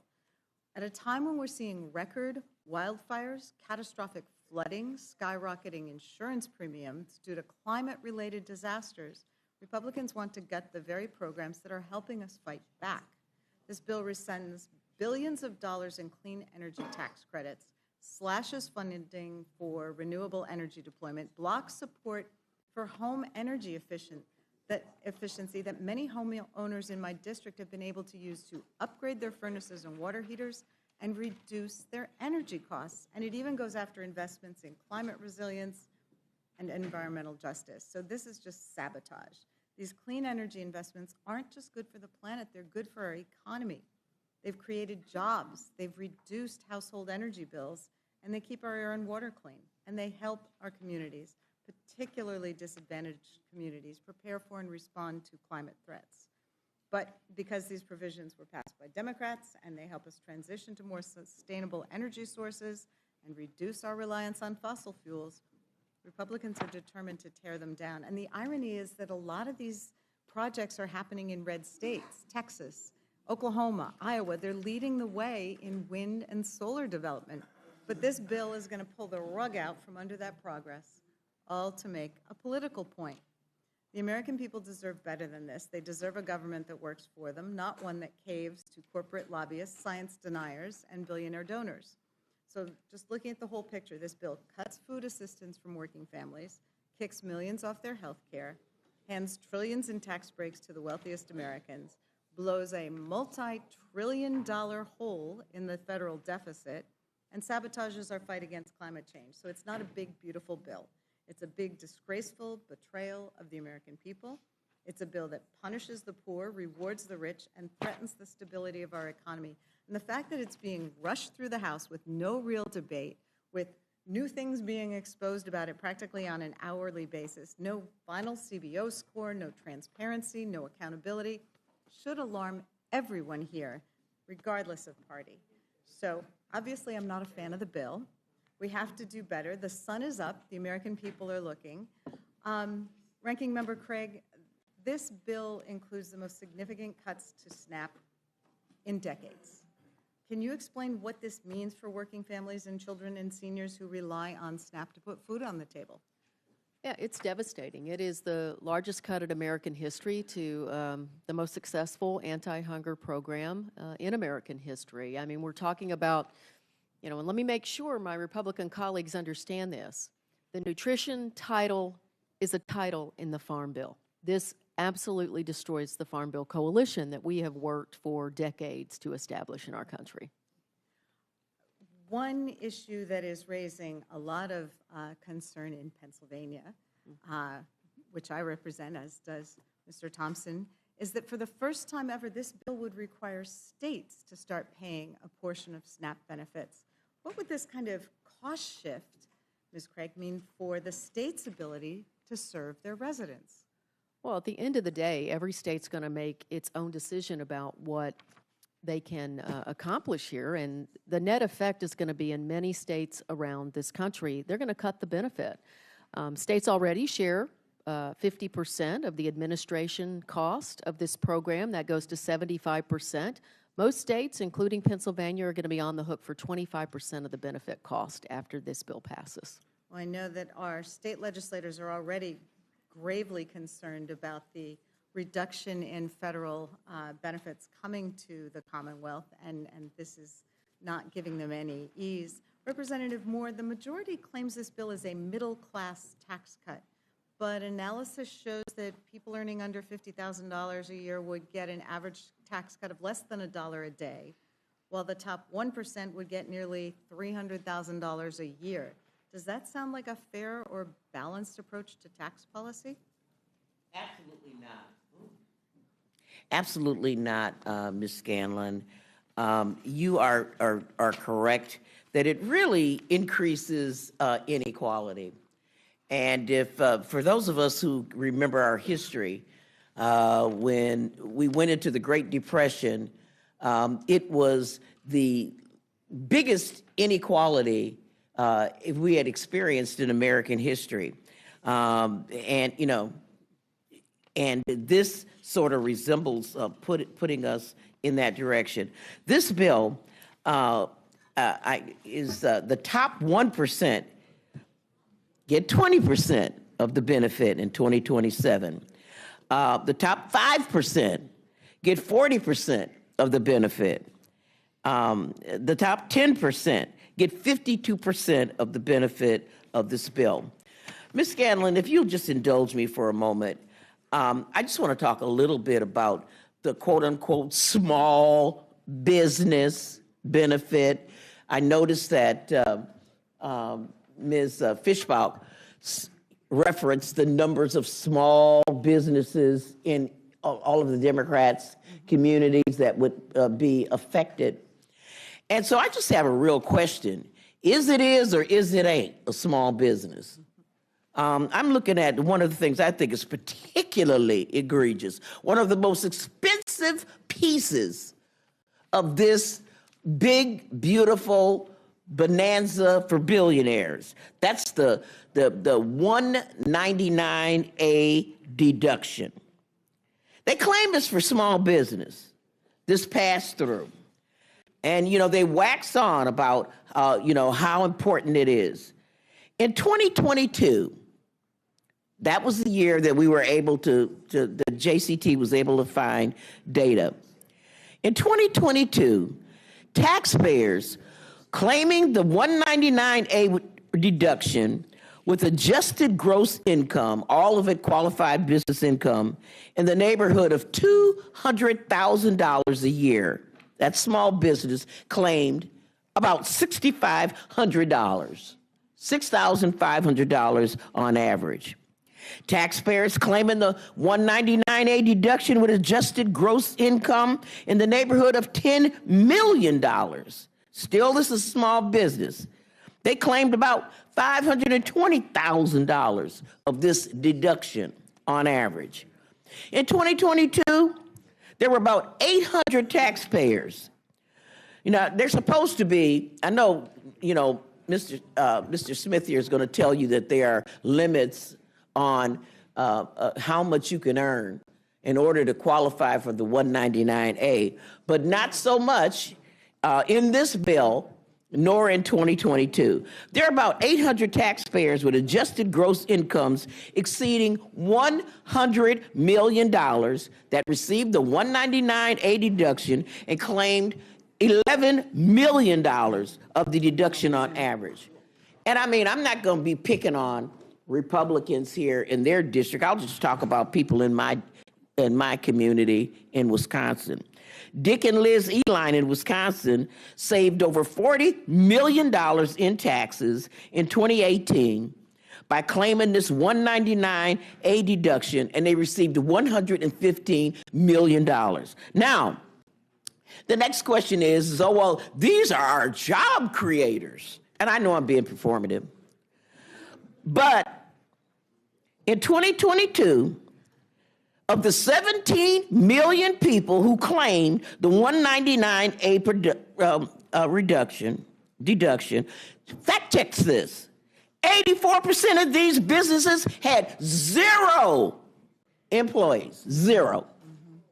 And so thank you for asking me that question. And yeah, the benefit goes primarily to rich people.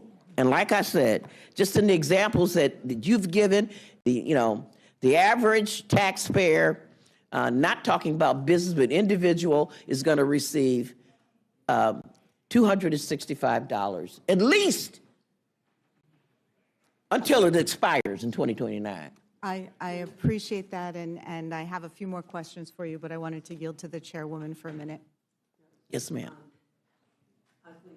many people in here have just heard that our colleague Jerry Conley has just passed. Oh, no. So I want to ask us all to stop and say a prayer for his family. Please take some time.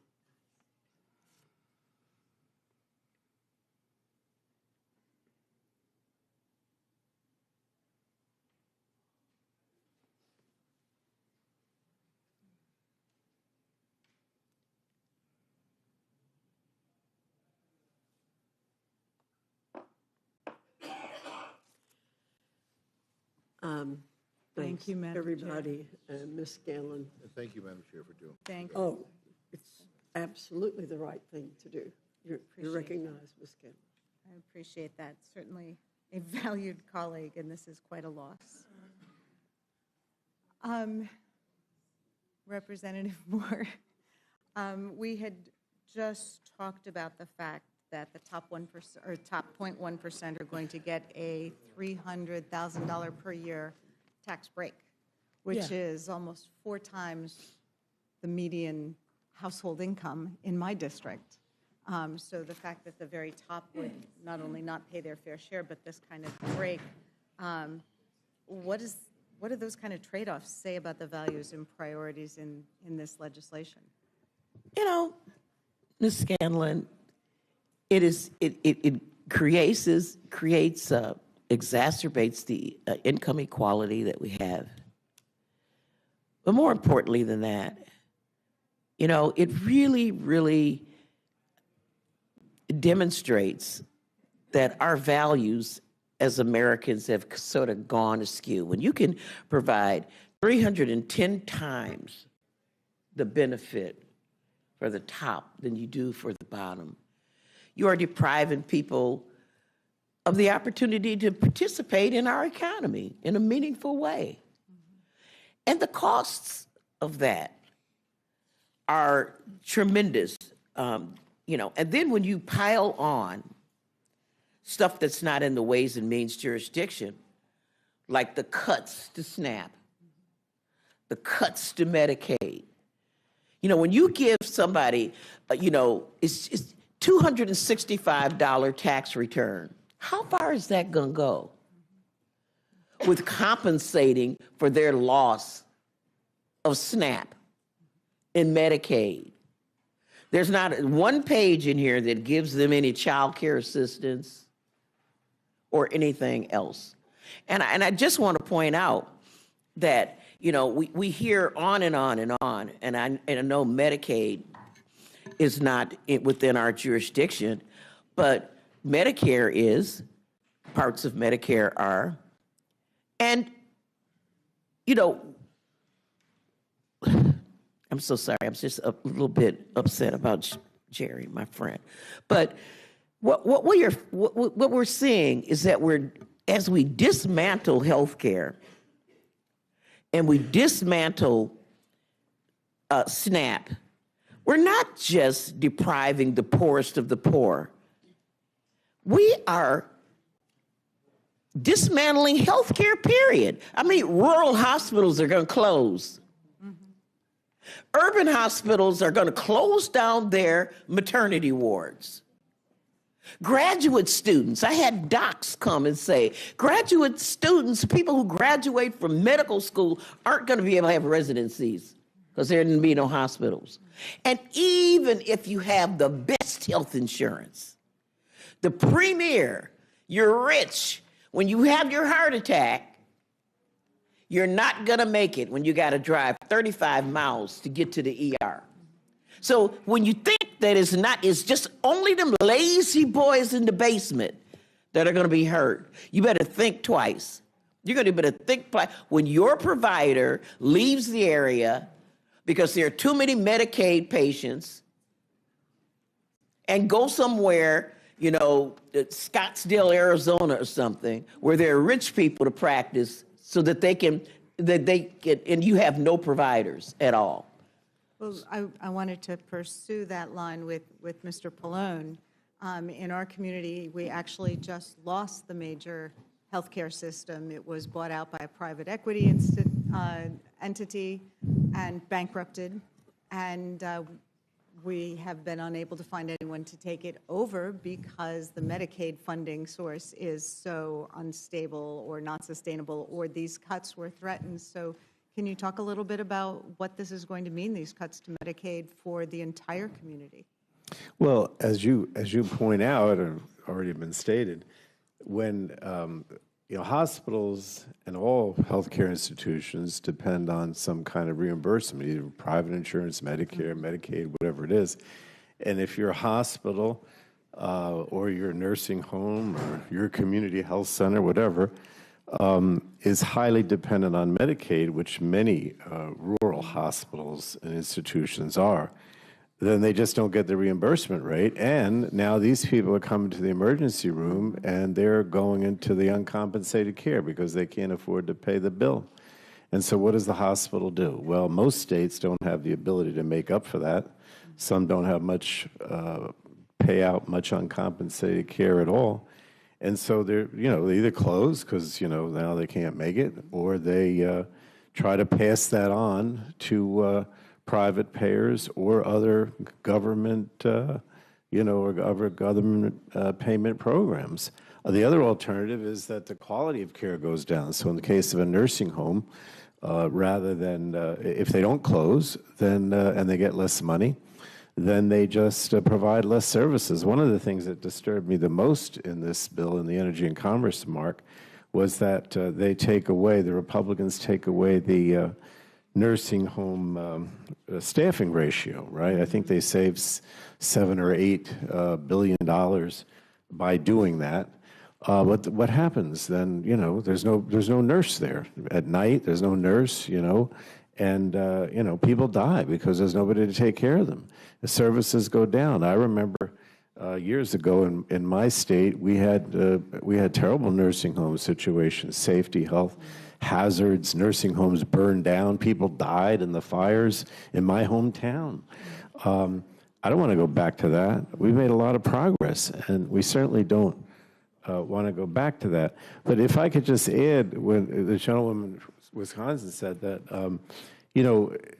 from the Energy and Commerce perspective, we're not involved with the taxes, and I do think that, lower income or even middle income people are going to pay more with this bill in taxes. But that we're concentrating on all these other affordability issues, right? In other words, we spent our time when we were in the majority trying to expand options so people could live and it was more affordable. So expanding Medicaid was an example of that, right? Making, expansion of SNAP, making, having affordable connectivity programs so people could afford, to pay for the internet. LIHEAP, right? All those things are on the chopping block now. Some of them are on the chopping block in this bill with the Medicaid cuts. But, the president is essentially eliminating LIHEAP. The Republicans refuse to renew affordable connectivity. In this bill, they have up to $35 copay that's mandated, so people have to pay more out of pocket. So what are we talking about here? Everything in this bill, and I don't even get into the tax issues now, everything in this bill that's within our committee makes things less affordable. Right?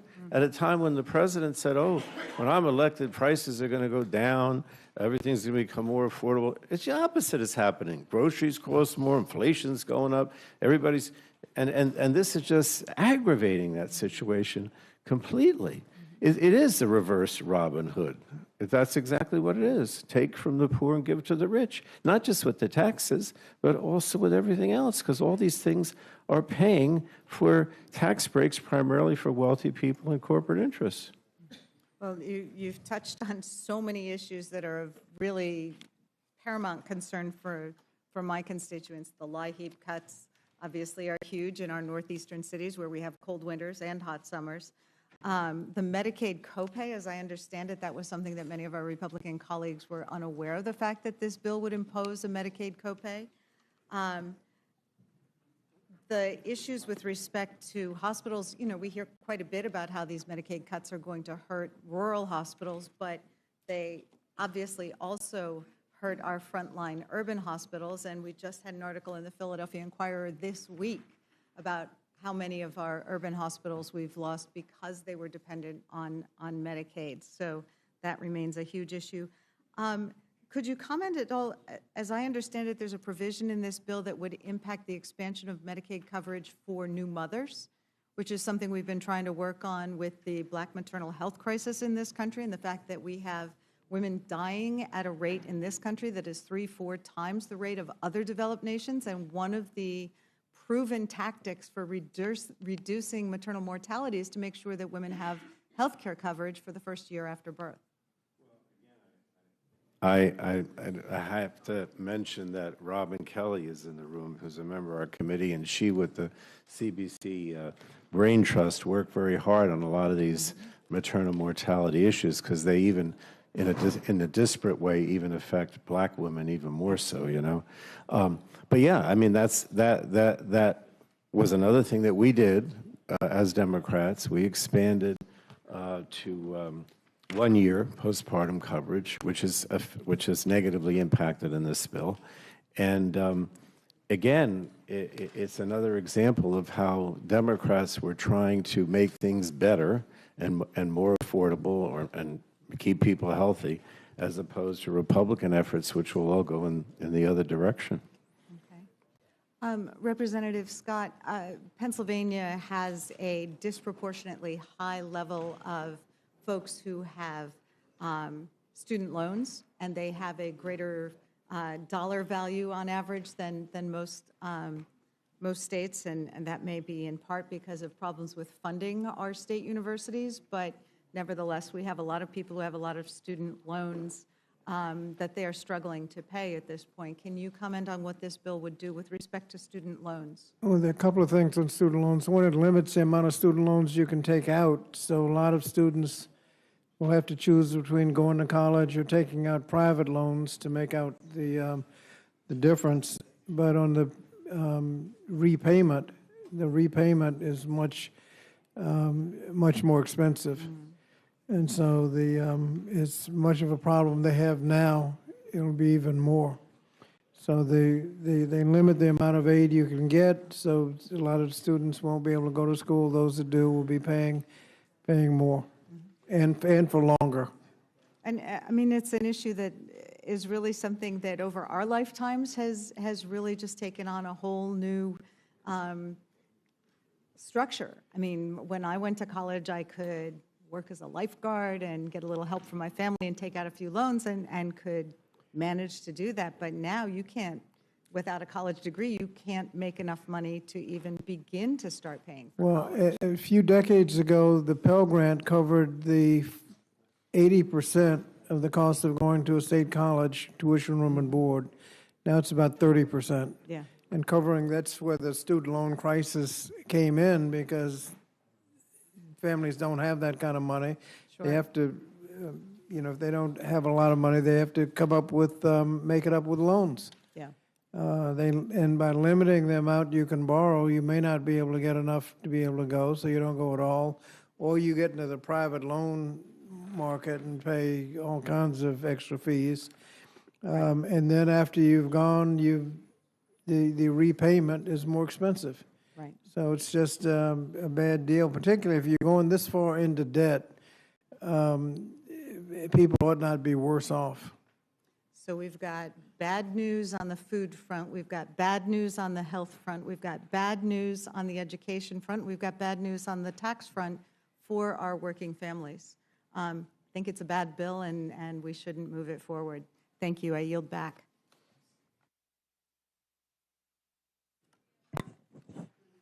Mr. Norman, you're recognized. You know, I've listened to this filibuster for a good while. All of us have.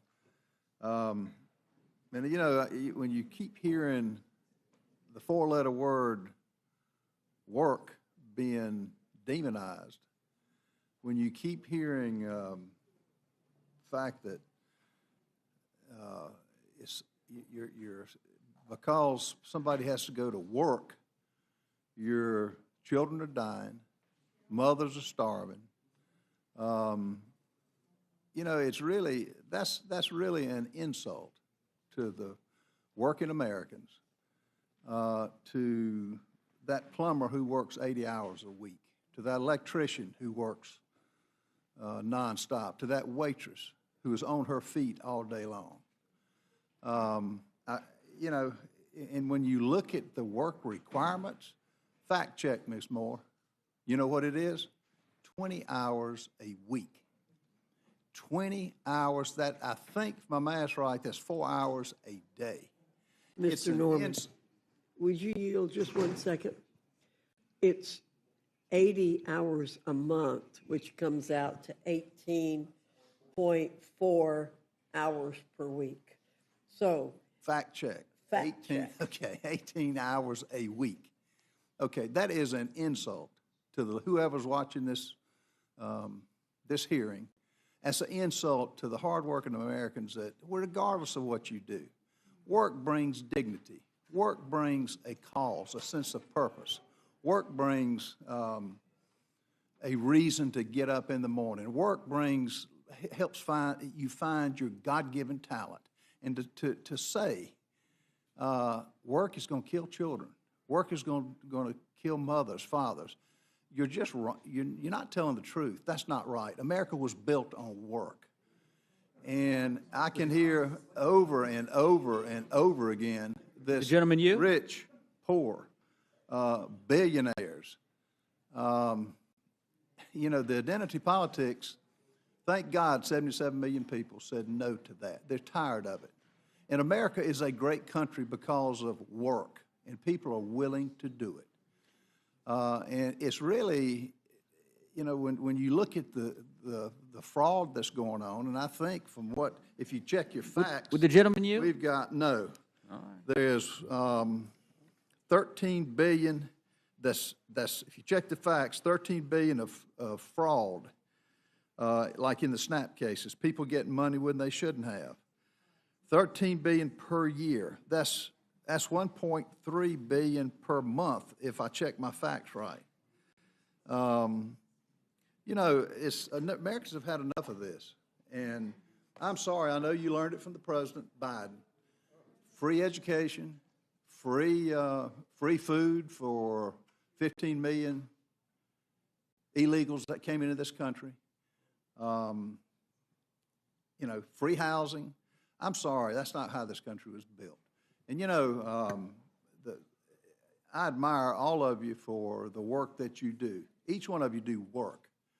And for those who keep identifying as, you know, demonizing work and demonizing those who have been successful, you never know the long hours that they put in, the long hours that they took to build a business, the long hours that they didn't get a paycheck.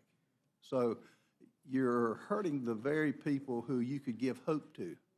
And by demonizing this, Americans are just tired of it. You want to know somebody who's a definition of hard work? Right here. Came from nothing. Look at what she did. Many of you, and if you want to say rich, I think if you've got your health, you're pretty rich.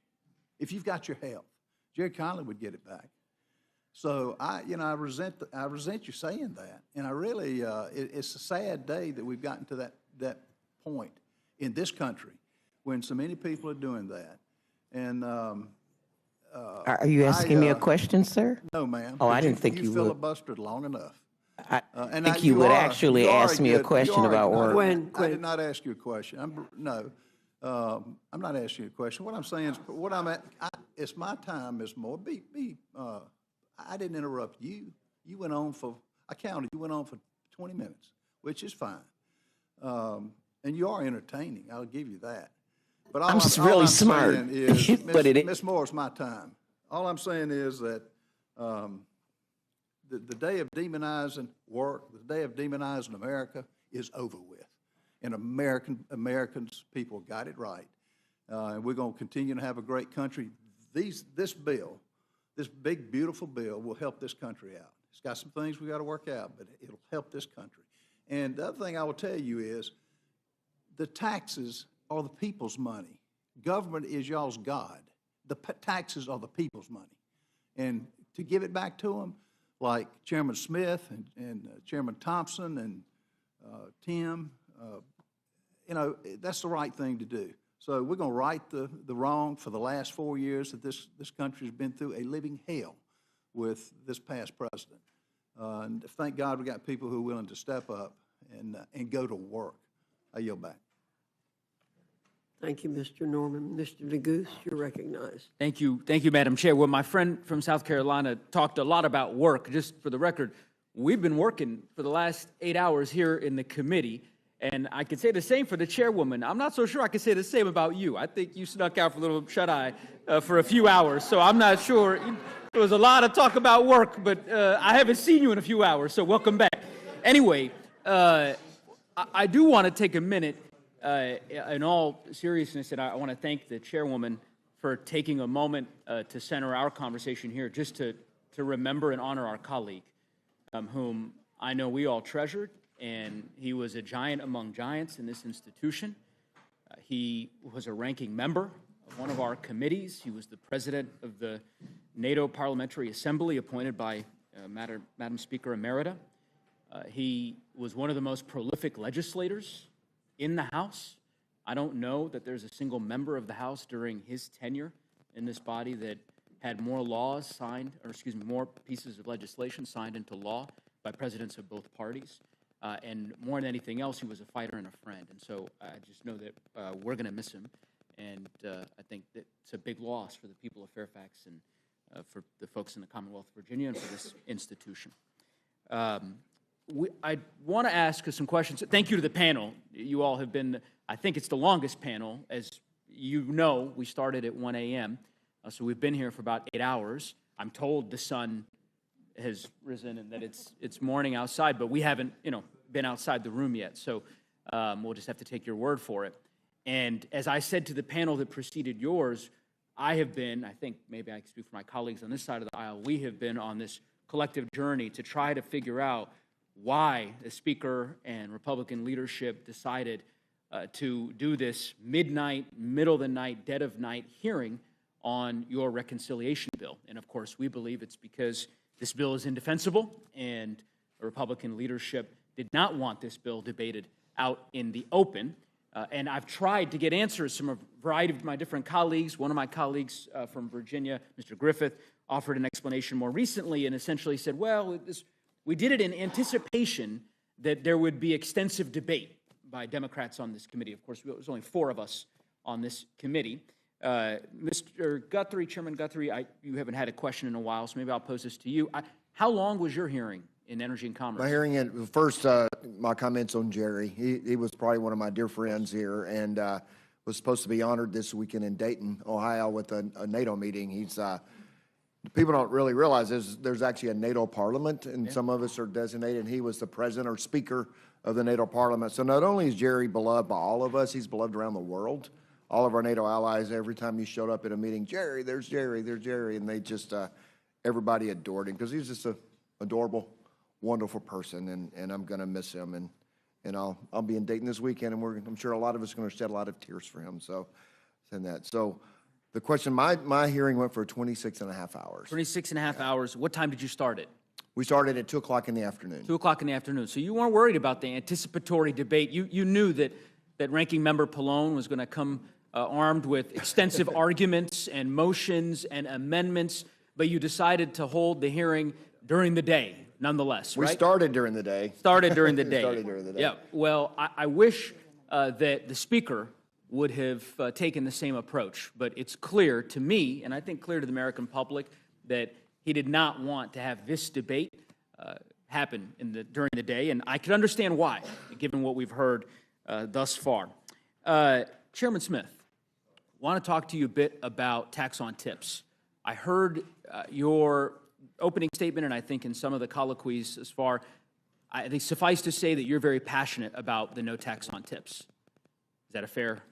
Yeah, I'm passionate because of the 4 million tipped employees. Just yesterday, in Washington, D.C., at the restaurant that I was at, my waiter asked me, "Are you going to be able to deliver this, Chairman?" So this affects real Americans, so very much passionate about it. Totally. Why haven't you passed a standalone bill to get this done if it's so important? Because there's a 60-vote rule over in the Senate. The Senate just passed their bill yesterday. Which is unconstitutional because all taxing Of has course, to originate from the I'm well House. aware, but I guess I heard your first explanation was, well, there's 60 vote Senate barrier, so of course we could never get it passed in the Senate. But then Ted Cruz and Jackie Rosen, my understanding is they passed the bill by unanimous consent. Of course, as you said, there's the constitutionality issue. So I just don't understand why the Ways and Means Committee doesn't just mark up a bill. I think the sponsor of the bill is sitting right behind you. He's been in this hearing since like 3 a.m., Mr. Horsford. He's got a great bill on this. I think we could get this on the bill tomorrow. I think there'd be bipartisan strong support. Clearly, there's unanimous support in the Senate. I mean, if you're so passionate about it, why don't we get it done? Mr. Neguse, you know that I have tried to work on tax policy, bipartisan tax policy the last Congress, that we got 82% of the vote to move it forward. Unfortunately, it died in the Senate. So sometimes bipartisan tax policy does not work. I believe the no tax on tips, the no tax on overtime, the tax relief for seniors are so urgent that I would not allow a tax bill to move forward unless it includes that in the House of Representatives. That's why I'm delivering for working class Americans. Yeah, no, well, anyway, I guess I don't want to belabor the point here. You keep referencing the Senate. Unless I'm missing something, I thought the United States Senate passed on unanimous consent without any objections Ted Cruz, Jackie Rosen, Democrat, Republican bill to not tax tips. And so I'm not really understanding the hurdle there. But anyway, you have a different worldview as to, I guess, the way to effectuate it. Can you give us a sense of where the state and local tax deduction piece is going to end? What are we going to be voting on later today? What I'll say is that the $30,000 deduction that we passed out of the Ways and Means Committee, capping it at people who make less than $400,000, the Ways and Means Committee felt like that was a reasonable compromise that would help provide necessary tax relief. And that's what the language is right now. Okay, but I mean, you're the chairman of the committee. We're supposed to be voting on this bill in a few hours, is what I understand. There's rumors of a manager's amendment or maybe a secondary manager's amendment, or they'll come up with some other way to describe a third manager's amendment. I'm not sure. There's a lot of reporting on it. Who would I go to talk to figure out what we're voting on later today as it relates to the state and local tax deduction? I would say that's going to be the discussion of the Rules Committee when the manager's amendment is offered and debated. So you'll probably know before most members of Congress. I hope so. We've been here for 8 hours, and we've yet to get any indication of that. And I'm not, I mean, this would apply to Chairman Guthrie as well. I mean, we've heard a lot about the IRA phase-outs. I don't know if you have anything to share with the group about where that stands? That would be Ways and Means Committee jurisdiction, not Guthrie's. E&C doesn't have a lot of committee jurisdiction. Well, I'll let you two battle that out. But from my understanding, the Ways and Means Committee, I have not seen any changes to the phase-outs or what we've had in regards to the IRA. So what we have in the rules mark now, you believe, is what we'll be voting on this evening or That's whenever. what I'm here testifying in regards to. Okay, well, that's a different answer. But I can appreciate your position. I guess my point here, and I know I was hoping to ask Mr. Roy this question because I hadn't seen him the last 8 hours, but he appeared, well, yeah, apparently he's negotiating it. So maybe he can come in and he can give us some indication as to the answers on both of those fronts. Oh, I see. I guess Chip Roy's announced I'm a no, but I don't know that makes, anyway, we'll hear from him directly. Some questions for you, Chairman Thompson, with respect to the agriculture mark. Help me understand, and maybe Ranking Member Craig can help me understand this as well. You all have sunsetted the exemption for, well, no, sorry. You've included an exemption for veterans within what you've determined to be the able-bodied requirements in SNAP. Veterans, homeless, and young people that age out of foster care up to age 24. So veterans, homeless, and then what was the third? Foster youth. Foster youth. Yeah. But you've sunset that exemption in 2030. That exemption only lasts through 2030, correct?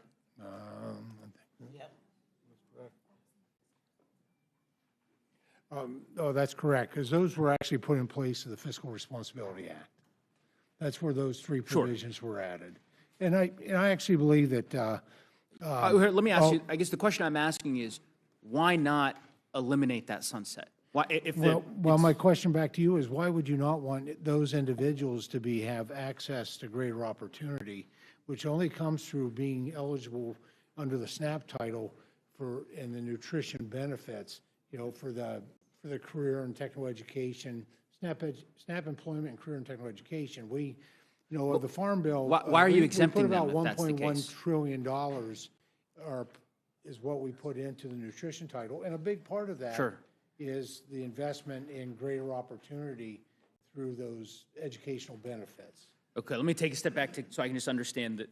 I guess what I'm trying to understand is the rationale for the exemption. You've exempted veterans, homeless youth, foster youth from these requirements until 2030. So well, hold on, let me finish. You've clearly decided that it's important to proceed with those exemptions until 2030. Otherwise, you would have said, we're just going to end the exemption now. So you believe it's important to do for the next few years. Why have you decided not to extend it further? Why is 2030 the year that you've decided that veterans should no longer be able to be exempted from these That was a requirements? part of what, quite frankly, my negotiations on that with the Fiscal Responsibility Act were with President Biden. And that was the Sure, but you're not locked into that now. You all have abandoned most of the Fiscal Responsibility Act agreements. That was a great negotiations. We both sides got some good provisions, but at the same time, even back then, I felt that it really was disrespectful to veterans to, we'll just talk, you let off with veterans, to not have an opportunity to benefit from the investments that are there under this nutrition title for SNAP employment and career and technical education. If you feel that way, why keep it? I don't understand. I guess you're saying we have this exemption. It's important for foster youth and for the homeless and for veterans, but also we believe that we shouldn't have this exemption, and so that's why we're comfortable with it ending in 2030. Well, usually taking somebody off a cliff immediately is a really bad idea. We don't really do that with this bill. Even with the state share, we provide. I agree with you about describing it as a cliff and not an opportunity. I mean, that's exactly what my sort of point is, so right? We look closely at poverty cliffs, and I think taking folks off of that that 2030 expiration really will serve those the veterans population particularly, and I also think that the youth coming off out of Sure. foster care. How much money do you think it would cost, your team may have a better sense of this than I would, to extend that out to 2031 or to 2032? Do you all know what it costs per year for that exemption to have continued? I'm not sure the CBO has provided for. Yeah, we don't. I mean, are we talking tens of millions, hundreds of millions of dollars? Well, we'd have to look back. You all would have to look back at the Fiscal Responsibility Act to see what the score was on that. Here's why I ask. To me, it seems like really what we're getting at, right, is a question of priorities, resources, and values. And it would not take, I don't believe, a lot of resources, a lot of investment to be able to avoid that cliff hitting these veterans and these foster youth in 2030. Right? And let me give you an example, right? There's a simple way. Are you familiar with the tax on silencers? You're familiar with that? I am. Provision of tax code. And you're aware that this bill repeals that tax? That's correct. All right. And that tax, do you know how much that's going to generate in terms of revenue over 10 years? I don't. It wasn't in my jurisdiction. No, I understand. Let me tell you. It's 1.4. Let me finish. You said you don't know, so let me tell you. These suppressors I hear you. are a healthcare major. I understand. I hear you. So let me just explain it to you. Over 10 years, the Joint Committee on Taxation estimates that this particular repeal generate $1.4 billion Think about that. Hold on. I'm not asking you a question, Mr. Chairman. 1.4. Well, you did ask me a I'm not question asking you a originally question about now. I'll give you an veterans. opportunity And what in a moment to question I answer the have for you, question. what do you have against Mr. veterans Chairman, being- I will give you having an opportunity to opportunity finish. to climb I'm not the- asking you a run a little question. higher in the ladder of Mr. Chairman, I'm opportunity? not asking you a question. I'll really good at redirect that. it to the ranking member since I'm not asking you All this right. question. Just remember, it is the member of the committee's time, and Thank you, Mr. so Chairman. we So, can't have the I will simply say this. back and forth. And I'll address this towards the ranking member. $1.4 billion that will be generated by virtue of this repeal of the silencer tax. This is a tax that has been on the books since the mid-1930s, 100 years. That's during Republican administrations, Democratic administrations. I don't remember Republicans, or President Trump for that matter, trying to repeal this tax in 2017, when you all were pursuing this the first time around. And yet you've decided on this course to repeal this particular tax that would generate $1.4 billion in revenue. Just imagine, Ranking Member Craig, what you could do with that $1.4 billion to address the cliffs that the chairman of the Agriculture Committee had described with respect to veterans and foster youth. The poverty cliff, I think was the phrase that he used, that they will face under this bill in 4.5 years. Ranking Member, I'm happy to give you an opportunity. Well,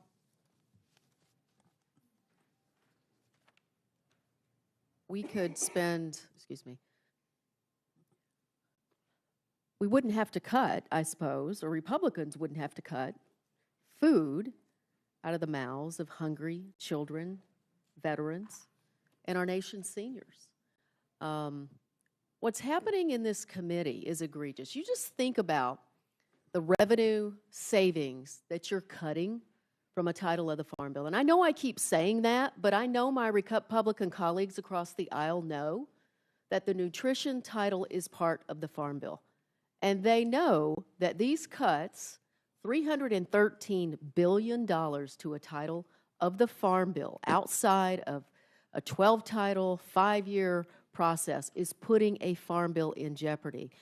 And my colleagues are coming after food. We talk about work. I wish Mr. Norman was still here. Nobody here is arguing He's against done working. work. He left. He left again. He's done working, apparently.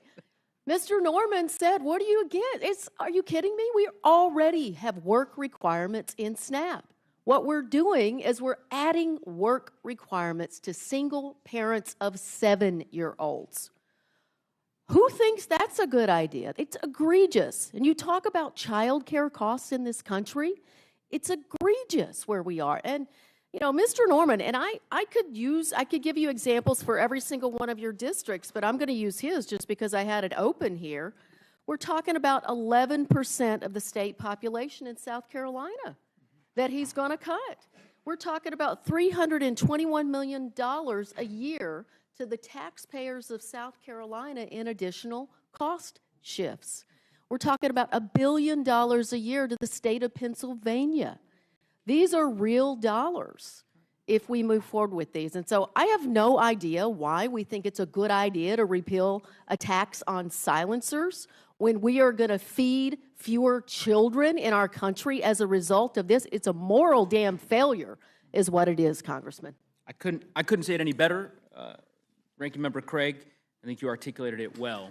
And I guess it is just full circle in some ways, given that this was the last panel that we're going to hear from. But it makes a lot more sense in retrospect now why Republicans decided to proceed with this particular hearing in the dead of night. Because I think when you begin to see the full picture, it's only when you have the chair of the Ways and Means Committee to talk about the various priorities they are pursuing, repeals of taxes on silencers by way of example, and hear from the Agriculture Committee about the priorities they are pursuing, massive cuts to the social safety net, that you begin to understand the full picture holistically that is reflected in this bill. And I think that is ultimately what House Republicans did not want the American people to hear or to see. Regrettably for them, we're going to have an opportunity throughout the rest of today and when this bill invariably gets to the floor, to continue exposing it to the American public. And I think the more the American public learn about this bill, the less they're going to like it. So with that, I will yield back, Mr. Chairman, I think. Gentleman yields back and now recognize the gentleman from Georgia, Mr. Scott, for his time of questioning. Thank you, Mr. Chairman.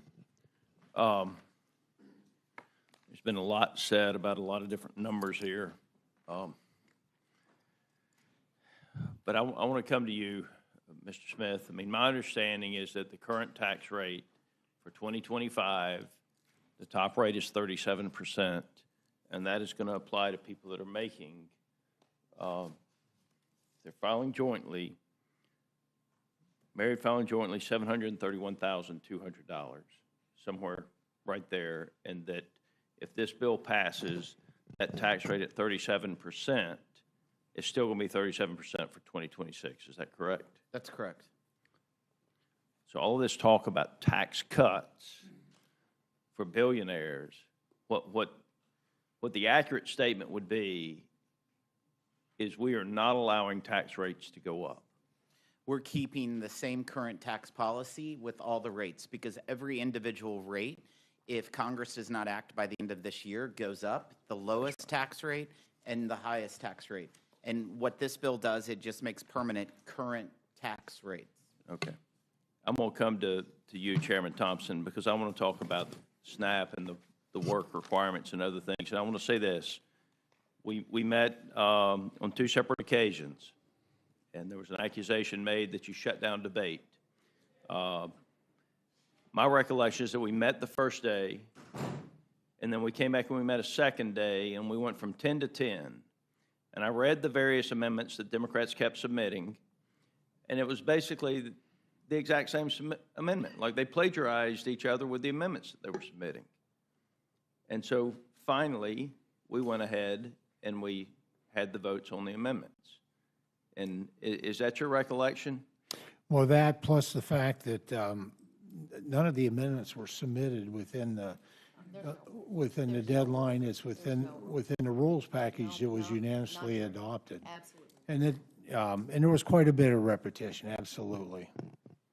Okay. So what percentage of Farm Bill spending currently goes to SNAP benefits? Approximately 82%. 82% of Farm Bill spending now goes to SNAP benefits. That's correct. And while the Democrats say they want to work in a bipartisan manner to pass a farm bill, their demand is that 82% of Farm Bill spending must go to SNAP benefits, which means that production agriculture is going to end up with less than 10%. Now, if you're not taking care of production agriculture, then you're not taking care of the food supply for anybody in this country, whether they're on SNAP or whether they are at the highest tax bracket in the country. Is that fair to say? That is more than fair to say. If farmers fail, we have food insecurity. And no matter what the programs look like, what the rules are, what the regulations are, we have food insecurity, which quite frankly is national insecurity. Right. So only 4 Democrats on the House Agriculture Committee voted for the Farm Bill in committee last year. Is that correct? That's correct. Ms. Craig, I don't think you were one of them, were you? No, sir, I didn't, but I noticed Okay, Republicans thank you. didn't bring it to the floor because you didn't have the Yeah. votes. Well, because of the demand that 80+% of it go to SNAP benefits. 45 million Americans versus 1 million Americans. That's the split in the Farm Bill between those two programs. Explain those numbers, please. SNAP covers 45 million Americans. The farm program covers about 1 million Americans. Yes, That's ma'am. the And those split. 1 million Americans provide 100% of the food for the American citizens. And your cuts This is to my time, SNAP. and you can wait. This I'm going to is the come to you. gentleman's time. Okay, Because I want to talk about some of the votes you've cast on the Inflation Reduction Act and the Ready. American Rescue Plan.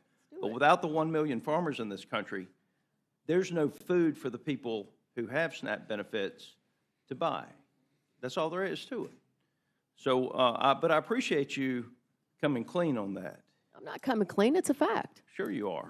Yeah, you're talking. fact. Yeah, you made it clear. You don't That's care why about the the 1 million. coalition exists, because the nutrition and the farm Ah, programs exist together. Gentleman's time. If you ask the You question. exposed yourself on not caring about the 1 million farmers, and that's fine. Oh, All right. GT, federal law right now, today, and this is a Biden administration proposal I have, and I would remind everybody that's watching, when they had the House, the Senate, and the White House, they passed both the American Rescue Plan and the Inflation Reduction Act without a single Republican vote. So that they could have changed any of this they wanted to, and they chose not to. That's correct. Federal law limits the amount of time a time-limited, which is an able-bodied working-age adult without dependents, participant, commonly referred to as an able-bodied adult without dependents, can participate in SNAP to any 3 countable months in a 36-month period, unless a person meets the work requirements. That's the current law. That's correct. And the work requirement, we've had the work requirements since 1970s. Yeah. Thank you for coming clean on that. That's right. And when Bill Clinton signed the welfare to work requirements, the poverty rates declined more than at any other point in the country. Is that correct? Is that correct? That is correct. Do you dispute that, Ms. Craig? I don't have that data in front of me, and I don't think GT does either. Oh, come on. Democrats have routinely taken credit for what Bill Clinton did in the welfare to work. Just factually speaking, it was a good piece of legislation. And people went back to work and poverty rates declined. All right. So what we have done in the bill is effectively take the 2 separate work exemptions. One is a general work requirement exemption, and we have made them match with the able-bodied working-age adult exemptions. Is that correct? That's correct. Reducing the, hopefully going forward, then reducing the confusion and the complexity for the participants to be able to gain better access. Gain better access to what? The SNAP. Look, This is a gentleman's time. work is good. Work is good. Work is great. You know, and without the 1 million American farmers, nobody in this country has food to eat. With that, Mr. Chairman, I yield. Gentleman yields back. Now recognize Ms. Ledger Fernandez for her time of questioning. Thank you very much, Mr. Chairman. And, you know, I think it's really important that we do not mischaracterize what our witnesses have said. And there was a gross mischaracterization as to whether the ranking member supports our farmers. I know the ranking member supports our farmers because, indeed, if you just talk about SNAP, 1.5 times the benefit goes to the farmers. So when we're talking about protecting SNAP, we're also talking about protecting the farmers. Is that right, ranking member? Well, if you cut SNAP by $300 billion, you're actually taking $30 billion right out of the farm income. And that is absolutely true, sir. And, you know, what's interesting I'm sorry, I is- have not yielded time, Mr. Scott. What's interesting, Ms. Ledger Fernandez, is that my colleague across the room here, 23% of folks, all households in his congressional district, have access to the SNAP program in our country. One of the highest rates in this room, and he is seeking to cut that program by $300 billion. And back to work, work is good. And matching the program, you're talking about sending single mothers and fathers to work almost 20 hours a week when their child turns 7 years old. If we were here to talk about work, we would be talking about trade skills, technical programs. We would be talking about ways in which to help people get out of low-wage jobs in our country. We'd be talking about raising the minimum wage in our country to help them get out of poverty. But we're not. We're here talking about cutting their health care, cutting their SNAP benefits. We're talking about items that are going to absolutely decimate rural communities like Mr. Scott's across the room here. And it's just stunning to me. Me too. Mr. Chairman, one since my name was million- called, I do expect a chance to respond to that. Actually, the rule is that you can mention the gentleman from Georgia, but you're not to mention him by name in debate.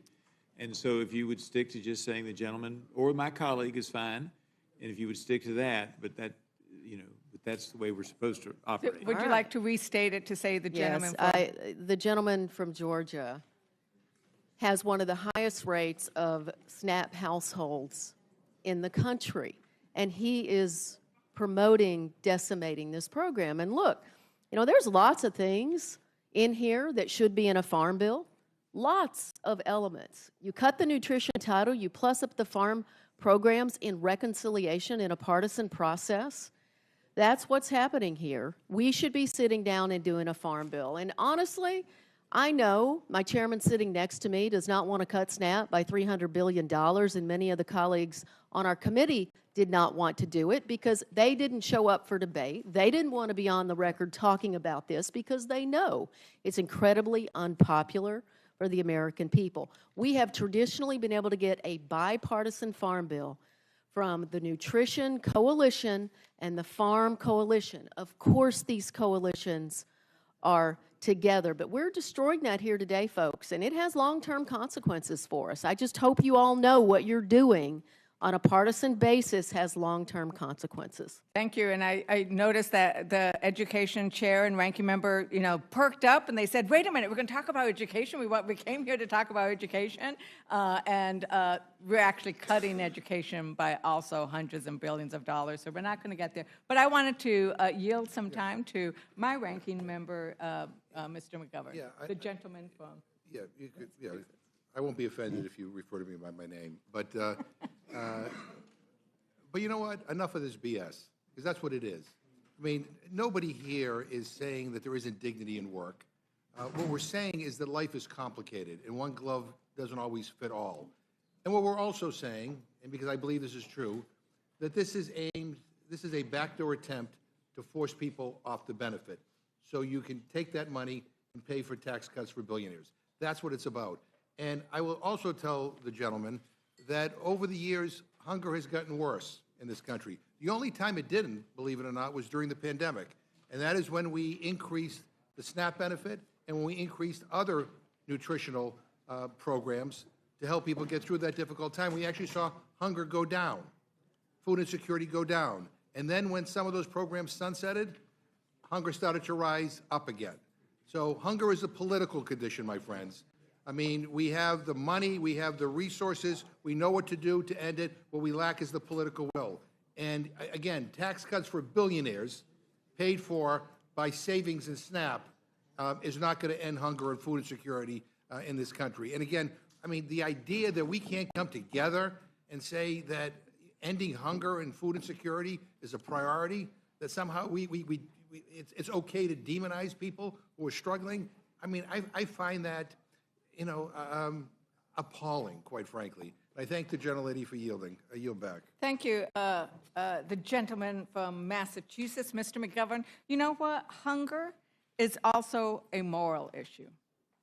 It is a moral issue. And that's why 31 religious organizations have written to the chairs of all of the appropriate committees, asking them to not pass these cuts. And they point out that, so actually, Mr. Chair, or Madam Chair, I ask unanimous consent to enter into the record a letter sent to all the chairs of the committee from 31 religious organizations across the United States. Without objection. In the letter, this is why it's a moral issue. And they say it out loud. They say, they wrote it down, it is an abdication of the government's moral responsibility when the government seeks to reduce its investment in programs for the poor. Complacency can become greed and selfishness when the funds saved from the Medicaid and SNAP programs are used to ultimately widen the gap between rich and poor. Budgets are moral documents that outline a nation's priority. And I was at some of the members on here because I know that they believe deeply in the moral obligations. They know the teachings that ask us to feed the hungry, to take care of the poor. That is the essence of Jesus' teaching about love. It is the essence of almost every religion. Actually, it's the essence of everyone I know. And I think that that is a key failing of what we are doing here. But I want to move on for a moment, because I know we've given a lot of attention to ag, and I might come back there. But, you know, Ranking Member Pallone, many of the children that we're talking about might be both receiving SNAP benefits and receiving Medicaid, right? And is that right? You know, many of the children, because this is, we're talking, and they are often working poor. The families are working. We heard the Ranking Member Craig and so many stories. We have people, you know, congressmen and congresswomen here who've shared their stories about how their parents worked and received SNAP, and that's how they got ahead. But isn't that the case, that we have many children who rely on both SNAP and Medicaid? It's absolutely the case, and I don't know how much you wanted me to expand on it, but, you know, I want to say really two things in response. First of all, you know, my colleagues and my chairman during the markup repeatedly said, and Mr. Norman said, you know, work, work, work. But the fact of the matter is that these people are working, right? The people that are getting SNAP, the people that are getting Medicaid, they're working, right? And it's the paperwork, it's the red tape that the Republicans are putting in place in this bill that is kicking people off. And I'm not suggesting that anybody's doing it intentionally, believe me, and I maybe shouldn't say this, but I'm going to, you know, Mr. McGovern he mentioned Marie Antoinette, right? And I was, for some reason, I guess it had nothing to do, 11 o'clock at night, a couple of nights ago, there was a movie on about Marie Antoinette, right? And she said to her husband, the King Louis, she said, I don't know why everybody out there hates us so much. You know, I care about the poor. But the problem is that at the time, they were, you know, all the money was going to the nobility and nothing was going to the average person, right? And so then one of her advisors says, well, you know, Madam Queen, whatever, you realize that the people have no bread, right? And she says, well, let them eat cake, right? Yeah. I mean, it's not that anybody here on the Republican side, you know, doesn't have moral values. They just don't understand. They just don't understand what's going on out there, right? And so they say, well, we're going to have work requirements. But then if you look at the states that had these work requirements, like Arkansas or Georgia, we find that almost everybody who was eligible for Medicaid, right, was working. And the problem was they didn't know that they had to fill out the papers. It was too onerous to fill out the paper. I just wanted to give you one story because I had it here. In Arkansas, which was one of the two states, but they only had it for a few months because they realized that it was kicking people off. And they said in the few months that the state had its work reporting requirements in effect, 18,000 people lost coverage. That's 1 in 4 people who were eligible for Medicaid. But research tells us that more than 95% of those people were meeting the requirements, but they were kicked off because they didn't even know that they had to meet the requirements. Even when they do, it's impossible to navigate. And they have one person here, Arkansas, attempting to document her work hours, shared that my mom said I need to go online and do this, and that I was on the phone with a lady trying to, and she said I needed to do something with my hours. Well, I was on the phone with the lady for like an hour. Then she sent me to someone else. Then she sent me to someone else. So I just gave up trying to report my hours worked, and she lost her Medicaid. In Georgia, there were like 300,000 to 400,000 people that were eligible. The state admitted they were eligible, but only about 7,000 ended up with coverage. That's the one state that still has it. Not because they weren't eligible, but because they couldn't go through the red tape. And you know, I know, I'm not suggesting that anybody on the Republican side is intentionally doing this, but this is the reality, and this is what the CBO says is why all these people, millions of people under this bill, are going to lose their Medicaid because of this red tape. It's that simple. Yeah, it's going to vary, and I'm glad you mentioned the Arkansas example, because indeed 18,000 people, right? In New Mexico, you have to fill out, this is what you fill out in New Mexico, right? It's not like people aren't working or that they aren't filling out a lot of paperwork. This is before this bill, and it asks all kinds of stuff. Your immigration status, what you're doing, where you're working. They are filling out too much paperwork as it is. And for a party that's always complaining about paperwork, they're going to just put more on there because that's not the purpose. The purpose isn't to get people back to work. It's to kick people off of Medicaid. It's to not recognize the hard work of those that already are. Because as you put it, 92%? 92% of adults under 65 on Medicaid are already working or can't work because they're caregiving, illness, they're going to school. So don't tell us about work, because we come from families that work. We come from families that get our hands dirty. We know what it looks like and what it feels like.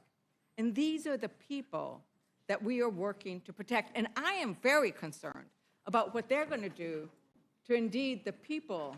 When I go to my rural areas, when I went, to the dairy farms and talked to the people in my rural areas, and they said, we are the people who get our hands dirty, because they are, I represent a large rural district.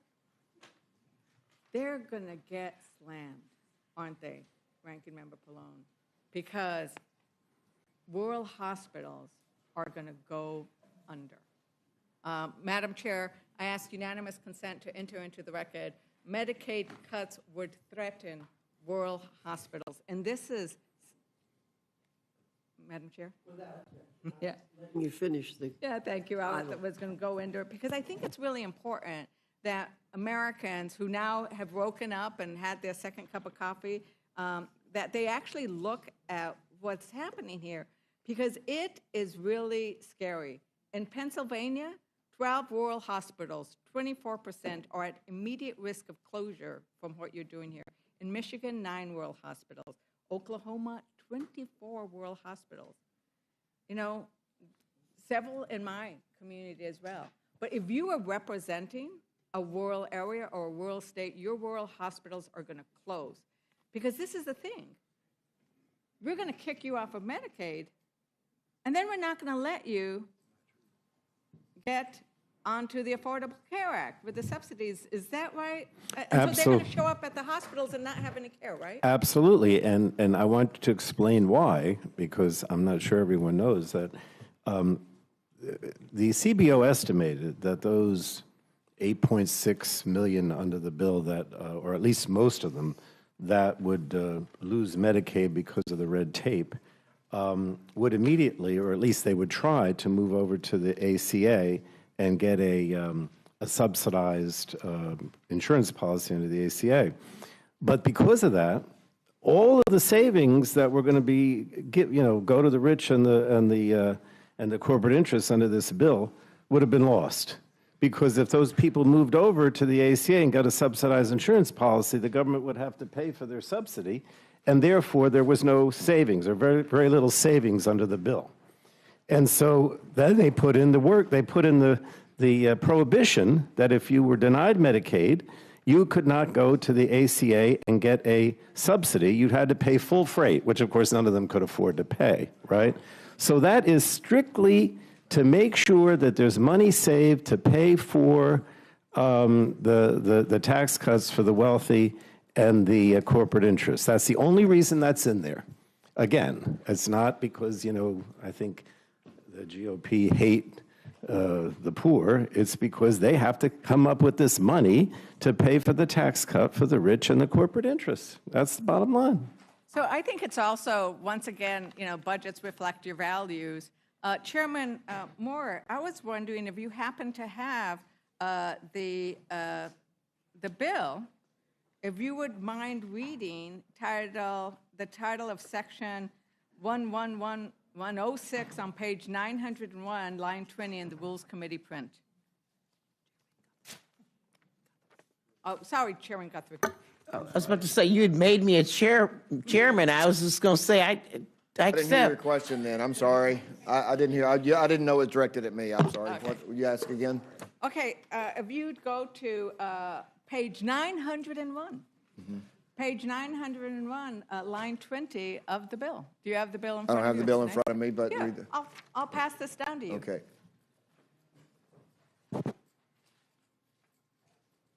Just read that one line. Line 20. I don't think, that's not in my jurisdiction. I'm sorry. That's why I didn't know Okay, about it. we can pass it. I think that was Ways and Means, actually. Yeah, I don't know. I don't know what it is. Chairman Smith, sorry. Okay, so what are you asking? Would you please, so that the American public knows what this bill does, one of the little things that it does, would you please read page 901, line 20? I think it'd be better if you read it. Oh, he doesn't want to read it. I'll read it. I know the Well, actually, legislation, but I'm not Ranking gonna be Member part Moore, of your little Ranking Member show Moore here, so you can read it. It was a question if you would read it, so I'll ask Ranking And I said Member no. Moore to read the text. This is in their bill. They don't want to read a line from their own bill. Ranking Member. I don't want to read the bill for you. I'll So, help you out. I am testifying about this legislation. I'm not going to read the bill to you. Okay, I am. Miss, This is amazing. Miss You Lager are Fernandez, read- shall I pass this back or shall I No, read no, it for why don't you? you just read it? I am a member of this committee. I am the Line 20. ranking vice chair of the committee. It says Section 111106, repeal of excise tax on indoor tanning services. So they're going to repeal, they're repealing an excise tax on tanning beds. They're repealing a tax on silencers. At the same, so they're going to, okay, so if you have a tanning bed, you get a little bit of a tax break. And if you need a hospital bed in rural America, I'm sorry, you're out of luck. Right? And I don't know where this particular provision came from. We do know that there are certain elected officials who appear to have a certain orange hue about them, that maybe they want to make sure that tanning beds get a little bit of special credit. But really, we are prioritizing tanning beds over hospital beds in rural America. So, you know, I do want to talk a little bit about the tax credit, the child tax credit. Because one of the things that is sad about the child tax credit, I agree that it should have gone on for longer. We fought, Rosa DeLauro has been fighting for that expanded child tax credit for almost her entire time here, and she is joined by so many of us on the Democratic caucus, I think all of us.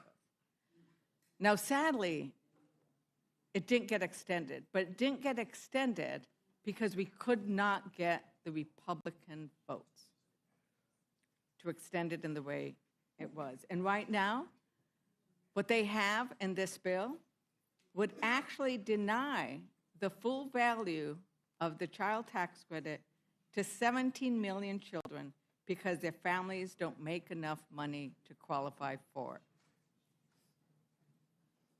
Now, I don't know if the chair wants to answer any more questions, but maybe I'll just ask Ranking Member Moore, is that what's going to happen with the child tax credit? Is the families who need it the most won't get it? Well, does the child tax credit extend to all the families So what of this America? legislation does, of the 17 million children that you're talking about, they're going to make sure that their refundability is $1,700. At the end of this year, it drops to $1,000. So we're making sure that they are staying whole of where they are currently. If this bill does not pass, those 17 million children will only have a $1,000 child tax credit instead of a $1,700. But there is a discrepancy. Representative Moore. Thank you so much. And you know, Chairman Smith knows that that this is very important to me. This is the reason that I came to Congress. And so while I appreciate the fact that this committee has finally recognized that as an OECD country, we need to provide some kind of child supplement to children. I mean, everybody else has figured that out before we did. And while people want to give women $5,000 to have babies, I just think it's a lot more practical to take care of the children that we already have. I guess the thing that and we're going to get to talking about work requirements again, but as people have pointed out, about 96, 97% of people who are under the age of 65 and that receive any of these benefits they work. And if they're not working, they've worked the year before, they received any of these benefits. They worked a year after they've gotten it. And the 6 or 7% of people who don't work, as Mr. McDermott has pointed out, they have Mr. McGovern, have very complicated lives. They're taking care of elders, they're taking care of children. So if a woman finds herself in a situation, for example, where she, for whatever reason, cannot work, there are 17 million children who will get zero. And these are the poorest kids that there are. And they need support. It's a child supplement is supposed to recognize that child rearing is expensive. The kids don't earn money particularly, but they need their Cub Scout uniform. They have sports equipment. They can't participate. I can remember growing up when I couldn't go on a field trip because I didn't have $5 for the bus fare. And we're going to leave them out. And, because of this work requirement, the poorest children, 17 million of them, who have no control over whether or not employers will provide their parents with work, parents who perhaps don't have a high school diploma. I know people who wouldn't hire people because all their teeth were rotten. And that wasn't a good look for working in the restaurant. And these are children, the most needy will not receive any money whatsoever. And you have to earn at least $2,500, is that right, Mr. Chairman, to get the lowest amount of the tax credit. So someone, the mayor of Milwaukee, he's got 3 beautiful children, he'll get the maximum tax credit, and the kids who live down the street will get nothing. It's that disparity. There are so many bad things in this bill that we really need another 3 or 4 days. The Inflation Reduction Act, what they are doing to clean energy, what they are doing in so many different areas, condemning the United States to be so far behind, condemning us to be, second to China on renewable energy in so many different ways. But, I think that we will just continue to talk about these other things because it's really important. But with that, I want to yield just a really quick few seconds to my colleague. Yes, I just wanted to seek unanimous consent on an article. My colleague mentioned the issues with respect to rural hospitals, but there's a Philadelphia Inquirer article from May 19th entitled "Pennsylvania Hospitals Like Crozer-Chester with a lot of Medicaid patients keep closing. Budget cuts would speed up that trend." And it discusses how half of our adult hospitals in southeastern Pennsylvania have closed due to lack of adequate Medicaid funding. Without objection. Thank you. And with that, Madam Chair, I yield back. Thank you. Ms. Houchin, do you have a question? Thank you, Madam Chair. I appreciate the panel being here and for long hours and testifying. I do want to offer to my chairman of Energy and Commerce, Chairman Guthrie, to just touch on anything that you would like to cover out of the many accusations that have been leveled about the bill. But my one question to you, since high school diplomas were mentioned, if somebody doesn't have a high school diploma, then they might not be able to get a job per the work requirements that we have in the bill. Doesn't participating in some sort of education program count toward those requirements? Yeah, if you're working towards a GED program, that would count towards your work requirement. So if you want to go through, I'll yield time to you to cover thanks a the lot. many accusations. Thanks a lot, and I come from a product of hard work too. My whole life growing up, my childhood up through high school, my dad worked in a Ford foundry. That's pretty hard in Alabama, so that's pretty hard work when you're in the heat of the summer. So I come from that as well. And if you look at, they talked about the coverage loss. I always say, look at ineligible, illegal, and able. So if you look at the coverage loss that comes from the Medicaid requirement, it's people that aren't eligible to participate in the Medicaid program by the rules set up by people who voted for the Medicaid program. The other are the people that are not here in a legal presence. And the other is the able-bodied. And when we talk about able-bodied, well, one, I know that we talked about the maternal health program. That was actually bipartisan. I think Doc Burgess was really engaged in doing that. It was extended for a year. And that, if it's anywhere in the bill, I want somebody to point that out because it's not in the bill that's affected. But the work requirement does not apply to you if you're a pregnant woman, if you're under 19 or over the age of 64, if you're a tribe member, if you're a parent, guardian, caretaker, relative of a disabled individual, or have a dependent child.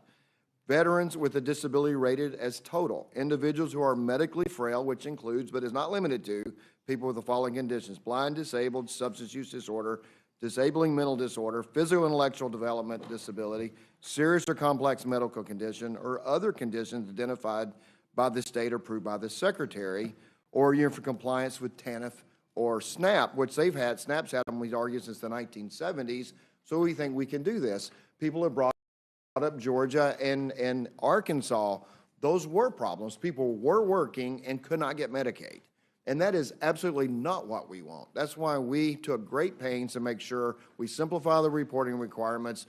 People have due process rights. We want people to have Medicaid, but if they're not working and able to work, but we don't want to use the work requirement to deprive people of Medicaid. So we feel that is there. The other number, because they throw up 13 million, there's like over 5 million, but that comes from an expiring provision in the Inflation Reduction Act. And it was brought up by my friend from Wisconsin and others that, well, why don't we make all these other things permanent? That wasn't made permanent. It's expiring, and because it's expiring, that's where the 5 million comes from. So there were decisions that I don't know why y'all decided in the IRA to spend $32 billion or $27 billion on the Green Energy Fund when you could have made this last longer. And then my friend from Massachusetts talked about, well, this is for the well-connected. We had a hearing yesterday where there was a nonprofit that was started by a well-connected individual, had $100 in the checking account of the non-progressive forward, and got a $2 billion grant, which the CEO's salary of that is over $800,000. So she's getting paid 5 times a member of Congress to implement a grant appropriated by Congress. And if that's not well connected and right, and that's money that could have been spent for these. And with rural hospitals, I'd love to see when that article was written, because we really sat down, all of us, we got a lot of energy and commerce people here. I went to rural hospitals. It's urban hospitals. It's any hospital that has a high Medicaid population, which typically also has a high Medicare population. So the low reimbursement rates for those programs affect those hospitals. That's what we're talking about here. And if you look at an item came up that I didn't know as much about, state-directed payments. We sat down, and that's probably what they're writing about, because there were people saying that those should not stay where they are. And we sat down with hospitals, we all did. We looked, and we said, yeah, this really ups the reimbursement for hospitals that have high Medicaid so they can stay open. So we held harmless that provision. Now, going forward, there's reform in it, but it held harmless. States said that they had difficult times with their budgets, and the provider taxes helped them get through. You know, President Biden called them a scam. President Obama wanted it to be 3.5. So a lot of people know this is sending money up to match federal money. But we said, okay, we realized it would be a big burden on states if we took a big approach to it. So we held harmless. We said, we're going to freeze where you are. You can't increase But we don't want rural hospitals on the edge closing because we took away state-directed payments, because we lowered the provider taxes for states. And so if anybody's closing tomorrow because of this bill, then it means they were already going to be closing anyway, because this bill doesn't affect that. And then there were people that are ineligible for Medicaid, so on the ACA. So that was another one. So they said if you're on Medicaid and you fall off Medicaid, you can't go to the ACA. The ACA sets up the provision that if you have other coverage, you can't go on if you have other coverage. So if somebody has Medicaid, this is what our argument wasn't save money, but if somebody has Medicaid and the only reason they become ineligible because they are able-bodied under all the exemptions that I read, but they're able-bodied and they fall off Medicaid just because they won't work, then they shouldn't have the opportunity to go get a subsidized plan in another form. And so that's what that provision was there for. So this whole committee, Energy and we're all saying we spent a lot of time making sure that we reform a program that's grown twice the size of inflation. I mean, one state has spent $26 billion more on Medicaid in the last 3 years. We felt it was unsustainable. We walled off. There's two groups. There's the Affordable Care Act. So if I'm a healthy Kentuckian and I go to the hospital, the federal government pays 90%. If I'm a disabled child in Kentucky, go to the hospital, the federal government pays 72%. Talk about values. But we have left that alone in our bill because of the states have budgeted and put their hospitals around that. So unfortunately, that's what was put into law under the Affordable Care Act. And so we looked at all of that. How do we get a handle on the growth in Medicaid and make it sustainable and protect it for mothers and pregnant women, mothers, children, the disabled, what the program was originally intended for, because most of the great growth is in the expansion population. And it was, I think this proposal was well thought out. I received a letter from the Kentucky Hospital Association. I said saying that thank you for the path that you took, because this is something we can deal with. I sat with hospital executives when they listened to the rhetoric and they saw where I thought our plan was going, and I could say, look, this is where I think it's going. They would all say, wow, we can all live with this. So we've given a product that saves the program. It puts it on a more sustainable path. It's still a growing program. It's going to spend over 1.1. We're going to spend $700 billion this year, 1.1 trillion 10 years from now after this bill's in full effect. So we're not cutting Medicaid. What we're trying to do is deploy the resources for the people that need it the most and reform the program and let states have to take more responsibility in the future, but hold them harmless today, so we don't have these hospitals on the edge, like my friend from Pennsylvania mentioned, on the edge, being affected by what we do here in the next few days. So, Mr. Chairman, I want to thank you. You did spend time with hospitals from my state, talking to them about what we were doing in this bill. I really appreciate the time that you took there with them and with many other members. Any member who had hospitals with questions, you took time to visit with, and we are grateful for that. I just want to make a few exclamation points on some of the things that you said. Medicaid alone is on pace to outpace defense spending. Medicaid alone is on pace to outpace defense spending. That's it's going up from $700 billion out of $1.1 trillion under this bill. That is not sustainable.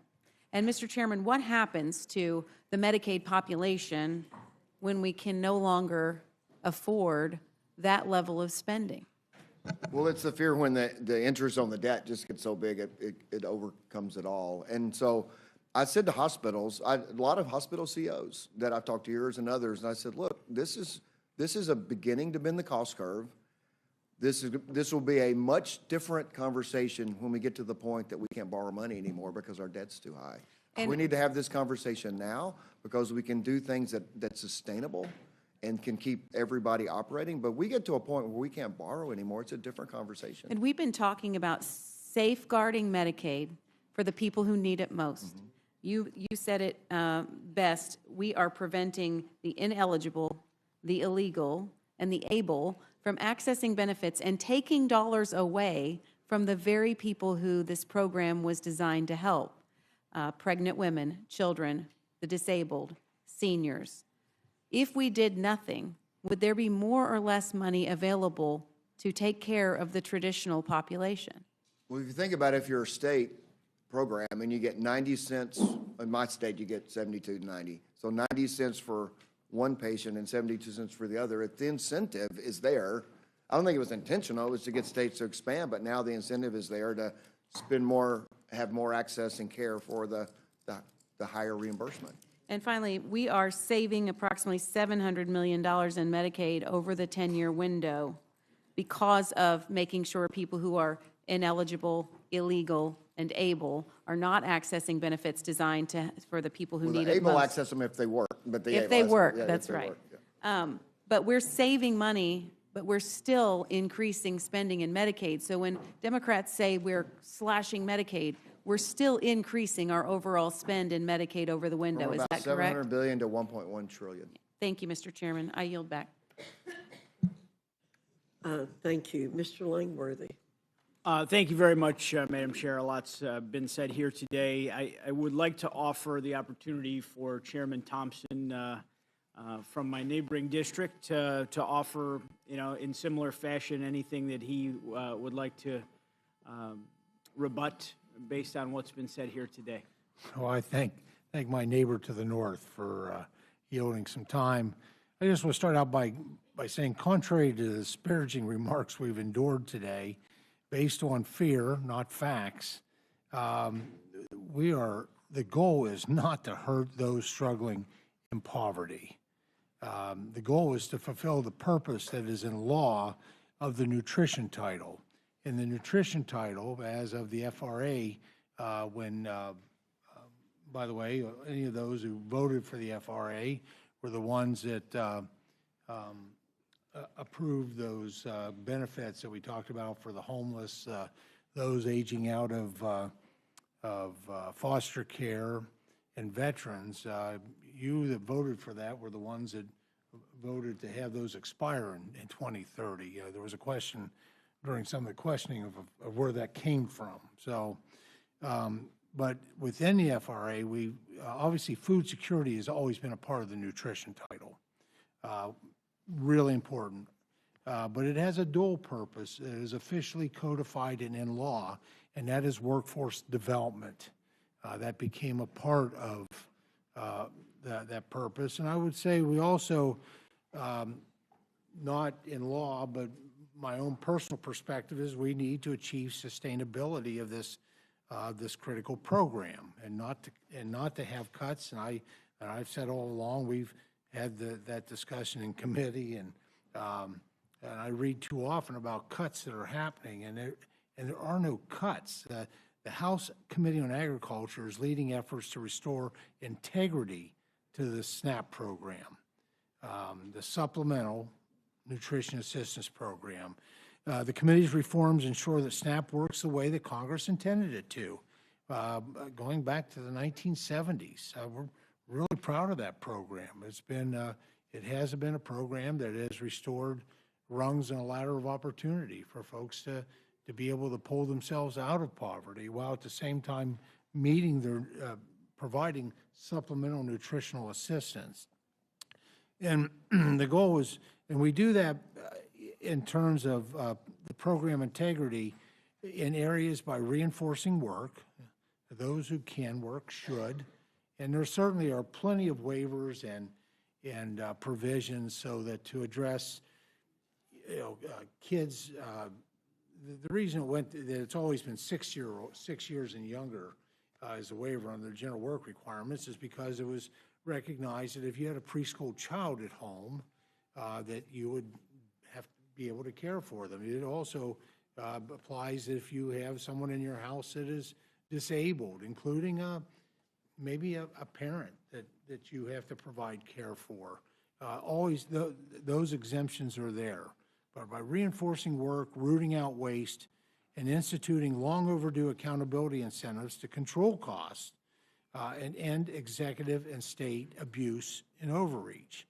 Because when the executive branch, and specifically the states, do things the wrong way, it is the SNAP participants, those individuals, those families, are the ones that are hurt most.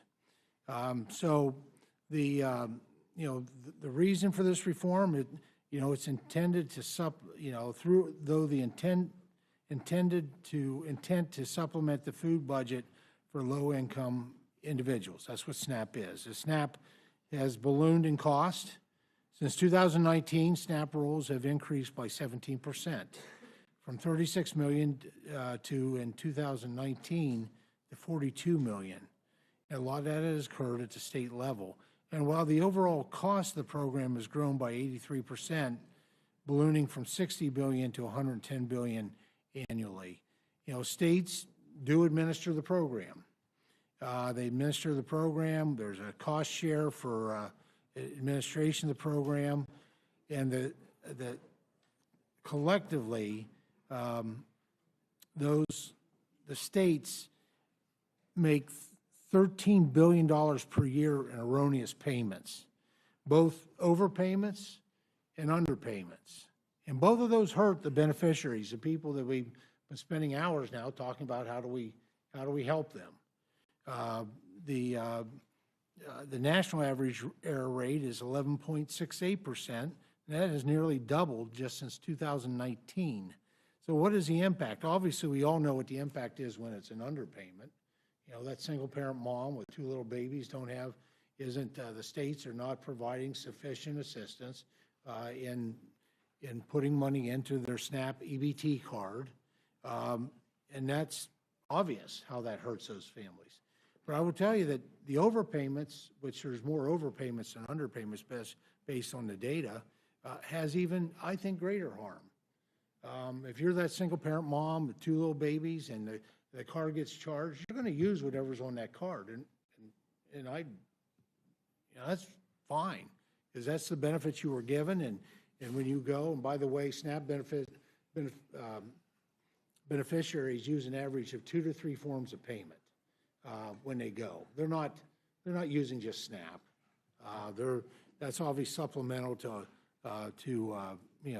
cash and to checks or debit cards. So how does the overpayment hurt them? Well, because the states will come back and claw that back. It may be 3, 4, 6 months later. Now, where is that single-parent mom with 2 little babies supposed to find that money at that point? That's where program integrity is so important. It protects, one of the things it does, it protects the beneficiary. It protects that single mom from that. And so the error rate by these states is completely unacceptable. And you know what? Why do they do it? Because there's no skin in the game. They don't have there's no accountability. They get the money, they execute the program, and if they don't do it right, which is with these error rates is a significant amount, I believe, Pennsylvania doesn't do it right. It's double digits. And there's a lot of Pennsylvanians that are hurt because of these error rates.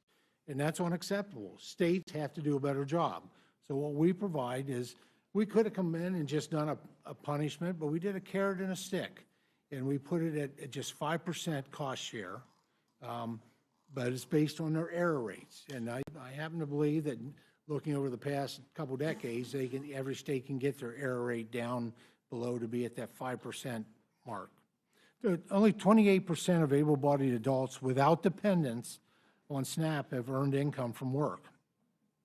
That's largely because of not because of the law that and the regulations that Congress passes and the executive branch writes.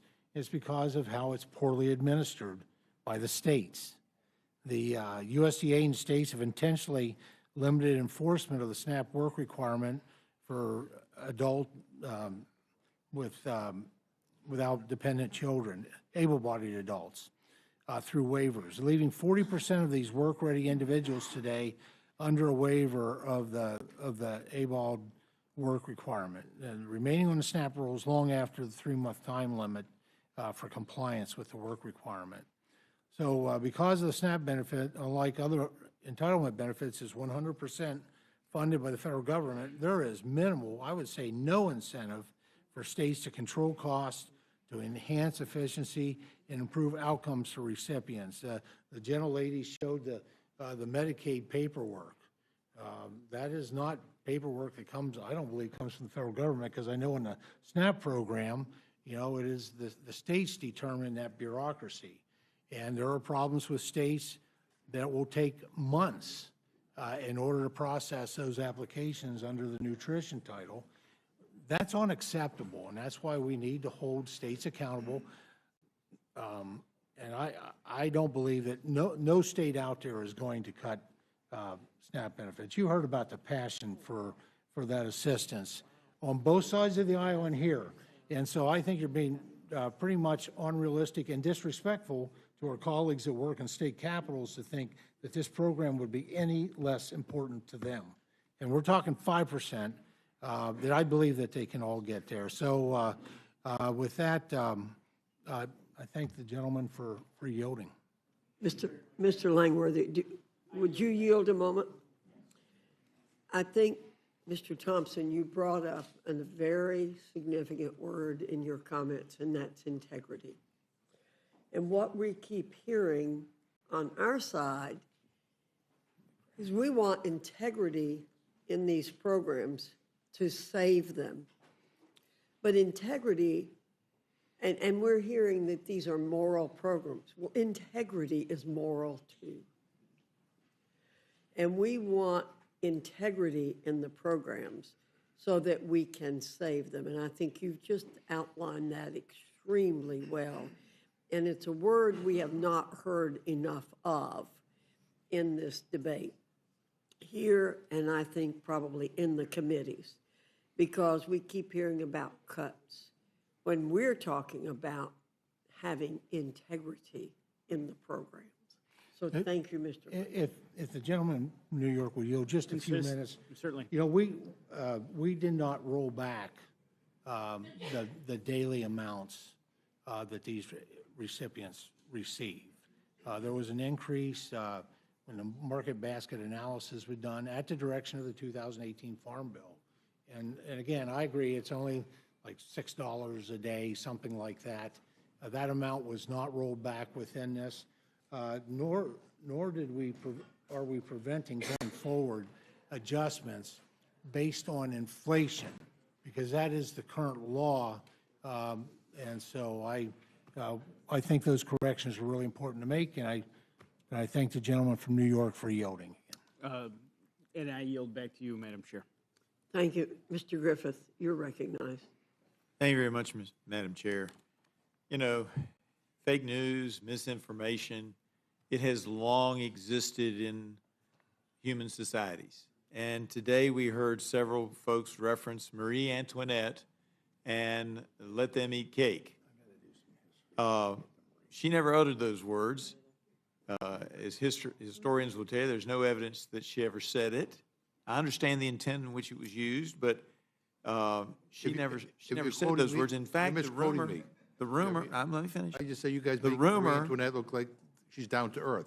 No, not going there. But the rumor that she said those words started circulating in the streets of Paris a couple of weeks after her head had been severed by the guillotine.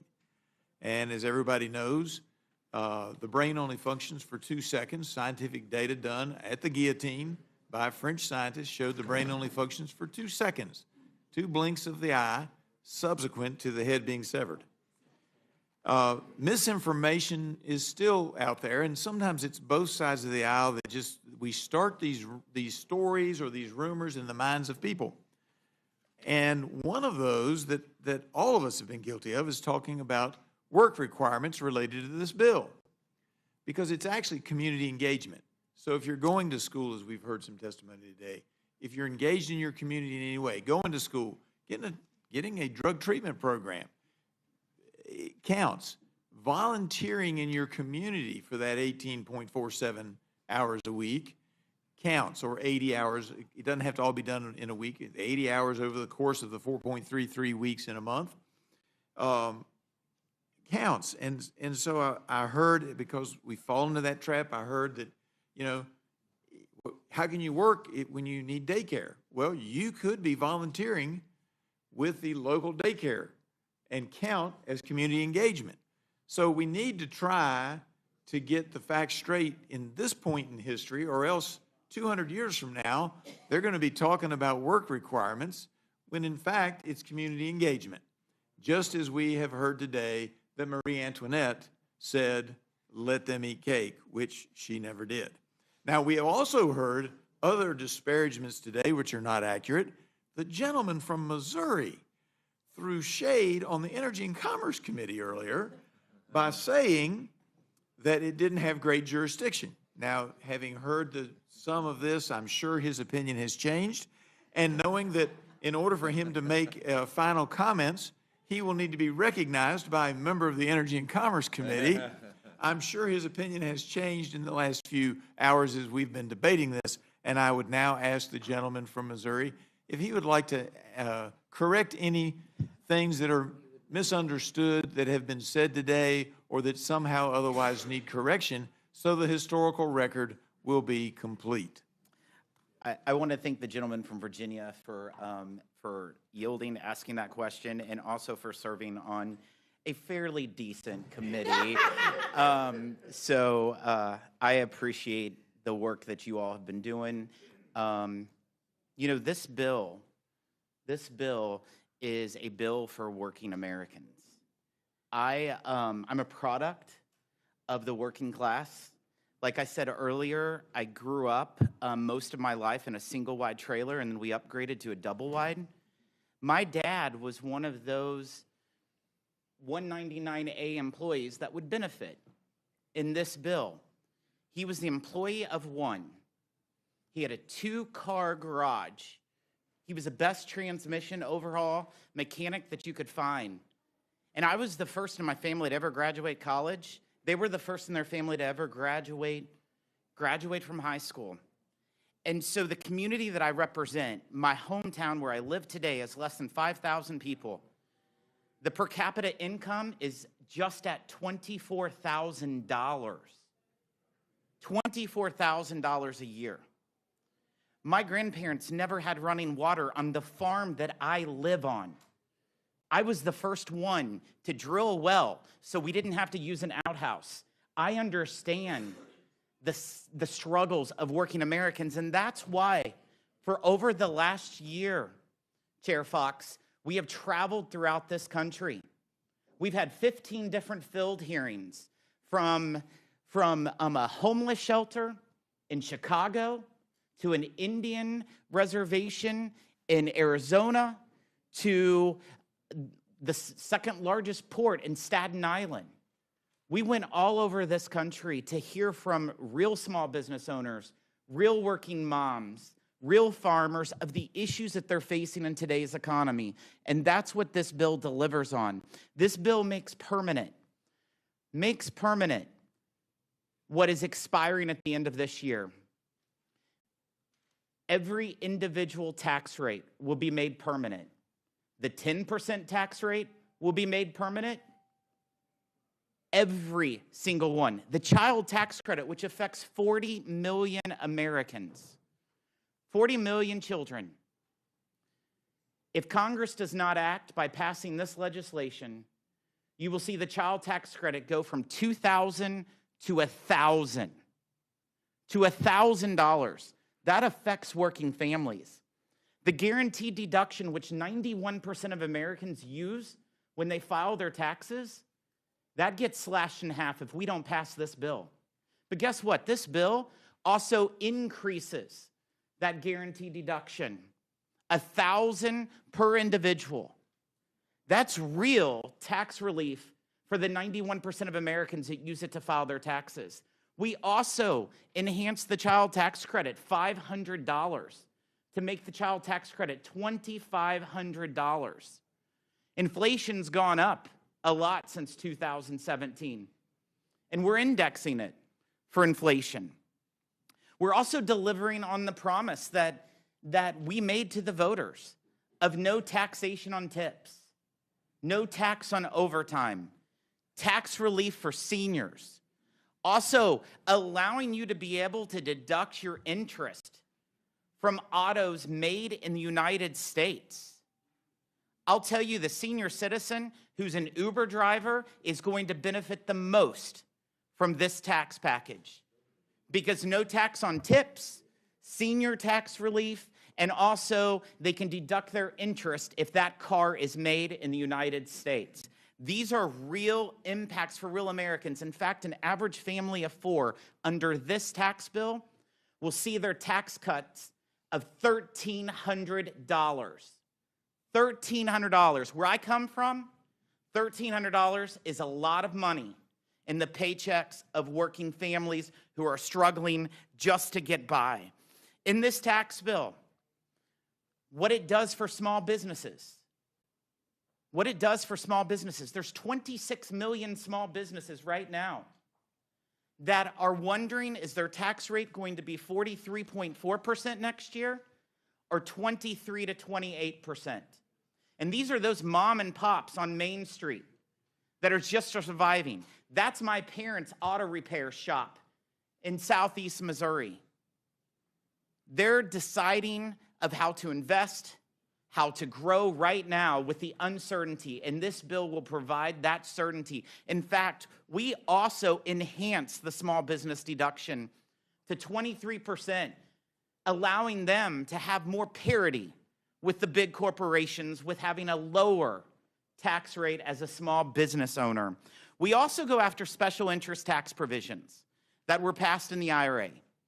We eliminate more than $500 billion of bad green scam policies. And those policies will be redirected for the working class Americans, those tipped employees, those linemen working overtime, those seniors who are living paycheck to paycheck. That's what we're going to do with those green credits. We're also going to hold elite universities accountable. We're going to make sure that they pay their share of revenues coming from endowments.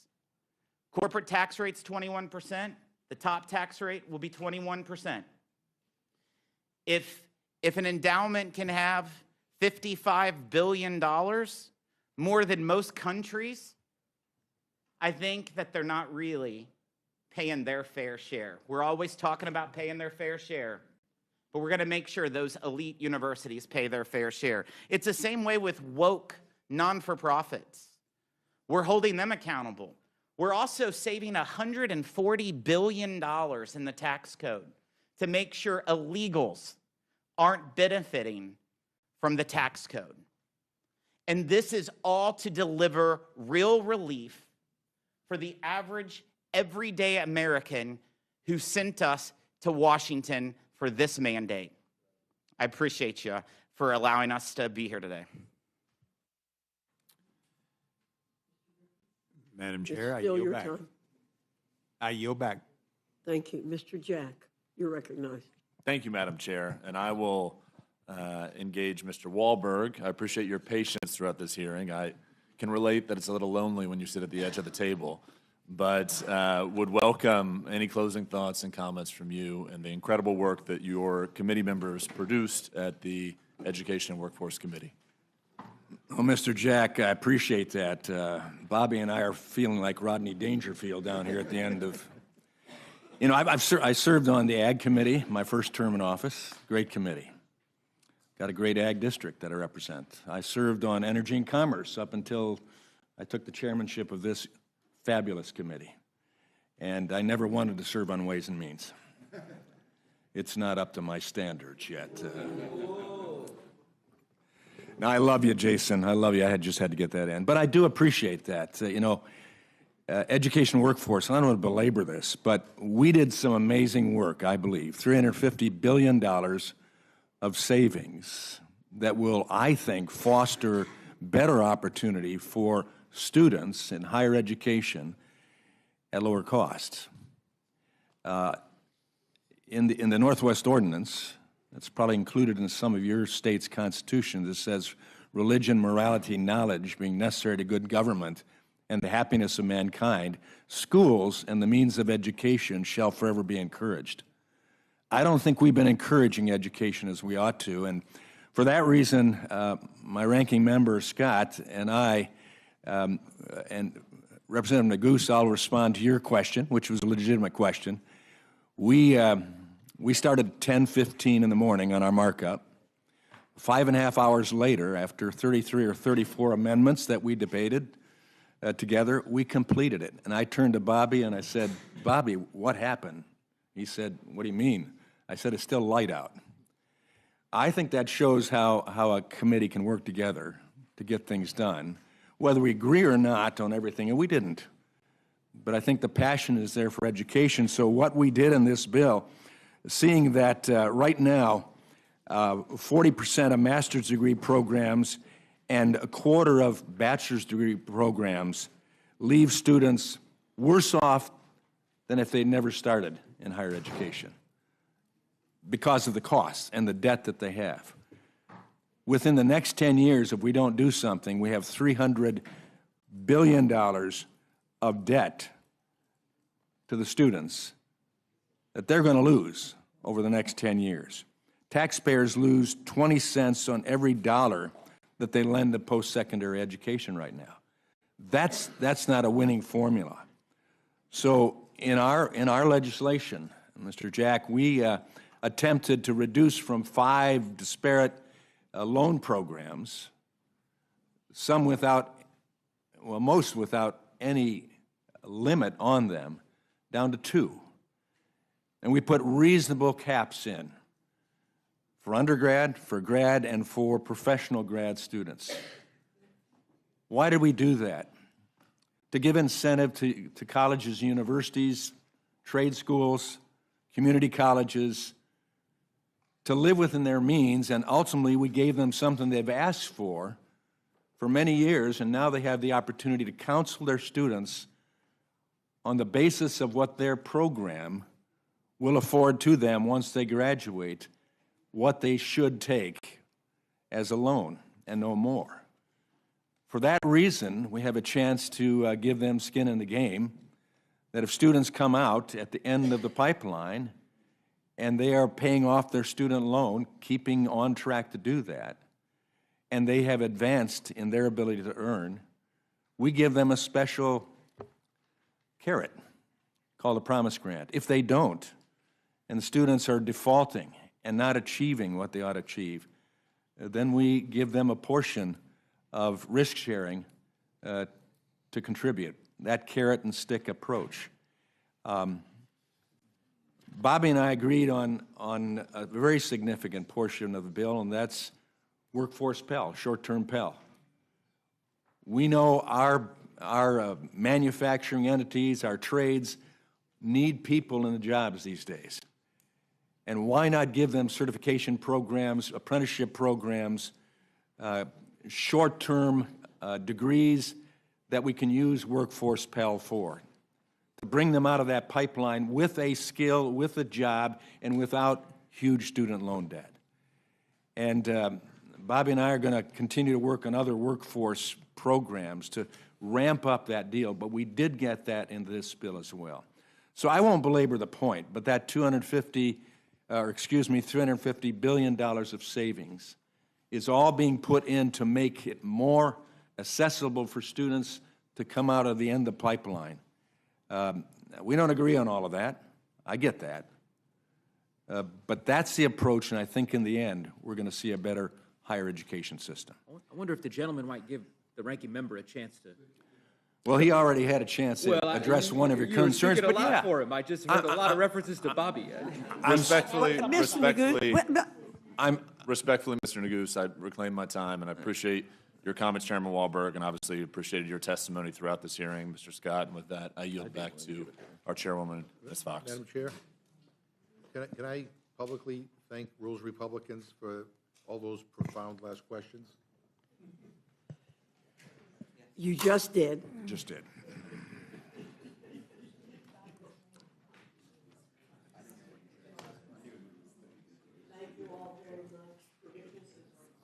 Madam Chair, Oh, excuse me, I'd Mr. like Scott. to thank you and the gentleman from Colorado for your kind words about Jerry Conley as the Dean of the Virginia delegation.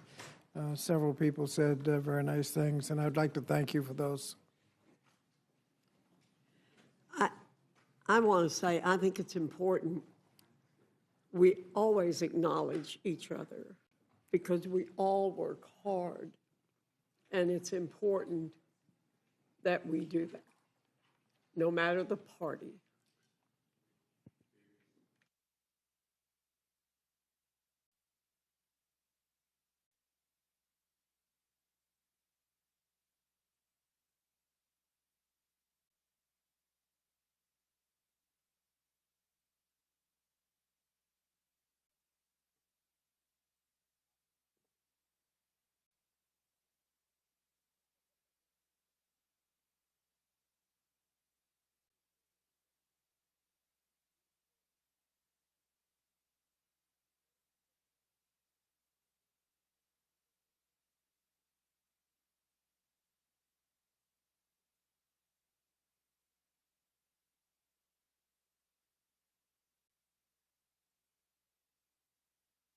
The next panel, thank you.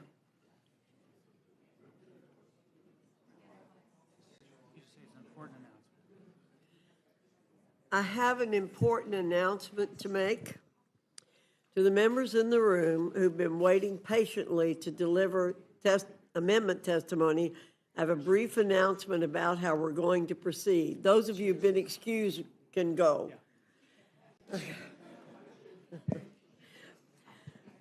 We're going to begin with the leadership panel, but it will still be an amendment panel. Democrat leadership has asked to testify as a panel of 3 to begin with. But it's our understanding they will abide by the procedures of an amendment panel, meaning 5 minutes of testimony each.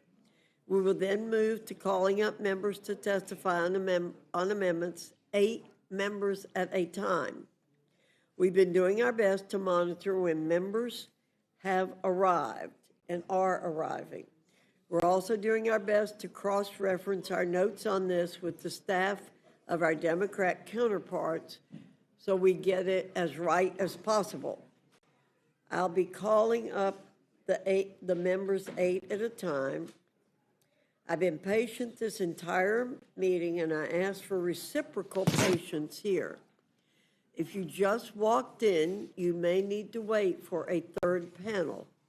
And for those listening who aren't here, you may need to wait for a fourth panel, and so on. Again, I'm asking everyone to be patient. We'll be identifying the members for each panel verbally. I believe if you are on the Democrat side, and I think everyone who wants to offer an amendment is on the Democrat side, you may talk to the Democrat staff outside about where you might be in the queue.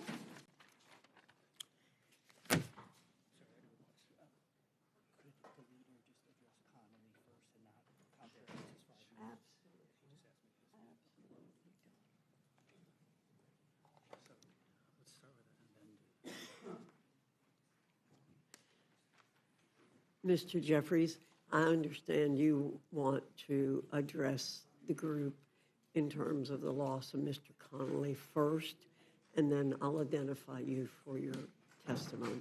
Well, Madam Chair, thank you so much, and thank you so much for the moment of silence and the kind words of remembrance on behalf of our dear colleague, Jerry Connolly, who really was a member's member, someone who conducted himself with the highest degree of intellect, brilliance, resilience, integrity, humor, and wit. It's a great loss for his family, great loss for his district, great loss for the Commonwealth of Virginia, great loss for us as House Democrats, but certainly a great loss for the Congress and for the country, given just the depth of his representation, the relationships that he had on both sides of the aisle, on both sides of the Capitol, and the fierce representation that he provided to the people that he's been privileged to represent for decades. Thank you for giving me the opportunity to share some brief words of reflection on behalf of the House Democratic Caucus. Well, I'm reminded of an old poem, "For Whom the Bell Tolls." Thank you, Madam Chair. Thank you, Mr. Jeffries. Now, I'd like to recognize that we have Minority Leader Jeffries, Leader Clark and part of the leadership, Mr. Aguilar, at the witness table for our first panel. So I now will recognize each of you. Will you be going first, Mr. Jeffries? Thank you, Madam Chair. Good morning. Thank you, Chairwoman Fox and Ranking Member McGovern, for the opportunity to testify at this incredibly important Rules Committee meeting. I also thank my colleagues, Whip Catherine Clark and Caucus Chair Pete Aguilar, for partnering with me on this amendment. Come before you today with an amendment to strike the unacceptable, unconscionable, and un-American cuts to the health care and food assistance of the American people. America is the wealthiest country in the history of the world. We are better than this. The great American middle-class dream is that when you work hard and play by the rules, you should have the ability to provide a comfortable life for yourself and for your family, a good paying job, educate your children, purchase a home, and have access to high quality and affordable health care, as well as be able to put food on your kitchen or dining room table. Unfortunately, we are here today discussing a bill that would make that American dream harder to reach for millions by increasing costs for families, hardworking American families, and gutting the things that they need to survive and thrive. This reckless budget would take health care and food assistance away from millions of people in order to provide tax cuts to the wealthy, the well-off, and the well-connected. It would hurt children, hurt seniors, hurt families, hurt women, hurt people with disabilities, and hurt our nation's veterans. If enacted, the GOP tax scam would represent the largest cut to health care in American history and the largest cut to nutritional assistance in American history in order to provide the largest tax breaks to billionaires like Elon Musk in American history. So let's begin with the health care component of this amendment. Everyone should have access to high quality and affordable health care in the United States of America. In 1965, Congress created both Medicare and Medicaid. In the intervening decades, Congress passed legislation to expand and strengthen these important programs. In 2010, this Congress, under the leadership of Speaker Nancy D'Alessandro Pelosi, passed the historic Affordable Care Act, which created new protections for people with pre-existing conditions and expanded health care for tens of millions of people who couldn't otherwise afford it. Since then, we have managed to achieve the lowest uninsured rate in history. Why would we go backward? Which is what the GOP tax scam would do. We know, however, that our healthcare system is not perfect. Too many Americans continue to be unable to pay their medical bills and struggle to get access to the care that they need. As Democrats, we are ready to work in a bipartisan manner to address these challenges, but we will never support any Republican effort to rip away health care from the American people. This GOP tax scam will force nearly 14 million people to lose their health coverage and cause millions more to pay higher copays, premiums, and deductibles.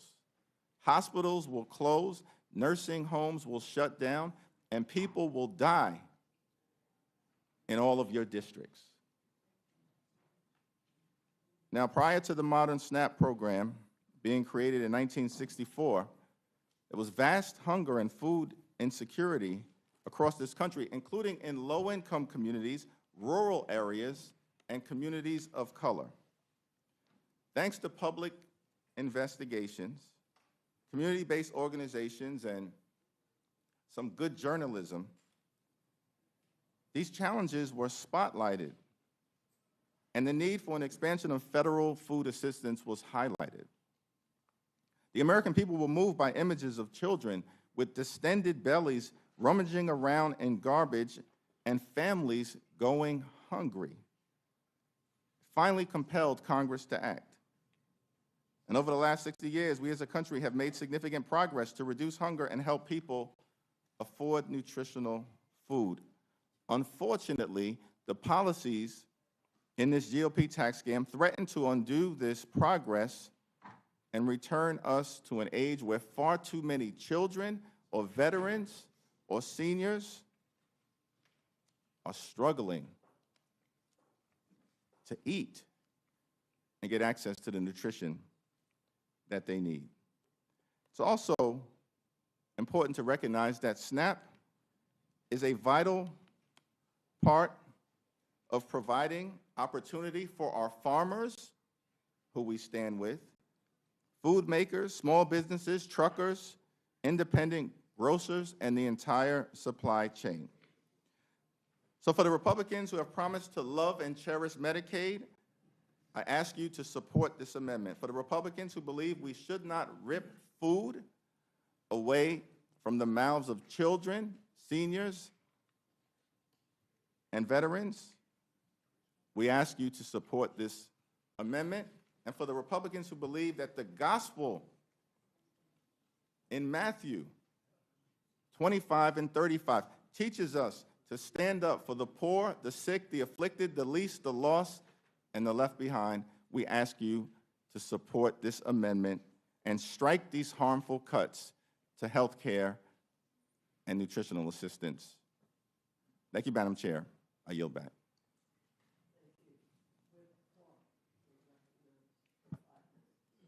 Thank you, Madam Chair, and the Ranking Member McGovern, the members of this committee.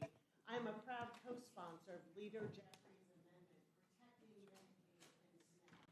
And my Democratic colleagues have done an excellent job laying out how taking Medicaid and food from kids and seniors and veterans and moms to give tax cuts to billionaires while increasing our deficit is a triple threat to the American people. But unfortunately, it doesn't end there. I'm offering an additional amendment that strikes a provision that would defund Planned Parenthood. Speaker Johnson recently said about this provision, it is about going after, quote, big abortion. But he knows better than that. We all know the federal government doesn't pay for abortion care. We all know Republicans have already decimated access to safe abortions in this country. So what does this provision actually do?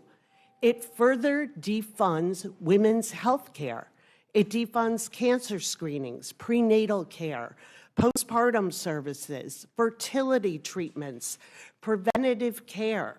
96% of Planned Parenthood's clinical work has nothing to do with abortion, but everything to do with serving millions of women, most of them overwhelmingly in rural and underserved areas, who are having a hard time finding reproductive care or any health care, especially in states with abortion bans.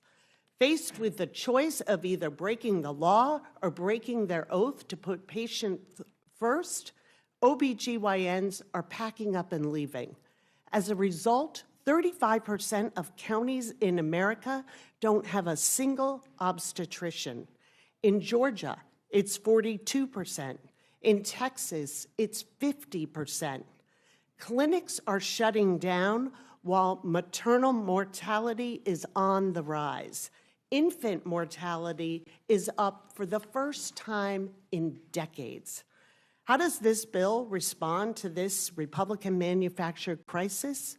It piles on. It makes it even harder for women to find health care. Without this amendment, it would shut down nearly 600 health centers run by Planned Parenthood, 64% of which serve women living in medical deserts. These are communities that don't have enough health care providers as it is. These are women who overwhelmingly live in rural areas. These are women that you represent. If Planned Parenthood is defunded, 7,500 South Carolinians will lose their doctor. All of them, 100%, live in a medical desert. 9,200 Georgians are on the edge of that same cliff, 75% in medical deserts. 22,000 Hoosiers, 82% medical deserts. 24,000 Virginians, 50%. 37,000 North Carolinians, 67%. 51,000 Minnesotans, 69%. And 118,000 Texans. Count on Planned Parenthood in a state where babies and pregnant women are dying at a historic rate. 2/3 of Texans live in medical deserts, and 141,000 New Yorkers are about to see 47 clinics boarded up, 61% of them in the neediest areas in New York State. Millions of women are counting on their representatives to make the right decision.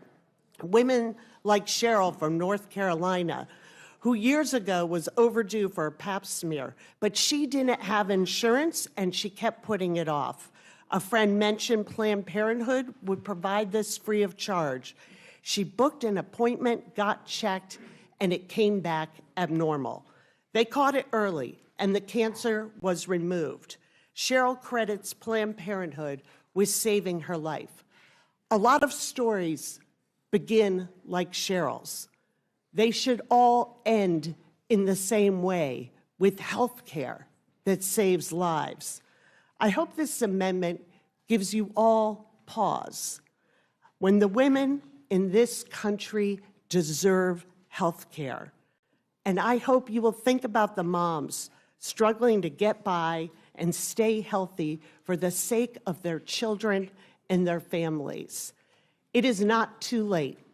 Do right by them. Make this amendment in order for floor consideration. Thank you, Madam Chair. Thank you. Mr. Aguilar. Thank you, Madam Chair. Ranking Member McGovern, distinguished colleagues on the committee. I appreciate your kind words about our colleague, Mr. Connolly, as well, Madam Chair. I'm grateful for the opportunity to introduce amendments that would strengthen SNAP, a program that helps families across the country meet their basic needs. I'm also proud to co-sponsor Leader Jeffrey's amendment. State governments can't afford to take on the extra costs that this legislation would impose on them.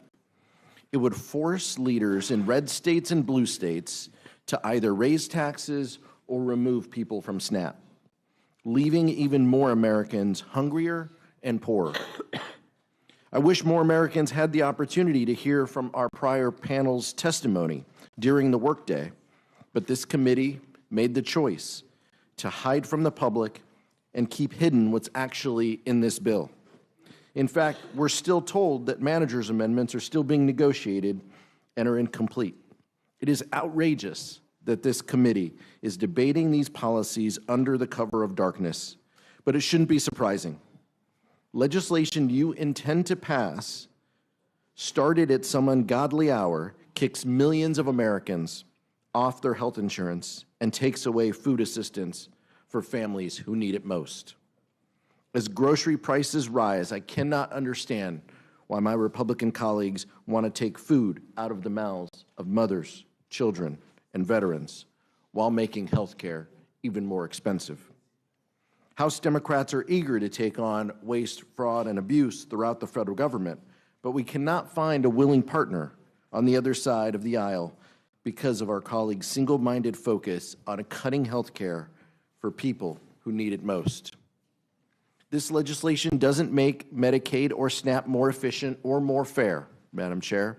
All this bill does is ensure that billionaires who have never had to worry about a hospital bill or putting food on the table can continue to pay less in taxes than a teacher, a firefighter, or a nurse.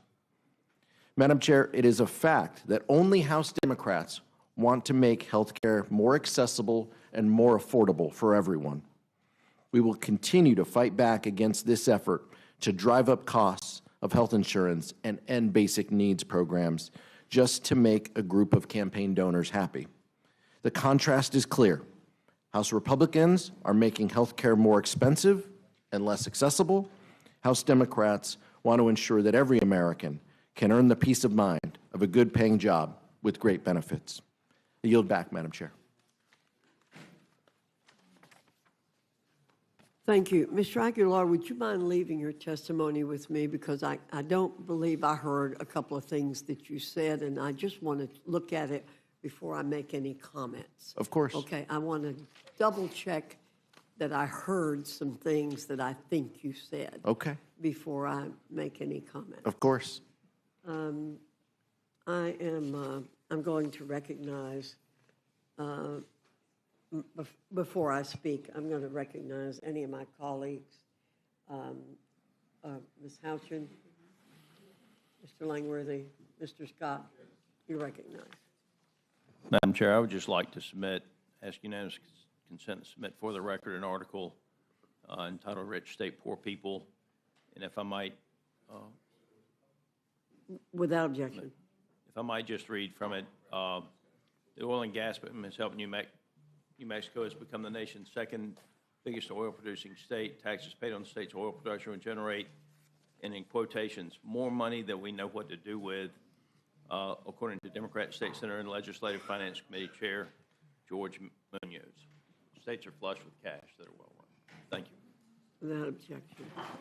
Mr. McGovern, you're recognized. Yeah. First of all, let me just address something that Chairman Smith said. He went through all the things in the tax section of the reconciliation bill that, quite frankly, most of us support. I mean, the child tax credit, the no tax on tips, the middle-class tax cuts. But what he omitted, with the tax cuts for billionaires, what he omitted were the cuts to Medicaid that will throw people off of health care, or the cuts to SNAP. Leader Jeffries, I mean, we're reasonable. We're happy to work with them. But there's no way in hell we're going to support a bill that's going to throw 14 million people off of health care, or throw millions of people off of SNAP. Maybe you can maybe comment on how would children, how would seniors be impacted by the legislation that is before us? Well, thank you, Mr. McGovern. This legislation would rip health care away from approximately 14 million Americans, including millions of children who will be adversely impacted by the fact that Medicaid is being cut in the greatest numbers in American history, children who would otherwise be able to see a doctor when they're sick but might not be able to as a result of Medicaid being ripped away. Children who will no longer have the ability to receive preventative care that could catch things early enough to avoid serious illness or death. They're impacted by the GOP tax scam. Seniors, of course, who will have their Medicaid ripped away from them will also be adversely impacted because the majority of seniors who receive nursing home care in America or home care in America, these aren't statistics, it's our parents, our grandmother, our grandfather, our great-grandmother and grandfather. The majority of people who receive nursing home care in America or home care in America, which allows people to maintain dignity and respect in their amazing golden years, they rely on Medicaid to receive that assistance. And that, of course, is at risk of being ripped away from them. And Mr. McGovern, it's all being done in service of enacting the largest tax breaks for billionaires in American history. Billionaires like Elon Musk, who's the last person in this country who deserves a tax break. And Ms. Aguilar, I support your amendment. Interestingly enough, the House Agriculture Committee never did a hearing on the cost-sharing issue with states. And there's a reason why governors all over the country are panicking that they may be hit with a bill of hundreds of millions of dollars or even $1 billion in the case of Pennsylvania which they're not going to be able to meet, and therefore it will result in them costing. It will end up cutting the benefit to people. And so I support it totally. And Leader Clark, let me ask you, is it possible at all for other providers like community health centers to absorb the patients that Planned Parenthood health centers see annually? And what services for women would be at risk? Thank you so much for the question, and let's bust this myth once and for all, because we have two things going on here. We have the nearly 14 million Americans, including many women, seniors, moms, pregnant moms, who are going to be have their health care taken away from them totally, and that impacts healthcare centers, FQHCs. They receive, Medicaid is the single largest source of payments, reimbursements for our FQHCs. And this is what's always pointed to by the right, as they will just pick up these services for women out of this defunded clinics for Planned Parenthood. It is impossible.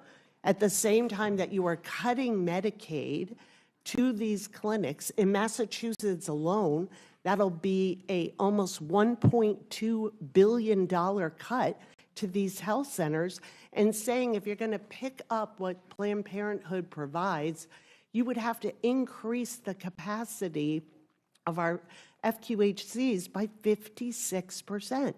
So we're going to take away Medicaid over here, and then we're going to say magically increase capacity by 56%.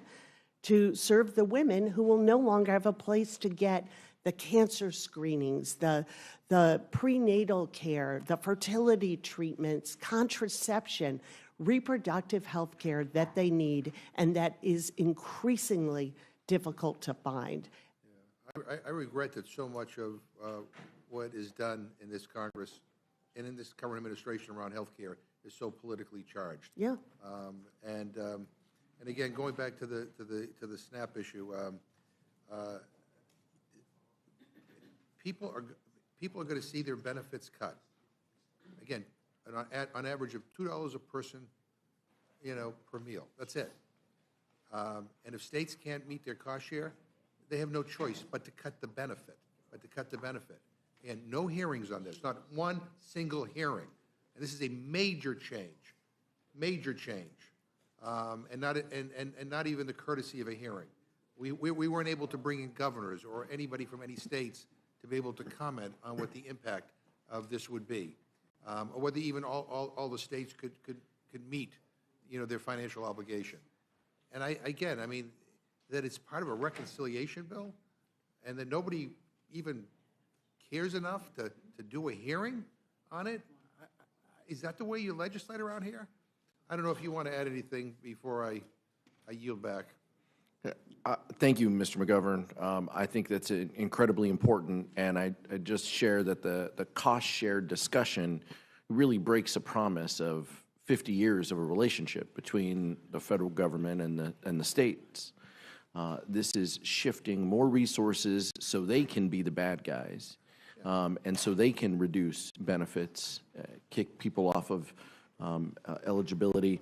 It's just an existential threat and would result in significant reductions in benefits to the people who need it most. And I'll just say finally, all this does is it gives my Republican friends some cover to be able to dodge responsibility, and when benefits get cut, say, hey, it's not me, it's the states. And again, that to me is very cynical. I yield back my time.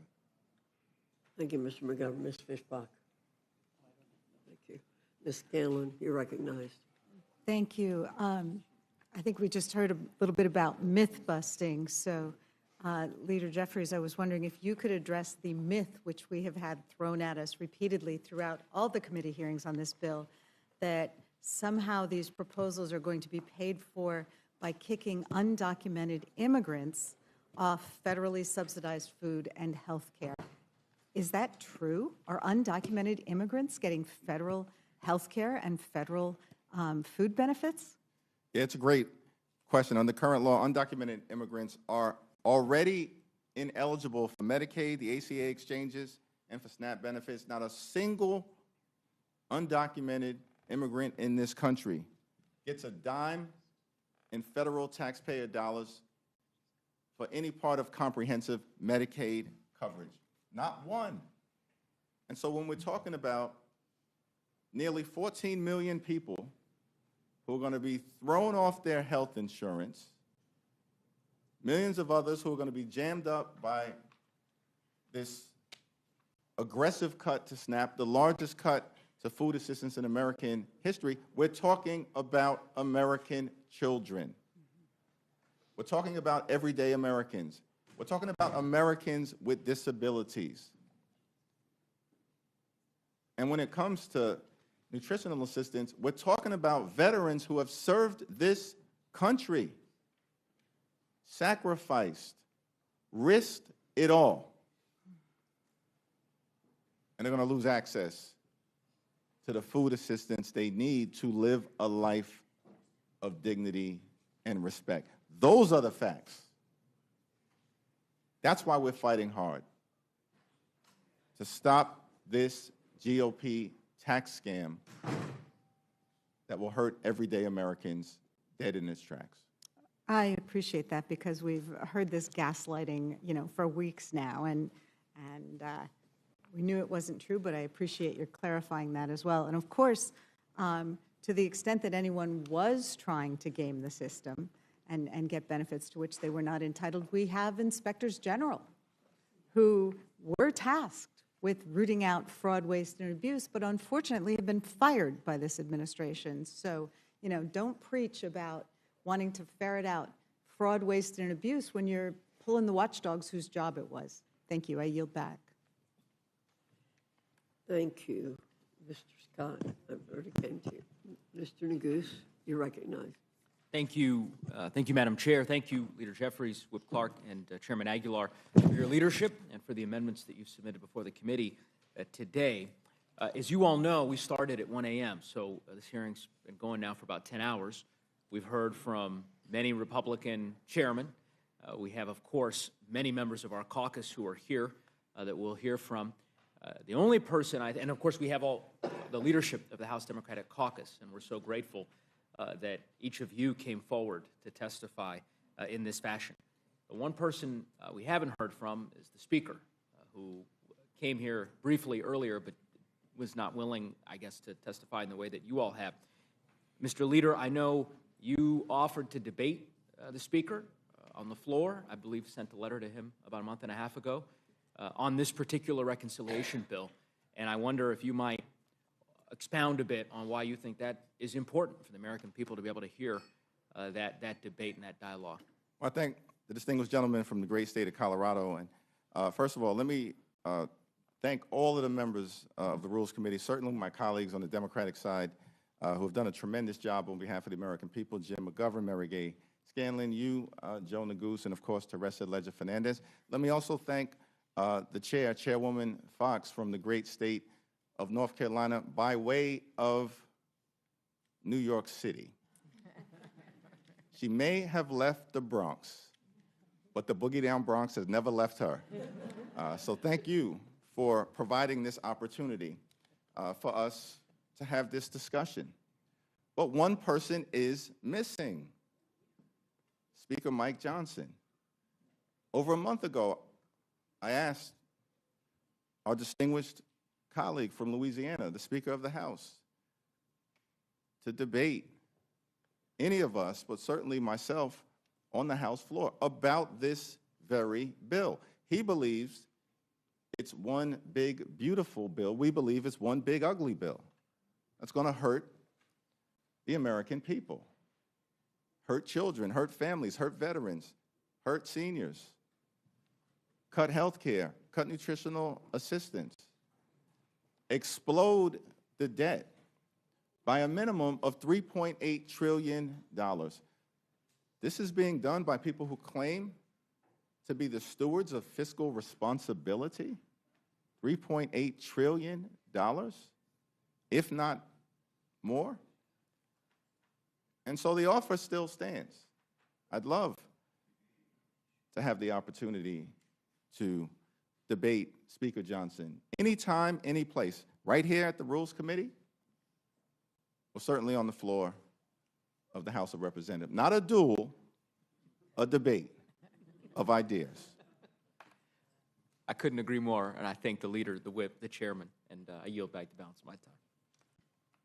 Thank you, Mr. Neguse. Ms. Leisure Fernandez, you're recognized. Thank you, Madam Chair, and thank you to each of you for coming and testifying. Rep. Clark, as you described the impact that the abortion bans have had on states across this country, the lack of reproductive health care in states around this country, and then that this bill would then add to that difficulty. I am reminded, and I've been sharing lately, a story that I didn't used to talk about because it was so hard, about how when I was pregnant, I almost bled to death. And I remember lying on that hospital surgery piece of metal. And they didn't put me to sleep because we were trying to save the baby. And they were screaming, we're going to lose her, we're going to lose her, we're going to lose her. Those doctors could concentrate on saving my life.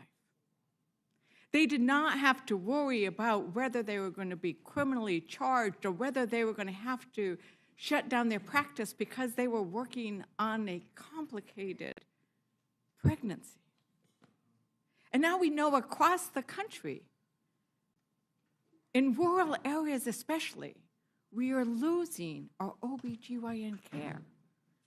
So I want you to talk a little bit more about what happens in those rural areas, what happens in those areas where doctors are fleeing, and how what they're doing in this bill by going after Planned Parenthood, does that make it worse? Thank you. Thank you for sharing that story. And it is the story of women across this country. Pregnancy is often complicated and it needs interventions. And we want safe outcomes. The way we get that is good prenatal care and being able to find that within a 50-mile drive from your home. And with the abortion bans, that is becoming out of reach for so many people. And it compounds the cruelty in this bill that is already there in all that they are taking away from women and children and families, from their health care, from food programs, public schools, the list goes on, for this cynical exercise of giving tax cuts to people who are too wealthy to need them or maybe even notice them.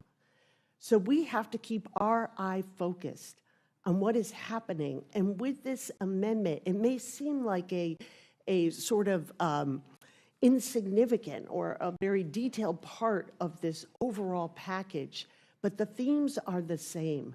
And at the end of the day, it is denial of health care for women in this country. And at the same time, we have a White House lamenting, why aren't women having children?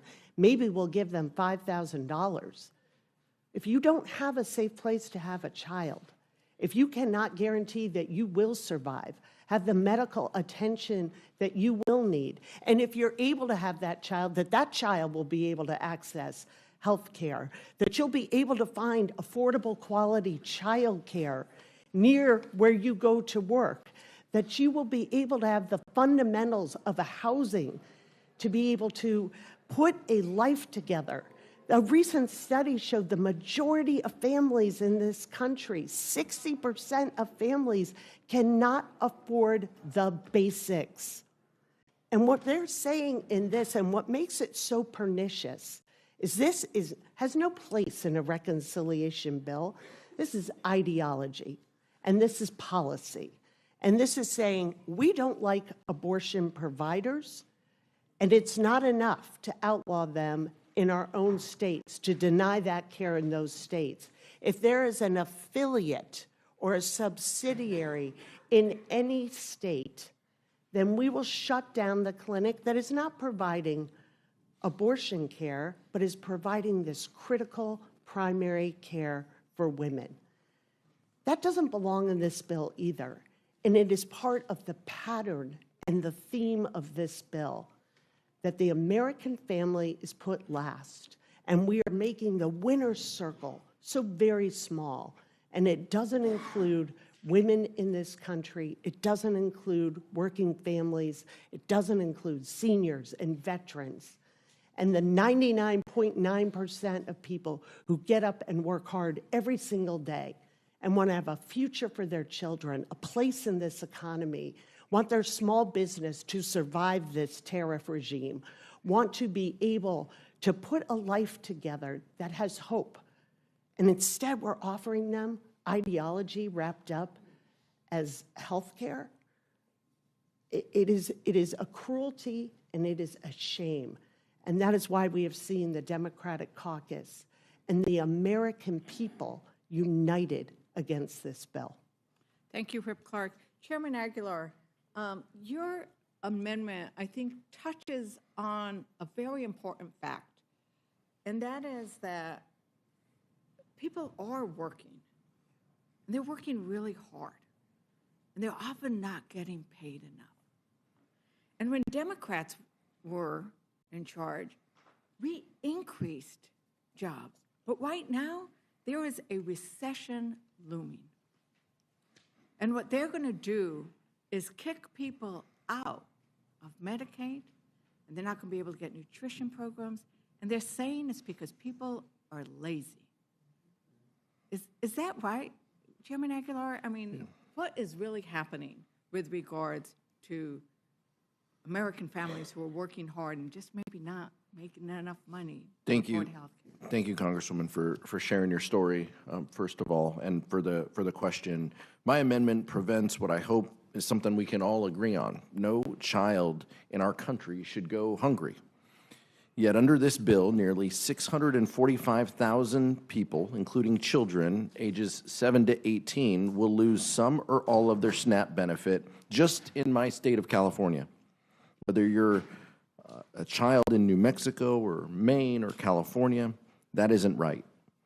As cruel and failed as that 3-month time limit is, it has never been applied to parents and grandparents with dependent children. It's right in the name, able-bodied adults without dependents. So what is supposed to happen, the child turns 7 and now doesn't need to go to school by themselves. It's just plain wrong, and it puts kids at risk.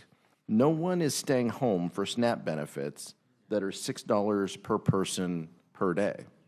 If my colleagues were serious, we wouldn't be providing child care and transportation and fair wages to help families make ends meet rather than cutting these important benefits. Thank you, Chair Aguilar. And Leader Jeffries, thank you for painting the picture of what hunger looked like in America and what poverty looked like in America when we decided that that was not an acceptable picture for us. And I think it's a policy choice, but I think you also touched on a sense that it's also a moral choice. And I entered into the record earlier today a letter from 31 faith organizations who were opposing these kinds of cuts because they noted that it was against a principle, a moral principle, that government should provide for those who are in need. And I just wanted to give you the last word. I'm the last Democrat who gets to ask a question on these issues of how you see the values and the choices that are being made in this bill. Well, thank you again for sharing your powerful story in such a compelling way, and it really does illustrate the challenges that we confront here. When we make policy decisions, we are impacting the American people in ways that in certain cases could be questions of life and death. It's often been said, Dr. King made this observation, that budgets are moral documents. And I don't question anyone's faith in this room. There are people of faith on both sides of the aisle. But we do have to ask the question, can't simply be enough to go to synagogue or go to the mosque or go to church and pray on Sunday and then come to Washington, D.C. and pray on the American people the rest of the week. P-R-E-Y. Pray on the poor, pray on the sick, pray on the afflicted, pray on working families, pray on everyday Americans, pray on our children, pray on our veterans, pray on older Americans. It can't be sufficient to go to church and pray on Sunday, but then come to Washington, D.C., advance a bill like the GOP tax scam, and pray on the American people for the rest of the week. Democrats will never stand for it,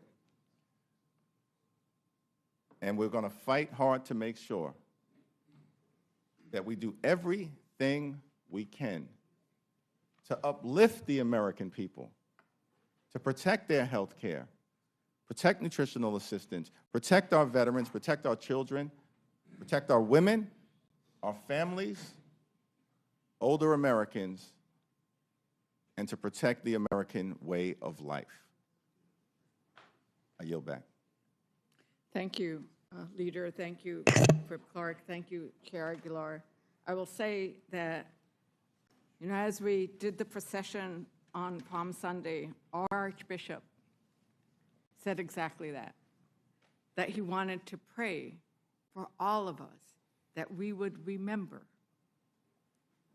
the poor and the needy, and that we would have the grace in our hearts to do what's right. Tribal leaders came and met with me yesterday and said that they had done the blessings in the morning so that they could bring them to Washington, D.C., because the cuts to Medicaid, the cuts to tribal sovereignty, the cuts was something their people could not survive. And so I think those prayers and those blessings are important so that when we come to Washington, we act from our hearts and that we let that lead our decisions. Thank you very much for all three of you for this incredible amendments, this incredible testimony. With that, Madam Chair, I yield back. Thank you, Ms. Leisure-Fernandez. Mr. Griffith, do you have any questions? I do not. Thank you. Thank you. Thank you all for coming. The witnesses are excused. Thank you.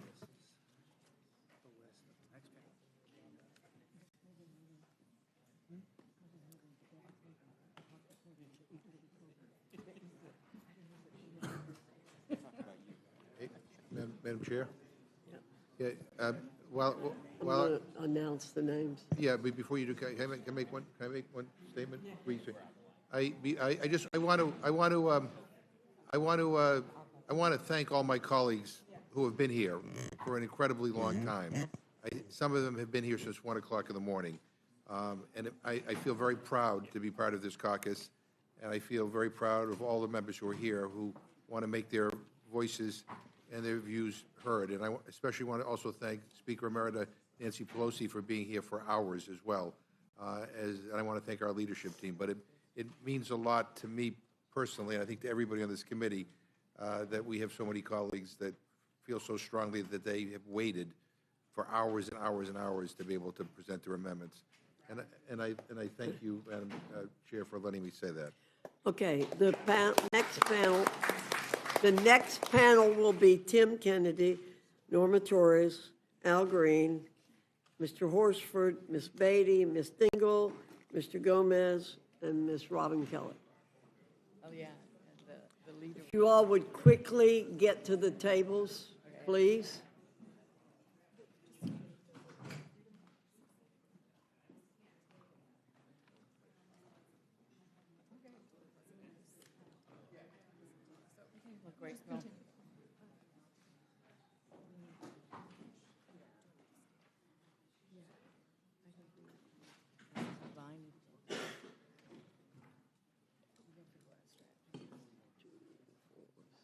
We can fit in one more. One more. We can do one more. 2, 4. No, 7. Who's not there? Oh, yeah.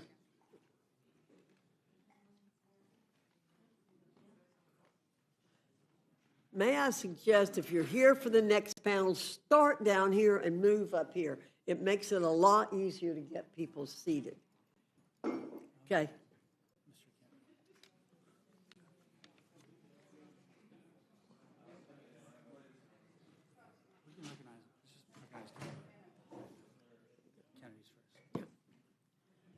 Mr. Kennedy, you're recognized. Thank you, Chairwoman Fox. For 5 minutes. Thank you, Chairwoman Fox, Ranking Member McGovern, and members of the committee. I'm here today to offer 2 critical amendments. First, to strike Section 44111 and preserve the current 10% state cost share for Medicaid expansion, preventing the financial burden that will otherwise fall on states and safety net hospitals. Second, to strike Section 44126, which targets and defunds community health centers that provide family planning services. Taken together, these provisions in the underlying bill, in addition to the massive cuts to Medicaid that this bill ensures, would decimate access to care for millions of Americans, particularly low-income women, children, and seniors. As members of the majority attempt to shove this bill down the throats of the American people, and frankly, some members of their own party, in a process that started in the middle of the night while America slept, my Democratic colleagues and I are here to stand up and shed light on what you're hoping to hide from the American people. As an occupational therapist myself, the husband of a physical therapist, the son of a nurse, and the representative of a community with 285,000 people who depend on these services, including 110,000 children, let me focus on what's at stake with the Medicaid provisions outlined in this bill. Since the passage of the Affordable Care Act in 2010, nearly 25 million Americans nationwide have gained access to care through the Medicaid expansion. That means moms have access to prenatal and postnatal care. Children can get regular checkups. And people struggling to put food on the table can still see a doctor before minor issues become emergencies. It means those in rural areas, often far from major hospitals, can visit clinics, access telehealth services, or get prescriptions filled without having to travel hours for basic preventative care. States that expanded Medicaid saw the uninsured rate among low-income adults decrease by more than half. It is so popular that even in states where the legislature and governor opposed it, like Oklahoma, when put to the voters, it was approved. In New York, the state I represent, expanding Medicaid has given over 1 million people access to care. With this bill, New York will face nearly $1 billion in new costs, while other states could see their expansions repealed entirely. As I've been here since the wee hours of the morning, participating in a broken process that started at 1 a.m., I cannot fathom why members of this majority would choose to rip life-saving care away from your own constituents in the name of tax breaks for billionaires, aside from the fact that the president told you to do so. As an occupational therapist, again, I've worked with patients, young and old, people who rely on Medicaid for necessary care. I've seen what happens when patients delay care because they cannot afford it. Minor conditions become chronic, emergency room wait times lengthen, and hospitals cannot absorb the cost. As a result, our healthcare system becomes destabilized. In cutting Medicaid, we don't eliminate the need for care, we just eliminate access to care. And for those who aren't on Medicaid, we only make care more expensive and harder to get. We force families to choose between medicine and groceries. We push more patients into overcrowded ERs, and we risk lives. This Republican bill does not save money, and it sure doesn't help the people who sent us here to represent them. It shifts the burden to states, to hospitals, and to the people who can least afford it. Simply put, it's cruelty. My amendments protect Medicaid expansion programs and ensure that millions of Americans don't lose the care that they need, and that our public hospitals and safety net systems can continue to function. Without our Democratic amendments, this bill will make all Americans less safe and healthcare less accessible, particularly for our most vulnerable citizens. I urge my colleagues to support these amendments. Healthcare, we know, is not a luxury reserved for the few, and it shouldn't be. It is a right, and it is our responsibility to protect it. I yield back. Thank you. Ms. Torres, you're recognized. You're a former member of the committee. We're glad to have you back. Thank you. Good morning, Chairwoman, Ranking Member McGovern. It's great to be back with all of you here, although under difficult circumstances. I know how difficult it is to have to work through the night, but the work that we're doing here today is really important. It's important for members to be able to share how this bill will impact our constituents. The bill before the committee, it is truly a disaster for the American people. It would throw almost 14 million people off Medicaid. It would cause our hospitals to close in areas that need them the most. It would cut food assistance for more than 3 million Americans, and all to help the multi-billionaires that pay much less in taxes. I fully support many of the amendments proposed by Democrats to fix these cruel actions, and I hope that they'll be made in order. I have 3 amendments that would address problems in the bill and in the current policies of the Trump administration. First, I have submitted an amendment number 507, which would protect the health care of nearly 340,000 of my constituents by striking the hundreds of billions of Medicaid cuts contained in this bill. It's a common sense at this time when families are struggling with higher prices of food and good due to the self-inflicted wound of tariffs caused by our president. Second, I have an amendment to prevent the $300 billion in cuts to food assistance, programs like SNAP. The Republican reconciliation bill would kick more than 3 million people off of food stamp assistance, again, while we are getting imported eggs from Turkey and other countries that are willing to help us in a time of need when our food prices are so high. Third, I have submitted an amendment to lift the SALT deduction cap imposed by the 2017 tax scam bill. The reality is that this simply shifts more federal taxes to Californians when California already contributes much more than many of your states. For example, California is a donor state. We send $692 billion to the federal government, and we receive back $609. That means we send $83 billion to many of your states to help fund the quality of life that all of you enjoy. Representative Griffin, Virginia they pay $107 billion.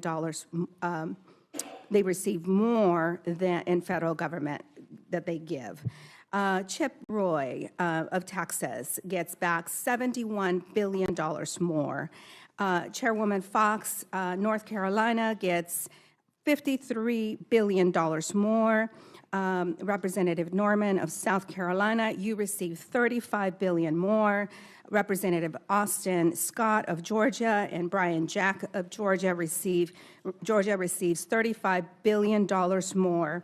And Representative Hutching of Indiana receives $30 billion more.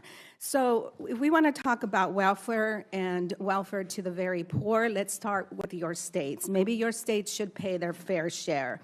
Lastly, I have an amendment that would help stop the unlawful and dangerous firings of Federal Aviation Administration workers who maintain our air traffic control systems. They are the backbone of the air traffic control system. They are the unseen workers that help keep planes in the air and provide safe landings when we land. They support our air traffic controllers that ensure a safe flying public. While the administration is trying to recruit more air traffic controllers, they continue to fire probationary employees and reduce staffing for the people who maintain these systems. This is something that is critical that we need to address.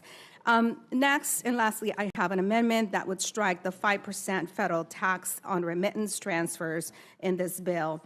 The tax proposal in this bill would disproportionately impact immigrant workers who already pay into a system that they cannot reclaim any of the Social Security or taxes, state, local taxes that they pay into. Lastly, I have an amendment that would disapprove of the U.S. Army Corps of Engineers work plan for fiscal year 2025. This plan isn't just flawed, it blatantly politicizes the project selection process in attempts to leave, once again, California, the state that all of you depend for welfare for your constituents, to have zero projects allocated by them. I think the American people should know what is in this bill. It's a tax giveaway to the filthy rich. Thank you, Chairwoman, for your patience, and I yield back to you. Thank you, Ms. Torres. Mr. Green, you're recognized for 5 minutes. Thank you, Madam Chair. Mr. Ranking Member, members all, I am here today because of SNAP and a concern. But first, I'd like to thank Ms. Mang, Grace Mang, for introducing the Fairness for Victims of SNAP Skimming Act. It has been reduced to Amendment number 30. I had a similar piece of legislation, and this whole issue was called to my attention by a news reporter from Channel 2 KPRC in Houston, Texas. And as a result of his engagement, we produced a piece of legislation. I do not want to see block grants to Texas for health care. Madam Chair, Texas refused $100 billion to expand Medicaid. This is one of the reasons why Texas has the highest percentage of uninsured persons and the highest number of uninsured persons in the United States of America. I don't know that Texas is going to be responsible enough to accept the grants. What will you do and what will we do when Texas does what it does quite regularly, and that is decline federal dollars? So I'm here today to talk about a program that has benefited not only Texans, but persons across the length and breadth of the country. And this has been a bipartisan effort in the past.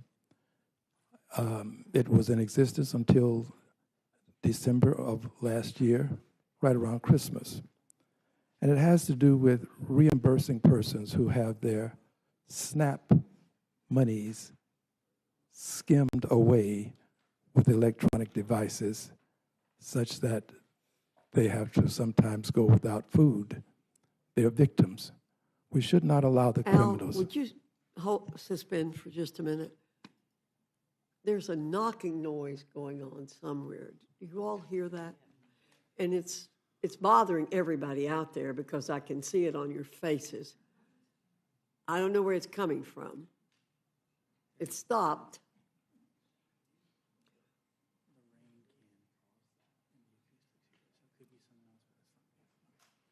All right.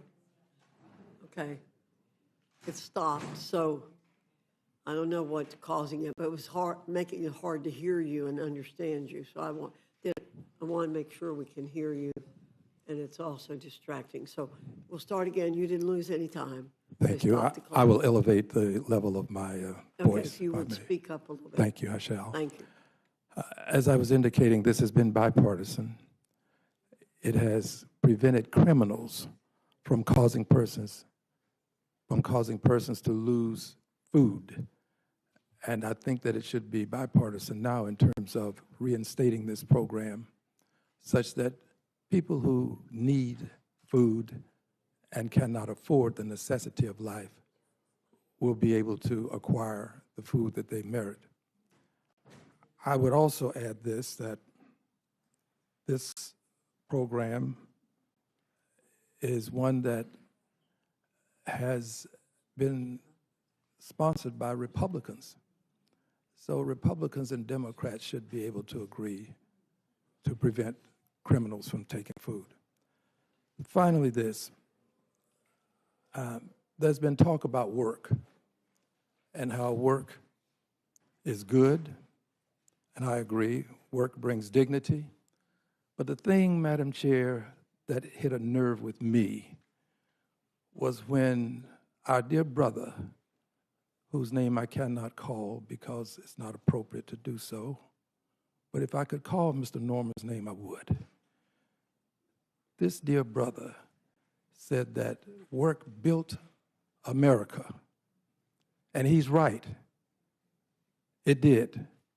Over 10 million people working for more than 240 years without a paycheck. America is a great country, and it's great, Madam Chair, because of the economic foundational mothers and fathers whose lives were sacrificed. If you're in this country, you're standing on the backs of those persons who were enslaved. And you're right, work ought to be recognized. In this country, in our capital, in Emancipation Hall, the recognition for 240 years of enslavement is a plaque not much larger than that picture on the wall. That's an emancipation. It would seem to me that if we truly appreciate the dignity in work, then we would express that dignity for the people who had a hand in building the White House, a hand in building the Capitol, built the roads, the bridges, planted the seeds, harvested the crops, fed the nation. Why don't we recognize them to the same extent that we recognize people who are victims of the Holocaust? It just seems to me that if we're going to talk about work, let's talk about the people who built the country. And finally, I want to thank you for the time, and I'd like to thank the ranking member as well, and would hope that we can save this SNAP program. Thank you. Good morning, Madam Chair, to the ranking member, to the Assistant Democratic Leader, to the members of the committee. I've been with you since 3 o'clock this morning. I want to thank you for your time, but I am here to bring the voices of 750,000 people in Nevada who elected me to do a job, and that's to make sure their perspective is heard by this Congress and this committee. I know we've heard a lot, but I want to touch on what this bad-built bill for billionaires doesn't do, because it barely touches housing, a crisis that is affecting more than just the people in my district. My disappointment is with what is not in here. So once again, like I did in the Ways and Means Committee, I am here to let you and the American people know that there's nothing to address the fact that rent increases are outpacing people's income, that there's nothing in this bill that builds out housing for the middle class, that there's nothing in this bill that touches Trump's blanket tariffs, which are taxes that Americans pay, not some foreign governments, that will raise the cost of housing. In fact, in 2018, the CBO projected that the initial Trump tax cuts would reduce residential investment since their provisions are not favorable towards housing. That report proved true as inflation-adjusted residential investment today is nowhere close to its pre-2018 trend. I'll also tell you what this bill does have. It has an annual tax cut for billionaires, over $255,000 a year, while the average benefit for working people earning less than $50,000 annually is a meager $265. The cutting of health care for 14 million Americans, and the selling of Nevada public lands without a single dollar going to the state for which those lands are intended. So let's recap. Trump is making borrowing more expensive.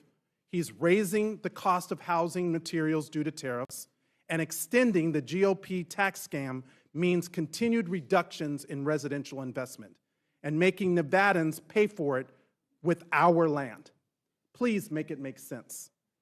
That's why I am offering a package of amendments to help our veterans, to address tipped workers, small businesses, and the hospitality sector, which has been hit hard by President Trump's tariffs. However, for the purposes of this hearing, I will focus my remarks around helping our veterans. My amendment seeks to address the housing crisis that my colleagues seem to be ignoring. This amendment would create a Veterans Housing Fund through a 1% surtax on excessive corporate stock buybacks, limited to firms with over $10 billion in assets. We are asking that the largest companies, who recorded nearly $1 trillion in buybacks, pay 1%. Over 30,000 veterans are experiencing homelessness. If my colleagues are committed to helping veterans, then you can support this amendment to help balance that equation. This is not a blue city amendment. According to HUD's 2024 Annual Homelessness Assessment Report, nearly half of veterans experiencing homelessness are in suburban or rural communities. And my colleagues on the other side of the aisle in this committee represent 8 states that total around 6,000 veterans who are experiencing homelessness. Georgia, nearly 650. Virginia, around 400. New York, almost 1,200. Indiana, over 400. Texas, nearly 1,850. South Carolina, almost 400. Minnesota, 300. And North Carolina, nearly 700 veterans experiencing homelessness. There is nothing in this bill that addresses shelter, mental health, substance abuse, job training, and other assistance specifically for our veterans. So I'm urging my Republican colleagues to work with us now to fix this bill before it goes to the floor. We want to work with you to address the problems facing our constituents.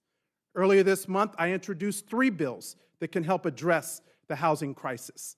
We need legislation that addresses the corporate takeover of single-family homes, like my Home Act. Not one Republican joined when I brought that bill forward. I introduced my Unlock Housing Act to address affordable housing by allowing the Bureau of Land Management to be able to lease the land to local governments and tribes specifically for affordable housing. This is a smart method to use the laws that already exist to build out more housing. Why? Because as Nevadans know, the land that we sell has not helped create the housing that we need. But we are seeing the same story over and over, that this bill does not have working people in mind. Instead, we have people like Representative Mark Amodei pushing to sell off more than 500,000 acres of land in Nevada under the guise of creating more affordable housing. He didn't even give a second thought to selling out our community. And for what? To use Nevada as a cash grab for the nation's debt? Don't believe me? Look at Section 8315 of the bill.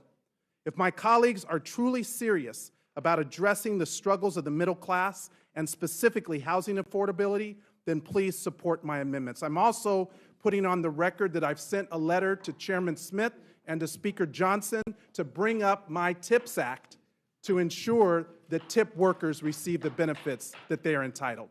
Thank you, Madam Chair.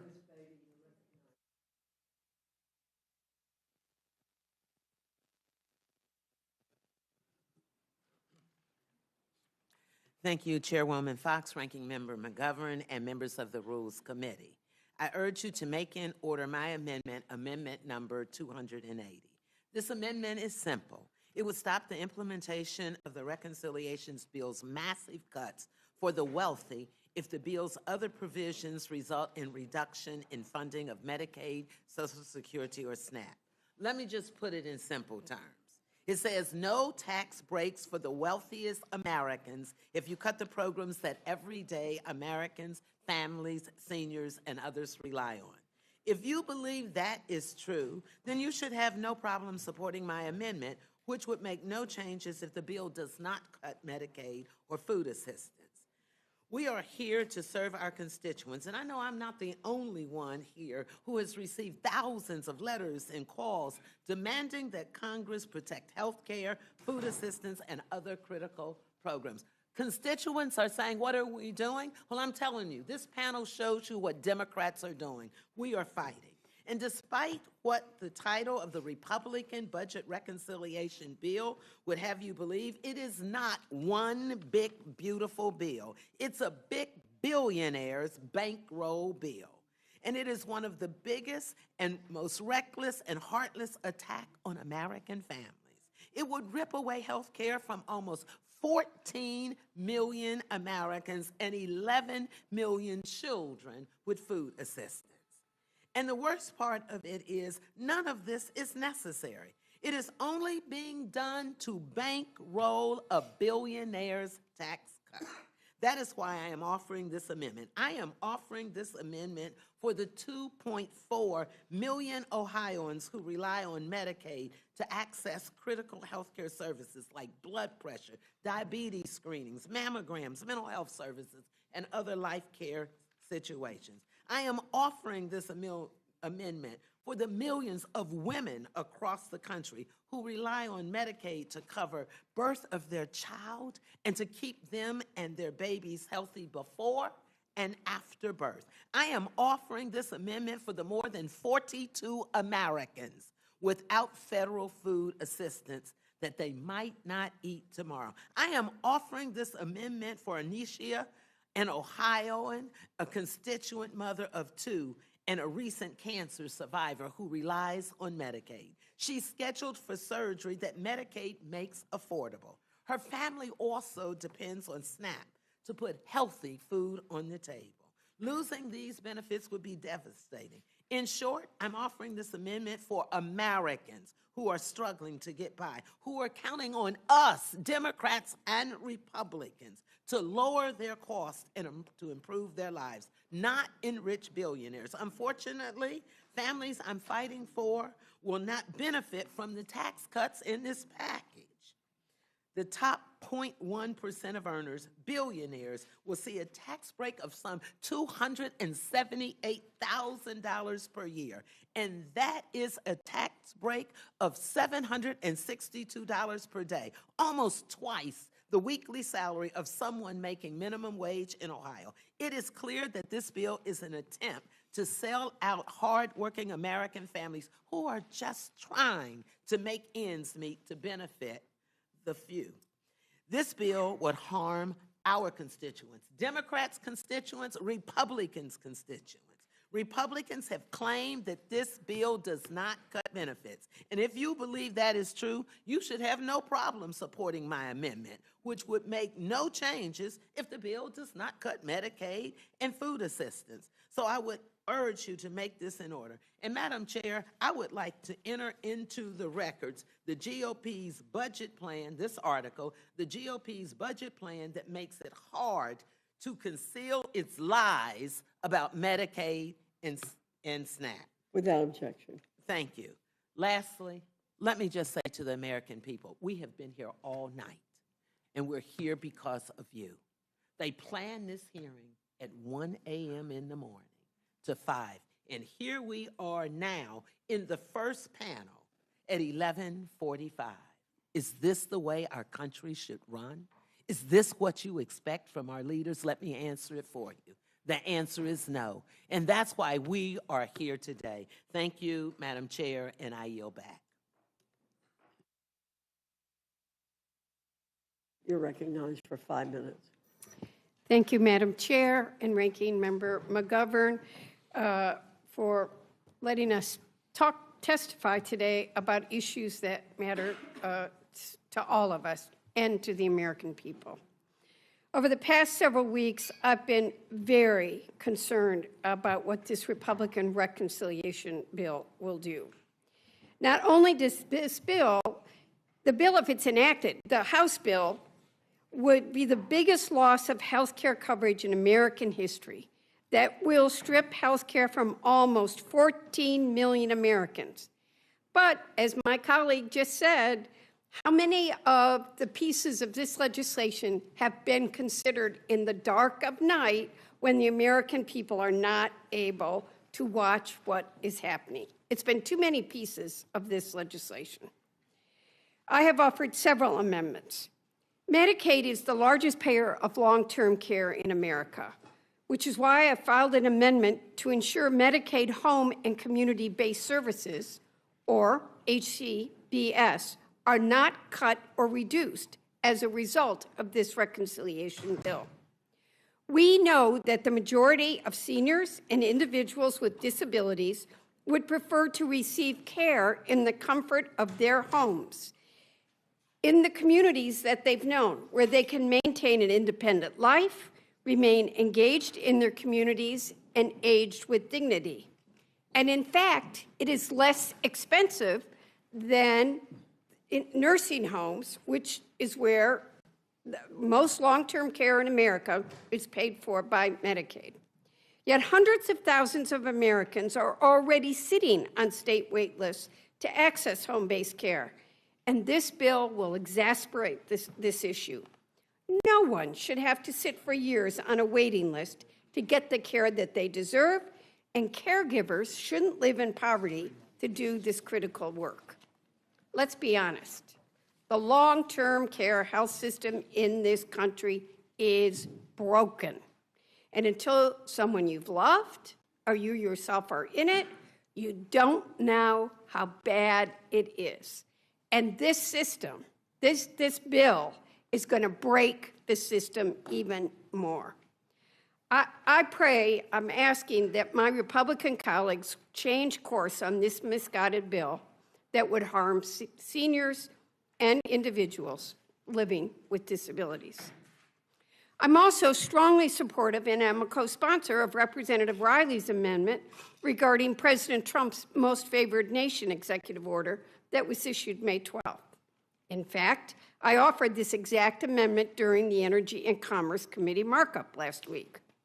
This amendment supports President Trump's executive order that aims to lower medication costs for Americans by preventing pharmaceutical manufacturers from charging Americans higher prices while giving discounts to other nations, when we, in fact, pay 2, 3, 4, 10 times as much as other countries do, and spend more on the research for these drugs than any other country in the world.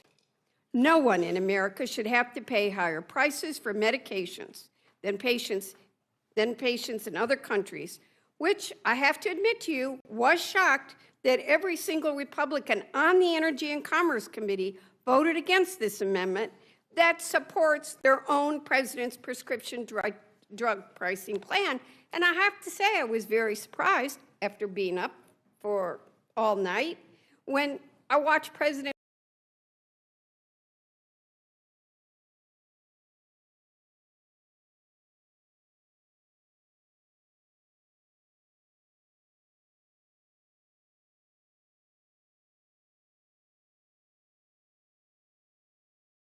Trump Wednesday night say this provision, that agreement,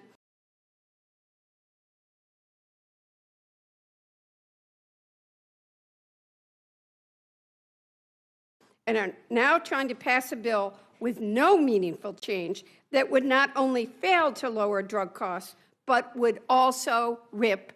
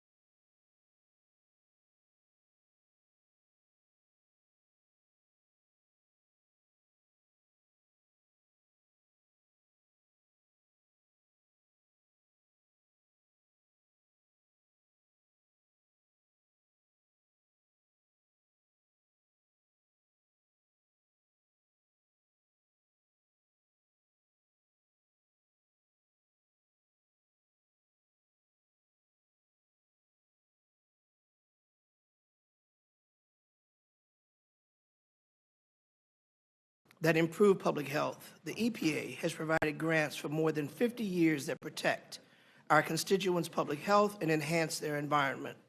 This is especially true for the Environmental and Climate Justice Block Grant Program, which provides valuable funding that serves community centers, environmental rehabilitation projects, and public health revitalization initiatives that would otherwise not be possible. These projects are providing environmental and public health benefits in Democratic and Republican districts alike. However, this bipartisan bill ruthlessly claws back these funds and eliminates this vital program. Not only is this bill stealing people's health care, it's also making them sicker. My amendment will ensure that environmental and climate justice block grant projects that improve the health outcomes in low-income communities do not lose critical funding. If Republicans truly prioritize their constituents, they should easily agree with me that this funding is valuable and must be protected. My second amendment is amendment number 358, which would add to the text the bipartisan Next Generation 911 Act to the Republican budget reconciliation legislation before us today and fully fund programs using the proceeds from future spectrum auctions. Because of technology advances the telecommunications over from the past 50 years, Americans can communicate today in ways weren't even contemplated when 911 system was first created. Yet, our 911 systems are stuck in the past. Our first responders are unable to utilize these tools we take for granted in this digital age. We are far behind. Police officers, firefighters, and emergency medical technicians who serve communities we represent deserve better. I cannot think of a better use of dollars raised from auctioning off public airwaves than to upgrade old, outdated public safety communication systems. I hope my colleagues will vote yes on this amendment to modernize our 911 systems for the 21st century. Congress should give FCC the authority to begin spectrum auctions now. Those proceeds need to help our constituents and first responders not pay for tax cuts for the ultra-rich. My third amendment is Amendment 373, which states no funds can be used to effectuate the detention or removal of of citizens of the United States or any non-citizen whose legal status was determined or visa revoked due to exercising simply their right to speech, free speech, not breaking any laws, simply their right to free speech. Last month, I led a delegation of House and Senate members to 2 ICE processing centers in Louisiana to meet with individuals who had their legal status revoked and remain in immigration detention simply because they exercised their right to free speech. If these individuals can be jailed for exercising their First Amendment rights, any person in this country is under the same threat. Now, let me be clear. I do not support any hate speech of any kind. Speech that supports anti-Semitism or calls for violence, I am totally opposed to. The individuals we met with were very clear. They don't support these matters either. My fourth amendment and last amendment is number 357, which states that 100% of Medicaid cuts resulting from waste, fraud, and abuse will go directly back into programs to strengthen Medicaid for generations to come. My Republican friends say that they want to help the people that Medicaid was, quote unquote, intended for, the most vulnerable. And to that I say, put your money where your mouth is. But we all know they won't. It's always been about enriching billionaires while ripping health care away from seniors, children, mothers, and those with disabilities. Republicans now say that Medicaid shameful. We will put the most vulnerable at risk. That's why we keep spinning false narratives about waste, fraud, and abuse. But don't take my word for it. Take it from Republican Senator Josh Hawley, and I quote, "Will Republicans be the majority of the people or a permanent minority speaking only for C-suite?" So if the goal is to protect Medicaid and root out waste, fraud, and abuse, we should have no opposition to support my amendment to reinvesting these funds into Medicaid. I have one final quote, ma'am, and I know I'm shortly over, but I want to remind people. I'm told yesterday that our president, Donald Trump, said, and I quote, please forgive my language, "Don't fuck with Medicaid." I hope he was serious, and I hope this committee takes it serious too. I yield. Carter, Mr. Kuda, you're recognized for 5 minutes. Thank you, Madam Chair. Ranking Member McGovern, I submit one amendment today, 159, protecting rural Americans from SNAP cuts. Every day, millions of Americans go to bed hungry. For 14 straight years, the United States has led the developed world in food insecurity. In 2023, over 1 in 4 Americans reported struggling to afford food. Think about that. In the richest nation on earth, 85 million people are missing meals. And where is this pain felt most deeply? Rural America, small towns, farming communities, places like Hawaii's 2nd District, where food is grown, but life is hard. 87% of the counties with the highest food insecurity are rural. Families face fewer job opportunities, fewer doctors, fewer grocery stores, and now even fewer lifelines. And Republicans want to make it worse. This isn't just a bad bill. It's a big bad bill. It's a big ugly bill, a brutal assault on rural families, working parents, seniors, kids. The GOP plan is to slash $313 billion from SNAP, gut Medicaid, rip lifelines out of the hands of people just trying to survive, and hand billions in tax breaks to the ultra-wealthy. All this as part of the GOP tax scam 2.0, a reckless giveaway to billionaires that will add $5 trillion to our national debt.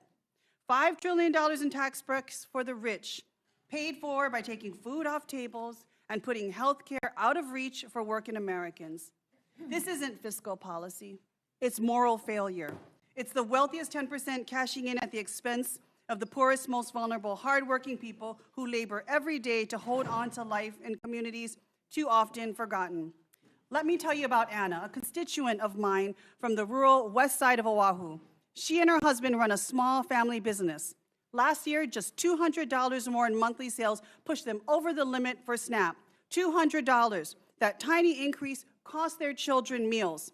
Anna told me she had to measure every scoop of rice at dinner. She couldn't say yes when her youngest child asked for a second helping of food. She sent her kids to school hungry. Months later, after their sales dropped again, Anna reapplied. They were approved, and she cried. But now Anna and her husband wonder every day, should we sell our home? Should we leave our community? That's the America we're creating, where a family's survival depends on a spreadsheet and, sadly, declining sales. Anna isn't a cheat. She isn't lazy. She's not gaming the system. She is the system, the engine and the heart of rural America, working, sacrificing, raising kids, building a future, and yet this bill punishes her. SNAP works. It feeds families and fuels local economies. Every SNAP dollar we know generates over $1.50 in economic activity. It supports farmers, grocers, small-town businesses. It breaks cycles of poverty, and Medicaid keeps rural hospitals open, keeps parents and kids healthy. It keeps people alive. Cutting these programs isn't just cruel, it's anti-American. But here's the truth. The cruelty is the point, because this bill is about priorities. The GOP's priorities is clear. Cater to the billionaires, crush the working families, and let's call it policy. They're ready to hand out massive tax breaks to the wealthiest Americans while robbing the rest of the country of food and care. That's not a budget. That's a betrayal. So yes, this bill will devastate rural America. It will mean more hunger, more closed clinics, more families like Anna's forced to consider giving up their homes, their communities, their dignity, so that billionaires can buy a third yacht and pay even less in taxes. But we have a choice. We can do the right thing. We can stand with the families who work hard and ask only for a fair shot. We can vote for policies that invest in people, not punish them. We can reject the GOP tax scam. We can protect SNAP. We can defend Medicaid. And we can refuse to balance budgets on the backs of people who can least afford it. This amendment is our choice. If you are confident rural America will not see SNAP cuts or decreased benefits, as the chair of the Agriculture Committee has claimed, then this amendment will do no harm. Vote yes. But if you have a concern and, quite frankly, a conscience, vote yes. Reject this big bad bill. Thank you, Madam Chair, and I yield back. Ms. Bonamici, you're recognized for 5 minutes. Thank you, Madam Chair. My amendment, which is number 24, is pro-family, pro-children, and pro-mom. It guarantees that this bill will not take away nutrition benefits for moms and hungry kids in the Special Supplemental Nutrition Program for Women, Infants, and Children, or WIC. Federal nutrition programs like WIC and SNAP and school meals are investments in the health, learning, and development of children and young adults in communities across the country and are some of the most successful tools we have for reducing child hunger. These nutrition programs have been associated with improved educational outcomes and reduced food insecurity, which is especially important for children from low-income and food-insecure families. And it's widely known that WIC contributes to healthier births, nutritious diets, and improved infant feeding practices, better health care for children, and higher academic achievement. The benefits are indisputable. So WIC has served as a lifeline for many mothers and their young children, and I urge my colleagues to support my amendment. I would now like to make a few comments on amendments that I am either co-sponsoring or supporting. There is one by Ranking Member Bobby Scott to protect American children from going hungry with regard to the proposed cuts to SNAP. Yesterday, the Urban Institute released a new report highlighting that as many as 18.3 million children could lose access to free school meals as a result of the harmful provisions in this bill. And we know that every congressional district has children who are hungry. Families are working hard, but the income isn't keeping up with the cost. So I hope we can adopt Mr. Scott's amendment number 184. I also want to speak in support of a amendment that is going to be introduced or has been introduced by Representative Sykes to strike the language in the bill that cuts Medicaid. In Oregon, 1 in 3 people are covered by Medicaid, including 57% of Oregon children, and make no mistake, if you rip away health care from millions of Americans, people will die. Rural hospitals will close, cancer patients will go without treatment, and I will support this amendment, and proud to support this amendment. I also want to raise an issue in the amendment that is introduced by Representative Rivas, number 215.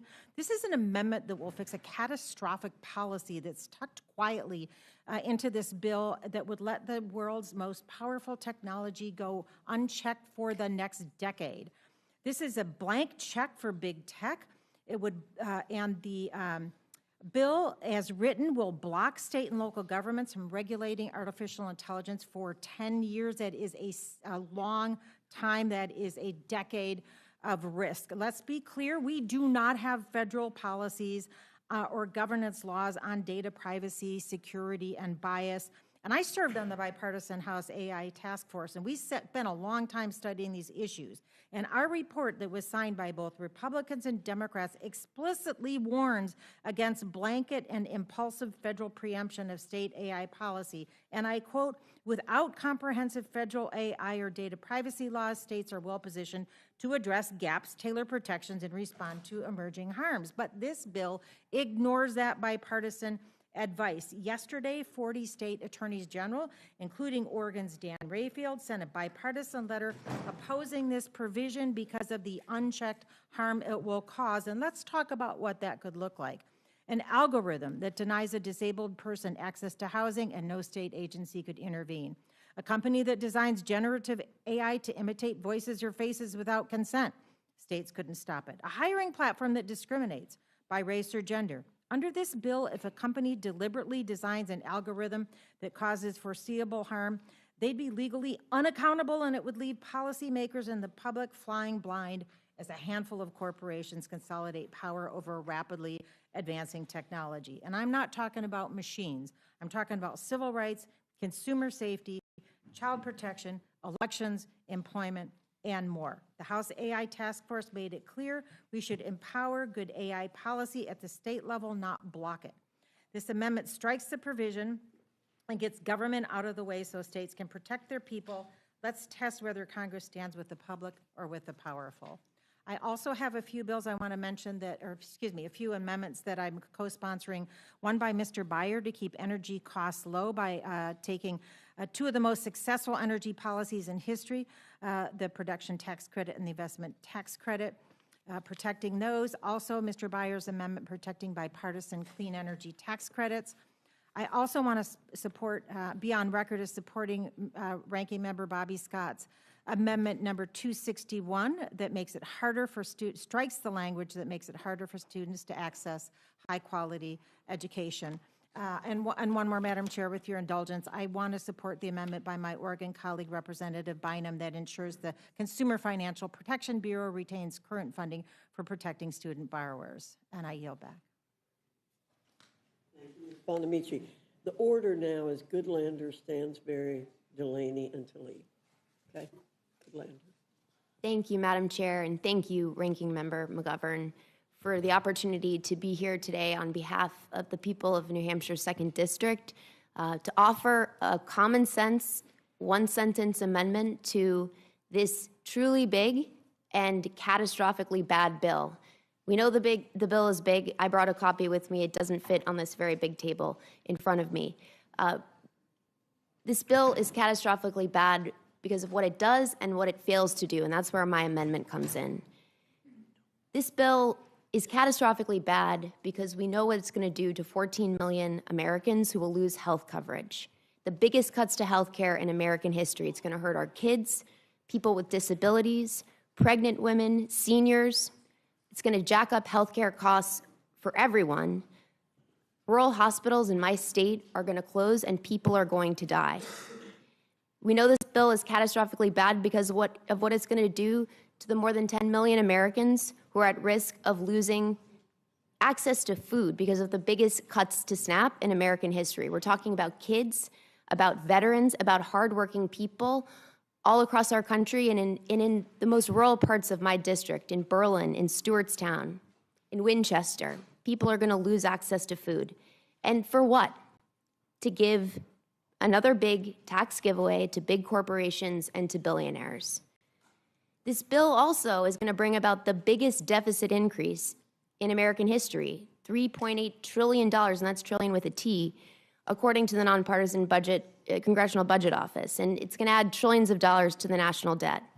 So this bill is bad for all the things it will do, but one of the things this bill will not do, and another reason why it's catastrophically bad, is what it fails to do to really make government work better for hardworking people and to actually cut down on waste, fraud, and abuse. And that's where my straightforward, common sense, one-sentence amendment comes in. Title II of this big bill provides nearly $150 billion to the Department of Defense, and does this, mind you, at a moment when that department is in a state of pure and utter chaos under the leadership of a person who has no business serving as the Secretary of Defense. That's a lot of money, $150 billion. It's 10 times the state of New Hampshire's biennial budget. It's also, I should note, $50 billion above what the House Armed Services Committee was instructed to spend in this bill. And I read every bill I vote on, and it's $50 billion above. So I'm offering a straightforward amendment. It's one sentence that would simply require the Department of Defense, before it is able to spend the additional $50 billion, to do what it is already required to do by law and what it has failed to do under law for decades now, and that is to pass an independent audit. This is about basic government oversight, but the Department of Defense has failed 7 audits. It is the only federal department that has failed an audit, and it also accounts for more than half of our discretionary spending. We're talking about $1 trillion. This is not right. If you really want to talk about cutting waste, fraud, and abuse, I'd ask the question, isn't ensuring a clean audit of the Pentagon a top priority?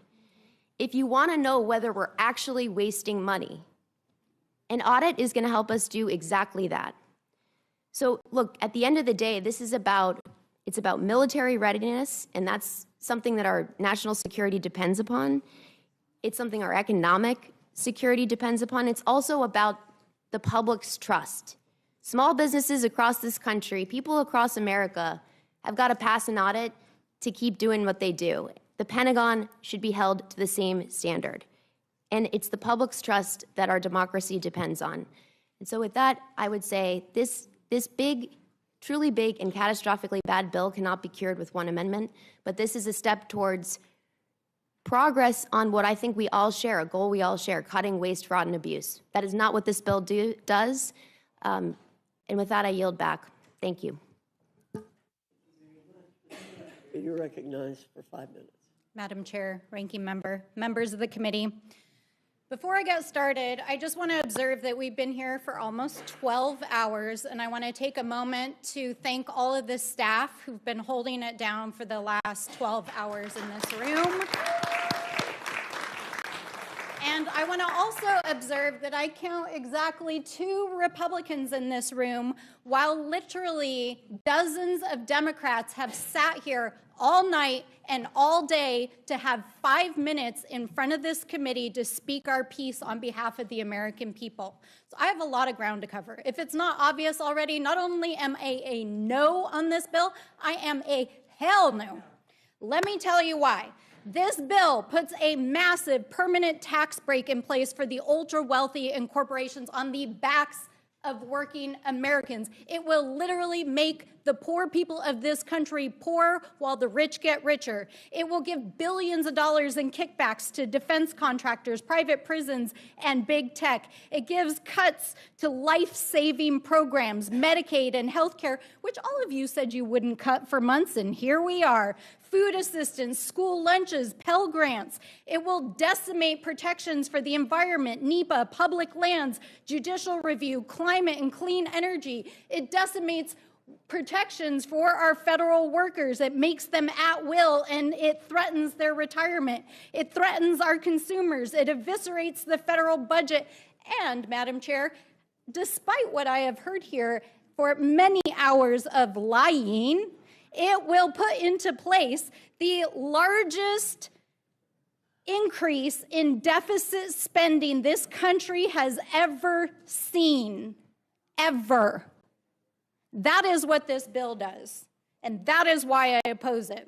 I'm here to present 6 amendments, one of which was voted down by the Republicans in oversight that would actually protect Medicaid, Social Security, veterans benefits, and food assistance. I'm also here to fight for a bill, an amendment to this bill that would make it impossible for people like Elon Musk and special government employees to self-deal and exploit the government for their own personal gain.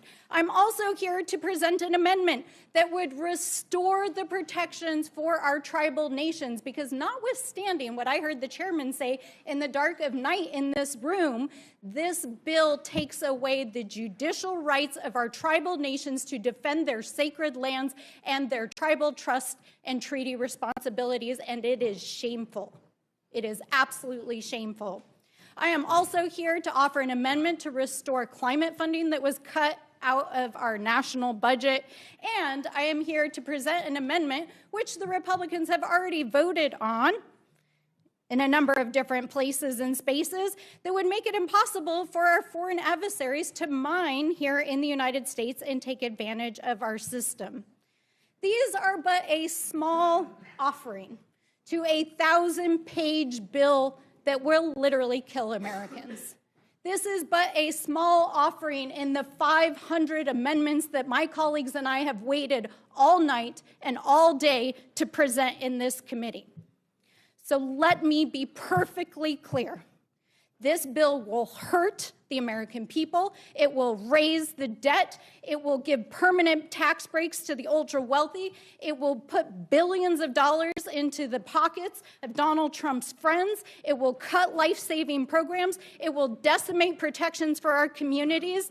And it is happening on your watch, and we are here to fight it every step of the way in this committee, on the floor, in our communities, and we will not stop fighting. And with that, I yield back.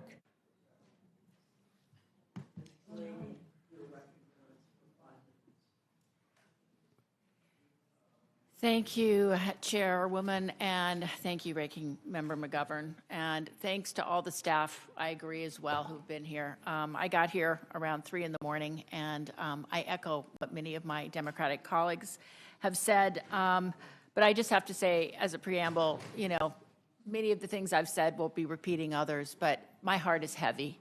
As a freshman member from Maryland, but grew up in this great state of Idaho and have lived here for 30 years. I've never seen anything like this in Washington. And I must say, I ran on common sense, common ground in my campaign, and there is none of that right here on Washington, on Capitol Hill. But that takes common ground, takes shared truths, and starting at least the same platform and the same set of facts, and shared value outputs. And I would think that we should come back together to really look at those things. The way in which we have not been able to really have hearings and an ability to really think and probe into all these issues is so important going forward. So my amendment, H313, is really about ensuring that children and families will continue to receive the food they need despite the proposals put forward in the package. In this country, I do think that we all agree, and many of my colleagues on both sides of the aisle in the Ag Committee believe that no child in this country should go hungry. My Republican colleagues repeatedly said that this package would not result in the kids going hungry and that benefits would remain whole for them. My amendment takes them at their word, and it seeks to ensure that no cuts to SNAP can be made unless the USDA and states confirm that these cuts will not lead to a reduction in benefits for households with kids. Taking Republicans at their word to prevent benefits that I would suspect they would want. In some nationally, 42 million currently depend on food assistance programs. And in my district, 1 in 9 households depends on SNAP. Half of them are children. This isn't just about ending hunger. It's about dignity, it's about opportunity, and it's about being able to concentrate in school and being able to thrive. And if you want to talk about economics, as we said before, SNAP pays for itself in economic benefits and health benefits. For every dollar in my district, but across the country, spent on SNAP, $1.50 comes back into our economies. And that means many of my farmers in District 6 sell into the food markets. It goes back to 2,700 national retailers and back to our truckers. Cutting SNAP hurts, not helps our national economy. And these cuts will even be more apparent in rural communities. And by the way, in rural communities, there is going to be a tsunami of issues that is going to impact them, not just with SNAP, but with Medicaid and all these core funding cuts, and it's going to hit our states as well. So let me just put another thing in it, and maybe it's the lawyer in me, but I dispute the GOP constant messaging that this is about financial discipline and tackling the deficit. None of these cuts to SNAP or to Medicaid or social net programs result in this objective. The numbers do not add up, because we all know that it is widely acknowledged that this current proposal is projected to increase the budget by nearly $3 trillion through 2034 by locking in tax cuts and spending increases that outweigh reductions in Medicaid and SNAP funding. So let me put a finer point on this. It will strip $18 billion in benefits from households with children. It will harm 1 in 5 kids who rely on SNAP, and it lowers the age by which a child is considered dependent from 18 to 7. No one I know would argue that an 8 or a 10 or a 12-year-old is not dependent on their parents for food, housing, or care. And the authors of this bill have exempted families within this new definition of dependent only if they are married or living in the same household. But what about single or unmarried parents who are doing their best? This bill leaves them behind. Last, the bill prevents future increases to the Thrifty Food Plan. $37 billion will be cut from food assistance for the next decade, and that includes slashing $1 billion from summer EBT, which is a lifeline for millions of kids as they head into summer. I repeat, children will be hungrier over the summer. So it's about feeding our kids and about their future and our country's future. If you'll also allow me, Chairwoman Fox, I do not serve on the Energy and Commerce Committee, but I spent the bulk of my life as a child advocate at Common Sense Media. Common Sense is a nonprofit dedicated to looking at how media impacts the health and well-being of our nation's children vis-a-vis media. And the reports that came today about Sykes' bill, H215, is really important because we have to stand ahead of making sure that AI and the most recent proposals that it would block states from regulating it is really, really important not to. 140 organizations have already stood up against it. And I would also say for our nation's kids, we need to look at that. In closing, thank you.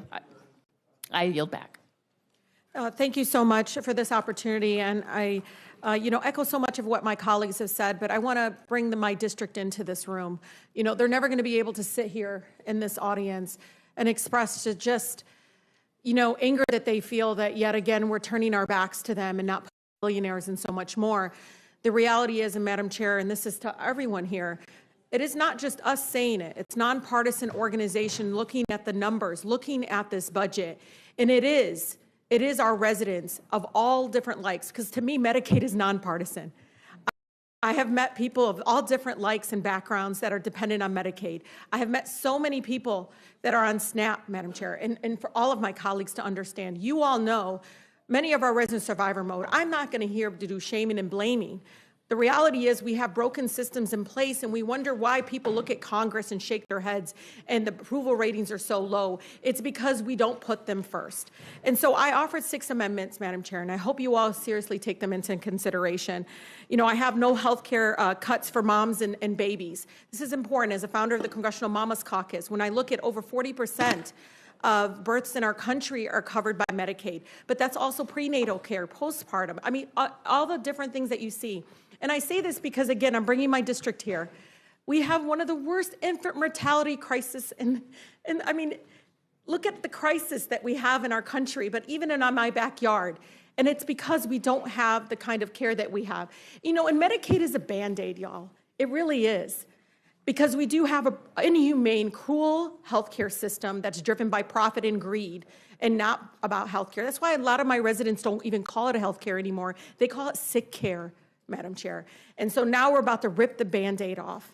So my amendment says, do not cut prenatal and postnatal care. Again, tackling infant mortality is nonpartisan. Every community is, again, seeing that our children are not reaching the age of 1, and there's a reason to that. And again, it's because we're not doing our job here in Congress. The other amendment, and it's super important, is no money for polluters.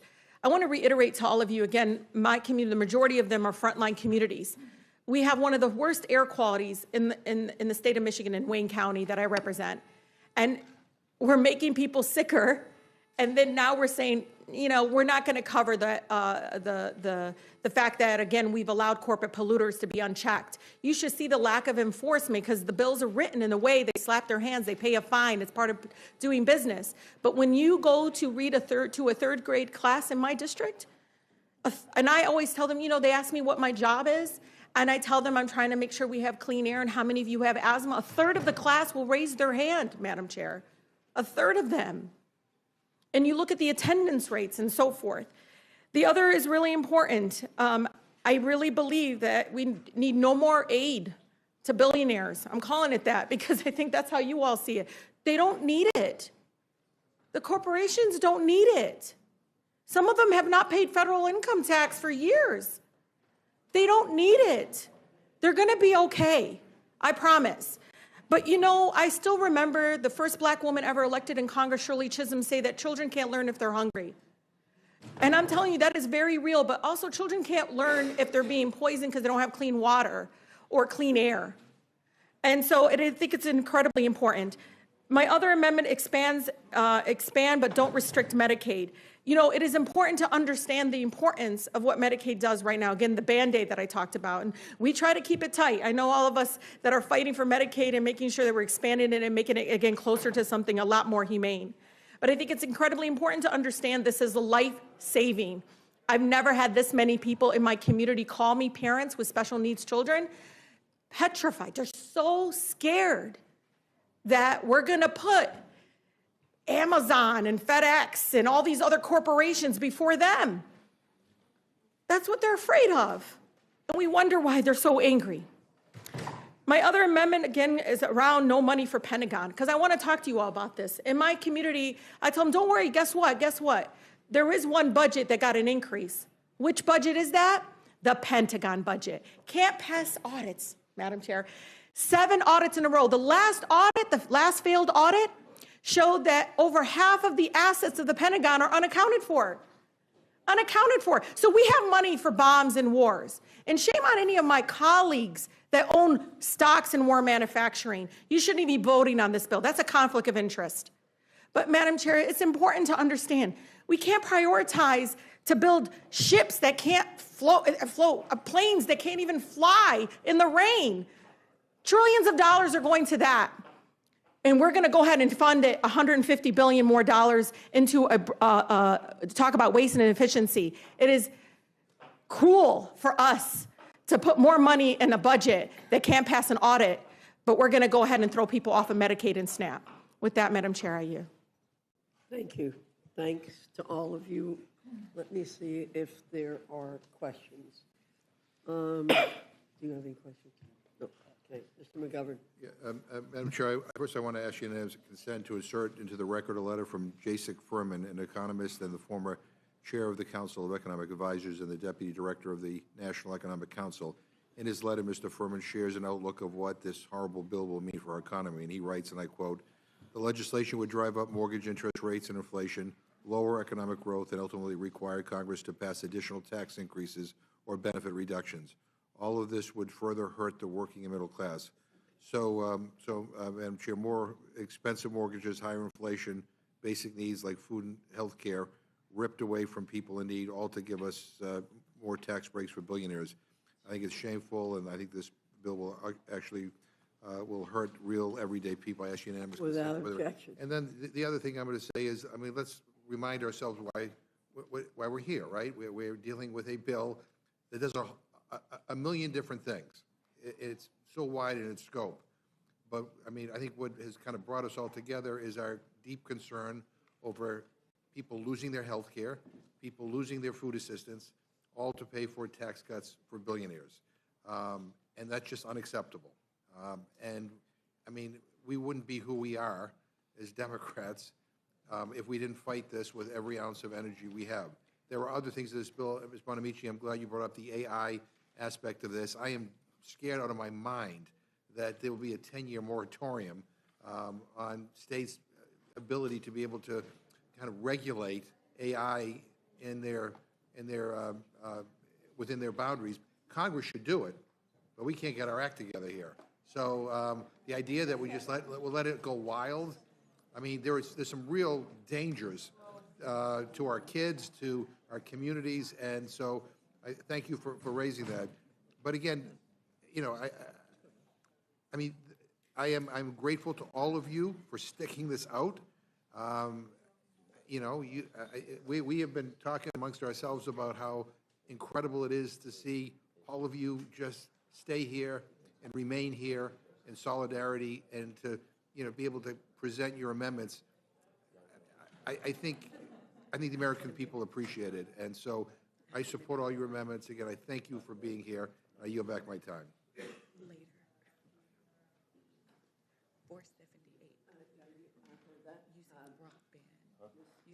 Okay, thank you. I just want to echo the ranking member's remarks. There are dozens of members still waiting. We really, really appreciate your passion, your amendments, which are so well taken, everybody bringing their expertise that would have been probably better served if we'd been able to use regular order, use committee structure to try to work on consensus bills. But it is so important that your constituents hear what you would do if our colleagues across the aisle were willing to work in a bipartisan manner, and just how much we could accomplish if that were an option around here. So thank you all. Appreciate it. Mr. Neguse, you're recognized. Thank you, Madam Chair. I don't have any questions. I just would, again, share the sentiments expressed by our ranking member and Ms. Scanlon, and our deep appreciation to our members of the House Democratic Caucus for hanging in and staying as long as you have. Again, we started this hearing at 1 a.m. It's now 1 p.m., so 12 hours later, and there are a number of you who have been here the entire time, all so that you could, as Representative Stansberry so eloquently put it, speak for 5 minutes on behalf of the communities that you serve and to present very thoughtful, exceptional amendments that are developed by virtue of your expertise in your particular areas of expertise. And so I would just say thank you, and I hope that our colleagues on the other side might perhaps reconsider the closed nature of the rule. I suspect they won't, but hope springs eternal. So I thank my colleagues for being here. Thank you, Mr. Neguse, and thanks to all of you. I also thank you for coming and staying for this period of time, and you're now excused. Mr. Jackson, Mr. Fields, Ms. Dean, Ms. Schulten, Mr. Mervan, Mr. Tonko, Mr. Mannion, Ms. Wasserman Schultz. If you could come into the seats these people are vacating, please.